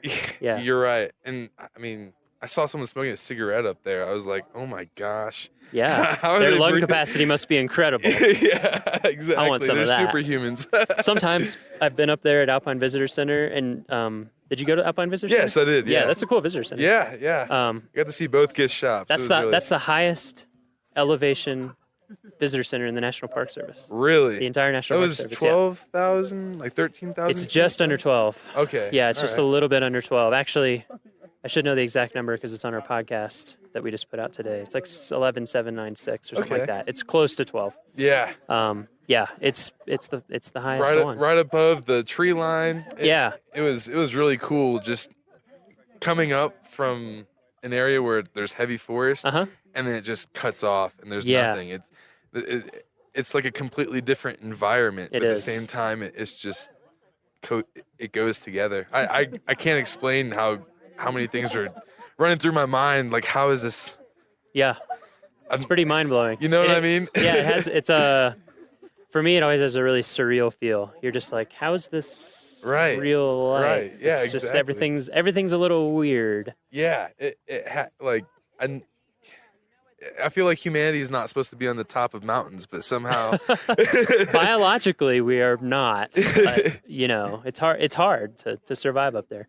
Definitely. And I mean, that road's only open a little bit of the year. right. I saw those giant sticks on the side of the Yeah, road. mhm. Well, those are for the plows, right? Exactly. How big is the plow that goes up on that road? They're huge. They're actually not plows. They're rotaries. So they're like a giant snowblower. So on the front like of a them, fan, like a blade. yeah, they're like a spiral blade on the front. That's like 4 feet tall or maybe more, and then it basically eats the snow in, and then spits it really high out the back, because if you plowed it, there wouldn't even be anywhere to but it doesn't shoot it back onto the road, No, right? yeah, it shoots it at an angle, Okay, like over all the right. side of the road. All right. Yeah, the snow is so deep that they have to take multiple passes with that thing. Yeah, I So figured it's as pretty much. crazy. Yeah. And this year, they had it all clear. We were like almost ready to go, maybe open the road a little earlier than expected. And then we had, like here where we're standing, 3.5 feet of snow. This was like right here in this camp. This is like mid-May. Are you serious? Yeah. I was gonna ask. Like, I guess snow stays up there until like a Yeah. couple weeks from today. Yeah, right? if you'd been here a few weeks ago, there would have been a ton of snow up there. Oh my gosh. It's just that once the sun starts getting really intense and the days get long and it gets clear, Right. the snow melts incredibly fast. But like I went up there, you should go on our Facebook and look. I went up there and took some 360 photos, and it was like May 22nd, and it's, I have on a Up huge on top coat. of Trail Ridge Road. Yeah, I have on a huge coat, and the snow is like incredibly deep. Oh my God. Yeah, it's pretty crazy. I still can't imagine the snow in the summer. That blows my mind. Yeah, that's the other thing is the snow sticks around here a really long time. Coming up from St. Louis, it was probably 70 to 80 degrees a day. And then I've been wearing a sweatshirt, doubling Yeah. up on the sweatpants every Yep. night. It's crazy. And it's like it's July. Yeah, yeah, exactly. So this I is mean, about as warm as it gets. Yeah, just about. It's crazy thinking about. I got a chance to go to San Francisco. It was the same thing. Yeah, in the summer it's chilly, quite chilly. But as Mark Twain said. So what kind of design do you do? I'm an industrial designer. Okay. It's my senior year. Uh-huh. I'm getting ready to enter the real world. and Yeah. I don't think I'm very prepared. Well, you are and you aren't. Right. I'm 32. There's definitely a learning curve. Right. It's good though. I mean, because it's a lot of it's the kind of stuff that you can't learn until you do it. You just Right, have to exactly. Do it. It all comes with You'll experience. figure it out. Like I never would have thought I would have ended up here in this job. Right. When I was a senior in college, never could I have imagined. I know my passions are going to lead me Yeah, where I want to exactly. go. I've been drawing since first grade. Yeah. So what's it been like being here? So I mean, normally when you're probably designing on the computer. Yeah. Constantly. Yeah. Like all of us do that do design. Coming out into this environment, having no studio. Yeah. It's a totally different game. Yeah. I mean, granted, I did cheat a little bit. I went to Kind Coffee, and I had an opportunity to sit down and work on my computer for the necessities. But for the most part, I was doing a lot of drawing, sitting right outside of my tent. Yeah.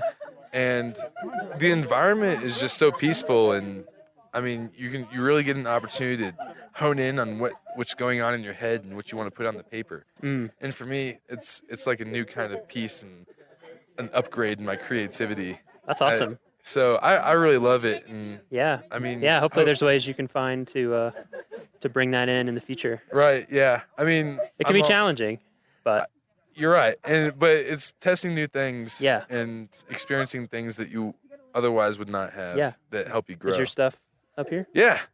Let's walk over. Sure. Check it out.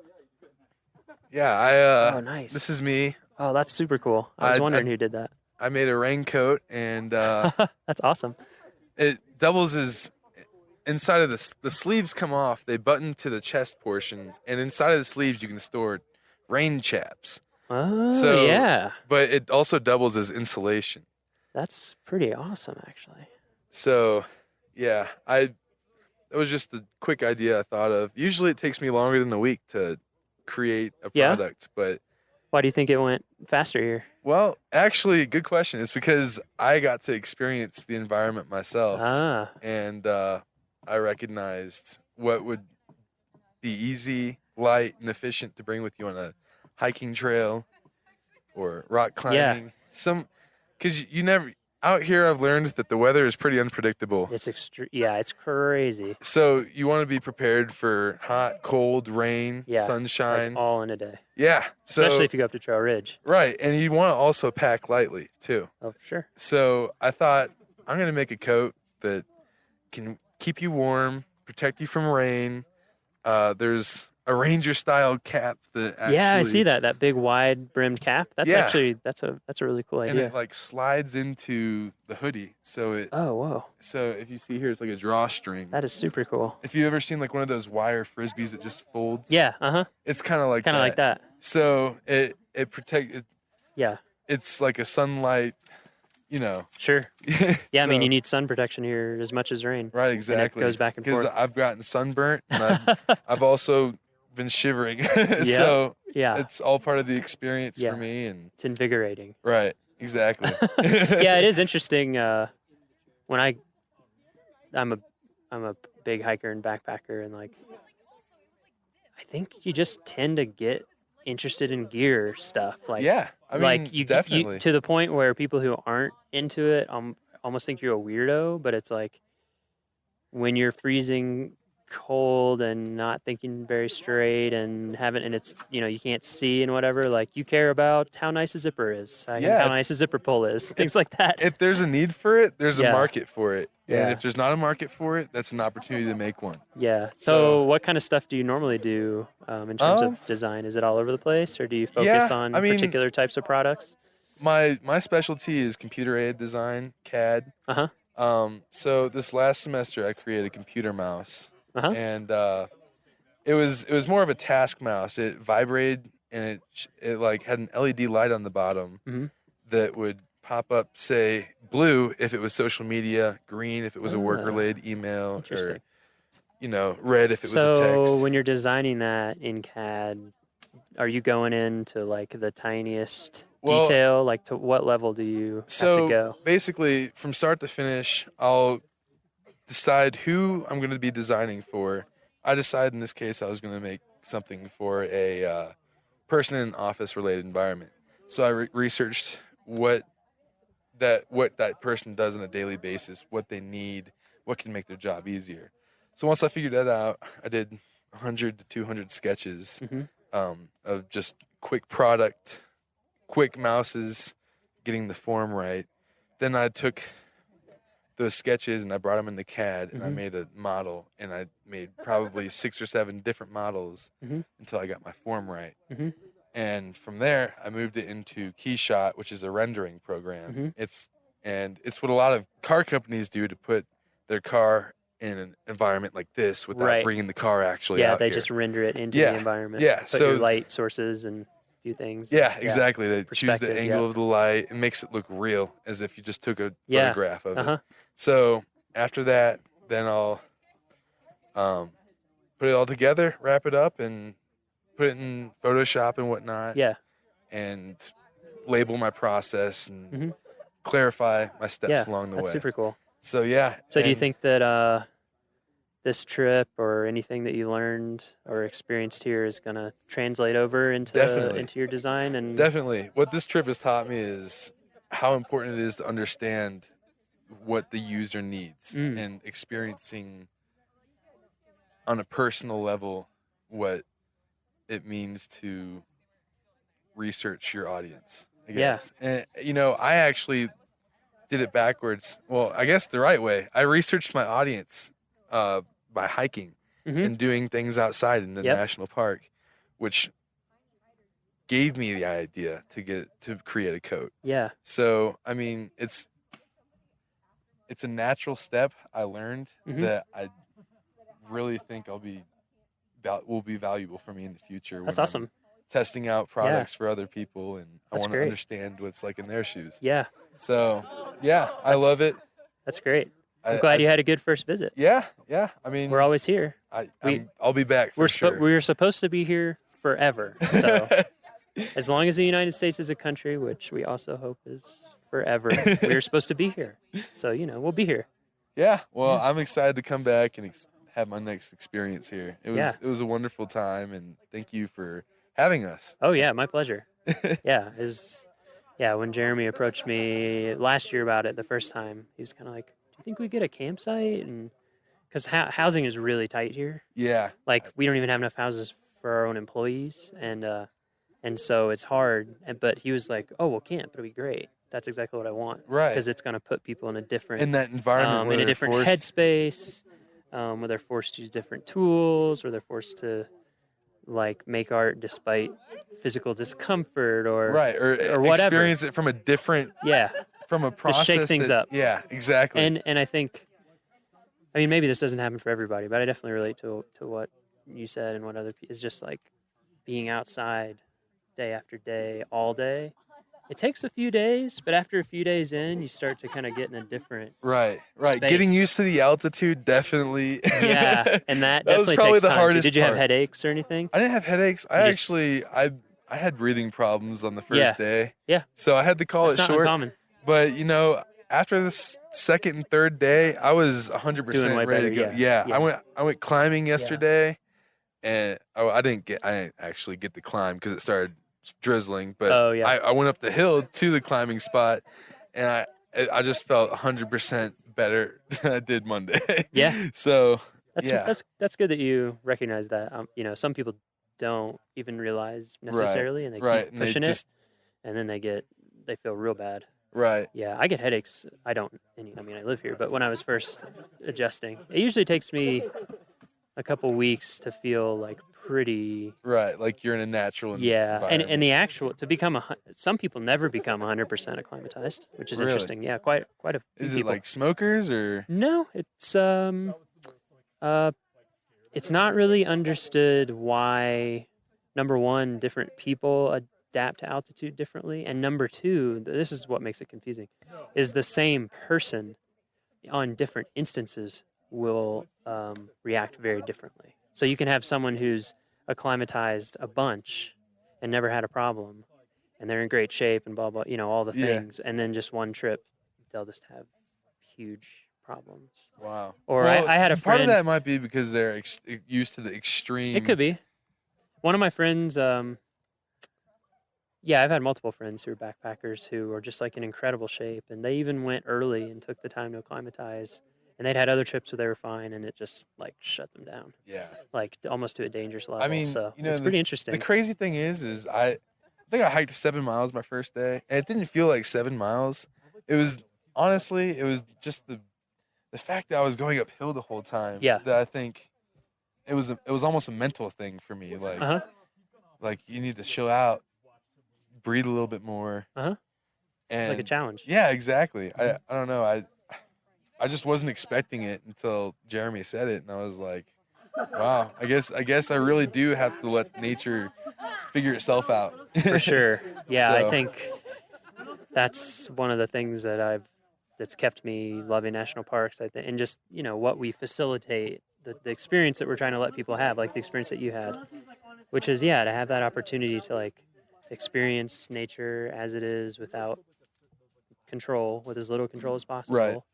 And just to see that and like you said, learn how to like embrace it, be ready for it, Right. be safe, be smart, and be creative. Be creative. Exactly. Yeah. I think that's a huge part of it for sure.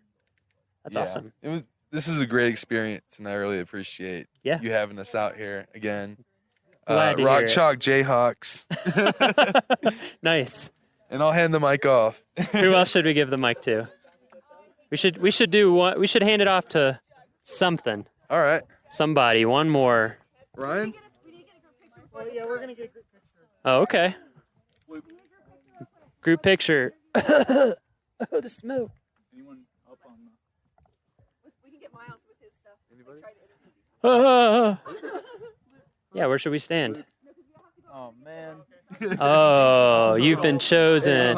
You can pass it. You can't call camera shy because it's a microphone. That's true. We thought that would help. All right. I don't know.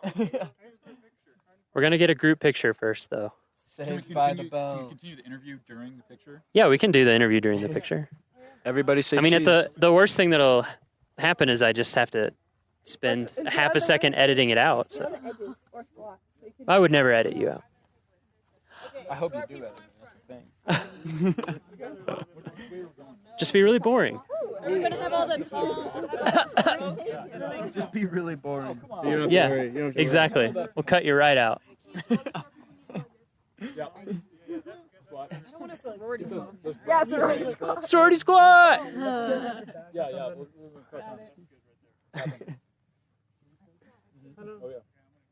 I'm just casually holding up mine. Work it, use it. Work it. Say cheese. Where? Oh. Oh. That's a Leica too, isn't it? You better be. That's a precious, precious child. No, I can't. I just nodded it.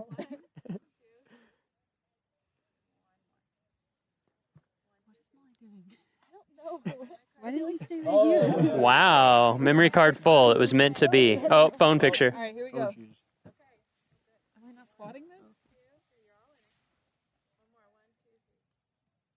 Thank you. Nice. I think the memory on the recorder's full too. No, it's not. No? Sorry. Sure? Yeah. We can only record 21 hours, 48 minutes, and 36 more seconds. Are we So, planning on being out here this long? Yeah. Turns out audio doesn't take up that much. What about the batteries? Battery low or something? I've got an extra set of batteries. Oh. So, nice Came try, prepared. though. What's your name again? I'm Luke. Luke, where are you from, Luke? Madison, Wisconsin. Madison. Most beautiful place other than the Rocky Mountain National Park. Madison's pretty cool. It is. You Yeah. been there? I have. Two of my best friends from college both went to University of Wisconsin, I Madison. wish I could have gone there. They liked it. Yeah. Yeah, they liked it there a lot. I think the winter's not as much. No, once you're used to it, it's not too bad. Right. And it makes everywhere else feel. If you're from there. Yeah. Yeah. Yeah, we're just cold. I actually, a lot of the times, wish the winter here were colder, but less windy. Yeah. So the No, winters that's the thing. here, it's surprising here.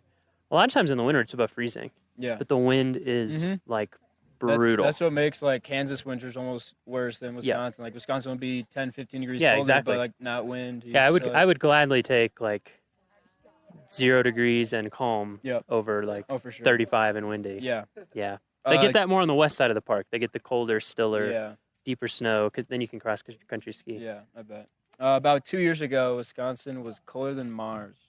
Parts of Wisconsin. It's like negative 130 degrees wind chill Oof. in like the eastern part of the state. Damn, that hurts. Like you go outside, like your eyelashes and Yeah. your nose just like all freeze up. People are like, you get like boiling water and you throw it outside and it just turns Yeah. to snow right away. Yep, I've done that. That's insane. I lived in Alaska for a while. Yeah. Yeah, it gets Yeah, gets pretty cold. yeah, you gotta find some ways to have fun out there. Yeah. You can't. I like deep cold, but Yeah. some people hate it. Yeah, I can do it. I dig it. Yeah, Taylor doesn't like it. No? Taylor was complaining all day today, and it was sunny and maybe 70 degrees. She's bundled up. Where's Taylor from? Oh, okay. You're from Clearwater. Yeah. She says Wichita. 'Cause she likes to be a city girl. Dang. We're getting real. Getting real. Nice. Have you been to Rocky Mountain National Park before? I have not. No. No. Okay. My mom lives in Golden though, so Oh, okay. I'm in the area. So you've been around. I've been in Colorado before. You but go to the mountains much when you're in Mhm. Colorado? Yeah. Oh, okay. So Yeah. you've been up in the mountains, just Yeah. not in Rocky. Skiing. Yeah. How does what do you think? I love it. It's like I didn't know what to expect on this class, but Yeah. I have already like planned a trip to come back like with Really? my friends. Yeah, we went to Door County up in Wisconsin last year. We were camping like on Lake Michigan. Uh-huh. And I was just thinking about like road tripping out here with them. Like That's awesome. there's just endless things to do out here. Oh yeah. Beautiful. Yeah. Do you guys want to be on mic? We'll pass it around. They're just waiting for it. Oh, and what kind of design do you do? I'm in industrial design. Industrial. Another industrial Yes. designer. We Yep, gotta- and so are these two. Awesome. This is cool. Yeah, handing off the Tay-Tay. We'll just pass it around. Tay-Tay. Is that your legal name? I'm just kidding. What's your name? Taylor. Taylor. Yep. And you're from Kansas. Mhm. Where in Kansas? Clearwater, Kansas. Clearwater, Kansas. Just, we probably have a lot of podcast listeners, we hope, from Kansas. Yeah. So they want to know. They're curious. Do you do industrial design as well? Yes, I do. And have you been to Rocky Mountain National Park before? I actually went on the trip last year. Oh, and I really? liked it so much, I'm taking Oh my it again. gosh. Yep. I'm sorry that I didn't recognize you.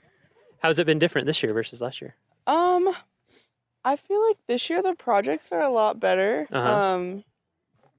I don't know. I knew I had more like expectations last year. I didn't really know what to do, but I came into it this time Yeah. wanting to do outdoor gear, which is why I came. Nice. And so sleeping in the hammock, I have Uh-huh. lots of ideas Oh, of how cool. to improve that for camping. bet. So Yeah, It's you been should. helpful. I don't know how many companies you researched, but there's some interesting. There's a big world of hammock campers. Yeah. Yeah, Which- like people get really into it. Yeah. They do which- some stuff like they design them Oh, with yeah. with foot pockets so that you sleep off the bias so that you can lay flat. That's a Oh, big thing with yeah. camping hammocks. And then the other problem, as I'm sure you found out, was staying warm. Yeah. Yeah. Yeah, that's cool. Yeah. That's a neat. Actually, someone I went to college with like owns his own hammock camping gear company. Mm-hmm. Yeah.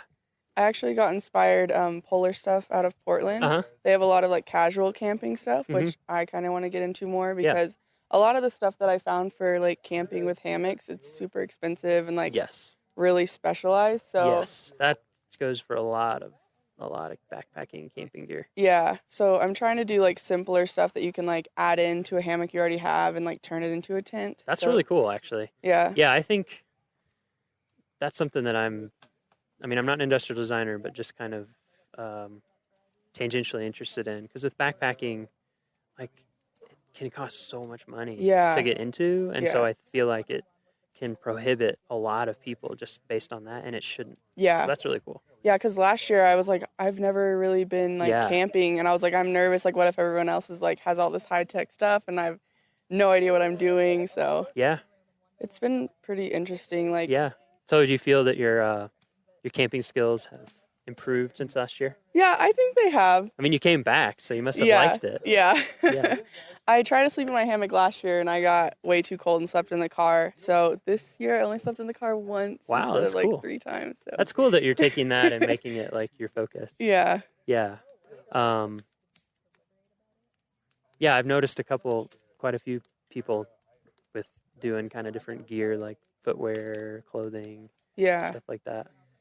And it Yeah. makes sense because it's your direct experience, right? Yeah. And so for this trip, I want to do that for my senior thesis. So I just kind of focus on patterns Uh-huh. and I would like take pictures and then create like color palettes from those Mhm. and then make patterns to use like for the camping gear. Nice. So that's what I focused on this week. We got embers in the Yeah. air. Yeah, we'll look at it in a second. What about pass the mic? Getting everybody on the mic. What's up? Hi, how are you? Good. What's your name? My name's Baxter. Baxter? I'm from St. Joe, Missouri. St. Joe. Mhm. Okay, nice. That's where is it? It's about an hour north of Kansas City. Right. Mhm. Okay. Yeah, I lived in Red Oak, Iowa for quite a while, so we would always drive down through. Sort of through that area. So you're industrial design as well? Yes, I am. Nice. Mhm. Have you been to Rocky before? No, this is my first time actually. Really? Have you been in the mountains a lot? I was in the Bitterroot Valley in Oh, Montana yeah. a couple weeks ago. Bitterroot is beautiful. Mhm. It's That's very awesome. cool. So that was your kind of first Yeah, kind big of mountain first trip. Yeah, Yeah. drove up with a couple friends and enjoyed it so much I thought I'd sign up for Yeah. another class. And, Yeah. How's this been? Fantastic. Yeah. Yeah. What do you think about the park? You know, I've never been, but I've just been blown away by the views. Yeah. Yeah. Incredible. And Yeah. I've been just awestruck about all the lakes here. Yeah, And the they're lakes just are amazing. beautiful. And I just didn't imagine how great this place would be. Yeah. So, That's awesome. I mean, it's Did been a this- great yeah, experience. Took me by surprise the first time I came here too. Yeah. And I've been to a lot of parks, but still, it's just there's something about it. Just like every park, there's something about it. Yeah. What have you been working on this week? I kind of been taking a step back and doing a little bit of photography, but Nice. I kind of focused on an app a Mhm. little bit, a hiking app based on just looking at the types of people. There's all different types of people come from all over the world here, and it seems like they've been maybe unprepared. I've Uh-huh, noticed. uh-huh. I saw a couple people walking up in just like sandals and without water. Yep, And for sure. for safety reasons for park rangers, I thought it'd be nice for people to be educated about their trail that they're Yeah. going on. So the app I've been kind of designing is based on a little bit of an app that's already been out there. It's Mhm. called All Trails, Mhm. but I took a little spin off of it, and I've kind of created just something that's easy to use and shows all the trails around you. Yeah. Do Do you have? Yeah, it's actually right here. Oh, nice. Just shows a quick picture of the your hike that you're supposed to go on and the rating and all that kind of stuff. With most of the park not having service, I thought it'd be nice to download a map so that you know what direction to take and that kind of stuff. Yeah, I mean, if it's not super data heavy, then yeah, you could pre-download a bunch of stuff. And then another quick thing I wanted to do was like have a check-in, so that if you like maybe go on a serious hike, you're gone for maybe a day or two, you could check in and then check back out, make sure people know where you are if you're just by yourself. That's cool. And So if you checked in and if you had like a profile page or something, somehow people could see if you had checked back in or not. Yeah, that's awesome, because that's something that we try to impress upon people. And I mean, it's easy to forget, but just always let somebody know where you especially are. if you're out there by yourself. Yeah, even here, I think like our trails are so nice. Like our trail crew does an amazing job, and they're just beautiful. And there's so many nice bridges, and there's paved roads, that it kind of gives people the impression that, whatever. But yeah, when you're 5+ miles away, and we have people get hurt not even that far from the trail, just sprain an ankle maybe. Yeah, or like you said, they just don't bring water, or just things that are preventable. I think people just don't know. So that's cool that you're trying to just integrate the education part into it. I also thought I'd maybe integrate like a medical part aspect of it, maybe that just the park rangers could see. Whereas it could have your medical information on it if there was a rescue mission or something like that. Yeah, like it could be built in that you would give consent or something to have that information shared. Maybe you're diabetic or something like that. Yeah, that's cool. Yeah, that's nice. So how's being out here been different for you in terms of, well, I mean everything, but design? What kind of influence do you think that's had? It's been different because you're not in a studio. You don't have, other people. It's been kind of just on your own this week in terms of designing things, which has been nice. Yeah. You don't have a lot of, people telling you what to do or that kind of stuff. And so you kind of go on your own. We've been, as a class, just all over the page with projects, and it looks fantastic. Yeah, it does. I wish we'll get some photos from you guys after, so we can post it maybe with the with this podcast episode. We'll put it in the blog post. But yeah, it's really, really cool stuff, and like very high production value for working out of a campground too. I mean, we're working with no Wi-Fi, just little to no supplies, and I mean, it turned out right? great. Yeah, it actually is. One thing that always amazes me is how much more time you seem to have when you don't have Wi-Fi. You don't have internet access and movies and stuff. It's been nice. And you're waking up early because it's, I don't know, maybe there's people here who still sleeping, but I usually am a sleeper inner, but when I'm camping, I get up. Sun wakes you up in the tent. I'm just like, and you tend to fall asleep really early. You're so cold, you're ready to get up like in the morning. like backpackers midnight. Yeah. When I would be backpacking, we'd be like, oh man, it's late. What time is it? 8. Like in the spring when it's not quite as light as it is now. It's really light. What time is it right now? 8:34, and plenty of light in the sky. It's interesting. What is your fiance's cousin's husband? Anyway, he's my cousin. He's my cousin now. He's from Hawaii, like born and raised, and hadn't traveled a ton until he started doing travel baseball. Anyway, he was here visiting in the summer, and he was just like, whoa, like the sun stays up so late. And I never thought about, I've never lived anywhere like near the equator at all. So that's pretty interesting. It is, I worked up in Alaska for a while. There it's real interesting. I was in Denali. Oh, okay. And so like on the summer solstice, we just stayed up all night. I mean, you could read a book in like the darkest it got. Really? Yeah.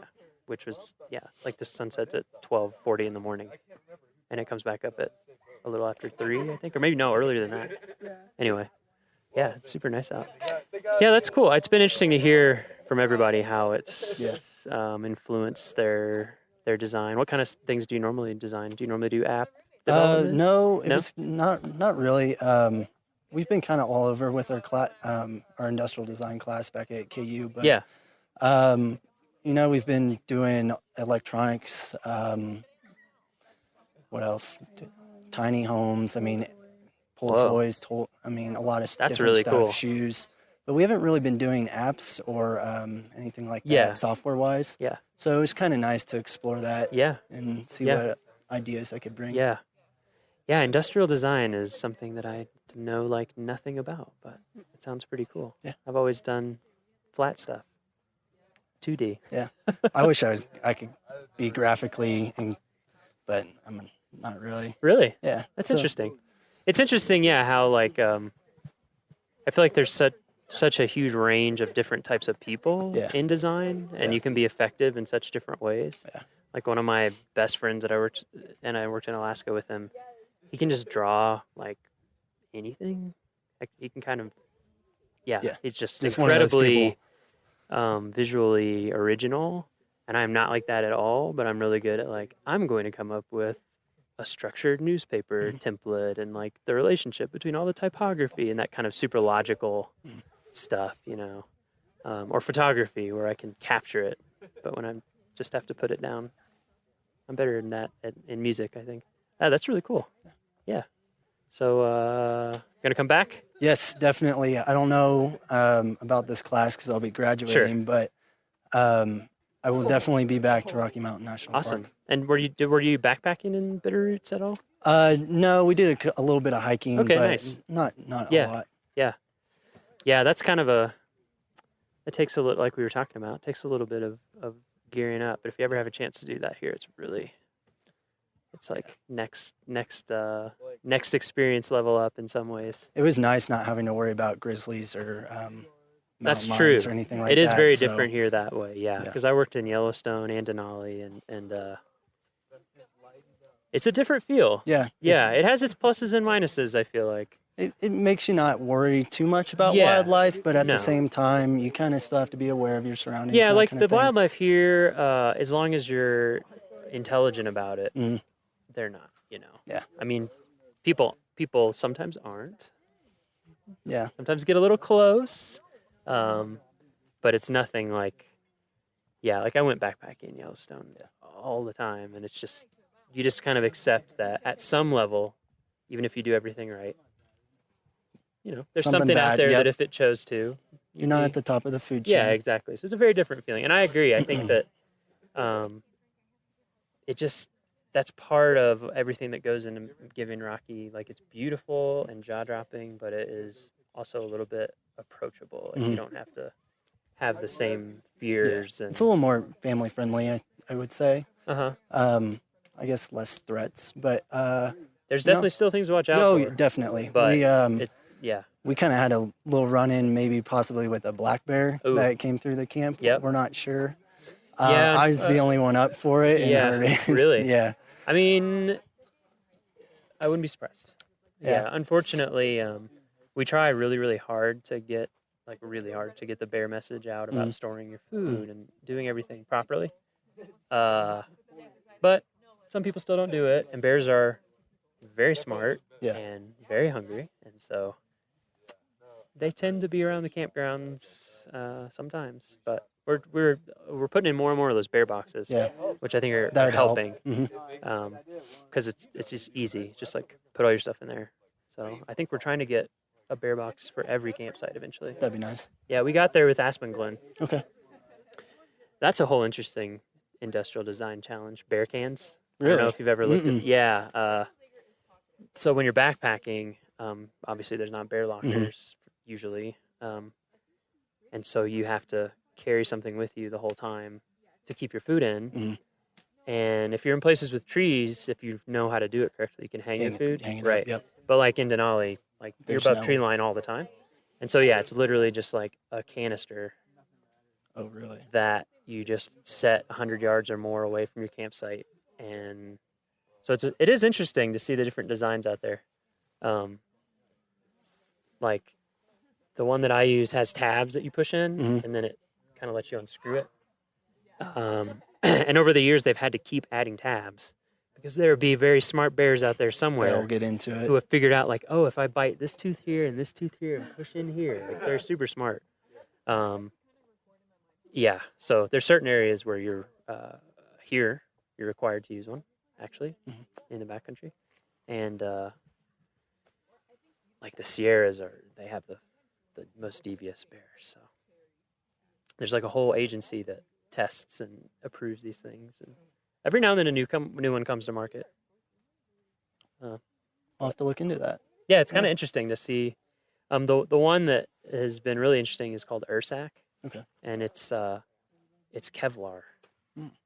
I think it's Kevlar. Maybe it's even Dyneema now. Anyway, it's like an extremely, strong fiber, and then they try to like weave.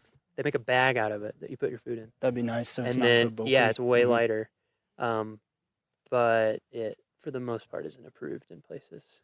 It's not foolproof enough for a lot of agencies. So there's space out there. Something to look into. Yeah, I think there's like there's two major people, and then there's people that make one out of, it's like carbon fiber, so it's really light, but very expensive. Yeah. All right. Have we harassed everyone we should harass? Nope. No? No. Nope. The three girls. You got we haven't Molly, Maggie, harassed and you Beth. yet? They're actually one. They're one? They're one group. Three as one? Come on. Yeah, come on over. Come on over.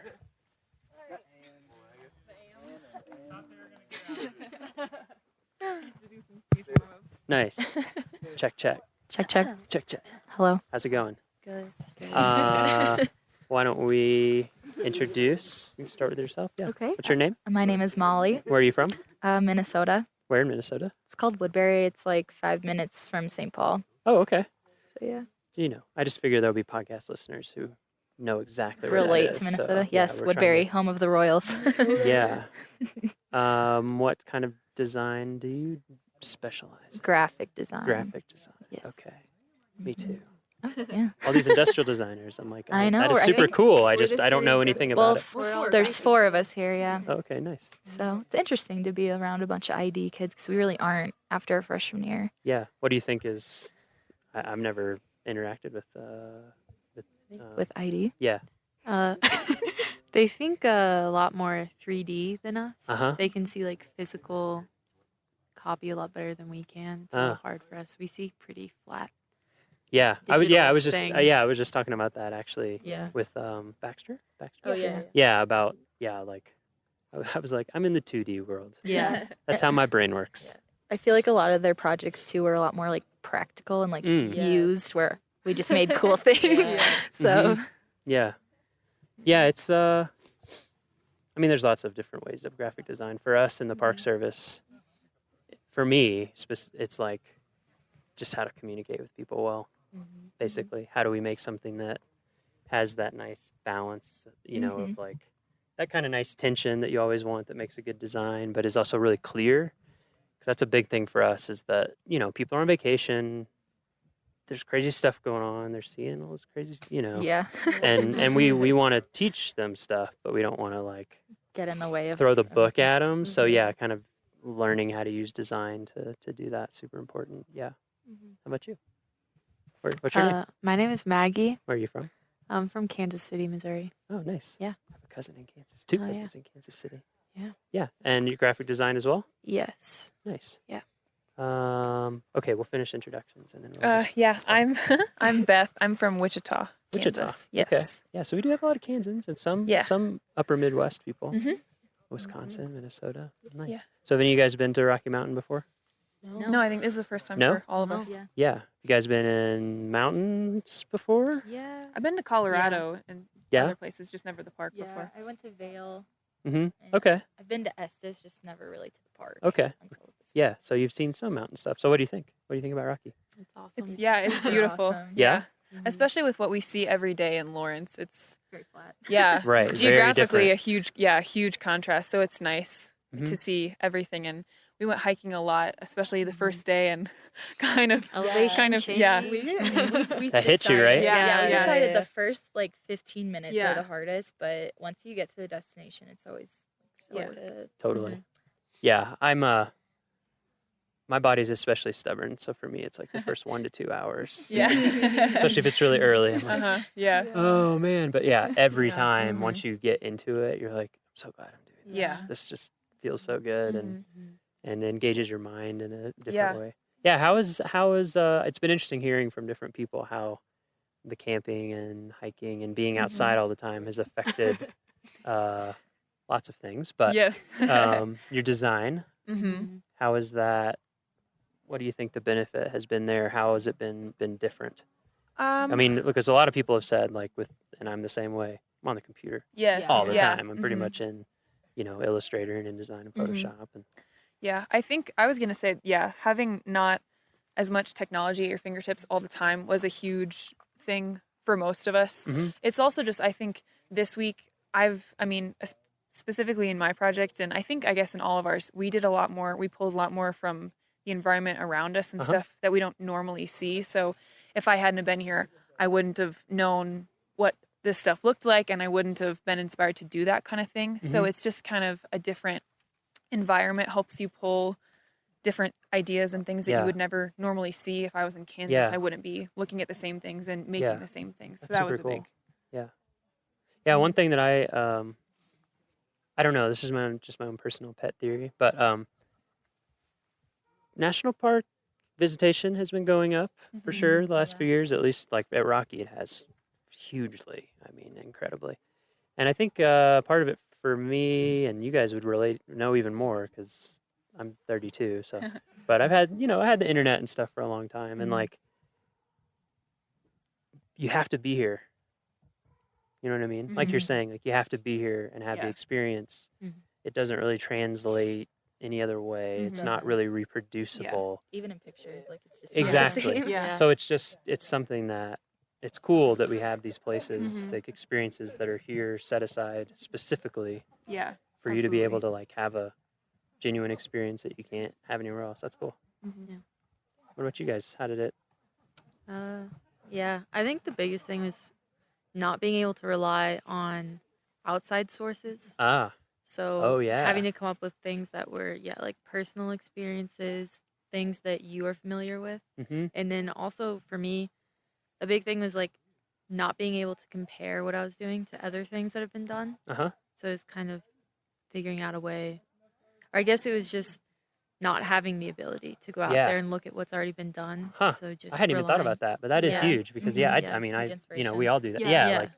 When I'm starting a project, I'm just like, oh, I have this feel in mind, and you start looking at references, and then you get lost. You kind of like if you had, you still come up with something original, but like maybe you had some idea before you started looking that now has gotten kind of drowned out, maybe. And then I think the comparison thing is huge too, because I know for me, like I feel like in everything in life, like you do best when you aren't self-conscious about it. But it's really hard when you have like the world of design and you're like, oh my God, I can't do this. But it's like, well, they're one of the 10 best designers of all time.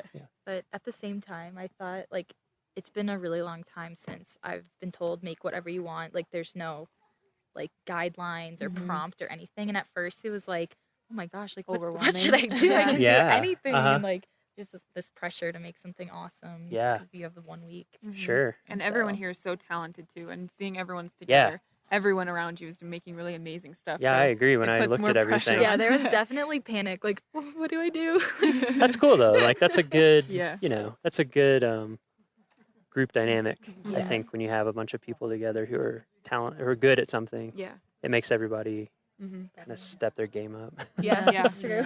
Yeah, I love a lot of this stuff. Yeah, we're gonna try to get pictures up so we can put it on the blog. Oh, cool. Good. Yeah. Well, I'm glad that you guys have had a good time and that it's been valuable. Do you think there's things from this experience you'll take back with you? Getting smoked. I feel like I'd be more likely to go visit other parks now. That's awesome. Yeah. That's really good. I think especially aside from the design and just the camping aspect of being here, none of us have ever camped for an entire week. Yeah. So that was really tough at times. But Right. now, yeah, I think the longest I've ever camped is really a night or two. Right. So yeah, a weekend. Yeah, I think it's that day like 3 to 4 Yeah. where the game starts to change. Yeah. Yep. Mhm. Yep. Yeah. Because you're like, wait, there's nowhere for me to go. Yeah. I live here. Yeah. But after this, I think I'd be a lot more willing to do stuff for longer periods of That's time. great. Yeah. Yeah, it's it's like a time-based thing, you know. You almost have to you realize, I mean, I've done backpacking trips and you kind of sense this pattern where it's like day 2, day 3, day 4, and as you get deeper into it, you become more and more comfortable. Yeah. It's cool. Get your mind in a different gear. Yeah, but we've also heard a lot of people around camp saying like this is the nicest campsite they've been to, and like how all the facilities are really close and Estes is right there. So it'd be really interesting to even go somewhere more remote. Oh yeah, where we like can't go actually, to Estes for actually, showers. that's a really good point. Yeah. I've talked about this with people before, like those of us who work here. You know, it's very unusual to have a park of this size and type, but then to have a real community right at the doorstep, and then an airport an hour and a half away. Yeah. Because like when I worked in Denali, and even there's some stuff compared, but like there's no grocery store. Although I heard that they're building one, but there's no grocery store. So we would drive to Fairbanks. So it's 4.5, 5 hours round trip for groceries. Yeah, and so it's and so you're right. There's a whole realm. Yeah. Also, what I would encourage you to do, there's 417 units in the National Park Service system. Wow. So there's national parks, which I think there's 59 or 60 of now, but then there's a whole bunch of other stuff, and like national monuments. We run a lot of those. Forest Service and BLM run a lot more. There's historic sites. Anytime you have the chance. The job I had before this, I went to all sorts of different parks and made brochures for them. It just, so many places are really cool, even if you wouldn't think to stop there. Like little Revolutionary War battlefields and Civil War battlefields. And oh man, I'm blanking on the name right now. It's a Congaree National Park, which is a swamp area, kind of right on the border of the Carolinas. Like, it was incredible, and I'd never heard of it. So that's cool that you're more interested now. Yeah, definitely. Yeah. You can go if you go to findyourpark.com, or if you go just go to nps.gov. Like, we have maps of every park unit. Cool. Yeah. Cool. Keep it up. Future park visitors. Will do. All right. Thanks. Yeah.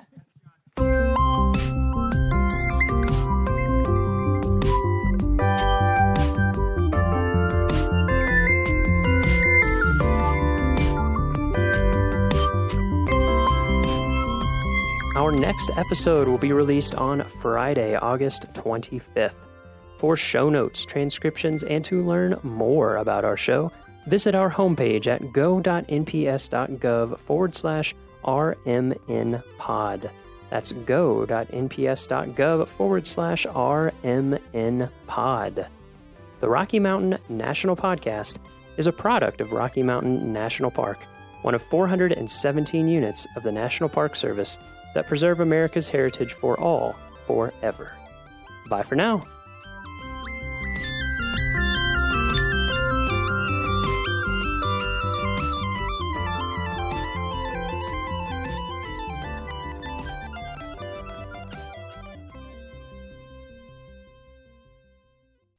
Okay, Andrew, it's summertime as we're recording this. Oh. But I want to rewind the clock to mid-May of this year. Think cool air or drizzling rain, spring. Okay, I'm with you.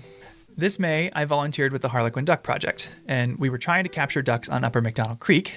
And as we talked about in the Goat Hunt episode, you catch them by stringing a net all the way across the creek and trying to catch them as they fly down. But with all the melting snow in the spring, that creek is flowing too fast to safely walk across. So a few people and one end of the net get carried across to the other side in a raft. So did you get to go across the creek? Well, no, I stayed behind to help spot the birds with binoculars. But at the end of the day, everyone on the other side had to come back, and I volunteered to help catch the raft and pull them to shore. The raft, really conveniently, has a handle on the bow that helps you grab it. And I leaned over to grab it, totally missed, and fell face first in McDonald Creek. Ouch. Yeah, I was totally soaked. Well, it's pretty cold in the spring. Did you have a change of clothes? Well, yes and no. It was very cold, but I didn't have any spare clothes. But the volunteer paddling the raft that I failed to catch had a spare pair of long johns, and despite my insistence that I'd be warm enough, made me go change into them. So you had warm legs and a bruised ego, but isn't this episode about Many Glacier? Okay, let me finish. That volunteer's name is Gerard, and I'd met him before because he drives a school bus for some of the local students I've led on field trips, but through the Harlequin Project, I got to know him a little better, and a few weeks later, I had the chance to get him in the studio.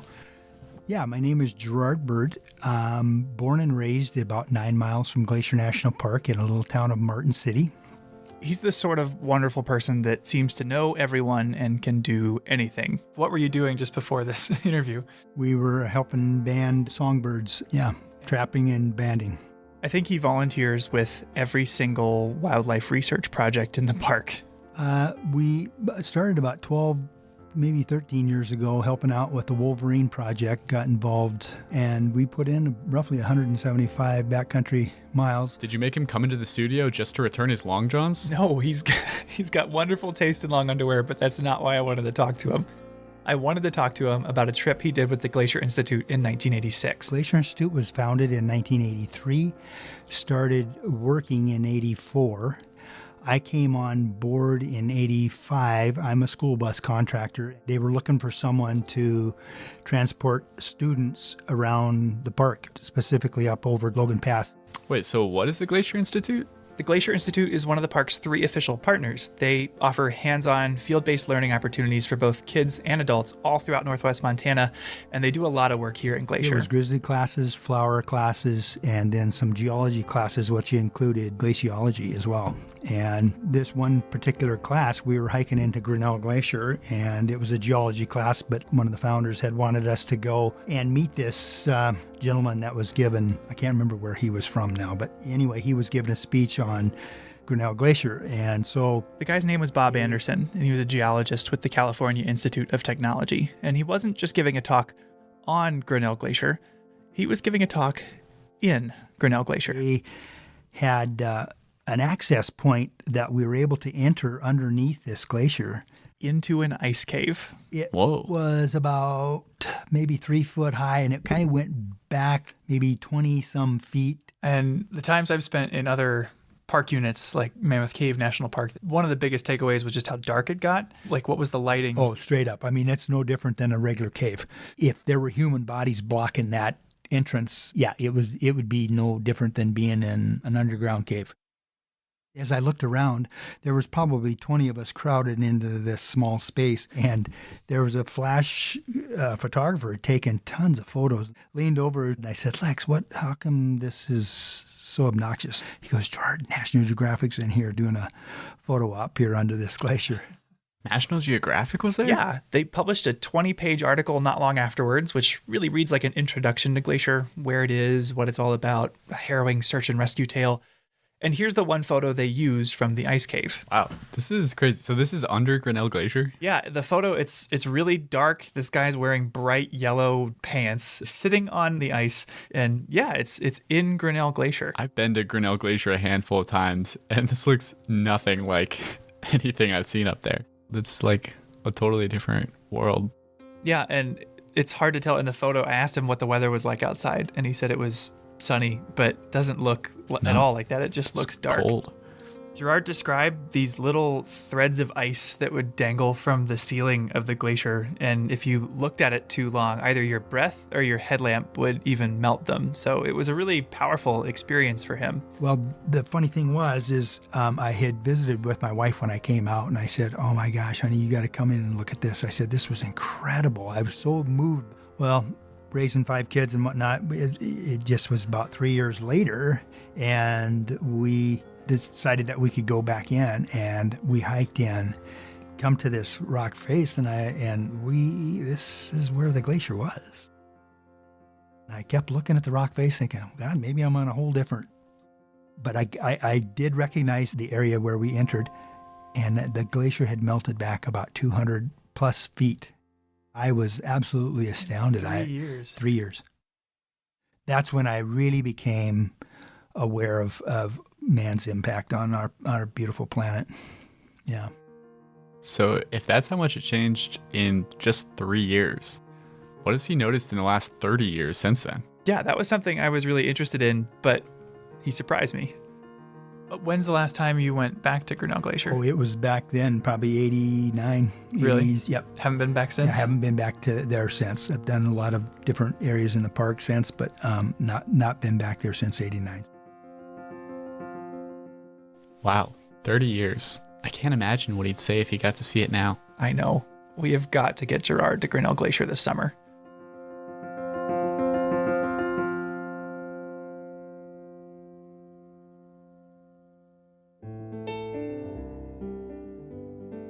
Welcome to Headwaters, a Glacier National Park podcast, brought to you by the Glacier National Park Conservancy and produced on the traditional lands of many Native American tribes, including the Blackfeet, Kootenai, Salish, and Kalispé people.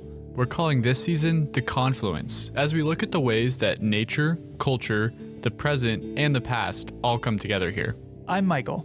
I'm Andrew. And we're both rangers here. And today we're going to be taking you on a journey to the Many Glacier Valley. Nestled in the northeast corner of the park, Many Glacier is one of its most spectacular destinations. I know every time my family's come to visit, we've made a point of taking Highway 89 on the east side of the park just to get there.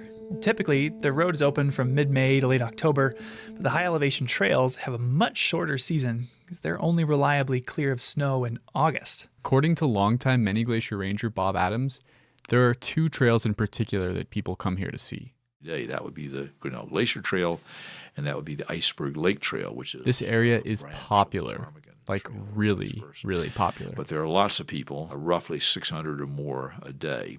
That 600 is on each trail. So this isn't the place for solitude? Not exactly. And to make it even more extreme, Bob sometimes has to close one of those trails for bear activity. And if the Iceberg Lake Trail is closed, then... You'll get 900 people on the Glacier Trail. 900 people on the Grinnell Glacier Trail? So that may not be what you want. It may be exactly what you want because you maybe feel safety in numbers. That's a false assumption, but people make that assumption. Why do so many people come here? I asked Diane Sine. She's a ranger, and she spent more than 40 summers in Many Glacier. It not only has the actual glaciers that are still hanging in there, just barely. Then we also have the historic hotel. We have, in my opinion, the best hiking trails in the park. So if you just wanted one location that sums up all that's excellent about Glacier National Park, it's Many Glacier. And yes, this is a commercial for Many Glacier. And she's not totally joking about the commercial thing. The marketing of Many Glacier and of the Glacier National Park region as a whole is a really important part of the park's history. What do you mean by that? Well, in the early days of Glacier National Park, a lot of the infrastructure was built by the Great Northern Railway. And the railway executives wanted this place to look like the Swiss Alps. Yeah, there's definitely Swiss architecture noticeable, not just at the Many Glacier Hotel, but the Lake McDonald Lodge too. But why Swiss? That's actually a pretty interesting story. To learn more about it, I decided to join Diane Sine, the ranger you heard a minute ago, on a tour of the Many Glacier Hotel. Well, I'm jealous. Luckily for you and our listeners, these tours are offered during the summer at the Many Glacier Hotel and Lake McDonald Lodge. You can find the schedule in your ranger-led activities guide, which you'll receive at the park entrance station.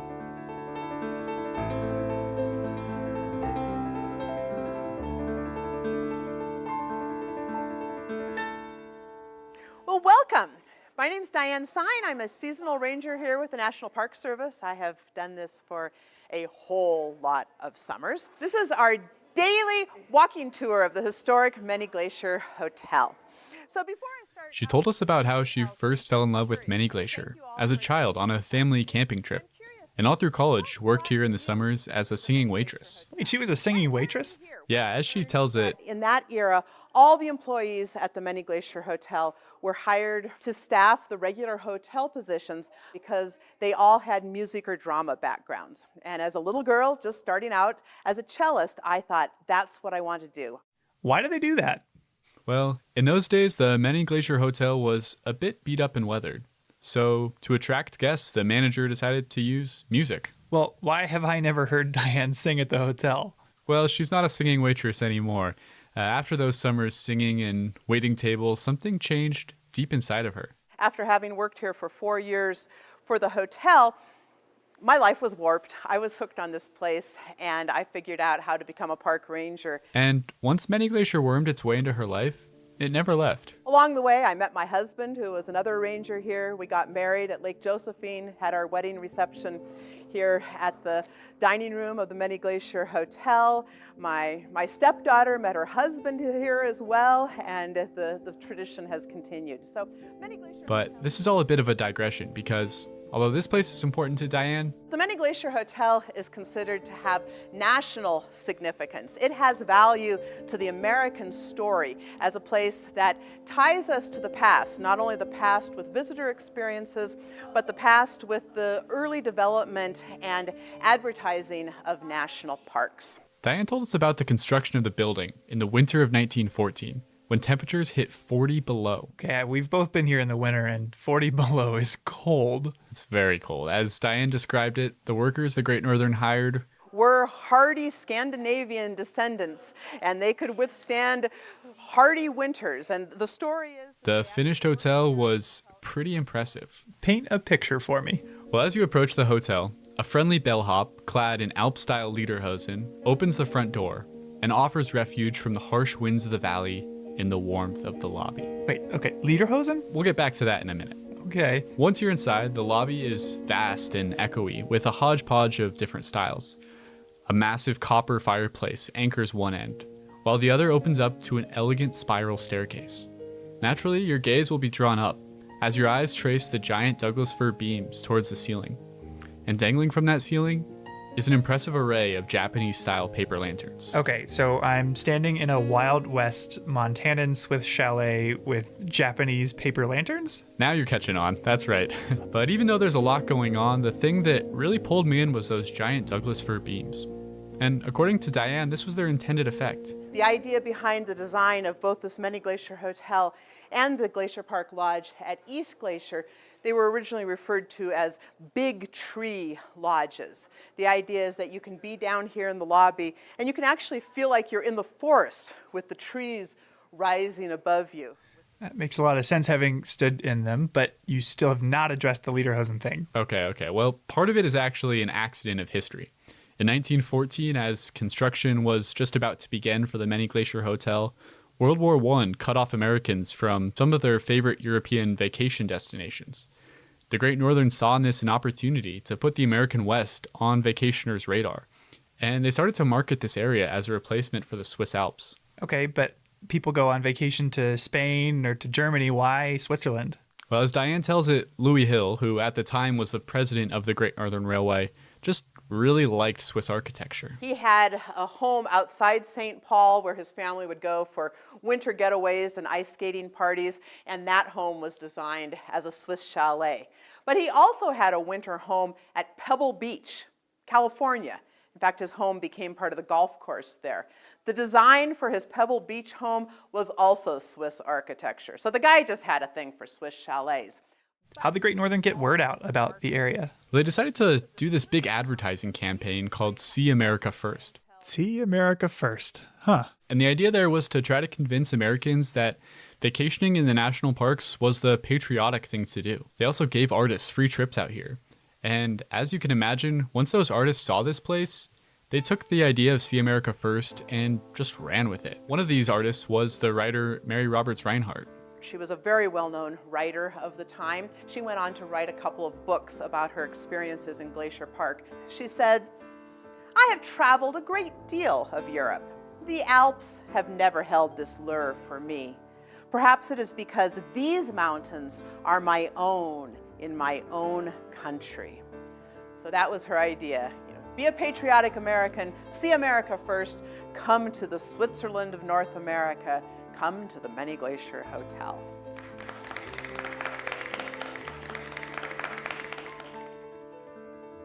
Okay, so this marketing campaign is why we have all the Swiss buildings around Glacier. Exactly, and it's had a pretty big impact on the way people use the park even to this day. But it also starts to get at something that's really central to the mission of the Park Service.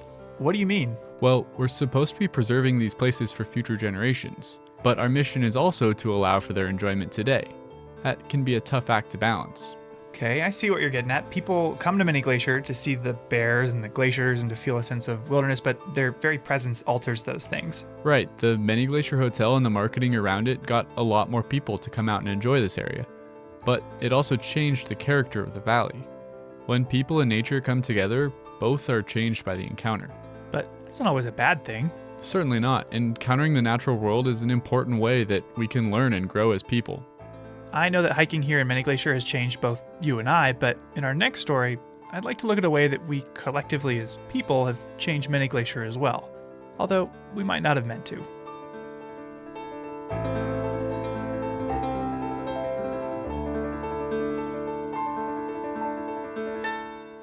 So, you know how we've been talking about doing a hike in Many Glacier?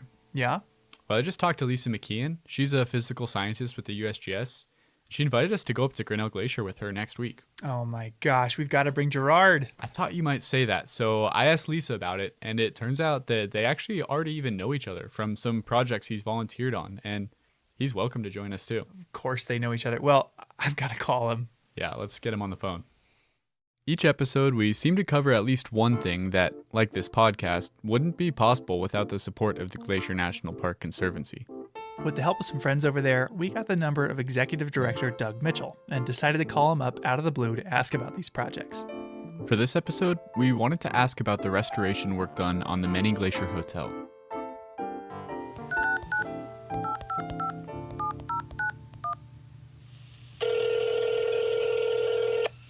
Glacier Conservancy, Doug Mitchell speaking. How can I help you? Hey Doug, it's Andrew and Michael. How you doing? Hey guys, great to hear from you today. Likewise. We wanted to call because for this episode, I had the chance to go on a tour of the Many Glacier Hotel with Diane Sine, and she pointed out a staircase to me that she mentioned you might have had something to do with. The famous double helix staircase. To be able to bring that back here in the 21st century is really a treasure, and those people who haven't seen it ought to definitely get out there and take a look. Yeah, it's pretty remarkable, this magnificent, as you said, double helix, like kind of DNA strand staircase. Yeah, you know, we joked a little bit around here that they need a T-shirt for the lodge that says history, it's in our DNA. And history really, and historic renovation is in our DNA here at the Glacier Conservancy as well. And that is a property at Many Glacier that had fallen in disrepair. And actually some had talked about tearing it down, and what a great decision not to. Absolutely. Has the Conservancy had a chance to be involved in any other historic preservation projects in the park? We really have spent a lot of time and focus on that because really our future is part of celebrating our past. There's a lot of different kind of places that we've been able to help, like the Wheeler Cabin and the Sperry Chalet, of course, and the Walton Ranger Station. And those kinds of historic preservation projects are ones that we've been very proud to be involved in over the years and really, we think, add to the fabric of this great tapestry that makes up Glacier National Park. Well, thanks for making the project possible in the first place, and thank you for taking some time out of your day. Absolutely. Thanks, guys. Call anytime. All right. Bye, Doug. All right. Cheers. Before the break, I found out that I had a chance to get Gerard back to Grinnell Glacier for the first time in 30 years. So I called him. Naturally, Gerard's a busy guy, so I didn't get a hold of him the first or second time I called. Hey, Michael, Gerard here. Yeah, I haven't forgot about you. I had you on my list. But after playing voicemail phone tag, I reached him and invited him to join us. Well, we're going on Tuesday with Lisa McKeon, so you're certainly welcome to tag along on that if you want. I would love to. I'll have to look at my calendar to see what's on there, but that would be a wonderful invite. Thank you.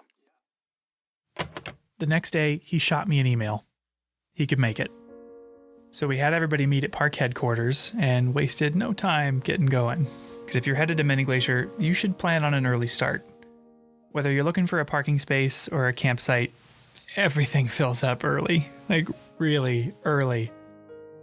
And on top of that, it's not especially close. It's the farthest main entrance from the airport, and from the west entrance alone, it takes about 2.5 hours whether you take Going to the Sun Road to St. Mary or Highway 2 onto the south end of the park. But we found a spot and set off on one of the crown jewels of Glacier's trail system. Now, the trail is popular not just because of its destination, but because of the scenery along the way. If you're not looking at wildlife, you're looking at towering snow-capped mountains or crystal clear lakes.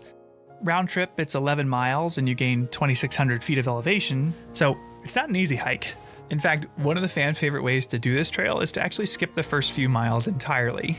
The Glacier Park Boat Company offers historic wooden boat tours, and some of their tours include a hike to the glacier. And taking that boat shuttle shaves off nearly 4 miles of the hike, but none of the elevation.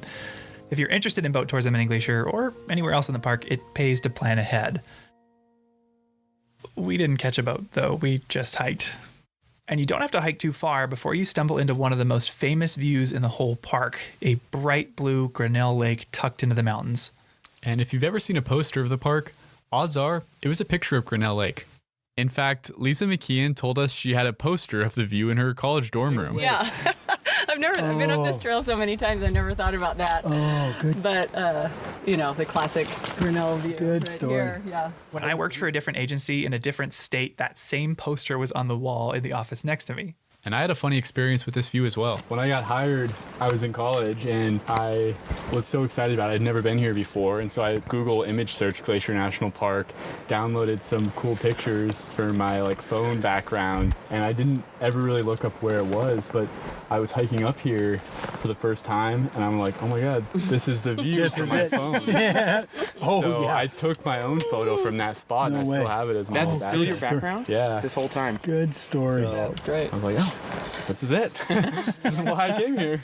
And it is so easy to get swept away by the beauty of this trail, by the wildflowers, by the wildlife, whether it's mountain goats or bighorn sheep. But the entire time I was distracted, wondering how Gerard was going to react once we finally saw the glacier. And the trail does a really good job at building that anticipation because you can't really see it until the very end. But after a few hours and a few thousand feet, we made it. We crested that final hill and were able to look down at Grinnell Glacier. And it was the first time any of us had seen it that year, but for Gerard, it was the first time seeing it since the 80s. All right, Gerard, what's the big reaction to this big view? That's our producer, Daniel. There was just more snow and ice here. Right here, there was no snow. Gerard's a guy who always has something clever to say. I had never seen him at a loss for words, but he stood there for a minute, stock still, staring out at the ice in disbelief. Holy cow.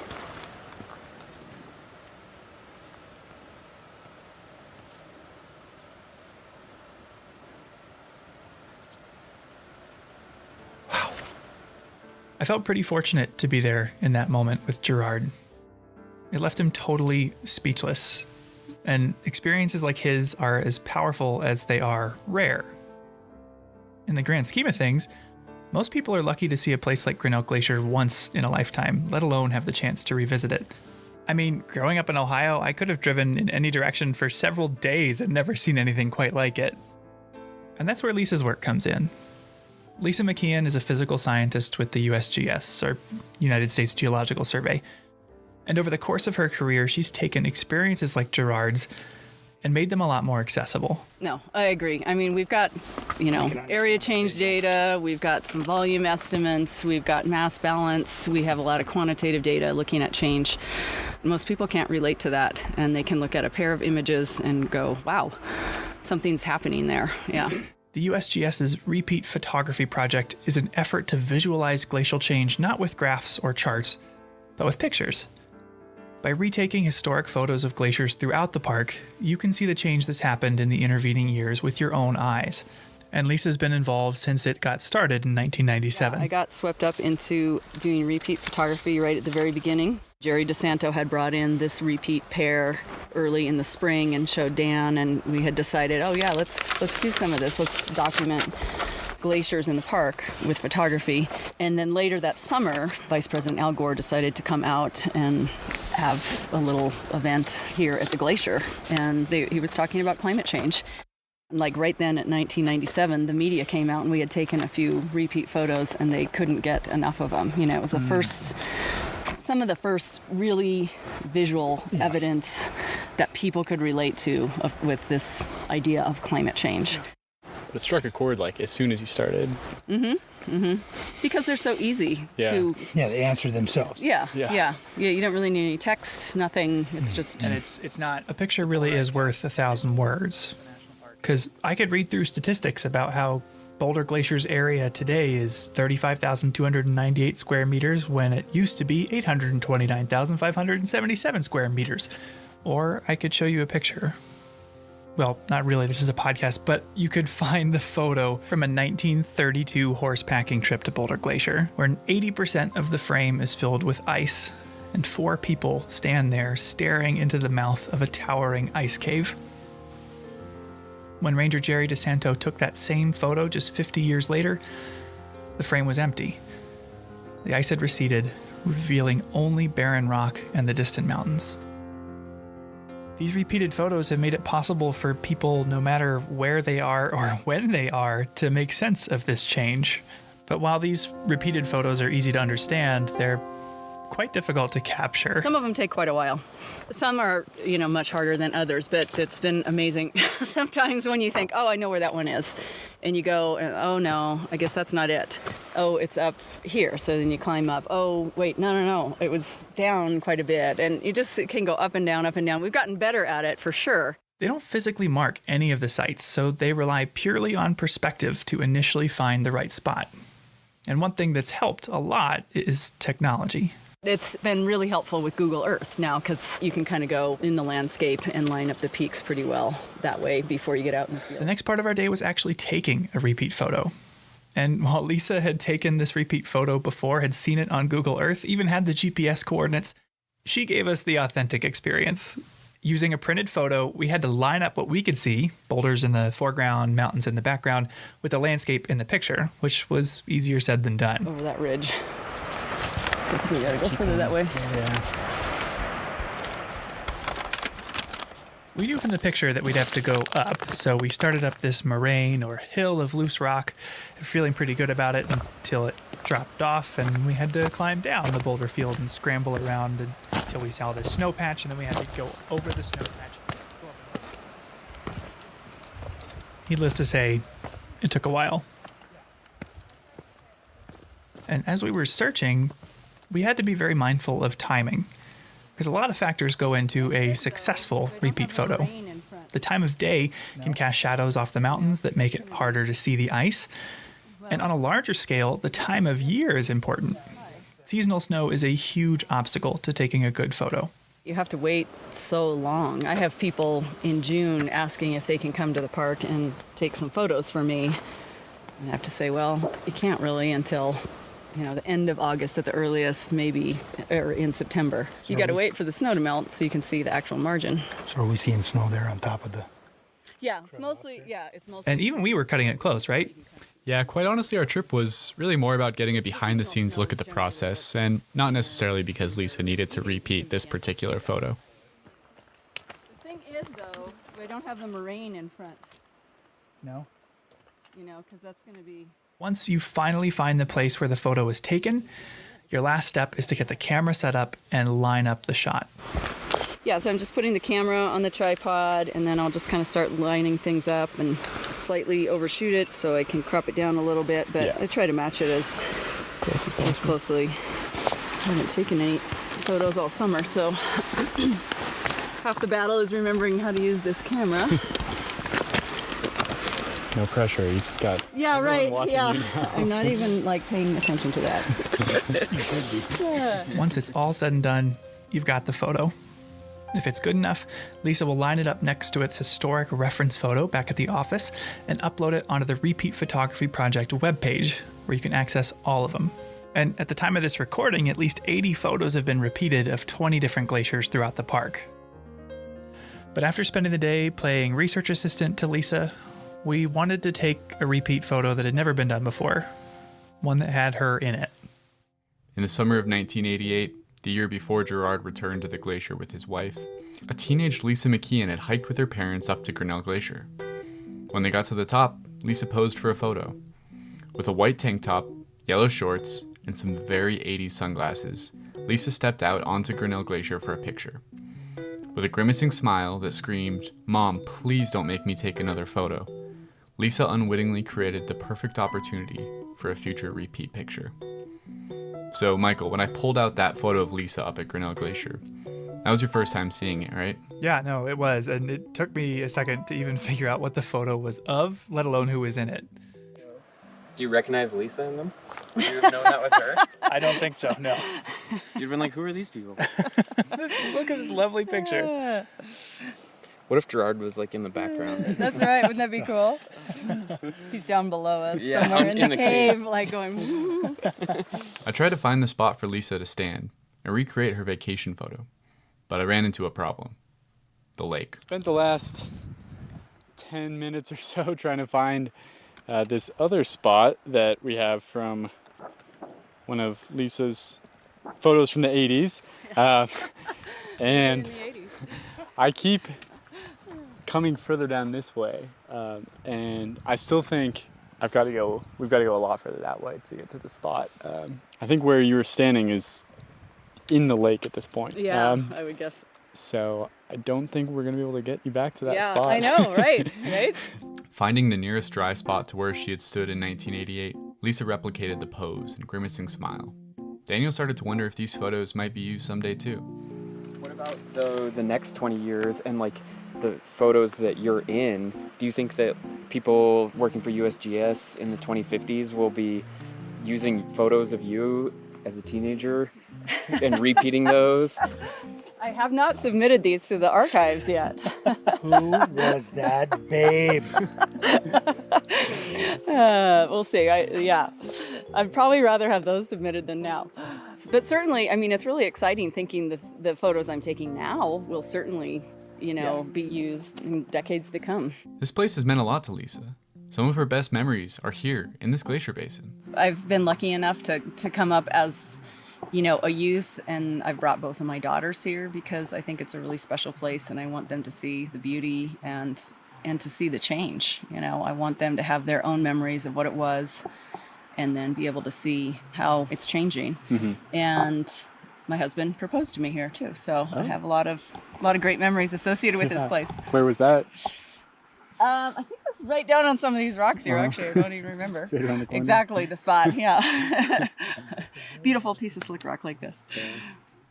Over a lifetime of visits, she has seen so much change. Not just to the glacier, but to people's understanding of it, and to our understanding of the changing climate.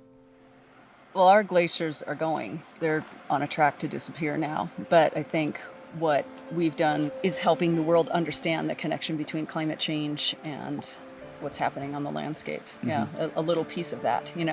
This happens to be a really visible piece, but there's so many other ways that climate change is impacting this park that are not as visible as a glacier melting away. They get people thinking about climate change, and I love that maybe it begs the question of, wow, what else is happening in this park? And there's scientists out there figuring that out, and there's people maybe looking a little more closely for it in their own experiences here. It made me wonder, when did Gerard learn that the changes he'd seen up here were part of a wider, global phenomenon? Yeah, that's something I was wondering too. And I asked him, were you aware of climate change when you made that trip up to Grinnell? I was aware that something was taking place because of humanity or how we were living. Because when I come back that 3 years, I was like astounded. I was just so impressed that we could get underneath a glacier at that time. And I told my wife, I said, oh, honey, we got to go back in. I got to show you this. This was the coolest experience. And so I wasn't really aware of it at that time. It was 3 years later. So it sounds like you noticed that something was going on just from your experience here. But later, did you read in the paper or hear on the news about climate change science and realize, oh, that's what I saw at Grinnell Glacier? Yeah, then the pieces started fitting the puzzle, and I was like, wow, yeah, I witnessed something there that was pretty profound and didn't know it at the time. With all the good memories from this place, but also all the evidence of melting, I wanted to ask Lisa how she felt about Grinnell Glacier on the whole. Does she have a good or bad feeling from this place? Yeah, I think what you described, bittersweet, is exactly what it is, because it's always a stunningly beautiful place, but the glacier's shrinking. I mean, that's one of the main comments I get back from the repeat photos is people feel loss. But when I asked Lisa if she still had hope, she perked up a bit. I do have hope. Yeah. I mean, like I said, I don't have hope that these glaciers are going to last here, but I'm hopeful that climate change is not going to be the end all for this planet. Before we left, Lisa wanted to walk up to the glacier itself, to let us see what was happening to it with our own eyes, hear it with our own ears. As we approached, the sound of melting water rushing off the glacier turned into a roar. I had to shout just for Lisa to hear my question. Lisa, where's all this water coming from? It's coming from the glacier, every bit of it. It's melting off the glacier. It's quite a torrent today. It's a hot day in the Glacier Basin and things are cranking. As we stepped onto the glacier, we reflected on what made this change so meaningful. The Earth has always been changing, and glaciers have advanced and retreated many times. But something about this felt different. Yeah, I guess the fact that these changes that maybe historically happened on like geologic timescales are now happening on human timescales makes it really dramatic. Yeah. Very poignant. Yeah. Yeah. And I think that's where the repeat photography comes into play. That's very visual. You can see that. You don't need to be one political party or the other, old or young. You can see that in the blink of an eye right there. I think for me, I feel part of this change. There's something major going on. That's climate change. And, you know, ice melts when it gets warm. And we're part of that equation. I'm part of this. But I also feel like part of the solution to not necessarily changing the trajectory for these glaciers, but in a larger sense, this brings awareness. It's pretty stark. It's raw.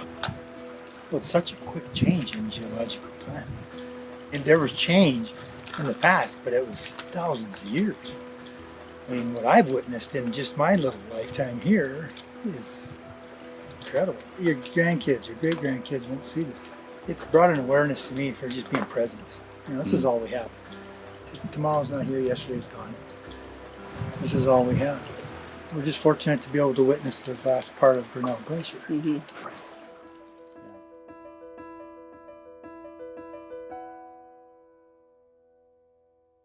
That's our show. If you're interested in learning more about the USGS Repeat Photography Project, climate change, or interested in getting to Grinnell Glacier yourself, we put links in the show notes for more info.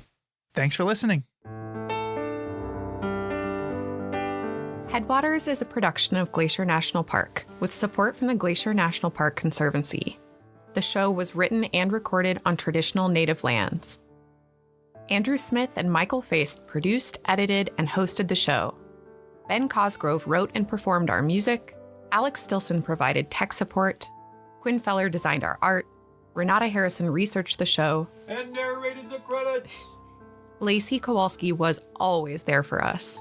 And Daniel Lombardi and Bill Hayden were the executive directors. Support for this show comes from the Glacier National Park Conservancy. The Conservancy works to preserve and protect the park for future generations. We couldn't do it without them, and they couldn't do it without support from thousands of generous donors. If you want to learn more about how to support this podcast or other awesome Conservancy projects, please go to their website at glacier.org. Of course, you can always help support the show by sharing it with everyone you know, your friends, your family, your dog, and also leave us a review online. Special thanks this episode to Gerard Bird, Diane Sine, Bob Adams, and Lisa McKeon.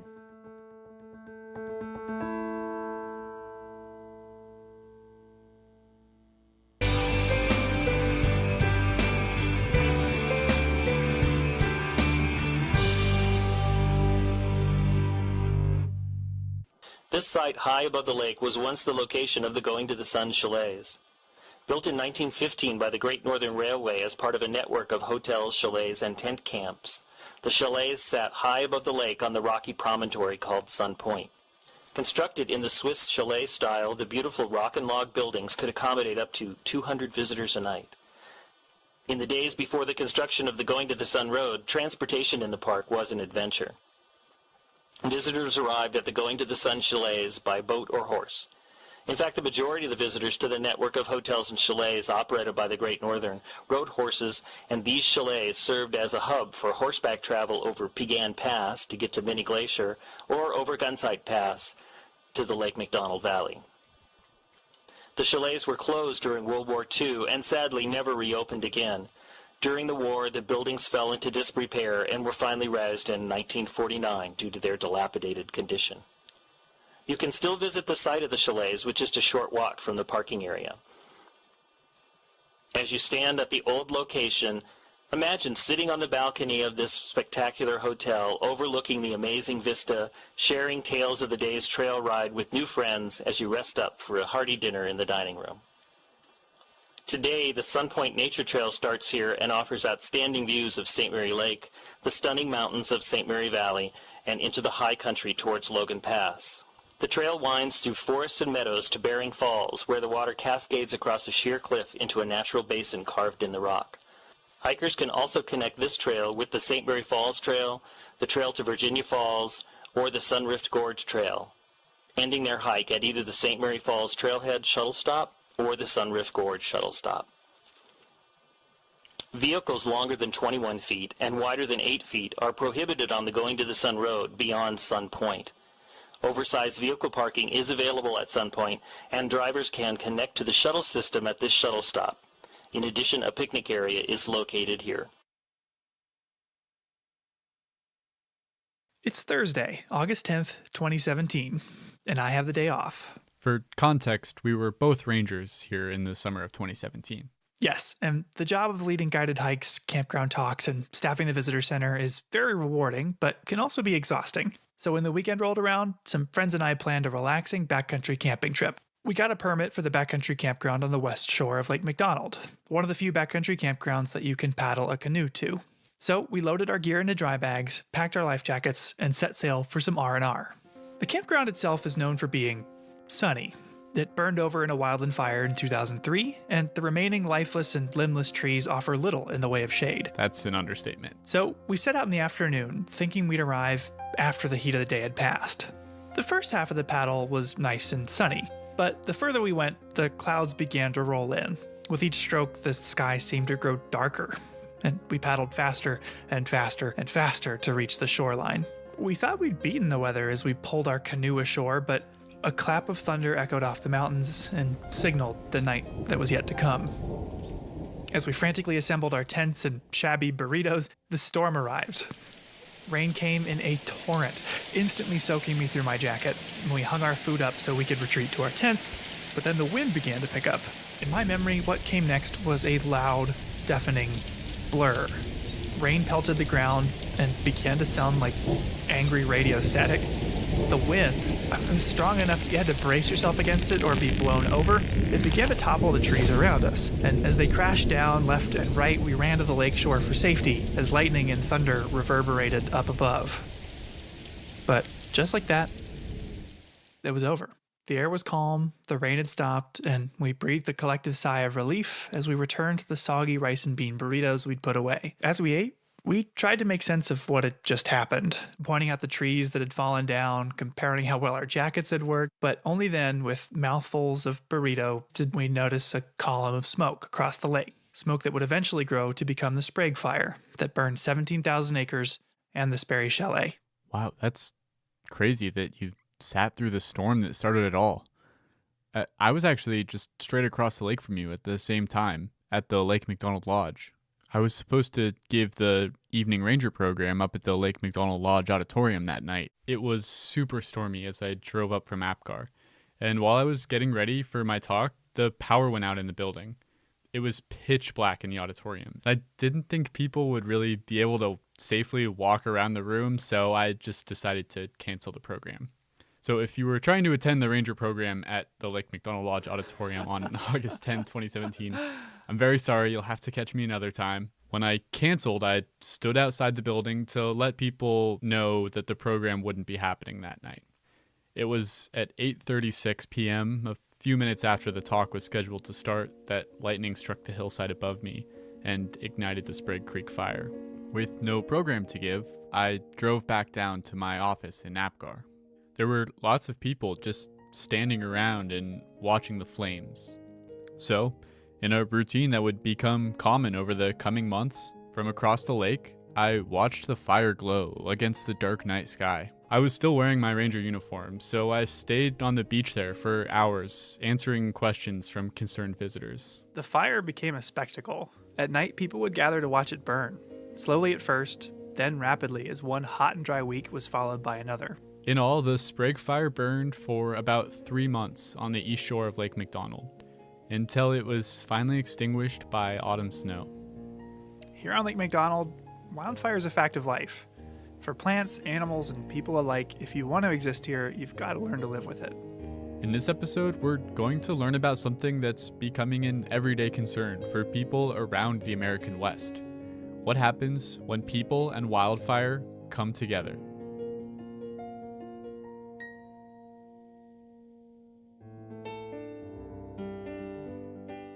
Welcome to Headwaters, a Glacier National Park podcast, brought to you by the Glacier National Park Conservancy and produced on the traditional lands of many Native American tribes, including the Blackfeet, Kootenai, Salish, and Gillespie people. We're calling this season The Confluence, as we look at the ways that nature, culture, the present, and the past all come together here. I'm Michael. I'm Andrew. And we're both rangers here. And today we're in the Lake McDonald Valley.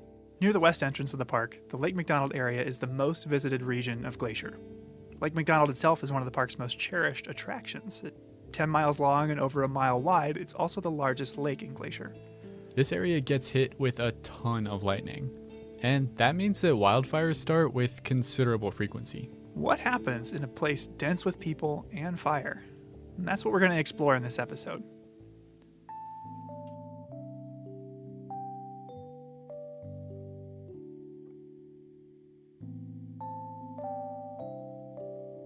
To start out, I wanted to talk to someone who knows the park as well as anyone, even better than most rangers. My name is Chris Peterson, and I am the editor of the Hungry Horse News.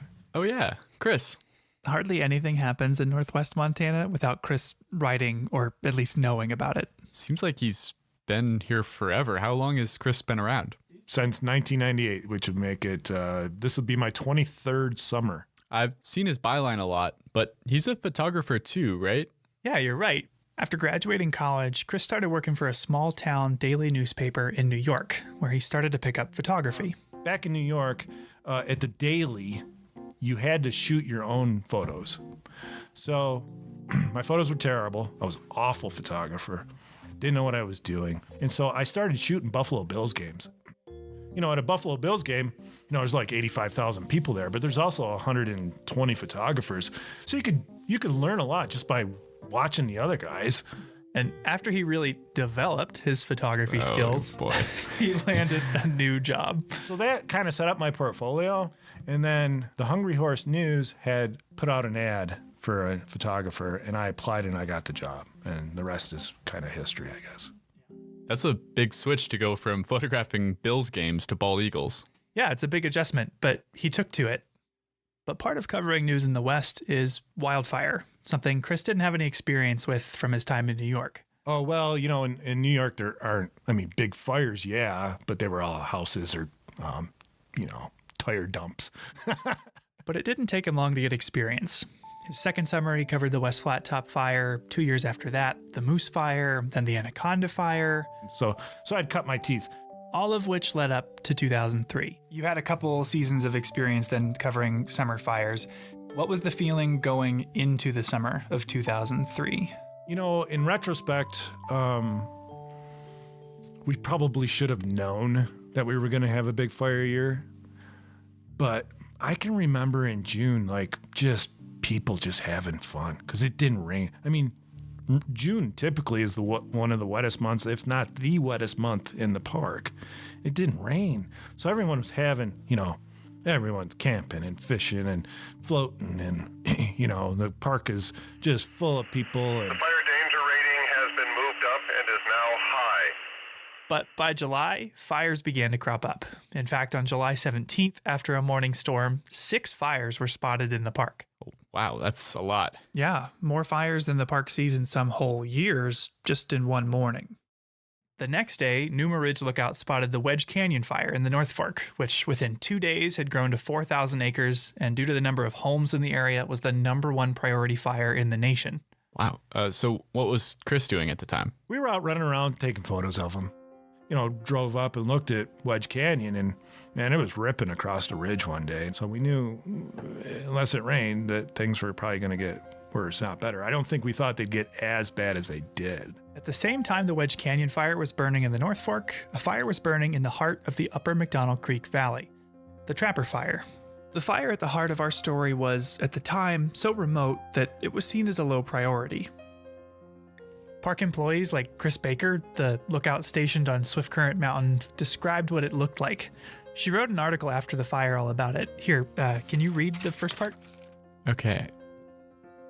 When I arrived back at Swift Current, Flat Top Mountain was puffing here and there, but the smokes just weren't that impressive.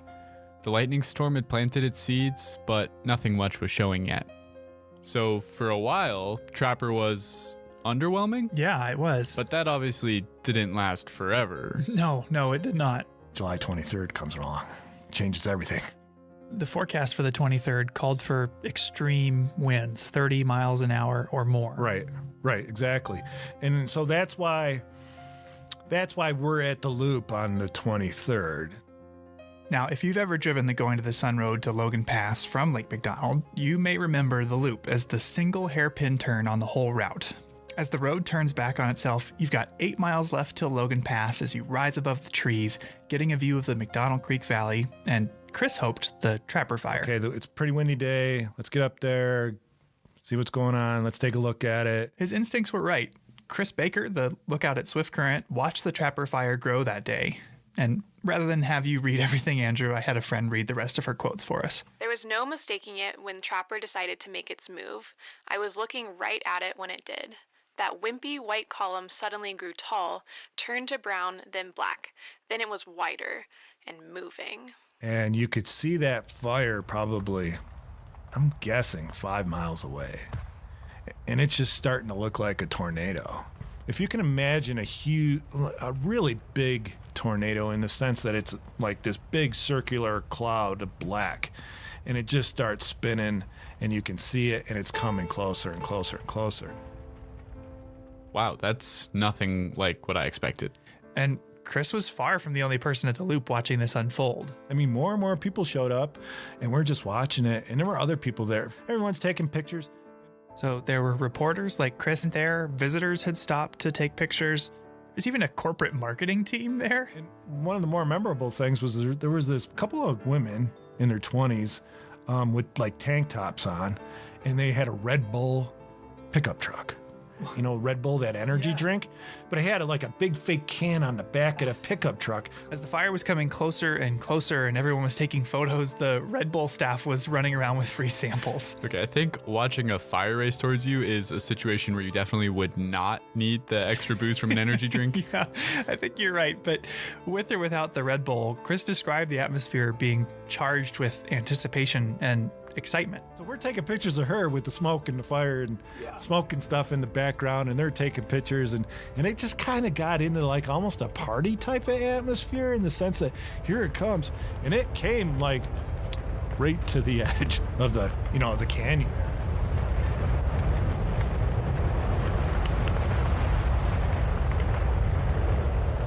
And it was just a freight train. But he must have gotten out safely. He did. The fire gets to the loop, everyone he takes off because it's going to burn over the loop. It's obvious it's not going to stop. As it burned over the loop, it claimed anything in its path. Vehicles that were parked there, trailhead signs. Heck, for years there were stains on the pavement from where porta potties melted into the asphalt. That's kind of gross. What happened next? Well, the Trapper Fire continued to burn uphill straight towards the Granite Park Chalet. And, well, you'll have to wait and see. I talked to Mike Sanger, one of the employees that was at Granite Park Chalet that night, later in the episode. I see. But Chris's experience goes to show that even when it's coming towards you, even when it's endangering your own safety, you can't help but watch fire. As powerful and destructive as it is, it has a sort of magnetism.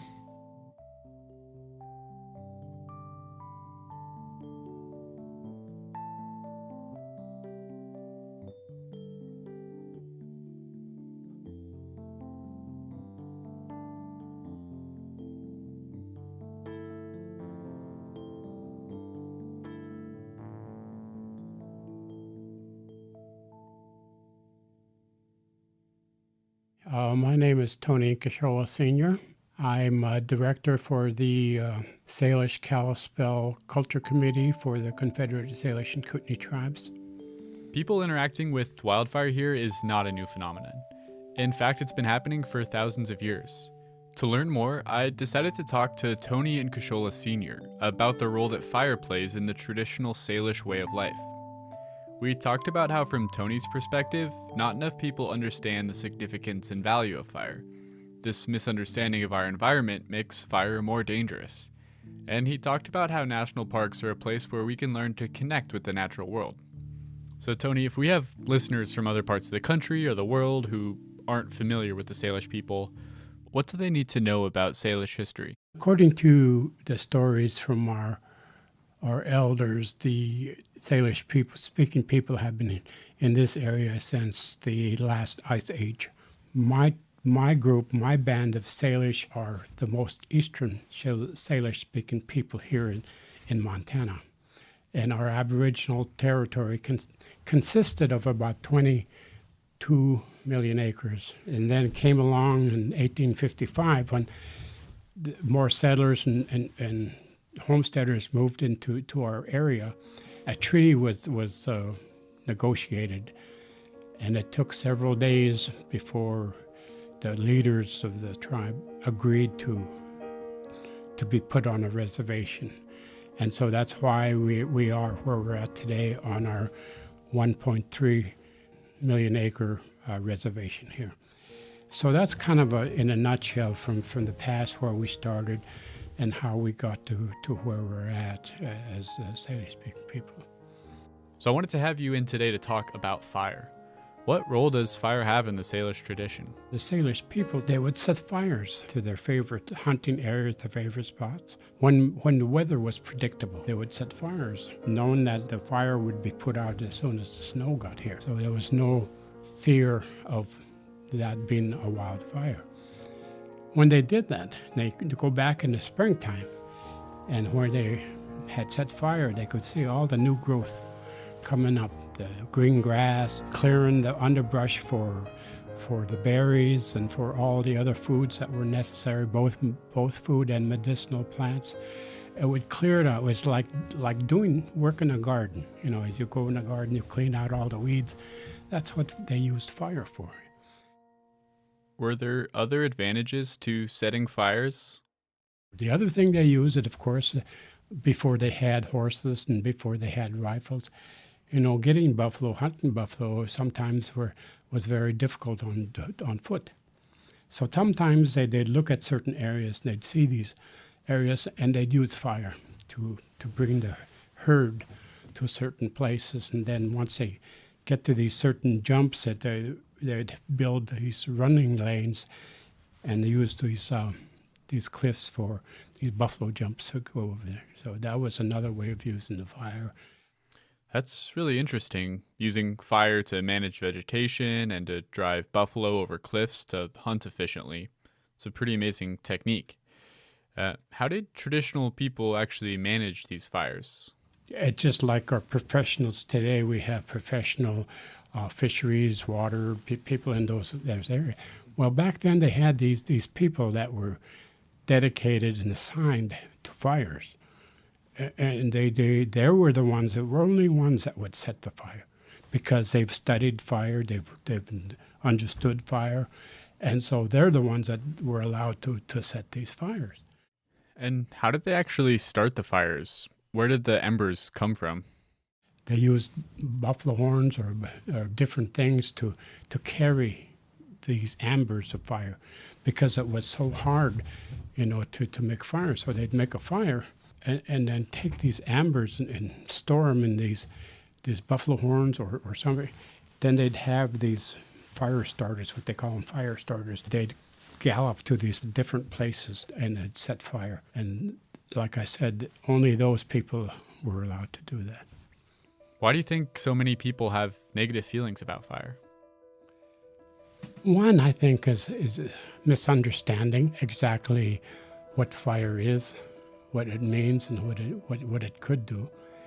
The other thing is fear.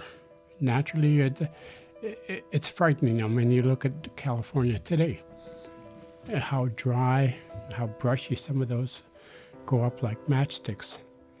And I think that's what people are afraid of, that because they don't understand fire, not knowing how our environment works, how the trees, how the animals, how the rain, how the fire, everything has a role in our ecosystem. And the people today don't understand that.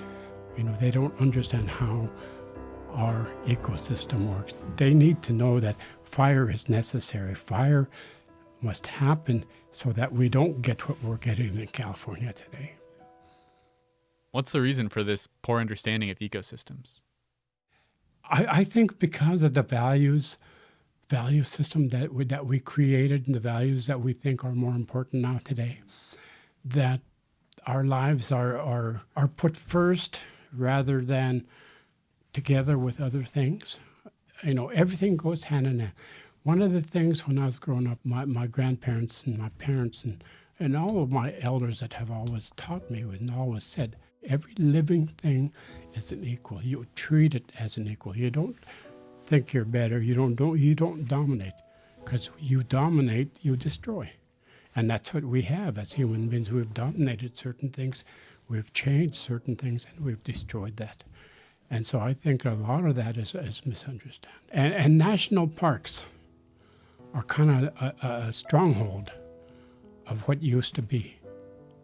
So national parks are places that continue to be very important, especially to me, especially to natives that understand what the park is, you know, because it used to be this whole country.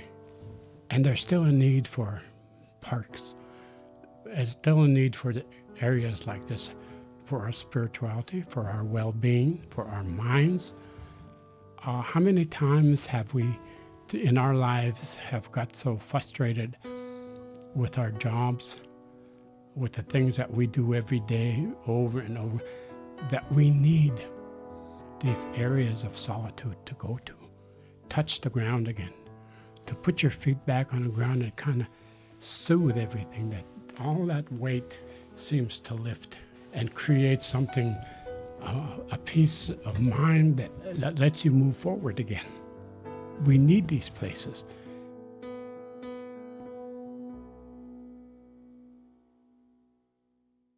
So, fire has a long history in this place.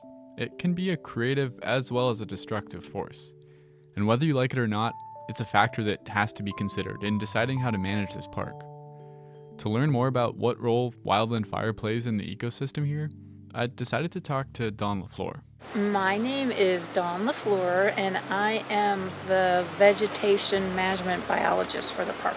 What does a vegetation management biologist do? What does that entail? It basically manages the vegetation for the park. So that's anything from forest management, basically making sure we have healthy forest ecosystems, as well as maintaining native plant communities. So whenever we have disturbance, human-caused disturbance, we go in behind the disturbance and utilize native plant materials that we've collected and grown at our native plant nursery. So basically trying to manage the native vegetation as well as the invasive vegetation to maintain healthy ecosystems. I met Dawn on the site of the Howe Ridge Fire, which in 2018 burned about 14,000 acres on the west shore of Lake McDonald. It was 1 year after the Sprague Fire, which we talked about at the top of the show, and on the opposite side of the lake. At times it can be a bit noisy here now that there's not much of a forest to shelter you from the wind. That was a pretty intense fire. It was very intense. It was very unusual. We had the extreme fire behavior happen at night and came down here very fast, very quickly, and burned very intensely. About 2 weeks after this spot burned, Dawn was one of the first people to come back here and start to assess the impact. So what we were looking for were signs of vegetation, any potential signs of vegetation recovery already, as well as the impacts to our soil. The type of soil impacts Dawn is looking for are things like how burnt is this soil? Will things be able to grow in it? Then she'll look at hillsides to see if any of them have potential for erosion now that root systems that were holding them together might be burnt out. Do you remember what your initial impressions were at the time? Oh my goodness. Oh my gosh. All we have left are toothpicks. was my initial impressions. For a fire to burn up essentially every tree was unusual. Typically, when Dawn visits a recently burned area, the fire Doesn't wipe everything out. It'll find a section of vegetation or trees, a pocket of trees to burn in and move around and kind of skip and create a mosaic or little islands of vegetation, which actually helps for rehabilitating the landscape afterwards. So why was this fire so intense? It was a combination of factors. For one, the summer of 2018 was extremely hot and dry. But fire suppression efforts in the early 1900s had also disrupted some of the natural cycles here. Fire has a huge role in this natural ecosystem. We have plants and tree species like lodgepole pine that are fire dependent. These are species that have evolved to rely on fire to succeed. Lodgepole pines, which need a lot of sunlight, have special cones that are tightly bound shut by resin. The seeds are trapped inside the cone until there's a wildfire, the type of event that would clear out the canopy and make it sunny enough for them to grow. When fire passes through, The cones get heated up and release their seeds. in Dawn's career, she's witnessed summers get warmer and drier, and the snowpack disappearing earlier in the spring, allowing soil and vegetation to dry out. These effects are changing the role that fire plays in the ecosystem. What it is climate change. We're getting drier and hotter sooner. And then the other thing we're seeing is with the extreme fire and not enough moisture in the spring, what takes advantage of those open niches after a fire are non-native plants, the opportunists. We're seeing a lot more non-native invasive plants coming into our burned areas than we have had in the past. But Dawn hasn't lost hope. She still has a clear and optimistic vision of how this area can recover. My hope would be in 5 years we should have conifers that are 3 to 4 foot tall. A good diversity of conifers. I would hope a lot of larch in here because they tend to be fire resistant. It'd be wonderful to see pockets. I don't expect it all across the landscape up here, but little pockets of moisture where we could see cedar hemlock coming back. And this would be completely green, and you've got woodpeckers utilizing the snags and everything. We would be standing here and we would have vegetation over our heads. Sounds lovely. Less. And as we get more vegetation established, that will outcompete, as we get an overstory, it'll outcompete these newly established invasives. So much more native plant diversity. Protecting plant diversity in Glacier National Park is a collective endeavor. Dawn can't do it alone. She asks that when people visit here, they take a moment to think about how their actions will affect the plant life around them. Stay on the trail. Definitely stay on the trail. Walk in the mud. Don't go around mud holes. And don't pick the flowers. Oh, yeah. That's a big one. Please don't pick the flowers. The reason to walk through the mud is that if you go around, you'll widen the trail and disturb the vegetation around it. And we leave flowers where they are so everyone can enjoy them, and because they're part of the ecosystem here. Yeah, minimize your impact by just being respectful of the vegetation. The plant life in Glacier National Park evolved in the presence of fire and is adapted to frequent burning. Fire can be a source of renewal and even catalyze the processes of growth and change that make Glacier home to an incredible diversity of plant life, over 1,100 species. As climate change affects the behavior of wildfire and fire ceases to behave in the way plants are adapted to, its destructive tendencies can start to outweigh its constructive ones. It's something that scientists in Glacier like Dawn will continue to monitor. When a wildfire changes the makeup of a forest and what kind of species grow there, the effects aren't limited to just plant life. These changes to the vegetation are going to have consequences that ripple down the whole food chain, affecting everything from the bushy-tailed woodrat up to the moose and grizzly bear. Mule deer in particular are browsers, and so they rely really heavily on shrubs and other kind of nutrient-dense species. So that's Tegan Hayes. She's a wildlife biologist. Her master's thesis was about ungulate forage in wildfire-dominated landscapes. In other words, how deer food is affected by fire. One of the study areas was not far from where we're standing right now. Tegan explained to me that wildfire allows for species to get the nutrients they need in their home range or in their population range. And so for my research, when I was looking at mule deer don't really change their home ranges very much geographically. And so change is especially important for a species like that, where if you never allow disturbances to happen, then they will not be able to find the food they need. So, and that's the same for a lot of species in the park. In other words, mule deer need fire. It promotes the growth of shrubs that are the bulk of their diet. And they aren't keen to move around to find these plants. They need the fire to happen right within their home range. A deer population, in turn, is necessary to support grizzlies, mountain lions, and wolves. A whole thriving ecosystem, dependent on regular wildfire. I took Tegan to the Forest and Fire Nature Trail. Near the Camas Creek entrance to the park, this trail is a great spot to get an introduction to the fire ecology of Glacier National Park. Burnt in the 2001 Moose Fire, it's now home to a thriving lodgepole pine and aspen forest. So we are now in a young aspen stand. Of course, you have the nice rustle of the leaves, which aspen are named after, the quaking aspen. The vegetation, the shrubs in the understory are a bit taller. So there's a little more diversity here. Aspen is one of the habitat types that responds best after a fire. Aspens that burn down are able to resprout from underground roots.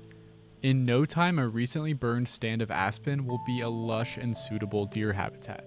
They tend to love aspen. Aspens provide a different kind of cover, and they provide a different suite of forage species, and they tend to stay kind of cooler and wetter for longer. So I think they offer that kind of that multitude of things where you have higher diversity of plants, you have longer blooming period often, or period where things are fresh and nutritious. They tend to provide pretty good security as well. As we moved down the trail, Tegan pointed out a flower, which I was surprised to hear was a good food source. Oh, we've been seeing rose, which despite its prickles is also actually usually pretty sought after by ungulates too, so they'll nip just the ends off and avoid the worst of the prickles. Wildfire is kind of a contradictory thing here. On one hand, it's natural and totally necessary for many of the plants and animals. But on the other hand, climate change is making it much more common and severe. And regardless of whether it's good or bad, it's always tough to live with. Yeah, I mean, some of the most interesting and kind of disheartening research is when there's abnormally hot fires or more frequent fires than would normally be occurring in a forest, and they'll actually burn so hot that seedlings can't establish anymore, and so you can end up having what was once a forest become a grassland, or you'll see that the tree species that used to grow in an area are no longer suited to the climate or the climate that a disturbance has created. Still, she recognizes the importance of having natural fire on the landscape. Fire, because it's a hot and dry climate during some of the year, it's one of those natural disturbances that glacier and other mountainous places are adapted to, and so it's a necessity. Of course, what applies in a national park where there are no subdivisions full of houses will be different from a policy that makes sense in a more densely inhabited area. We can't always let fires burn due to all kinds of challenges, whether that's with human structures or infrastructure. So we're really right now just trying to find the balance between what the ideal situation is for fire and what the ideal situation is for living in this area. In places like Glacier National Park, where natural processes still dominate and where we try to minimize our intrusion into the web of life, fire will continue to play a part. And scientists like Dawn and Tegan will continue to try to understand it. In the Lake McDonald Valley, where humans and wildfire are both common, we need to learn to live with fire, to let it play its natural role, creating the rich, diverse, and thriving ecosystem that we come here to enjoy.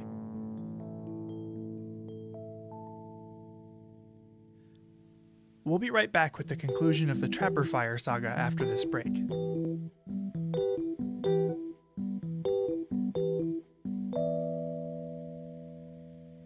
Each episode, we seem to cover at least one thing that, like this podcast, wouldn't be possible without the support of the Glacier National Park Conservancy.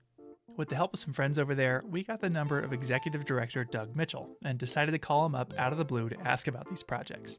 For this episode, we wanted to ask about Sperry Chalet.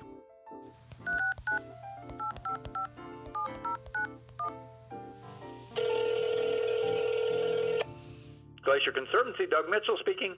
Hey Doug, it's Andrew and Michael. How you doing? Hey, good. How are my favorite podcasters today? Oh, we're doing well. Just enjoying the beauty out here.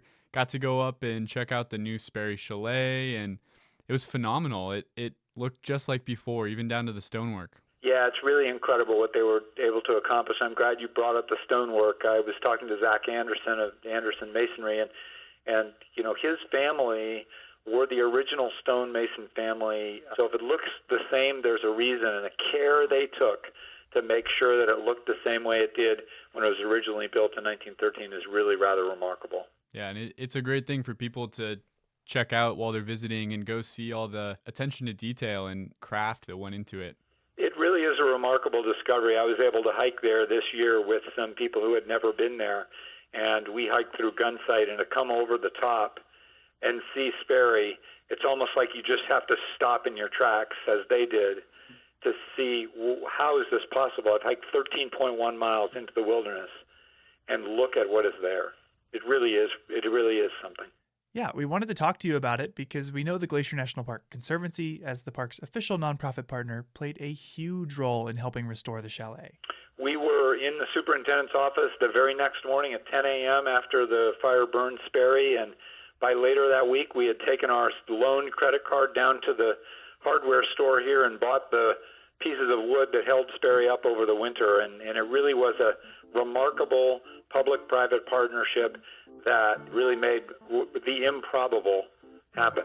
Thanks for taking some time to talk to us. It's always great to hear from you, Doug. Always great to talk to you guys, and thanks again for all you're doing. Absolutely. Thanks for funding it. We'll talk to you soon. All right, cheers. Bye.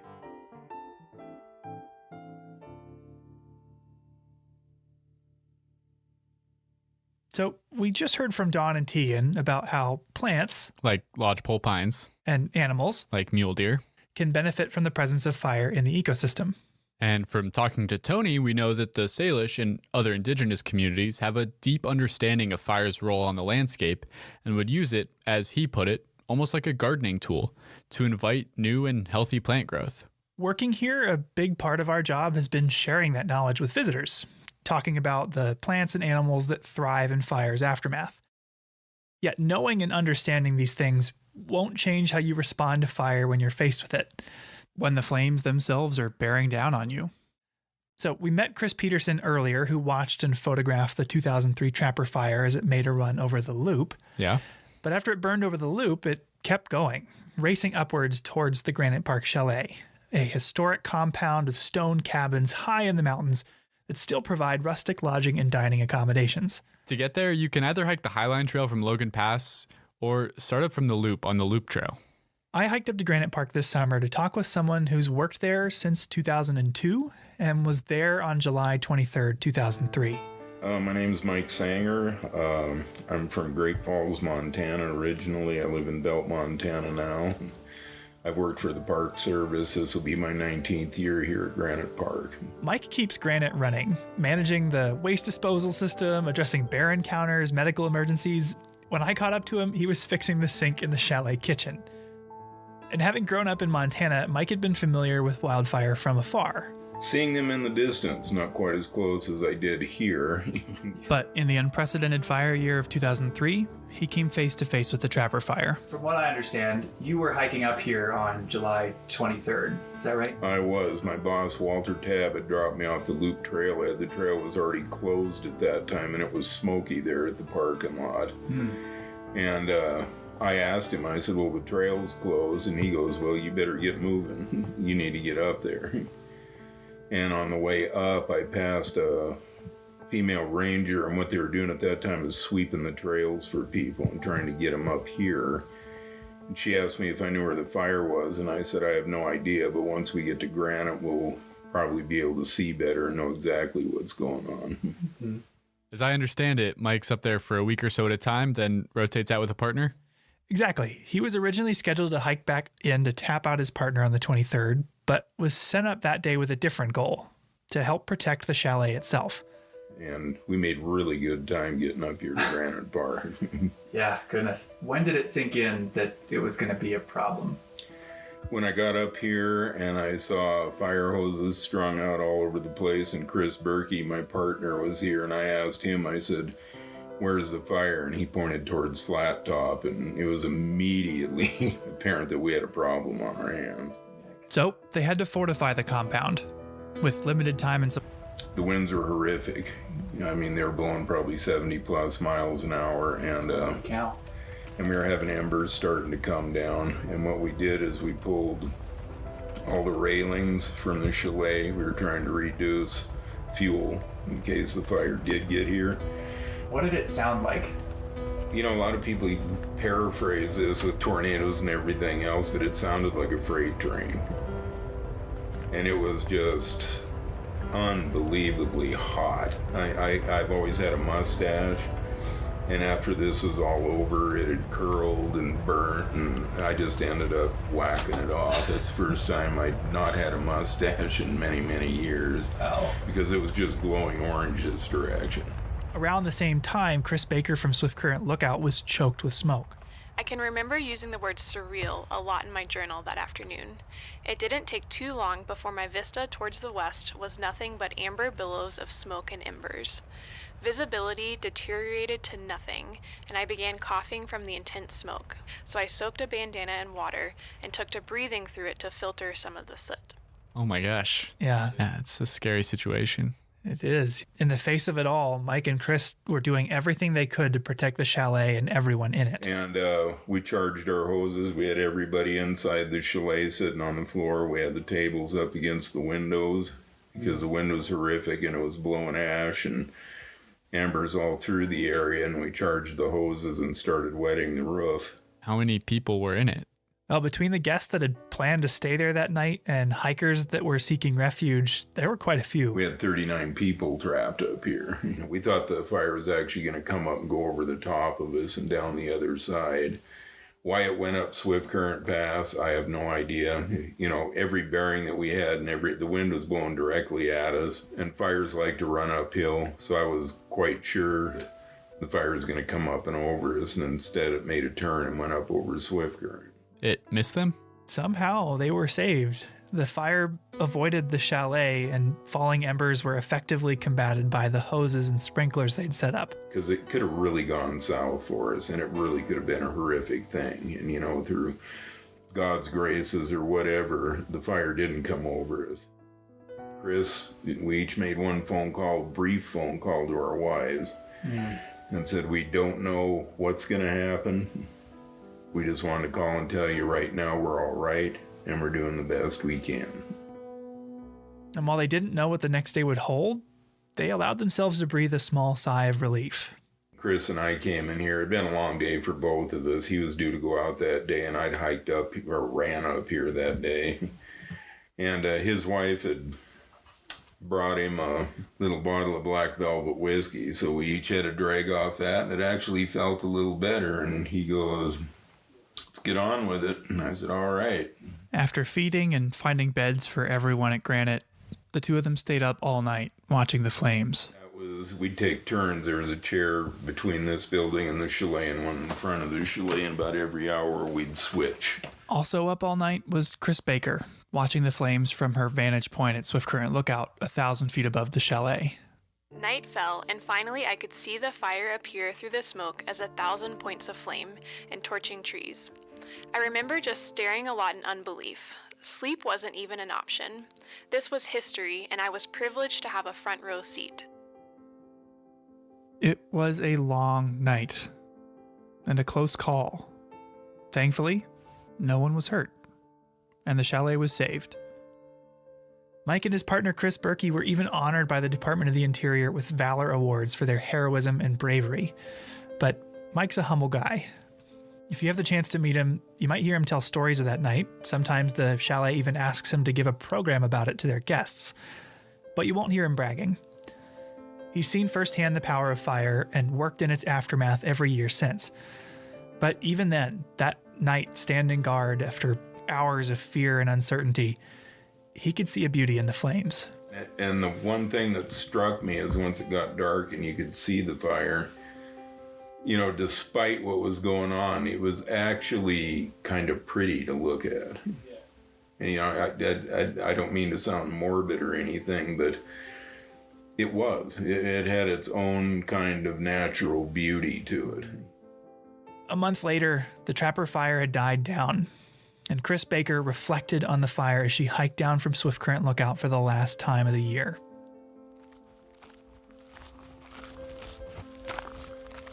I regaled in the switchbacks down to the tree line, gazing out over the pristine beauty of the divide. But then I came to the trees. Those beautiful firs I have come to love. My friends and companions on my ascents and descents of Swift Current Mountain. The ones that frame Heaven's Peak in all my photos and that my kids have learned to take for granted. They weren't there. Instead, I saw blackened ghost and charred ground cover. I hiked through a lunar landscape that I knew was both natural order and devastation. I thrilled and mourned all at once. I don't think I will ever feel that again.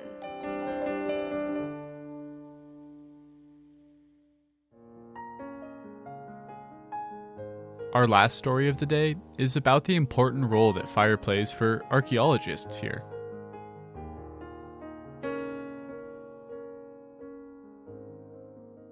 So were you up there on the night that Sperry Chalet burned down? No, I was actually on this trail when it burned down, and I actually heard it all go down on the radio. That's Glacier Park archaeologist Brent Rowley. Which was kind of a crazy experience. I was actually just back there probably. But it also teaches us about ourselves, and sometimes in unexpected ways. When the Sprague Fire burned down the main building of Sperry Chalet on August 31st, 2017, it felt like we had forever lost a piece of our history. But the fire had another effect as well. By clearing out the vegetation around the building, it unearthed a wealth of archaeological sites from lots of different eras.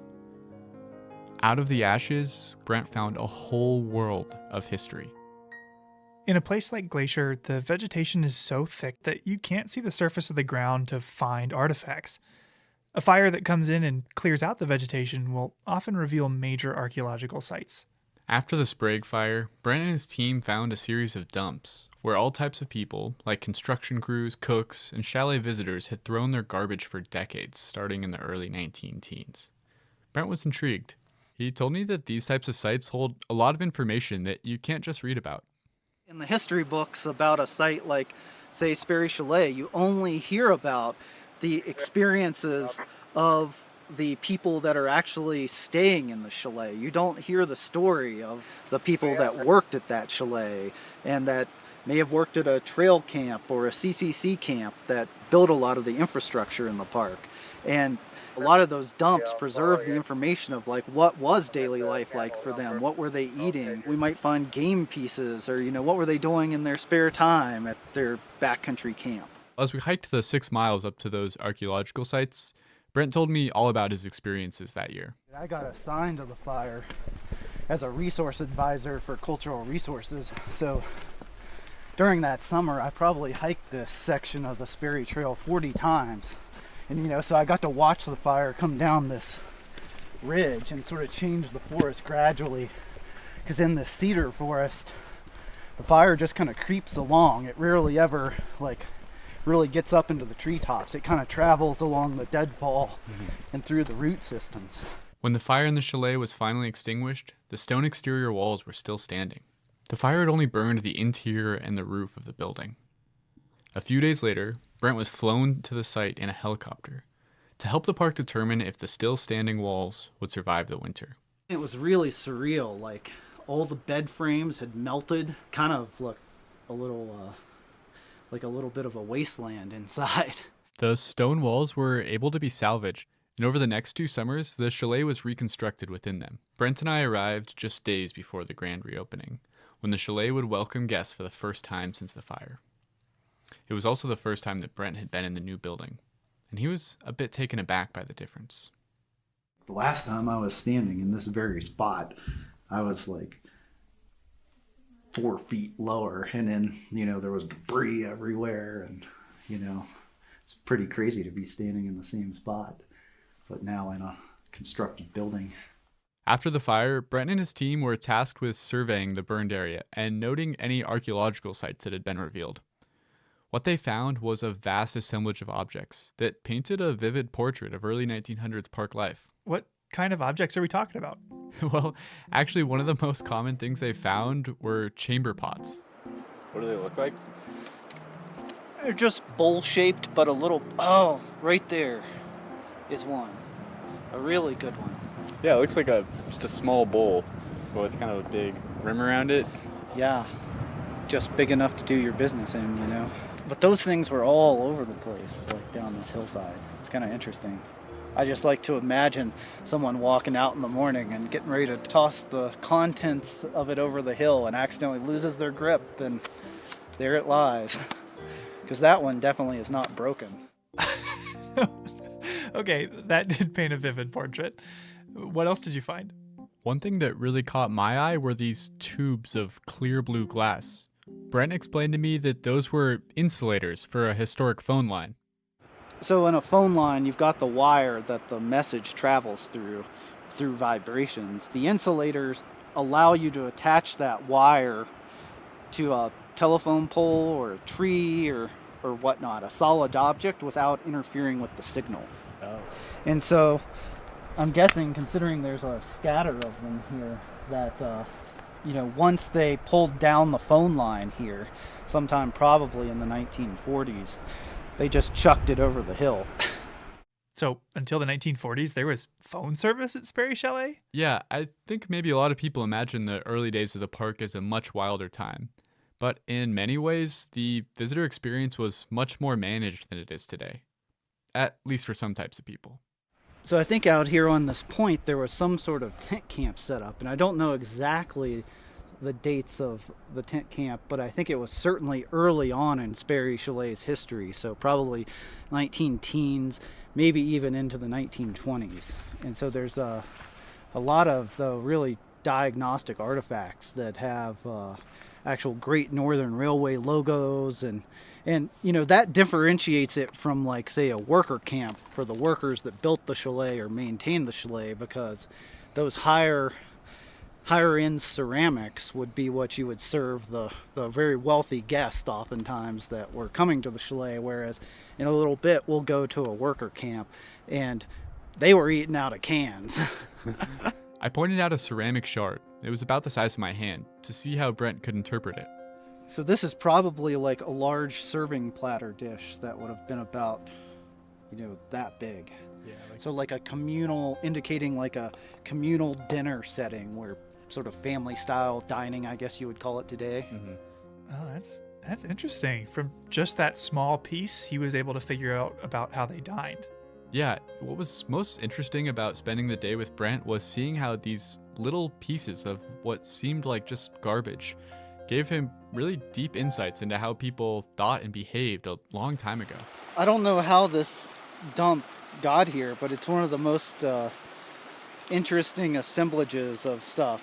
This is it all spread out because it's all jammed in that crevice. Mm-hmm. And there's everything from an assortment of condiment bottles, like this is probably ketchup. There's a medicine bottle. Here's one of those coffee ration containers. There's poison bottles, like multiple of them. So it's like a really strange thing. Like, I don't know if this was like kind of where maybe some workers at some point were camped out. Like the poison bottle in particular, I mean, kind of throws me. I'm like, that tells me, I feel like that it's got to be related to workers. Wait, okay, what was the poison for? Yeah, I was wondering the same thing. Brent told me it was probably to poison rodents of some sort, maybe mice, pack rats, or a particularly aggressive marmot. How do they find all this stuff? There's a couple different ways these sites get discovered. This one, a firefighter showed it to me. Okay. But usually, yeah, when we survey areas, we do transects. One of the main things that Brent has found here is the class distinctions between the different people who use this area, and how this manifests even in their trash. Up at that tent camp, everyone was always eating off of, fine ceramics and being very proper, I guess you would say. And here it's like you just open up the can and eat out of the can sort of thing, which is more indicative of, I guess, lower class status, like a worker rather than someone that's on a very expensive vacation. Do you know what would have been in these cans? Some of them, see, like a can like this where you can tell by the openings. So see, this had to be liquid. And in fact, I think this was probably a milk can. So they slit that one open. So when we record these can sites, we always record what type of openings they have, because it can tell you a lot about what was in them. Wow, so we can learn something from even just the way a can was opened. Exactly, there's so many levels to it.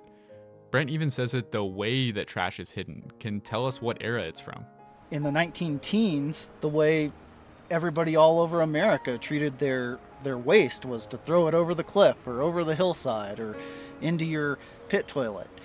Later on, though, people started, the ethics started changing of like, you need to hide your garbage. You put it in a centralized garbage dump. And here, obviously, they've tried to hide it. So it's probably after that ethic changed, which really started, in the 1920s and 30s.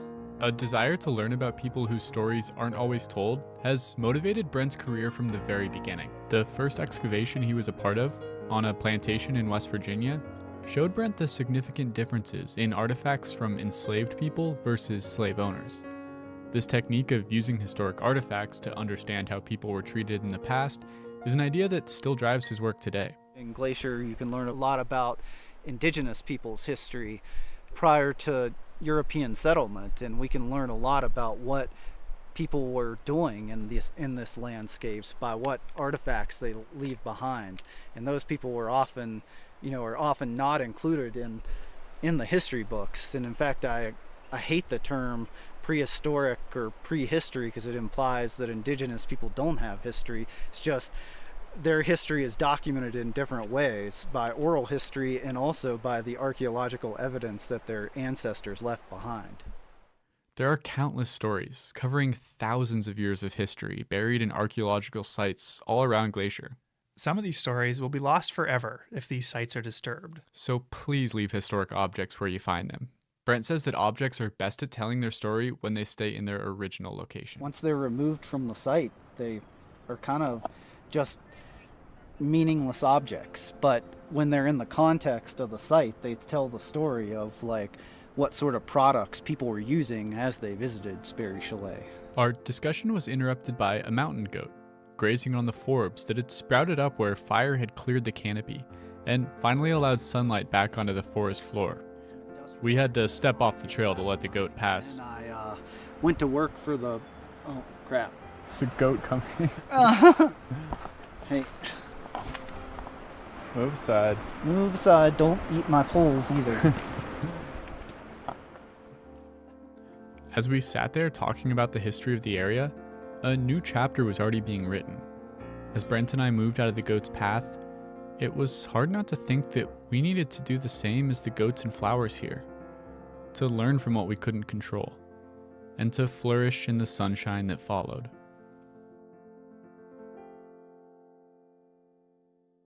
That's our show for today. If you're interested in learning more about the role and history of wildfire in Glacier, or about the Salish Kalispel Culture Committee, check out the links in our show notes. Thanks for listening. Headwaters is a production of Glacier National Park, with support from the Glacier National Park Conservancy. The show was written and recorded on traditional native lands.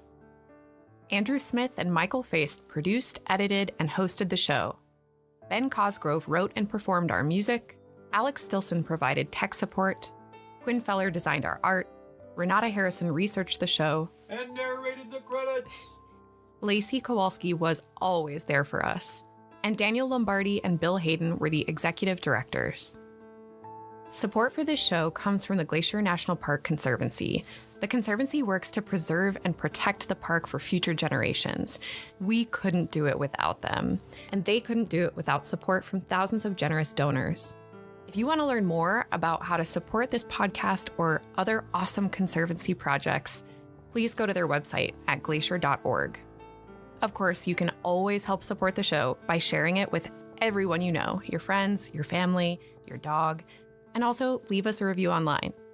Special thanks this episode to Chris Peterson, Tony Incashola Sr., Don LaFleur, Tegan Hayes, Mike Sanger, Sarah Peterson, and Brent Rowley.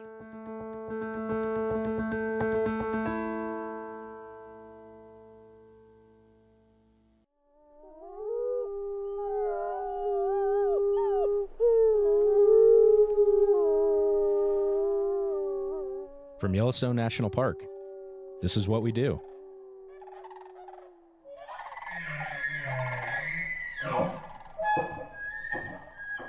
Hey, everyone, and welcome to the What We Do podcast. I'm Jake Frank. Our team of 4 will be interviewing 10 people over the next 10 weeks to take you behind the scenes to share stories from people who work for the National Park Service in the world's first national park. So first things first, hi, team. Hey, Jake. Hey, Jake. How's everybody doing? Awesome. Good. Why don't we do some quick team intros? So if we do, let's say, your name, your title, maybe your division, how long you've been in Yellowstone, what your favorite hobbies are. And maybe if there's any other parks you've worked at. Miles. All right. I'm Miles Barger. I'm the Publications Program Manager here at Yellowstone in the Division of Resource Education and Youth Programs. I've been in Yellowstone for about 3 years this time around. I worked here earlier in my career as well, and I've also worked at Denali National Park and Black Canyon of the Gunnison National Park and at Harper's Ferry Center. You can look that up if you want to know what it is. Brett, what about you? Yeah, so I'm the newbie here. I've only been at Yellowstone for about 2 years so far. Before that, I was at Shenandoah National Park for 12 years.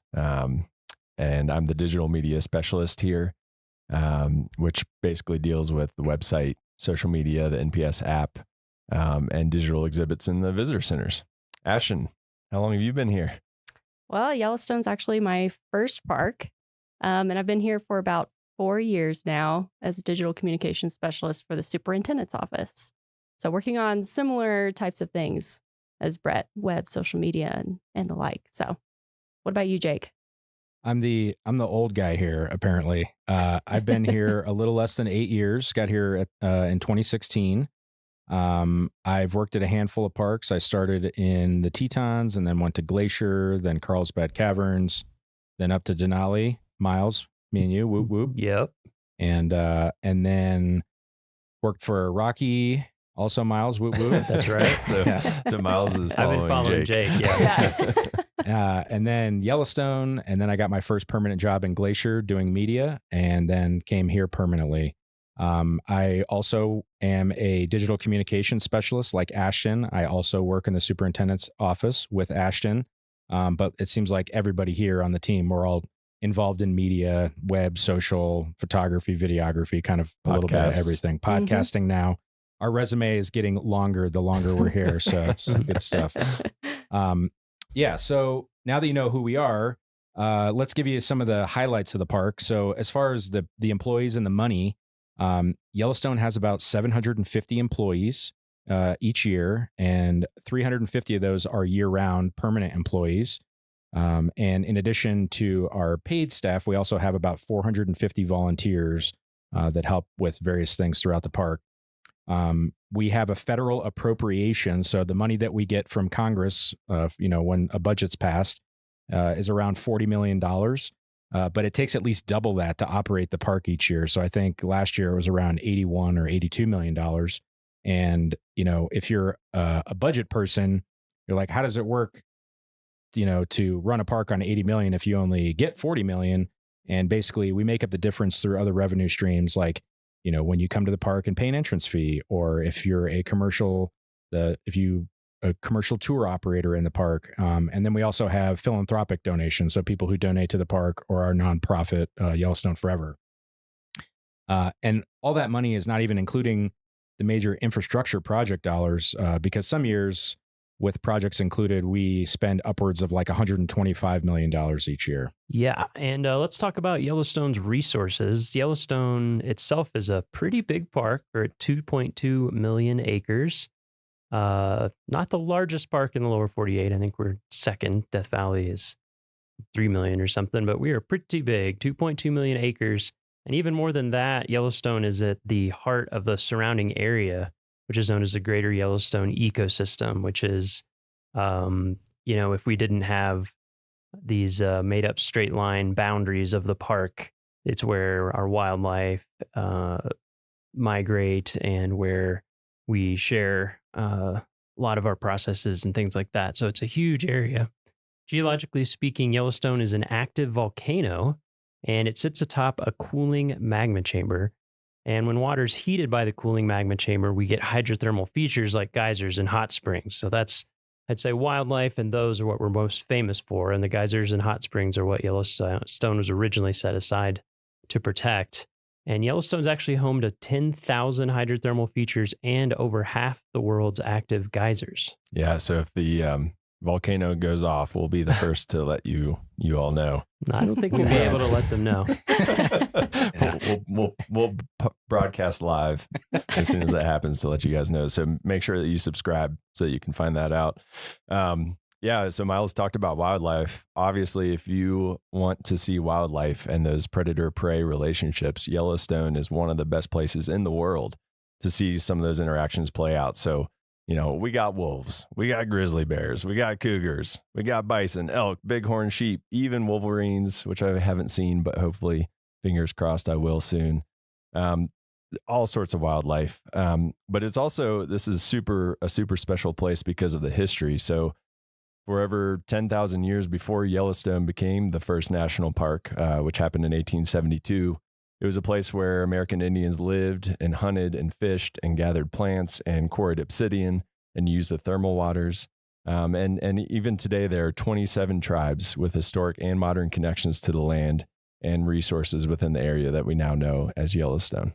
Yeah, and in addition to tribal history, Yellowstone is also home to a combined 25 historic sites, landmarks, and districts on the National Register of Historic Places. There are a lot of really neat historic buildings and landmarks and things like that all throughout the park. So we have a lot of cool natural and cultural resources, and that's what brings a lot of people to visit the park. On average, we receive about 4.5 million visits every year, and about 95% of that is in a 6-month period between May and October. So a lot of visitation in the summer, not so much in the winter, but I think that's the best time to visit, in my personal opinion. I concur. Yeah, winter is pretty awesome. Yeah.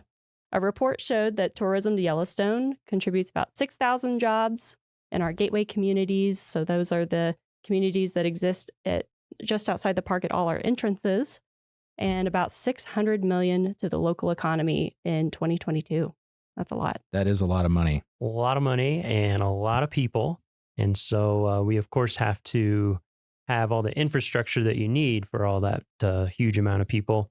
And because of that, we have tons of stuff in the park. Of course, we have over 400 miles of roads.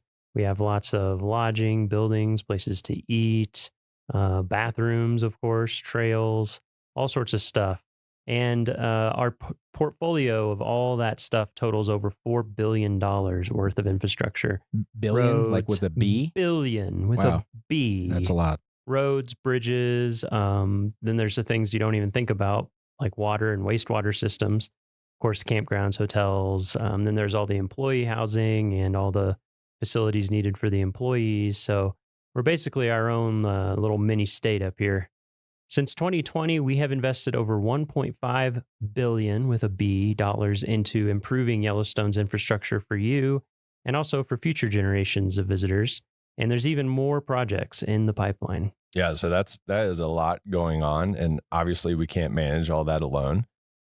So we rely a lot on tribes, elected officials, nonprofit groups, local communities, states, other federal agencies. They all help us to take care of Yellowstone. And when you think of Yellowstone National Park, you think of the natural features, the cultural features, but there's also really important things like hotels, restaurants, gas stations, general stores, and our concession partners run all of those. And our nonprofit partner, Yellowstone Forever, offers educational programs and runs the park stores as well, the bookstores that you see at the visitor centers. So they also support the park through philanthropic dollars that are really important to us. Yeah, so as you can see, there's no shortage of things to talk about when it comes to Yellowstone. We could go on and on probably all day. There's a lot to talk about. And there's a lot of content about all this stuff and more on natural and cultural resources in the park. And you can find a lot of that information on our park's website, which is nps.gov/YELL. Yeah. And then, with all of that great information about the natural and cultural resources, we realized that there wasn't really any content around the non-historical human resources of the park. Obviously, we have a ton of history of the people who, were here in the past, but not a lot about the people that are here right now who do the work to keep the lights on in the park year round.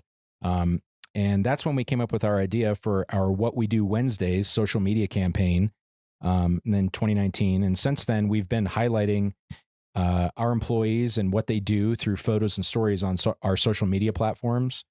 It's been really well received both internally and externally. We have coworkers all the time. They're like, wow, that was cool. I didn't know that so-and-so did that. And so we thought, hey, why don't we, try to develop some longer form content, and boom, now we got a podcast. What We Do podcast is our new brainchild. Yes. And it's a pretty awesome brainchild, I think. So with this podcast, we're operating under the assumption that if something is interesting to us, then it'll also be interesting to you, our listeners.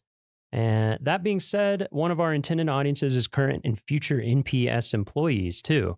So we intend to cover some information that may get a bit jargony, like how to get jobs in Yellowstone and, all the things that make Yellowstone work. And if you know anything about government agencies, we love acronyms and special terms. TLAs. That's right. Exactly. TLAs. Yeah. 3-letter acronyms. So to help you out with all those TLAs and other terms, we've created a web page with a glossary of terms and definitions. And you can find that at go.nps.gov/What We Do podcast. Yeah, I'm probably going to be referencing that sometimes. I literally had a meeting yesterday that was a BMA IDT. That was that was the calendar invite. But generally speaking, here are 3 things that we think that you should know about jobs in the federal government. So this is kind of the insider's look into getting jobs in the federal government from those of us who have done that a few times. And the first thing that you really need to know about is usajobs.gov. This is the website where all government jobs are posted to. So if you're interested in applying for jobs at Yellowstone or in the National Park Service or in any federal agency, really, you need to get familiar with that website. So after you listen to this episode, after you hit subscribe, go to usajobs.gov, create a profile and check out what jobs are on there, because there is a lot going on there, especially across not just the National Park Service, but the federal government in general. So highly recommend that you use the resume builder if you've never applied for government positions before. Resumes are a little bit different than they are in the private sector. They're not the one pager that you often use in the private sector. They're a little bit longer because you have to prove why you're proficient in all the skills required for the position. So that's why I recommend that resume builder. It kind of helps get you started when you haven't applied for a government job before. And I'd also recommend that you set alerts for saved searches for positions that you find that you're interested in. So if you listen to an episode and we interview someone that is doing a job that you think is really cool, go on usajobs.gov and maybe set an alert so it'll email you anytime that job comes up. We could go a lot more in depth about writing resumes for government jobs, but that would take way too long here. Boring. Yeah. We're not going to do that. But just know about usajobs.gov. That's a huge first step. Yeah. And the second thing that we think you should know about jobs in the federal government is there are 3 main types of positions. So you'll see seasonal positions, term positions, and permanent positions. So first, the seasonal positions, those usually last for a specific amount of time. during the year. So, for example, in Yellowstone, we hire seasonal workers for the summer and winter seasons, and those can last about 5 or 6 months or so. I think it's 1,039 hours is the max. So Yes. 1 hour short of 6 months. Mm-hmm. And then the second type, those are term positions, and those are usually project-based. So maybe a park needs to hire someone to help with a specific type of project going on in that park. They'll hire this person, and that term position usually lasts for like 1 year, but it usually will not exceed 4 years. And then lastly, permanent positions. And those are your typical year-round permanent jobs, which is what all 4 of us who are on this podcast today have here in Yellowstone. We're very lucky. Very Yes. lucky. Yeah, and the last thing are pay scales. So there's 4 types of pay scales in the government. We have the federal wage schedule, the law enforcement officer general schedule, the general schedule, and the executive and senior level. So wage grade or WG, these are like our trades and our craft and labor employees. And the idea is that, those wages are connected to the wages that are in the same, where the park is located. So if you're getting paid the same amount for the people that are doing the same kind of work in your area. And that's like the people who are in our facility maintenance and operations division, law enforcement officers, obviously those are our park rangers, the ones that carry the sidearms that are in and they're out there, protecting the visitors and the resources. And then the GS is basically everyone else in Yellowstone minus one person. And that one person is our superintendent. We have, once you've risen to a certain level in government, you can apply it to the senior executive series. And there's only a handful of parks that even have SES positions. I think it's like Yellowstone, Grand Canyon, Yosemite, Everglades, and a few other parks. They have SES superintendents. Otherwise, most of those positions are at regional or national levels. But within the first 3, each pay scale, so whether you're wage grade, GS, or LEO, there's 15 grades, so 1 through 15, and then each grade has 10 steps, 1 through 10. So for example, you might hear someone say like, I'm a GS 11-4 or 11 step 4, and that means they're on the general schedule, grade 11 step 4. And the reason we explain all this is because all of this information is public knowledge. So when you apply for a job, you can actually see what you'll start at and what you can max out to. It's all public information on the Office of Personnel Management site, or OPM. I don't want to get out of this without using an acronym. All right. So Yellowstone is a big park. It's got a lot of employees and a lot of important issues going on all the time. That's part of the fun of this podcast. Even the people who work here, we don't know everything that's going on. That is definitely true. I feel like I learn about new projects or jobs or things on a regular basis. Absolutely. Yeah, and with 750 employees, I've already met a few coworkers that I didn't even know I had doing this podcast. So it's been a lot of fun. We hope you enjoy those conversations as much as we have, and kind of develop an appreciation for what it takes to keep Yellowstone, this huge national park, up and running. And, maybe some of our listeners will be our future coworkers. Who knows? That would be awesome. That would be cool. Anything else, team? I don't think so. Nope. No. I think that does it. All right. Well, thank you for listening, and we hope you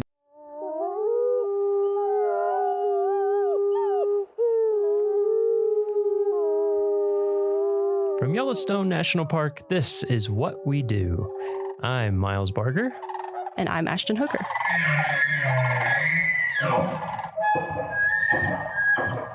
Hey, Ashton. Hey, Miles. How's it going? Pretty good. How are you doing? I'm doing pretty well. Are you ready to record a fire podcast today? Yes. Straight fire? Fire podcast. Straight coming fire. your way. Because today we're going to talk to John Cataldo, Yellowstone's Fire Management Officer.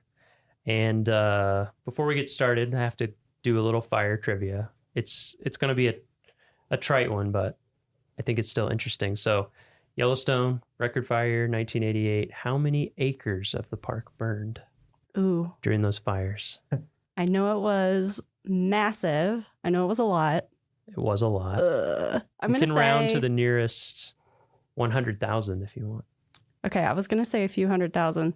I'll say 600,000 acres. You're Up. Little I'm higher. getting the up motion. A little more. 800,000. That would be the right rounding. Oh, nice.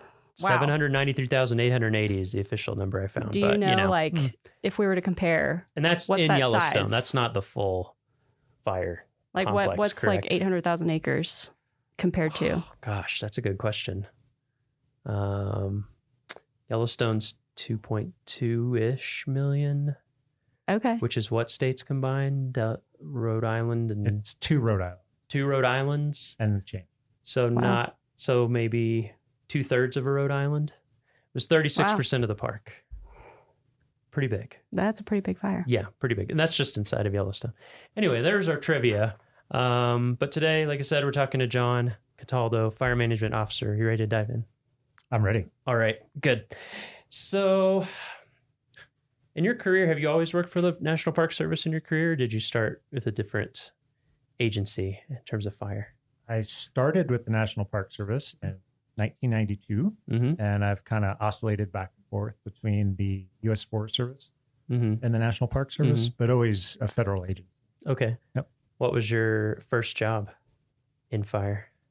My first job in Or in fire, general? well, in general, it was actually part of my financial aid package when I was an undergrad at Humboldt State University.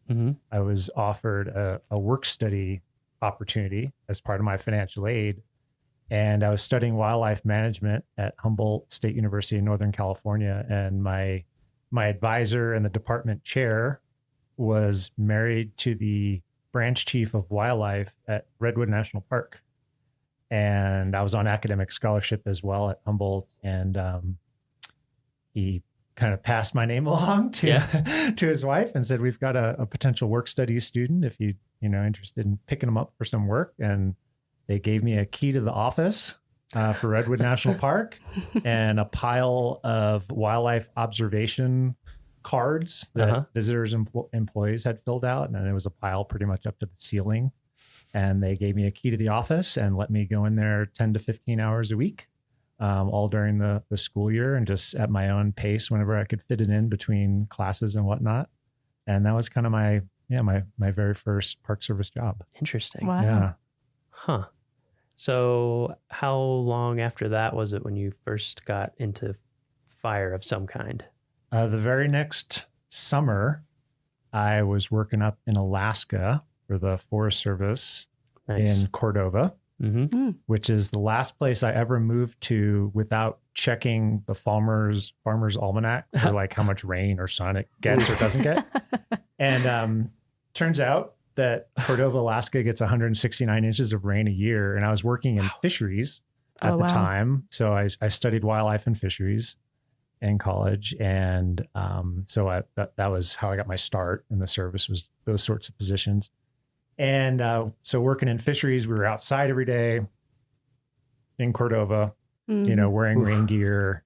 And honestly, after a couple months of that, I was basically pruning. Like it had just been like, you just had been in the shower for 2 months. And they said, hey, do you want to go to fire school? And I just said, is it indoors? And they were like, yeah, it's down here in the district office was an old courthouse of some kind. And it was like, yeah, fire school was in the judge's chambers or something in the courthouse. And it was in fact indoors. And I said, yeah, I'm your man. And so I took fire school, and of course, a place where it rains that much, you don't get a lot of fires. But it was an exceptionally dry summer there the next year when I returned, and we had a couple of like little fires out on the Copper River Delta, fireworks or something. And I got to go to those. And then the 1994 fire season in the lower 48, which is kind of another benchmark fire season in the lower 48 at least, kicked off in August. And I spent the last 6 or 8 weeks deployed down here on fire crews. They kind of went to each little team on the district up in Alaska, and everyone had to volunteer somebody to go be a firefighter. And I was good at hiking and carrying a big pack and stuff. And they said, why don't you go? I said, let's go. Well, so what did you said you were studying wildlife starting out. Yeah. did you ever envision yourself being in fire? Like, what were you kind of working toward before you got the offer of like, hey, you can come indoors and learn how to like, deal with fire? Just working towards, a career as a wildlife biologist or a fisheries biologist. I studied both, and I grew up loving it and, loving the outdoors and whatnot. I'm a kid from suburban Long Island, New York, like 20 miles outside the city. And that was my big escape, was going to the woods. And, even if that was running around catching garter snakes under garbage on the side of some parkway on Long Island, which is honestly how you start in wildlife management. Wow, beautiful, if you're yes. a little suburban Long Island kid, there's not a lot of open wild spaces or places to get away from the crowds. So the woods kind of became my retreat when I was young, and just got out the book of colleges, when you're in high school, and it's like the size of a phone book, and it's every college in the country and all the programs they offer, and picked 3 or 4 of the top wildlife management programs. And one of them happened to be 4 hours from where my brother lived in Oregon. And nice. Yeah, ended up at Humboldt. Oh, cool. Yeah. So when you finally did get into fire, what was it that kept you there? I've always been into, played a lot of sports growing up. So I like being really physical. And honestly, probably statistics and organic chemistry pushed me towards firefighting, because to kind of take the next step in wildlife and fisheries, it was going to be really heavy.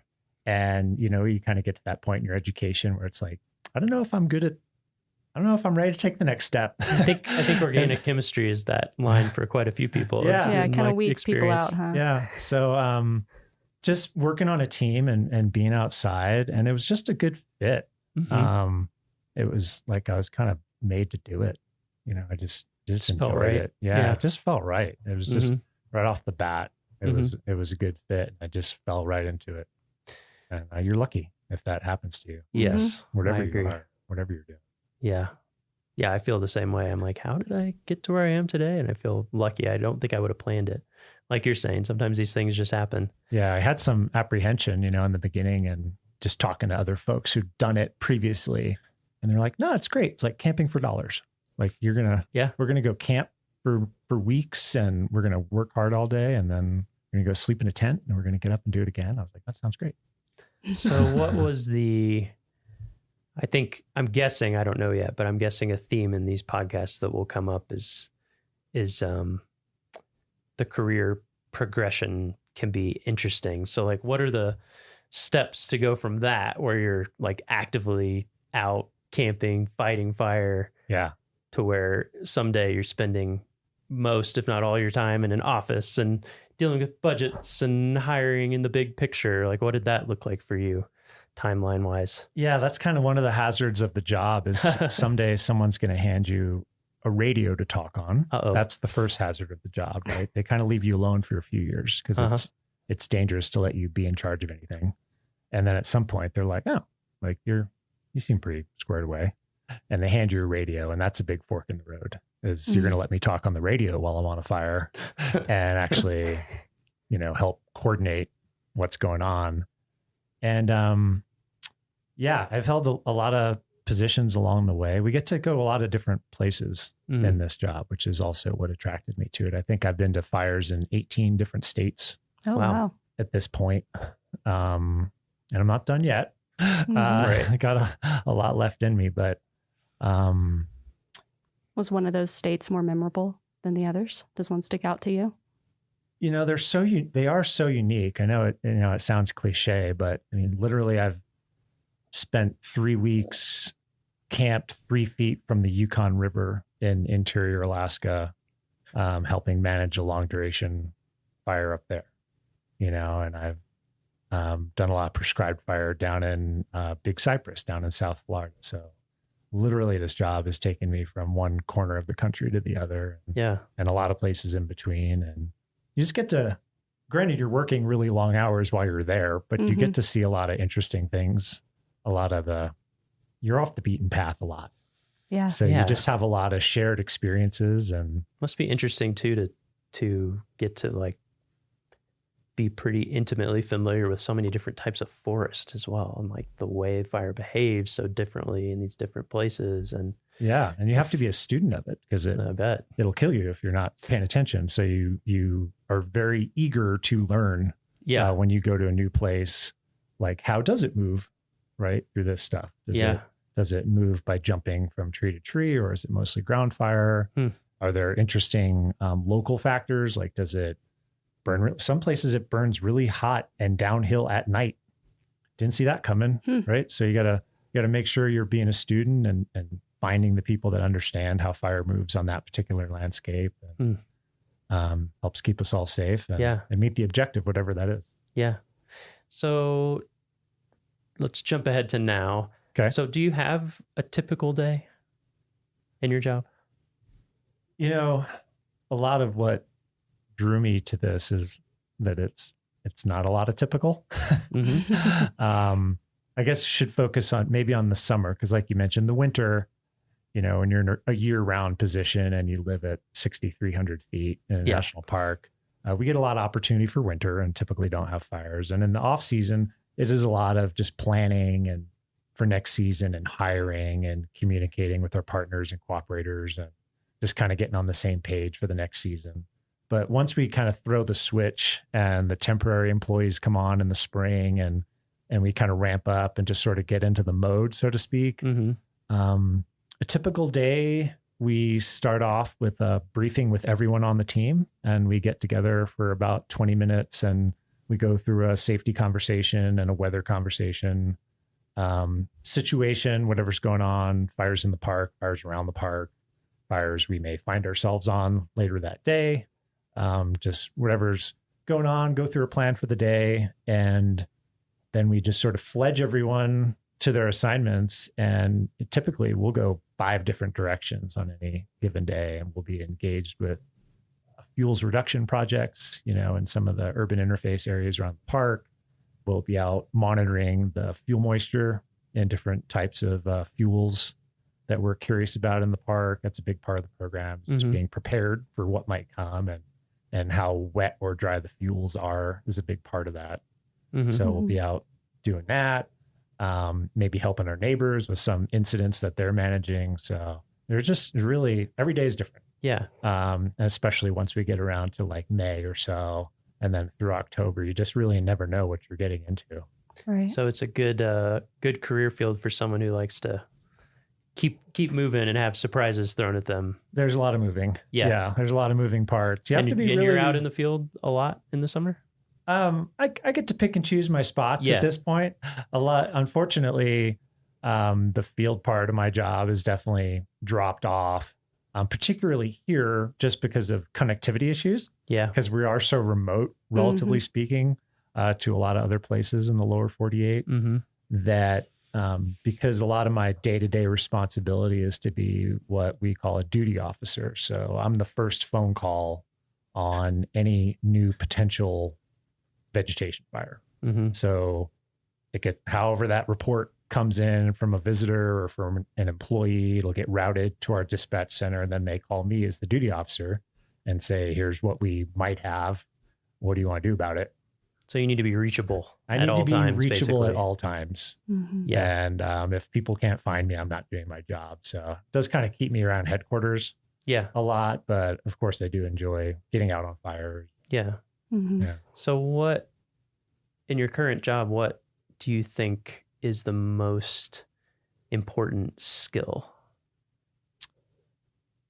For my position, I think the ability to triage a lot of emerging problems and to pretty quickly sift through what's important and what's noise and what can wait and what, you know, you're pretty much in a, when things are rocking and rolling, there's a constant state of just, you know, your awareness is just peaked and you're just constantly trying to update what we call a common operating picture of like, what is our fire environment? What's going on? And what the biggest threats are, right? It's all about risk management. I mean, fire management is risk management. So risk to people, first and foremost, risk to infrastructure, you know, buildings, and then everything after that. So yeah, just the ability to maintain the correct flight altitude. And, all of us start out as just ground pounders, right? Swinging a tool, swinging a 5-pound tool 10,000 times a day is how you first prove that you can do this. Right. And then you go from there to where you're virtually never swinging a 5-pound tool anymore. Yeah. So sometimes when really things start rocking and rolling, some folks will revert to what they're most comfortable with, right? Which is the first thing you ever learn. And they want to kind of get in the weeds. Mm-hmm. And just being able to maintain that 30,000 foot flight altitude as a fire management officer or a duty officer, that's pretty critical. Well, and that skill to bring in all that different types of information and then be able to make decisions, that probably comes with a lot of experience that you've had over the years. Yeah. So if you were to what advice, what types of experience should people be seeking out if they want to, get to your type of position one day? Variety, just really seek variety, and particularly prescribed fires. So controlled burns, another way we describe those. Being involved with that is a great way to just see a lot of fire on the landscape and watch it and not necessarily have to just be responding to it, to take those opportunities to see how it moves and understand the physics of it. Just really pays dividends down the line. So it's just experiential learning, all of it. I mean, there's a big on-the-job training component. We have a huge continuing education component to all of this, where as you progress along, we're sending you to more or less 1 week long classes. We have a lot of 32 to 40 hour classes we'll send you to, but those just sort of complement that field experience. So it's just go full send, just get as much fire under your belt as you possibly can is the best way to be good at my job. And so that's why I oscillated between the two different agencies, because, the Forest Service, that's the big green machine, right? So I think half the U.S. Forest Service budget is fire management. Wow. So they're highly invested in it. And that's where the majority of the resources in America are, they're in the green trucks with the different logo. And so coming up in the Park Service was great, but I also realized I'm not seeing enough fire on Park Service land to get as good as I need to get at this to have the job I want to have someday. So I knew I wanted a job like I have now, but to get there, I had to leave the agency, go to a different federal agency, and ended up running a hotshot crew for close to a decade, which is a great way to see a lot of fire. Yeah. So that was just all by design. That was I think I've done what I can. Yeah. In the Park Service, there just wasn't as many opportunities to move up or move laterally. We just don't have as big a program. And it's I'm going to go fight fire with the Forest Service for about a decade, and then I'll come back and I'll feel a lot more confident what I'm doing. So you did want to end up back at the Park Service? Absolutely. Ultimately? Yeah. Why that over, like you said, Forest Service is the big agency that's handling all this stuff. What about the Park Service made you want to end up here? I just love the mission, really. And I mean, it's the greatest, last, best places. Right? I mean, the Park Service units are, particularly for me, loving the mountains. I mean, being in the Northern Rockies, it's just outrageous. And this region in particular, I've spent time in the Pacific West and the Pacific Northwest, and I love those systems as well. But I mean, the Rockies are just outrageous. So for me, you can't beat it. So yeah. Was that kind of same sentiment what drew you to Yellowstone, or was there some sort of draw to Yellowstone for you in particular? I've spent about 5 years of my life in Alaska. So one of my early Park Service positions, actually my first permanent appointment, I was the first helicopter manager hired at Denali. In the year 2000, we had the National Fire Plan came out. So we'd had kind of a succession of really intense fire seasons in America. And the result of that was a thing called the 2000 National Fire Plan. And a big part of that was a big injection of funding into fire management in America. So, a lot of life's timing, right? And so when the National Fire Plan rolled around, I had about 9 seasons under my belt, either of fire management or wildlife or fisheries management. And I think three full seasons and a few qualifications under my belt. And then all these permanent jobs popped up. And I was sort of in a really good position to compete for one of them. So that was just good timing. And a lot of my peers, we call ourselves like National Fire Plan babies, because we all got our start. We all got our very first appointment sometime in the spring of 2000.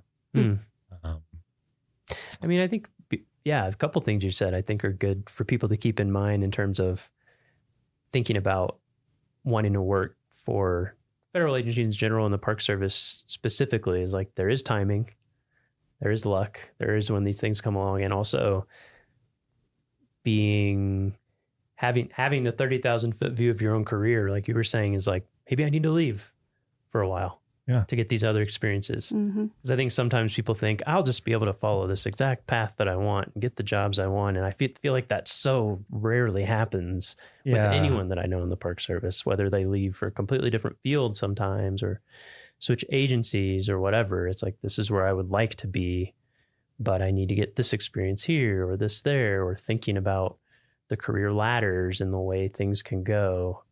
I think I'm glad that you brought up those points, because I think it's a good thing for people to remember. That's certainly how my career has been. I think almost everybody I talk to. Yeah. I think a big part of it, I tell folks all the time, to some extent, you have to be prepared to move at the speed of opportunity, and you can't just expect to, in the federal service and the Park Service, like plant roots in one spot and march up the ladder through your entire career in one place. It's just not realistic.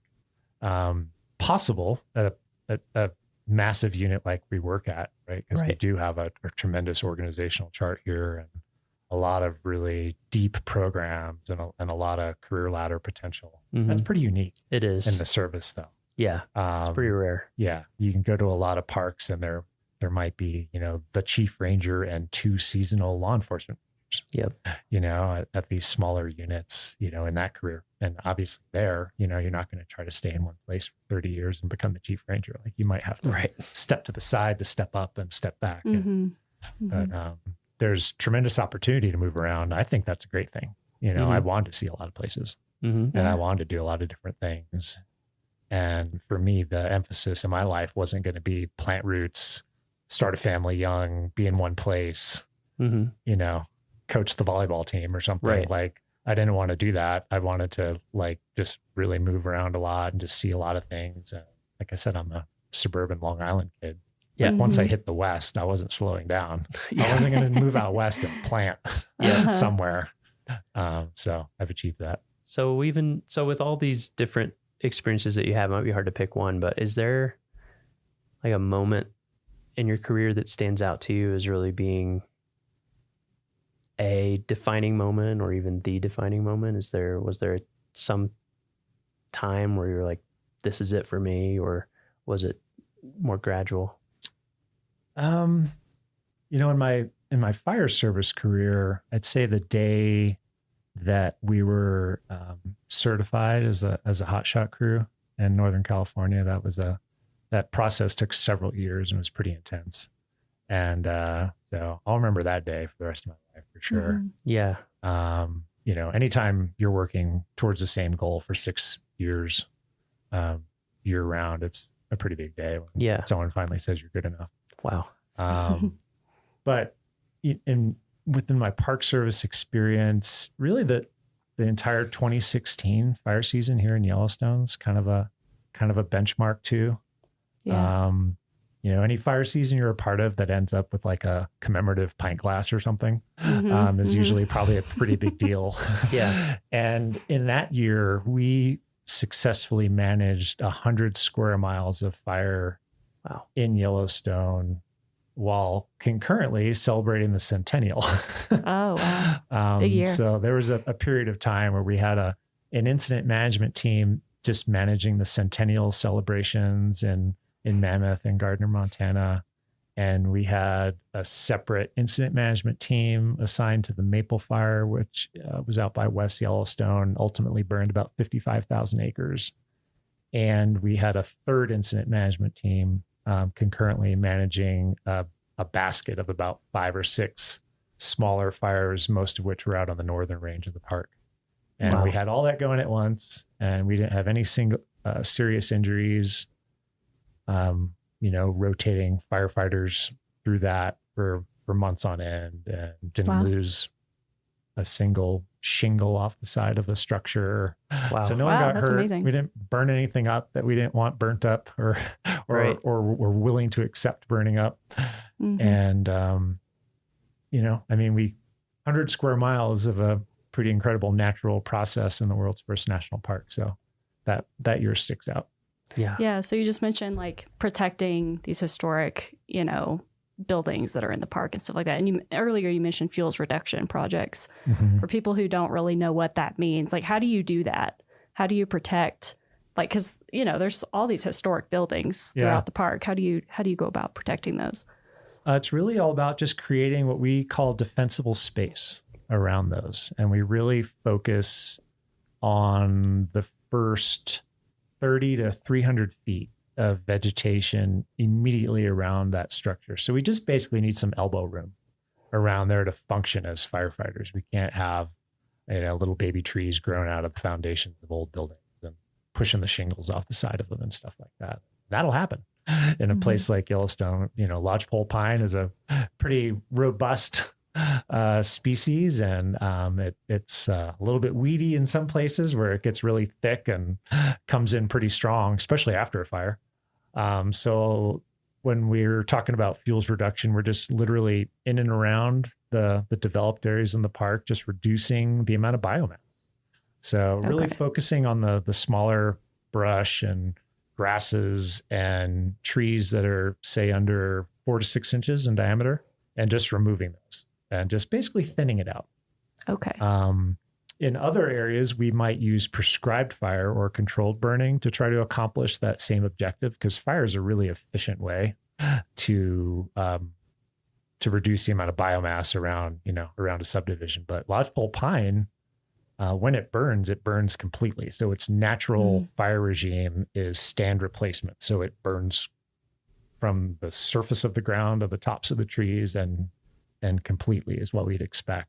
And that's not really a great thing to have in and around a community, because you're just trading one problem for another. So you do a controlled burn, and then you have a patch of dead trees next to your homes, and then you're dealing with that.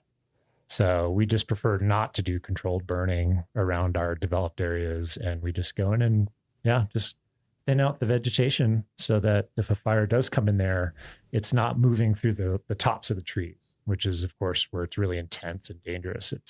It's going to stay on the ground where we can deal with it, and preferably on the ground with flame lengths less than 8 feet. That's kind of our cutoff. If the flames are taller than 8 feet, we're going to need a pretty heavy hand to deal with that. We can't swat that out. Gotcha. So for people interested in your field, your career field, what, before we get to your series and grade and all that kind of stuff, where would people look if they wanted to get started in fire? Like, what series would they look for? We're actually going through a really big transition right now in how we're classified as firefighters. We were forestry technicians for the first few decades of this profession. And essentially, it's been decided over the past few years that's not a very accurate description of wildland firefighting for lots of good reasons. And so now there's a new wildland firefighter job series, and that's 0456. And it's designed to be a hire to retire job series. So we're going to be recruiting and advertising positions in that from now on, literally from the GS3 to the GS15 level. Wow. So that's really cool. Yeah. And previous to that, we were hiring entry-level positions as 0462 forestry technicians. And then I'm currently in an 0401, which is a biologist, ecologist job series. And that's all transitioning. So going forward, it'll be 0456 from GS3 to GS15. Wow. So that simplifies it a lot for people interested in looking. It does. Yeah. Yeah. They can focus in on that series and find something that aligns with whatever experience they have. Yep. And get in the door. Yeah. And getting in the door is not that complicated. We don't have super high educational requirements, basically a high school diploma and a great attitude and an aptitude to learn new things. A commitment to physical fitness. Like, let's go. Yeah. And that's it. Like we can start there. Right. And we're going to teach you the rest. So it's pretty cool. It's pretty cool. Yeah. Yeah. Because I've definitely noticed, like, I've never been in wildland fire or anything myself, but just being around people who are, there's definitely like a vibe, a culture, I think, of the people who stick with it. Because like you said, you gotta want to get into it. Well, and you have a lot of intense shared experiences, right? Yeah. So anytime you do that, you do form a certain bond with the people that you're doing that with that you can't simulate elsewhere, except maybe like within your actual immediate family, like the experiences you might have with your brothers and sisters growing up. And there's, so many stories I can't tell anybody because they won't even understand. Sure. And that's a powerful thing. And it could be lonely at times because there's, you got to like find your old hotshot friends to like talk about, some fire you're on, because you would just spend all your time trying to explain it to other people. Yeah. So yeah, it's kind of a unique job in that regard. But you meet a lot of great people and it's not easy. It's not an easy job to do. Right. So if you're around people that are doing it and sticking with it and making it past, there's kind of this imaginary line at year 3 where you're sort of in or out, right? You're either like, this is what we're doing because the commitment level is so high, or maybe this isn't for me and I don't like sleeping on the ground and not being completely convinced like when the next meal is going to show up out here, or just being out in that environment. Yeah. So when you're around people that have made that commitment and made those sacrifices, it's a pretty special. So yeah. We have really good stories if you can get us to tell them. Maybe someday. About to say I could keep I wish we could talk for like 3 hours.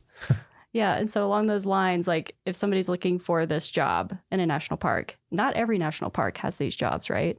Or do they? I'm not familiar. Not every unit. Certainly the larger mid-size to larger parks. So for example, in our region, we have 14 park level fire programs, and those programs either manage one or a group of parks. So, when you talk about a Yellowstone or Mesa Verde or Bandelier, Rocky Mountain, Dinosaur, Zion, all those units have a program, and pretty robust, So sometimes when you get into like a much smaller unit, like we manage fire for the Little Bighorn. So Little Bighorn Battlefield National Monument, it's about 4 hours east of where we're sitting. And we provide fire management services for them, but they don't have any firefighters per se, or any equipment. So it's just sort of an administrative responsibility. And so, yeah, we manage their fires through agreements and relationships.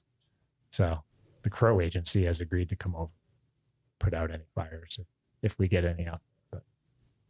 So yeah, but most mid-size national parks are going to have especially out west, will have their own program. So cool. There's a ton of opportunity, investment. The bipartisan infrastructure law I call it National Fire Plan 2.0. It's essentially the next huge influx of investment in wildland firefighting in America. The Park Service is benefiting greatly from that. So all those programs are kind of on the uptick. It's a great time to get your foot in the door and start a career or advance in your career in fire. Awesome. Yeah. Well, like I said, I wish we could talk for like 3 hours. I want to just ask you about fire ecology and behavior and what it's like to like get to know it's just like a fascinating process to me. You know, it's like a chemical reaction happening that has its own life and scale, and like you said, behaves so differently. But we do have to wrap it up. So do you have a favorite story or memory from your time in Yellowstone or another national park, but just something that, you know, I've been reflecting on that recently, and I couldn't come up with, you know, the one thing. And maybe that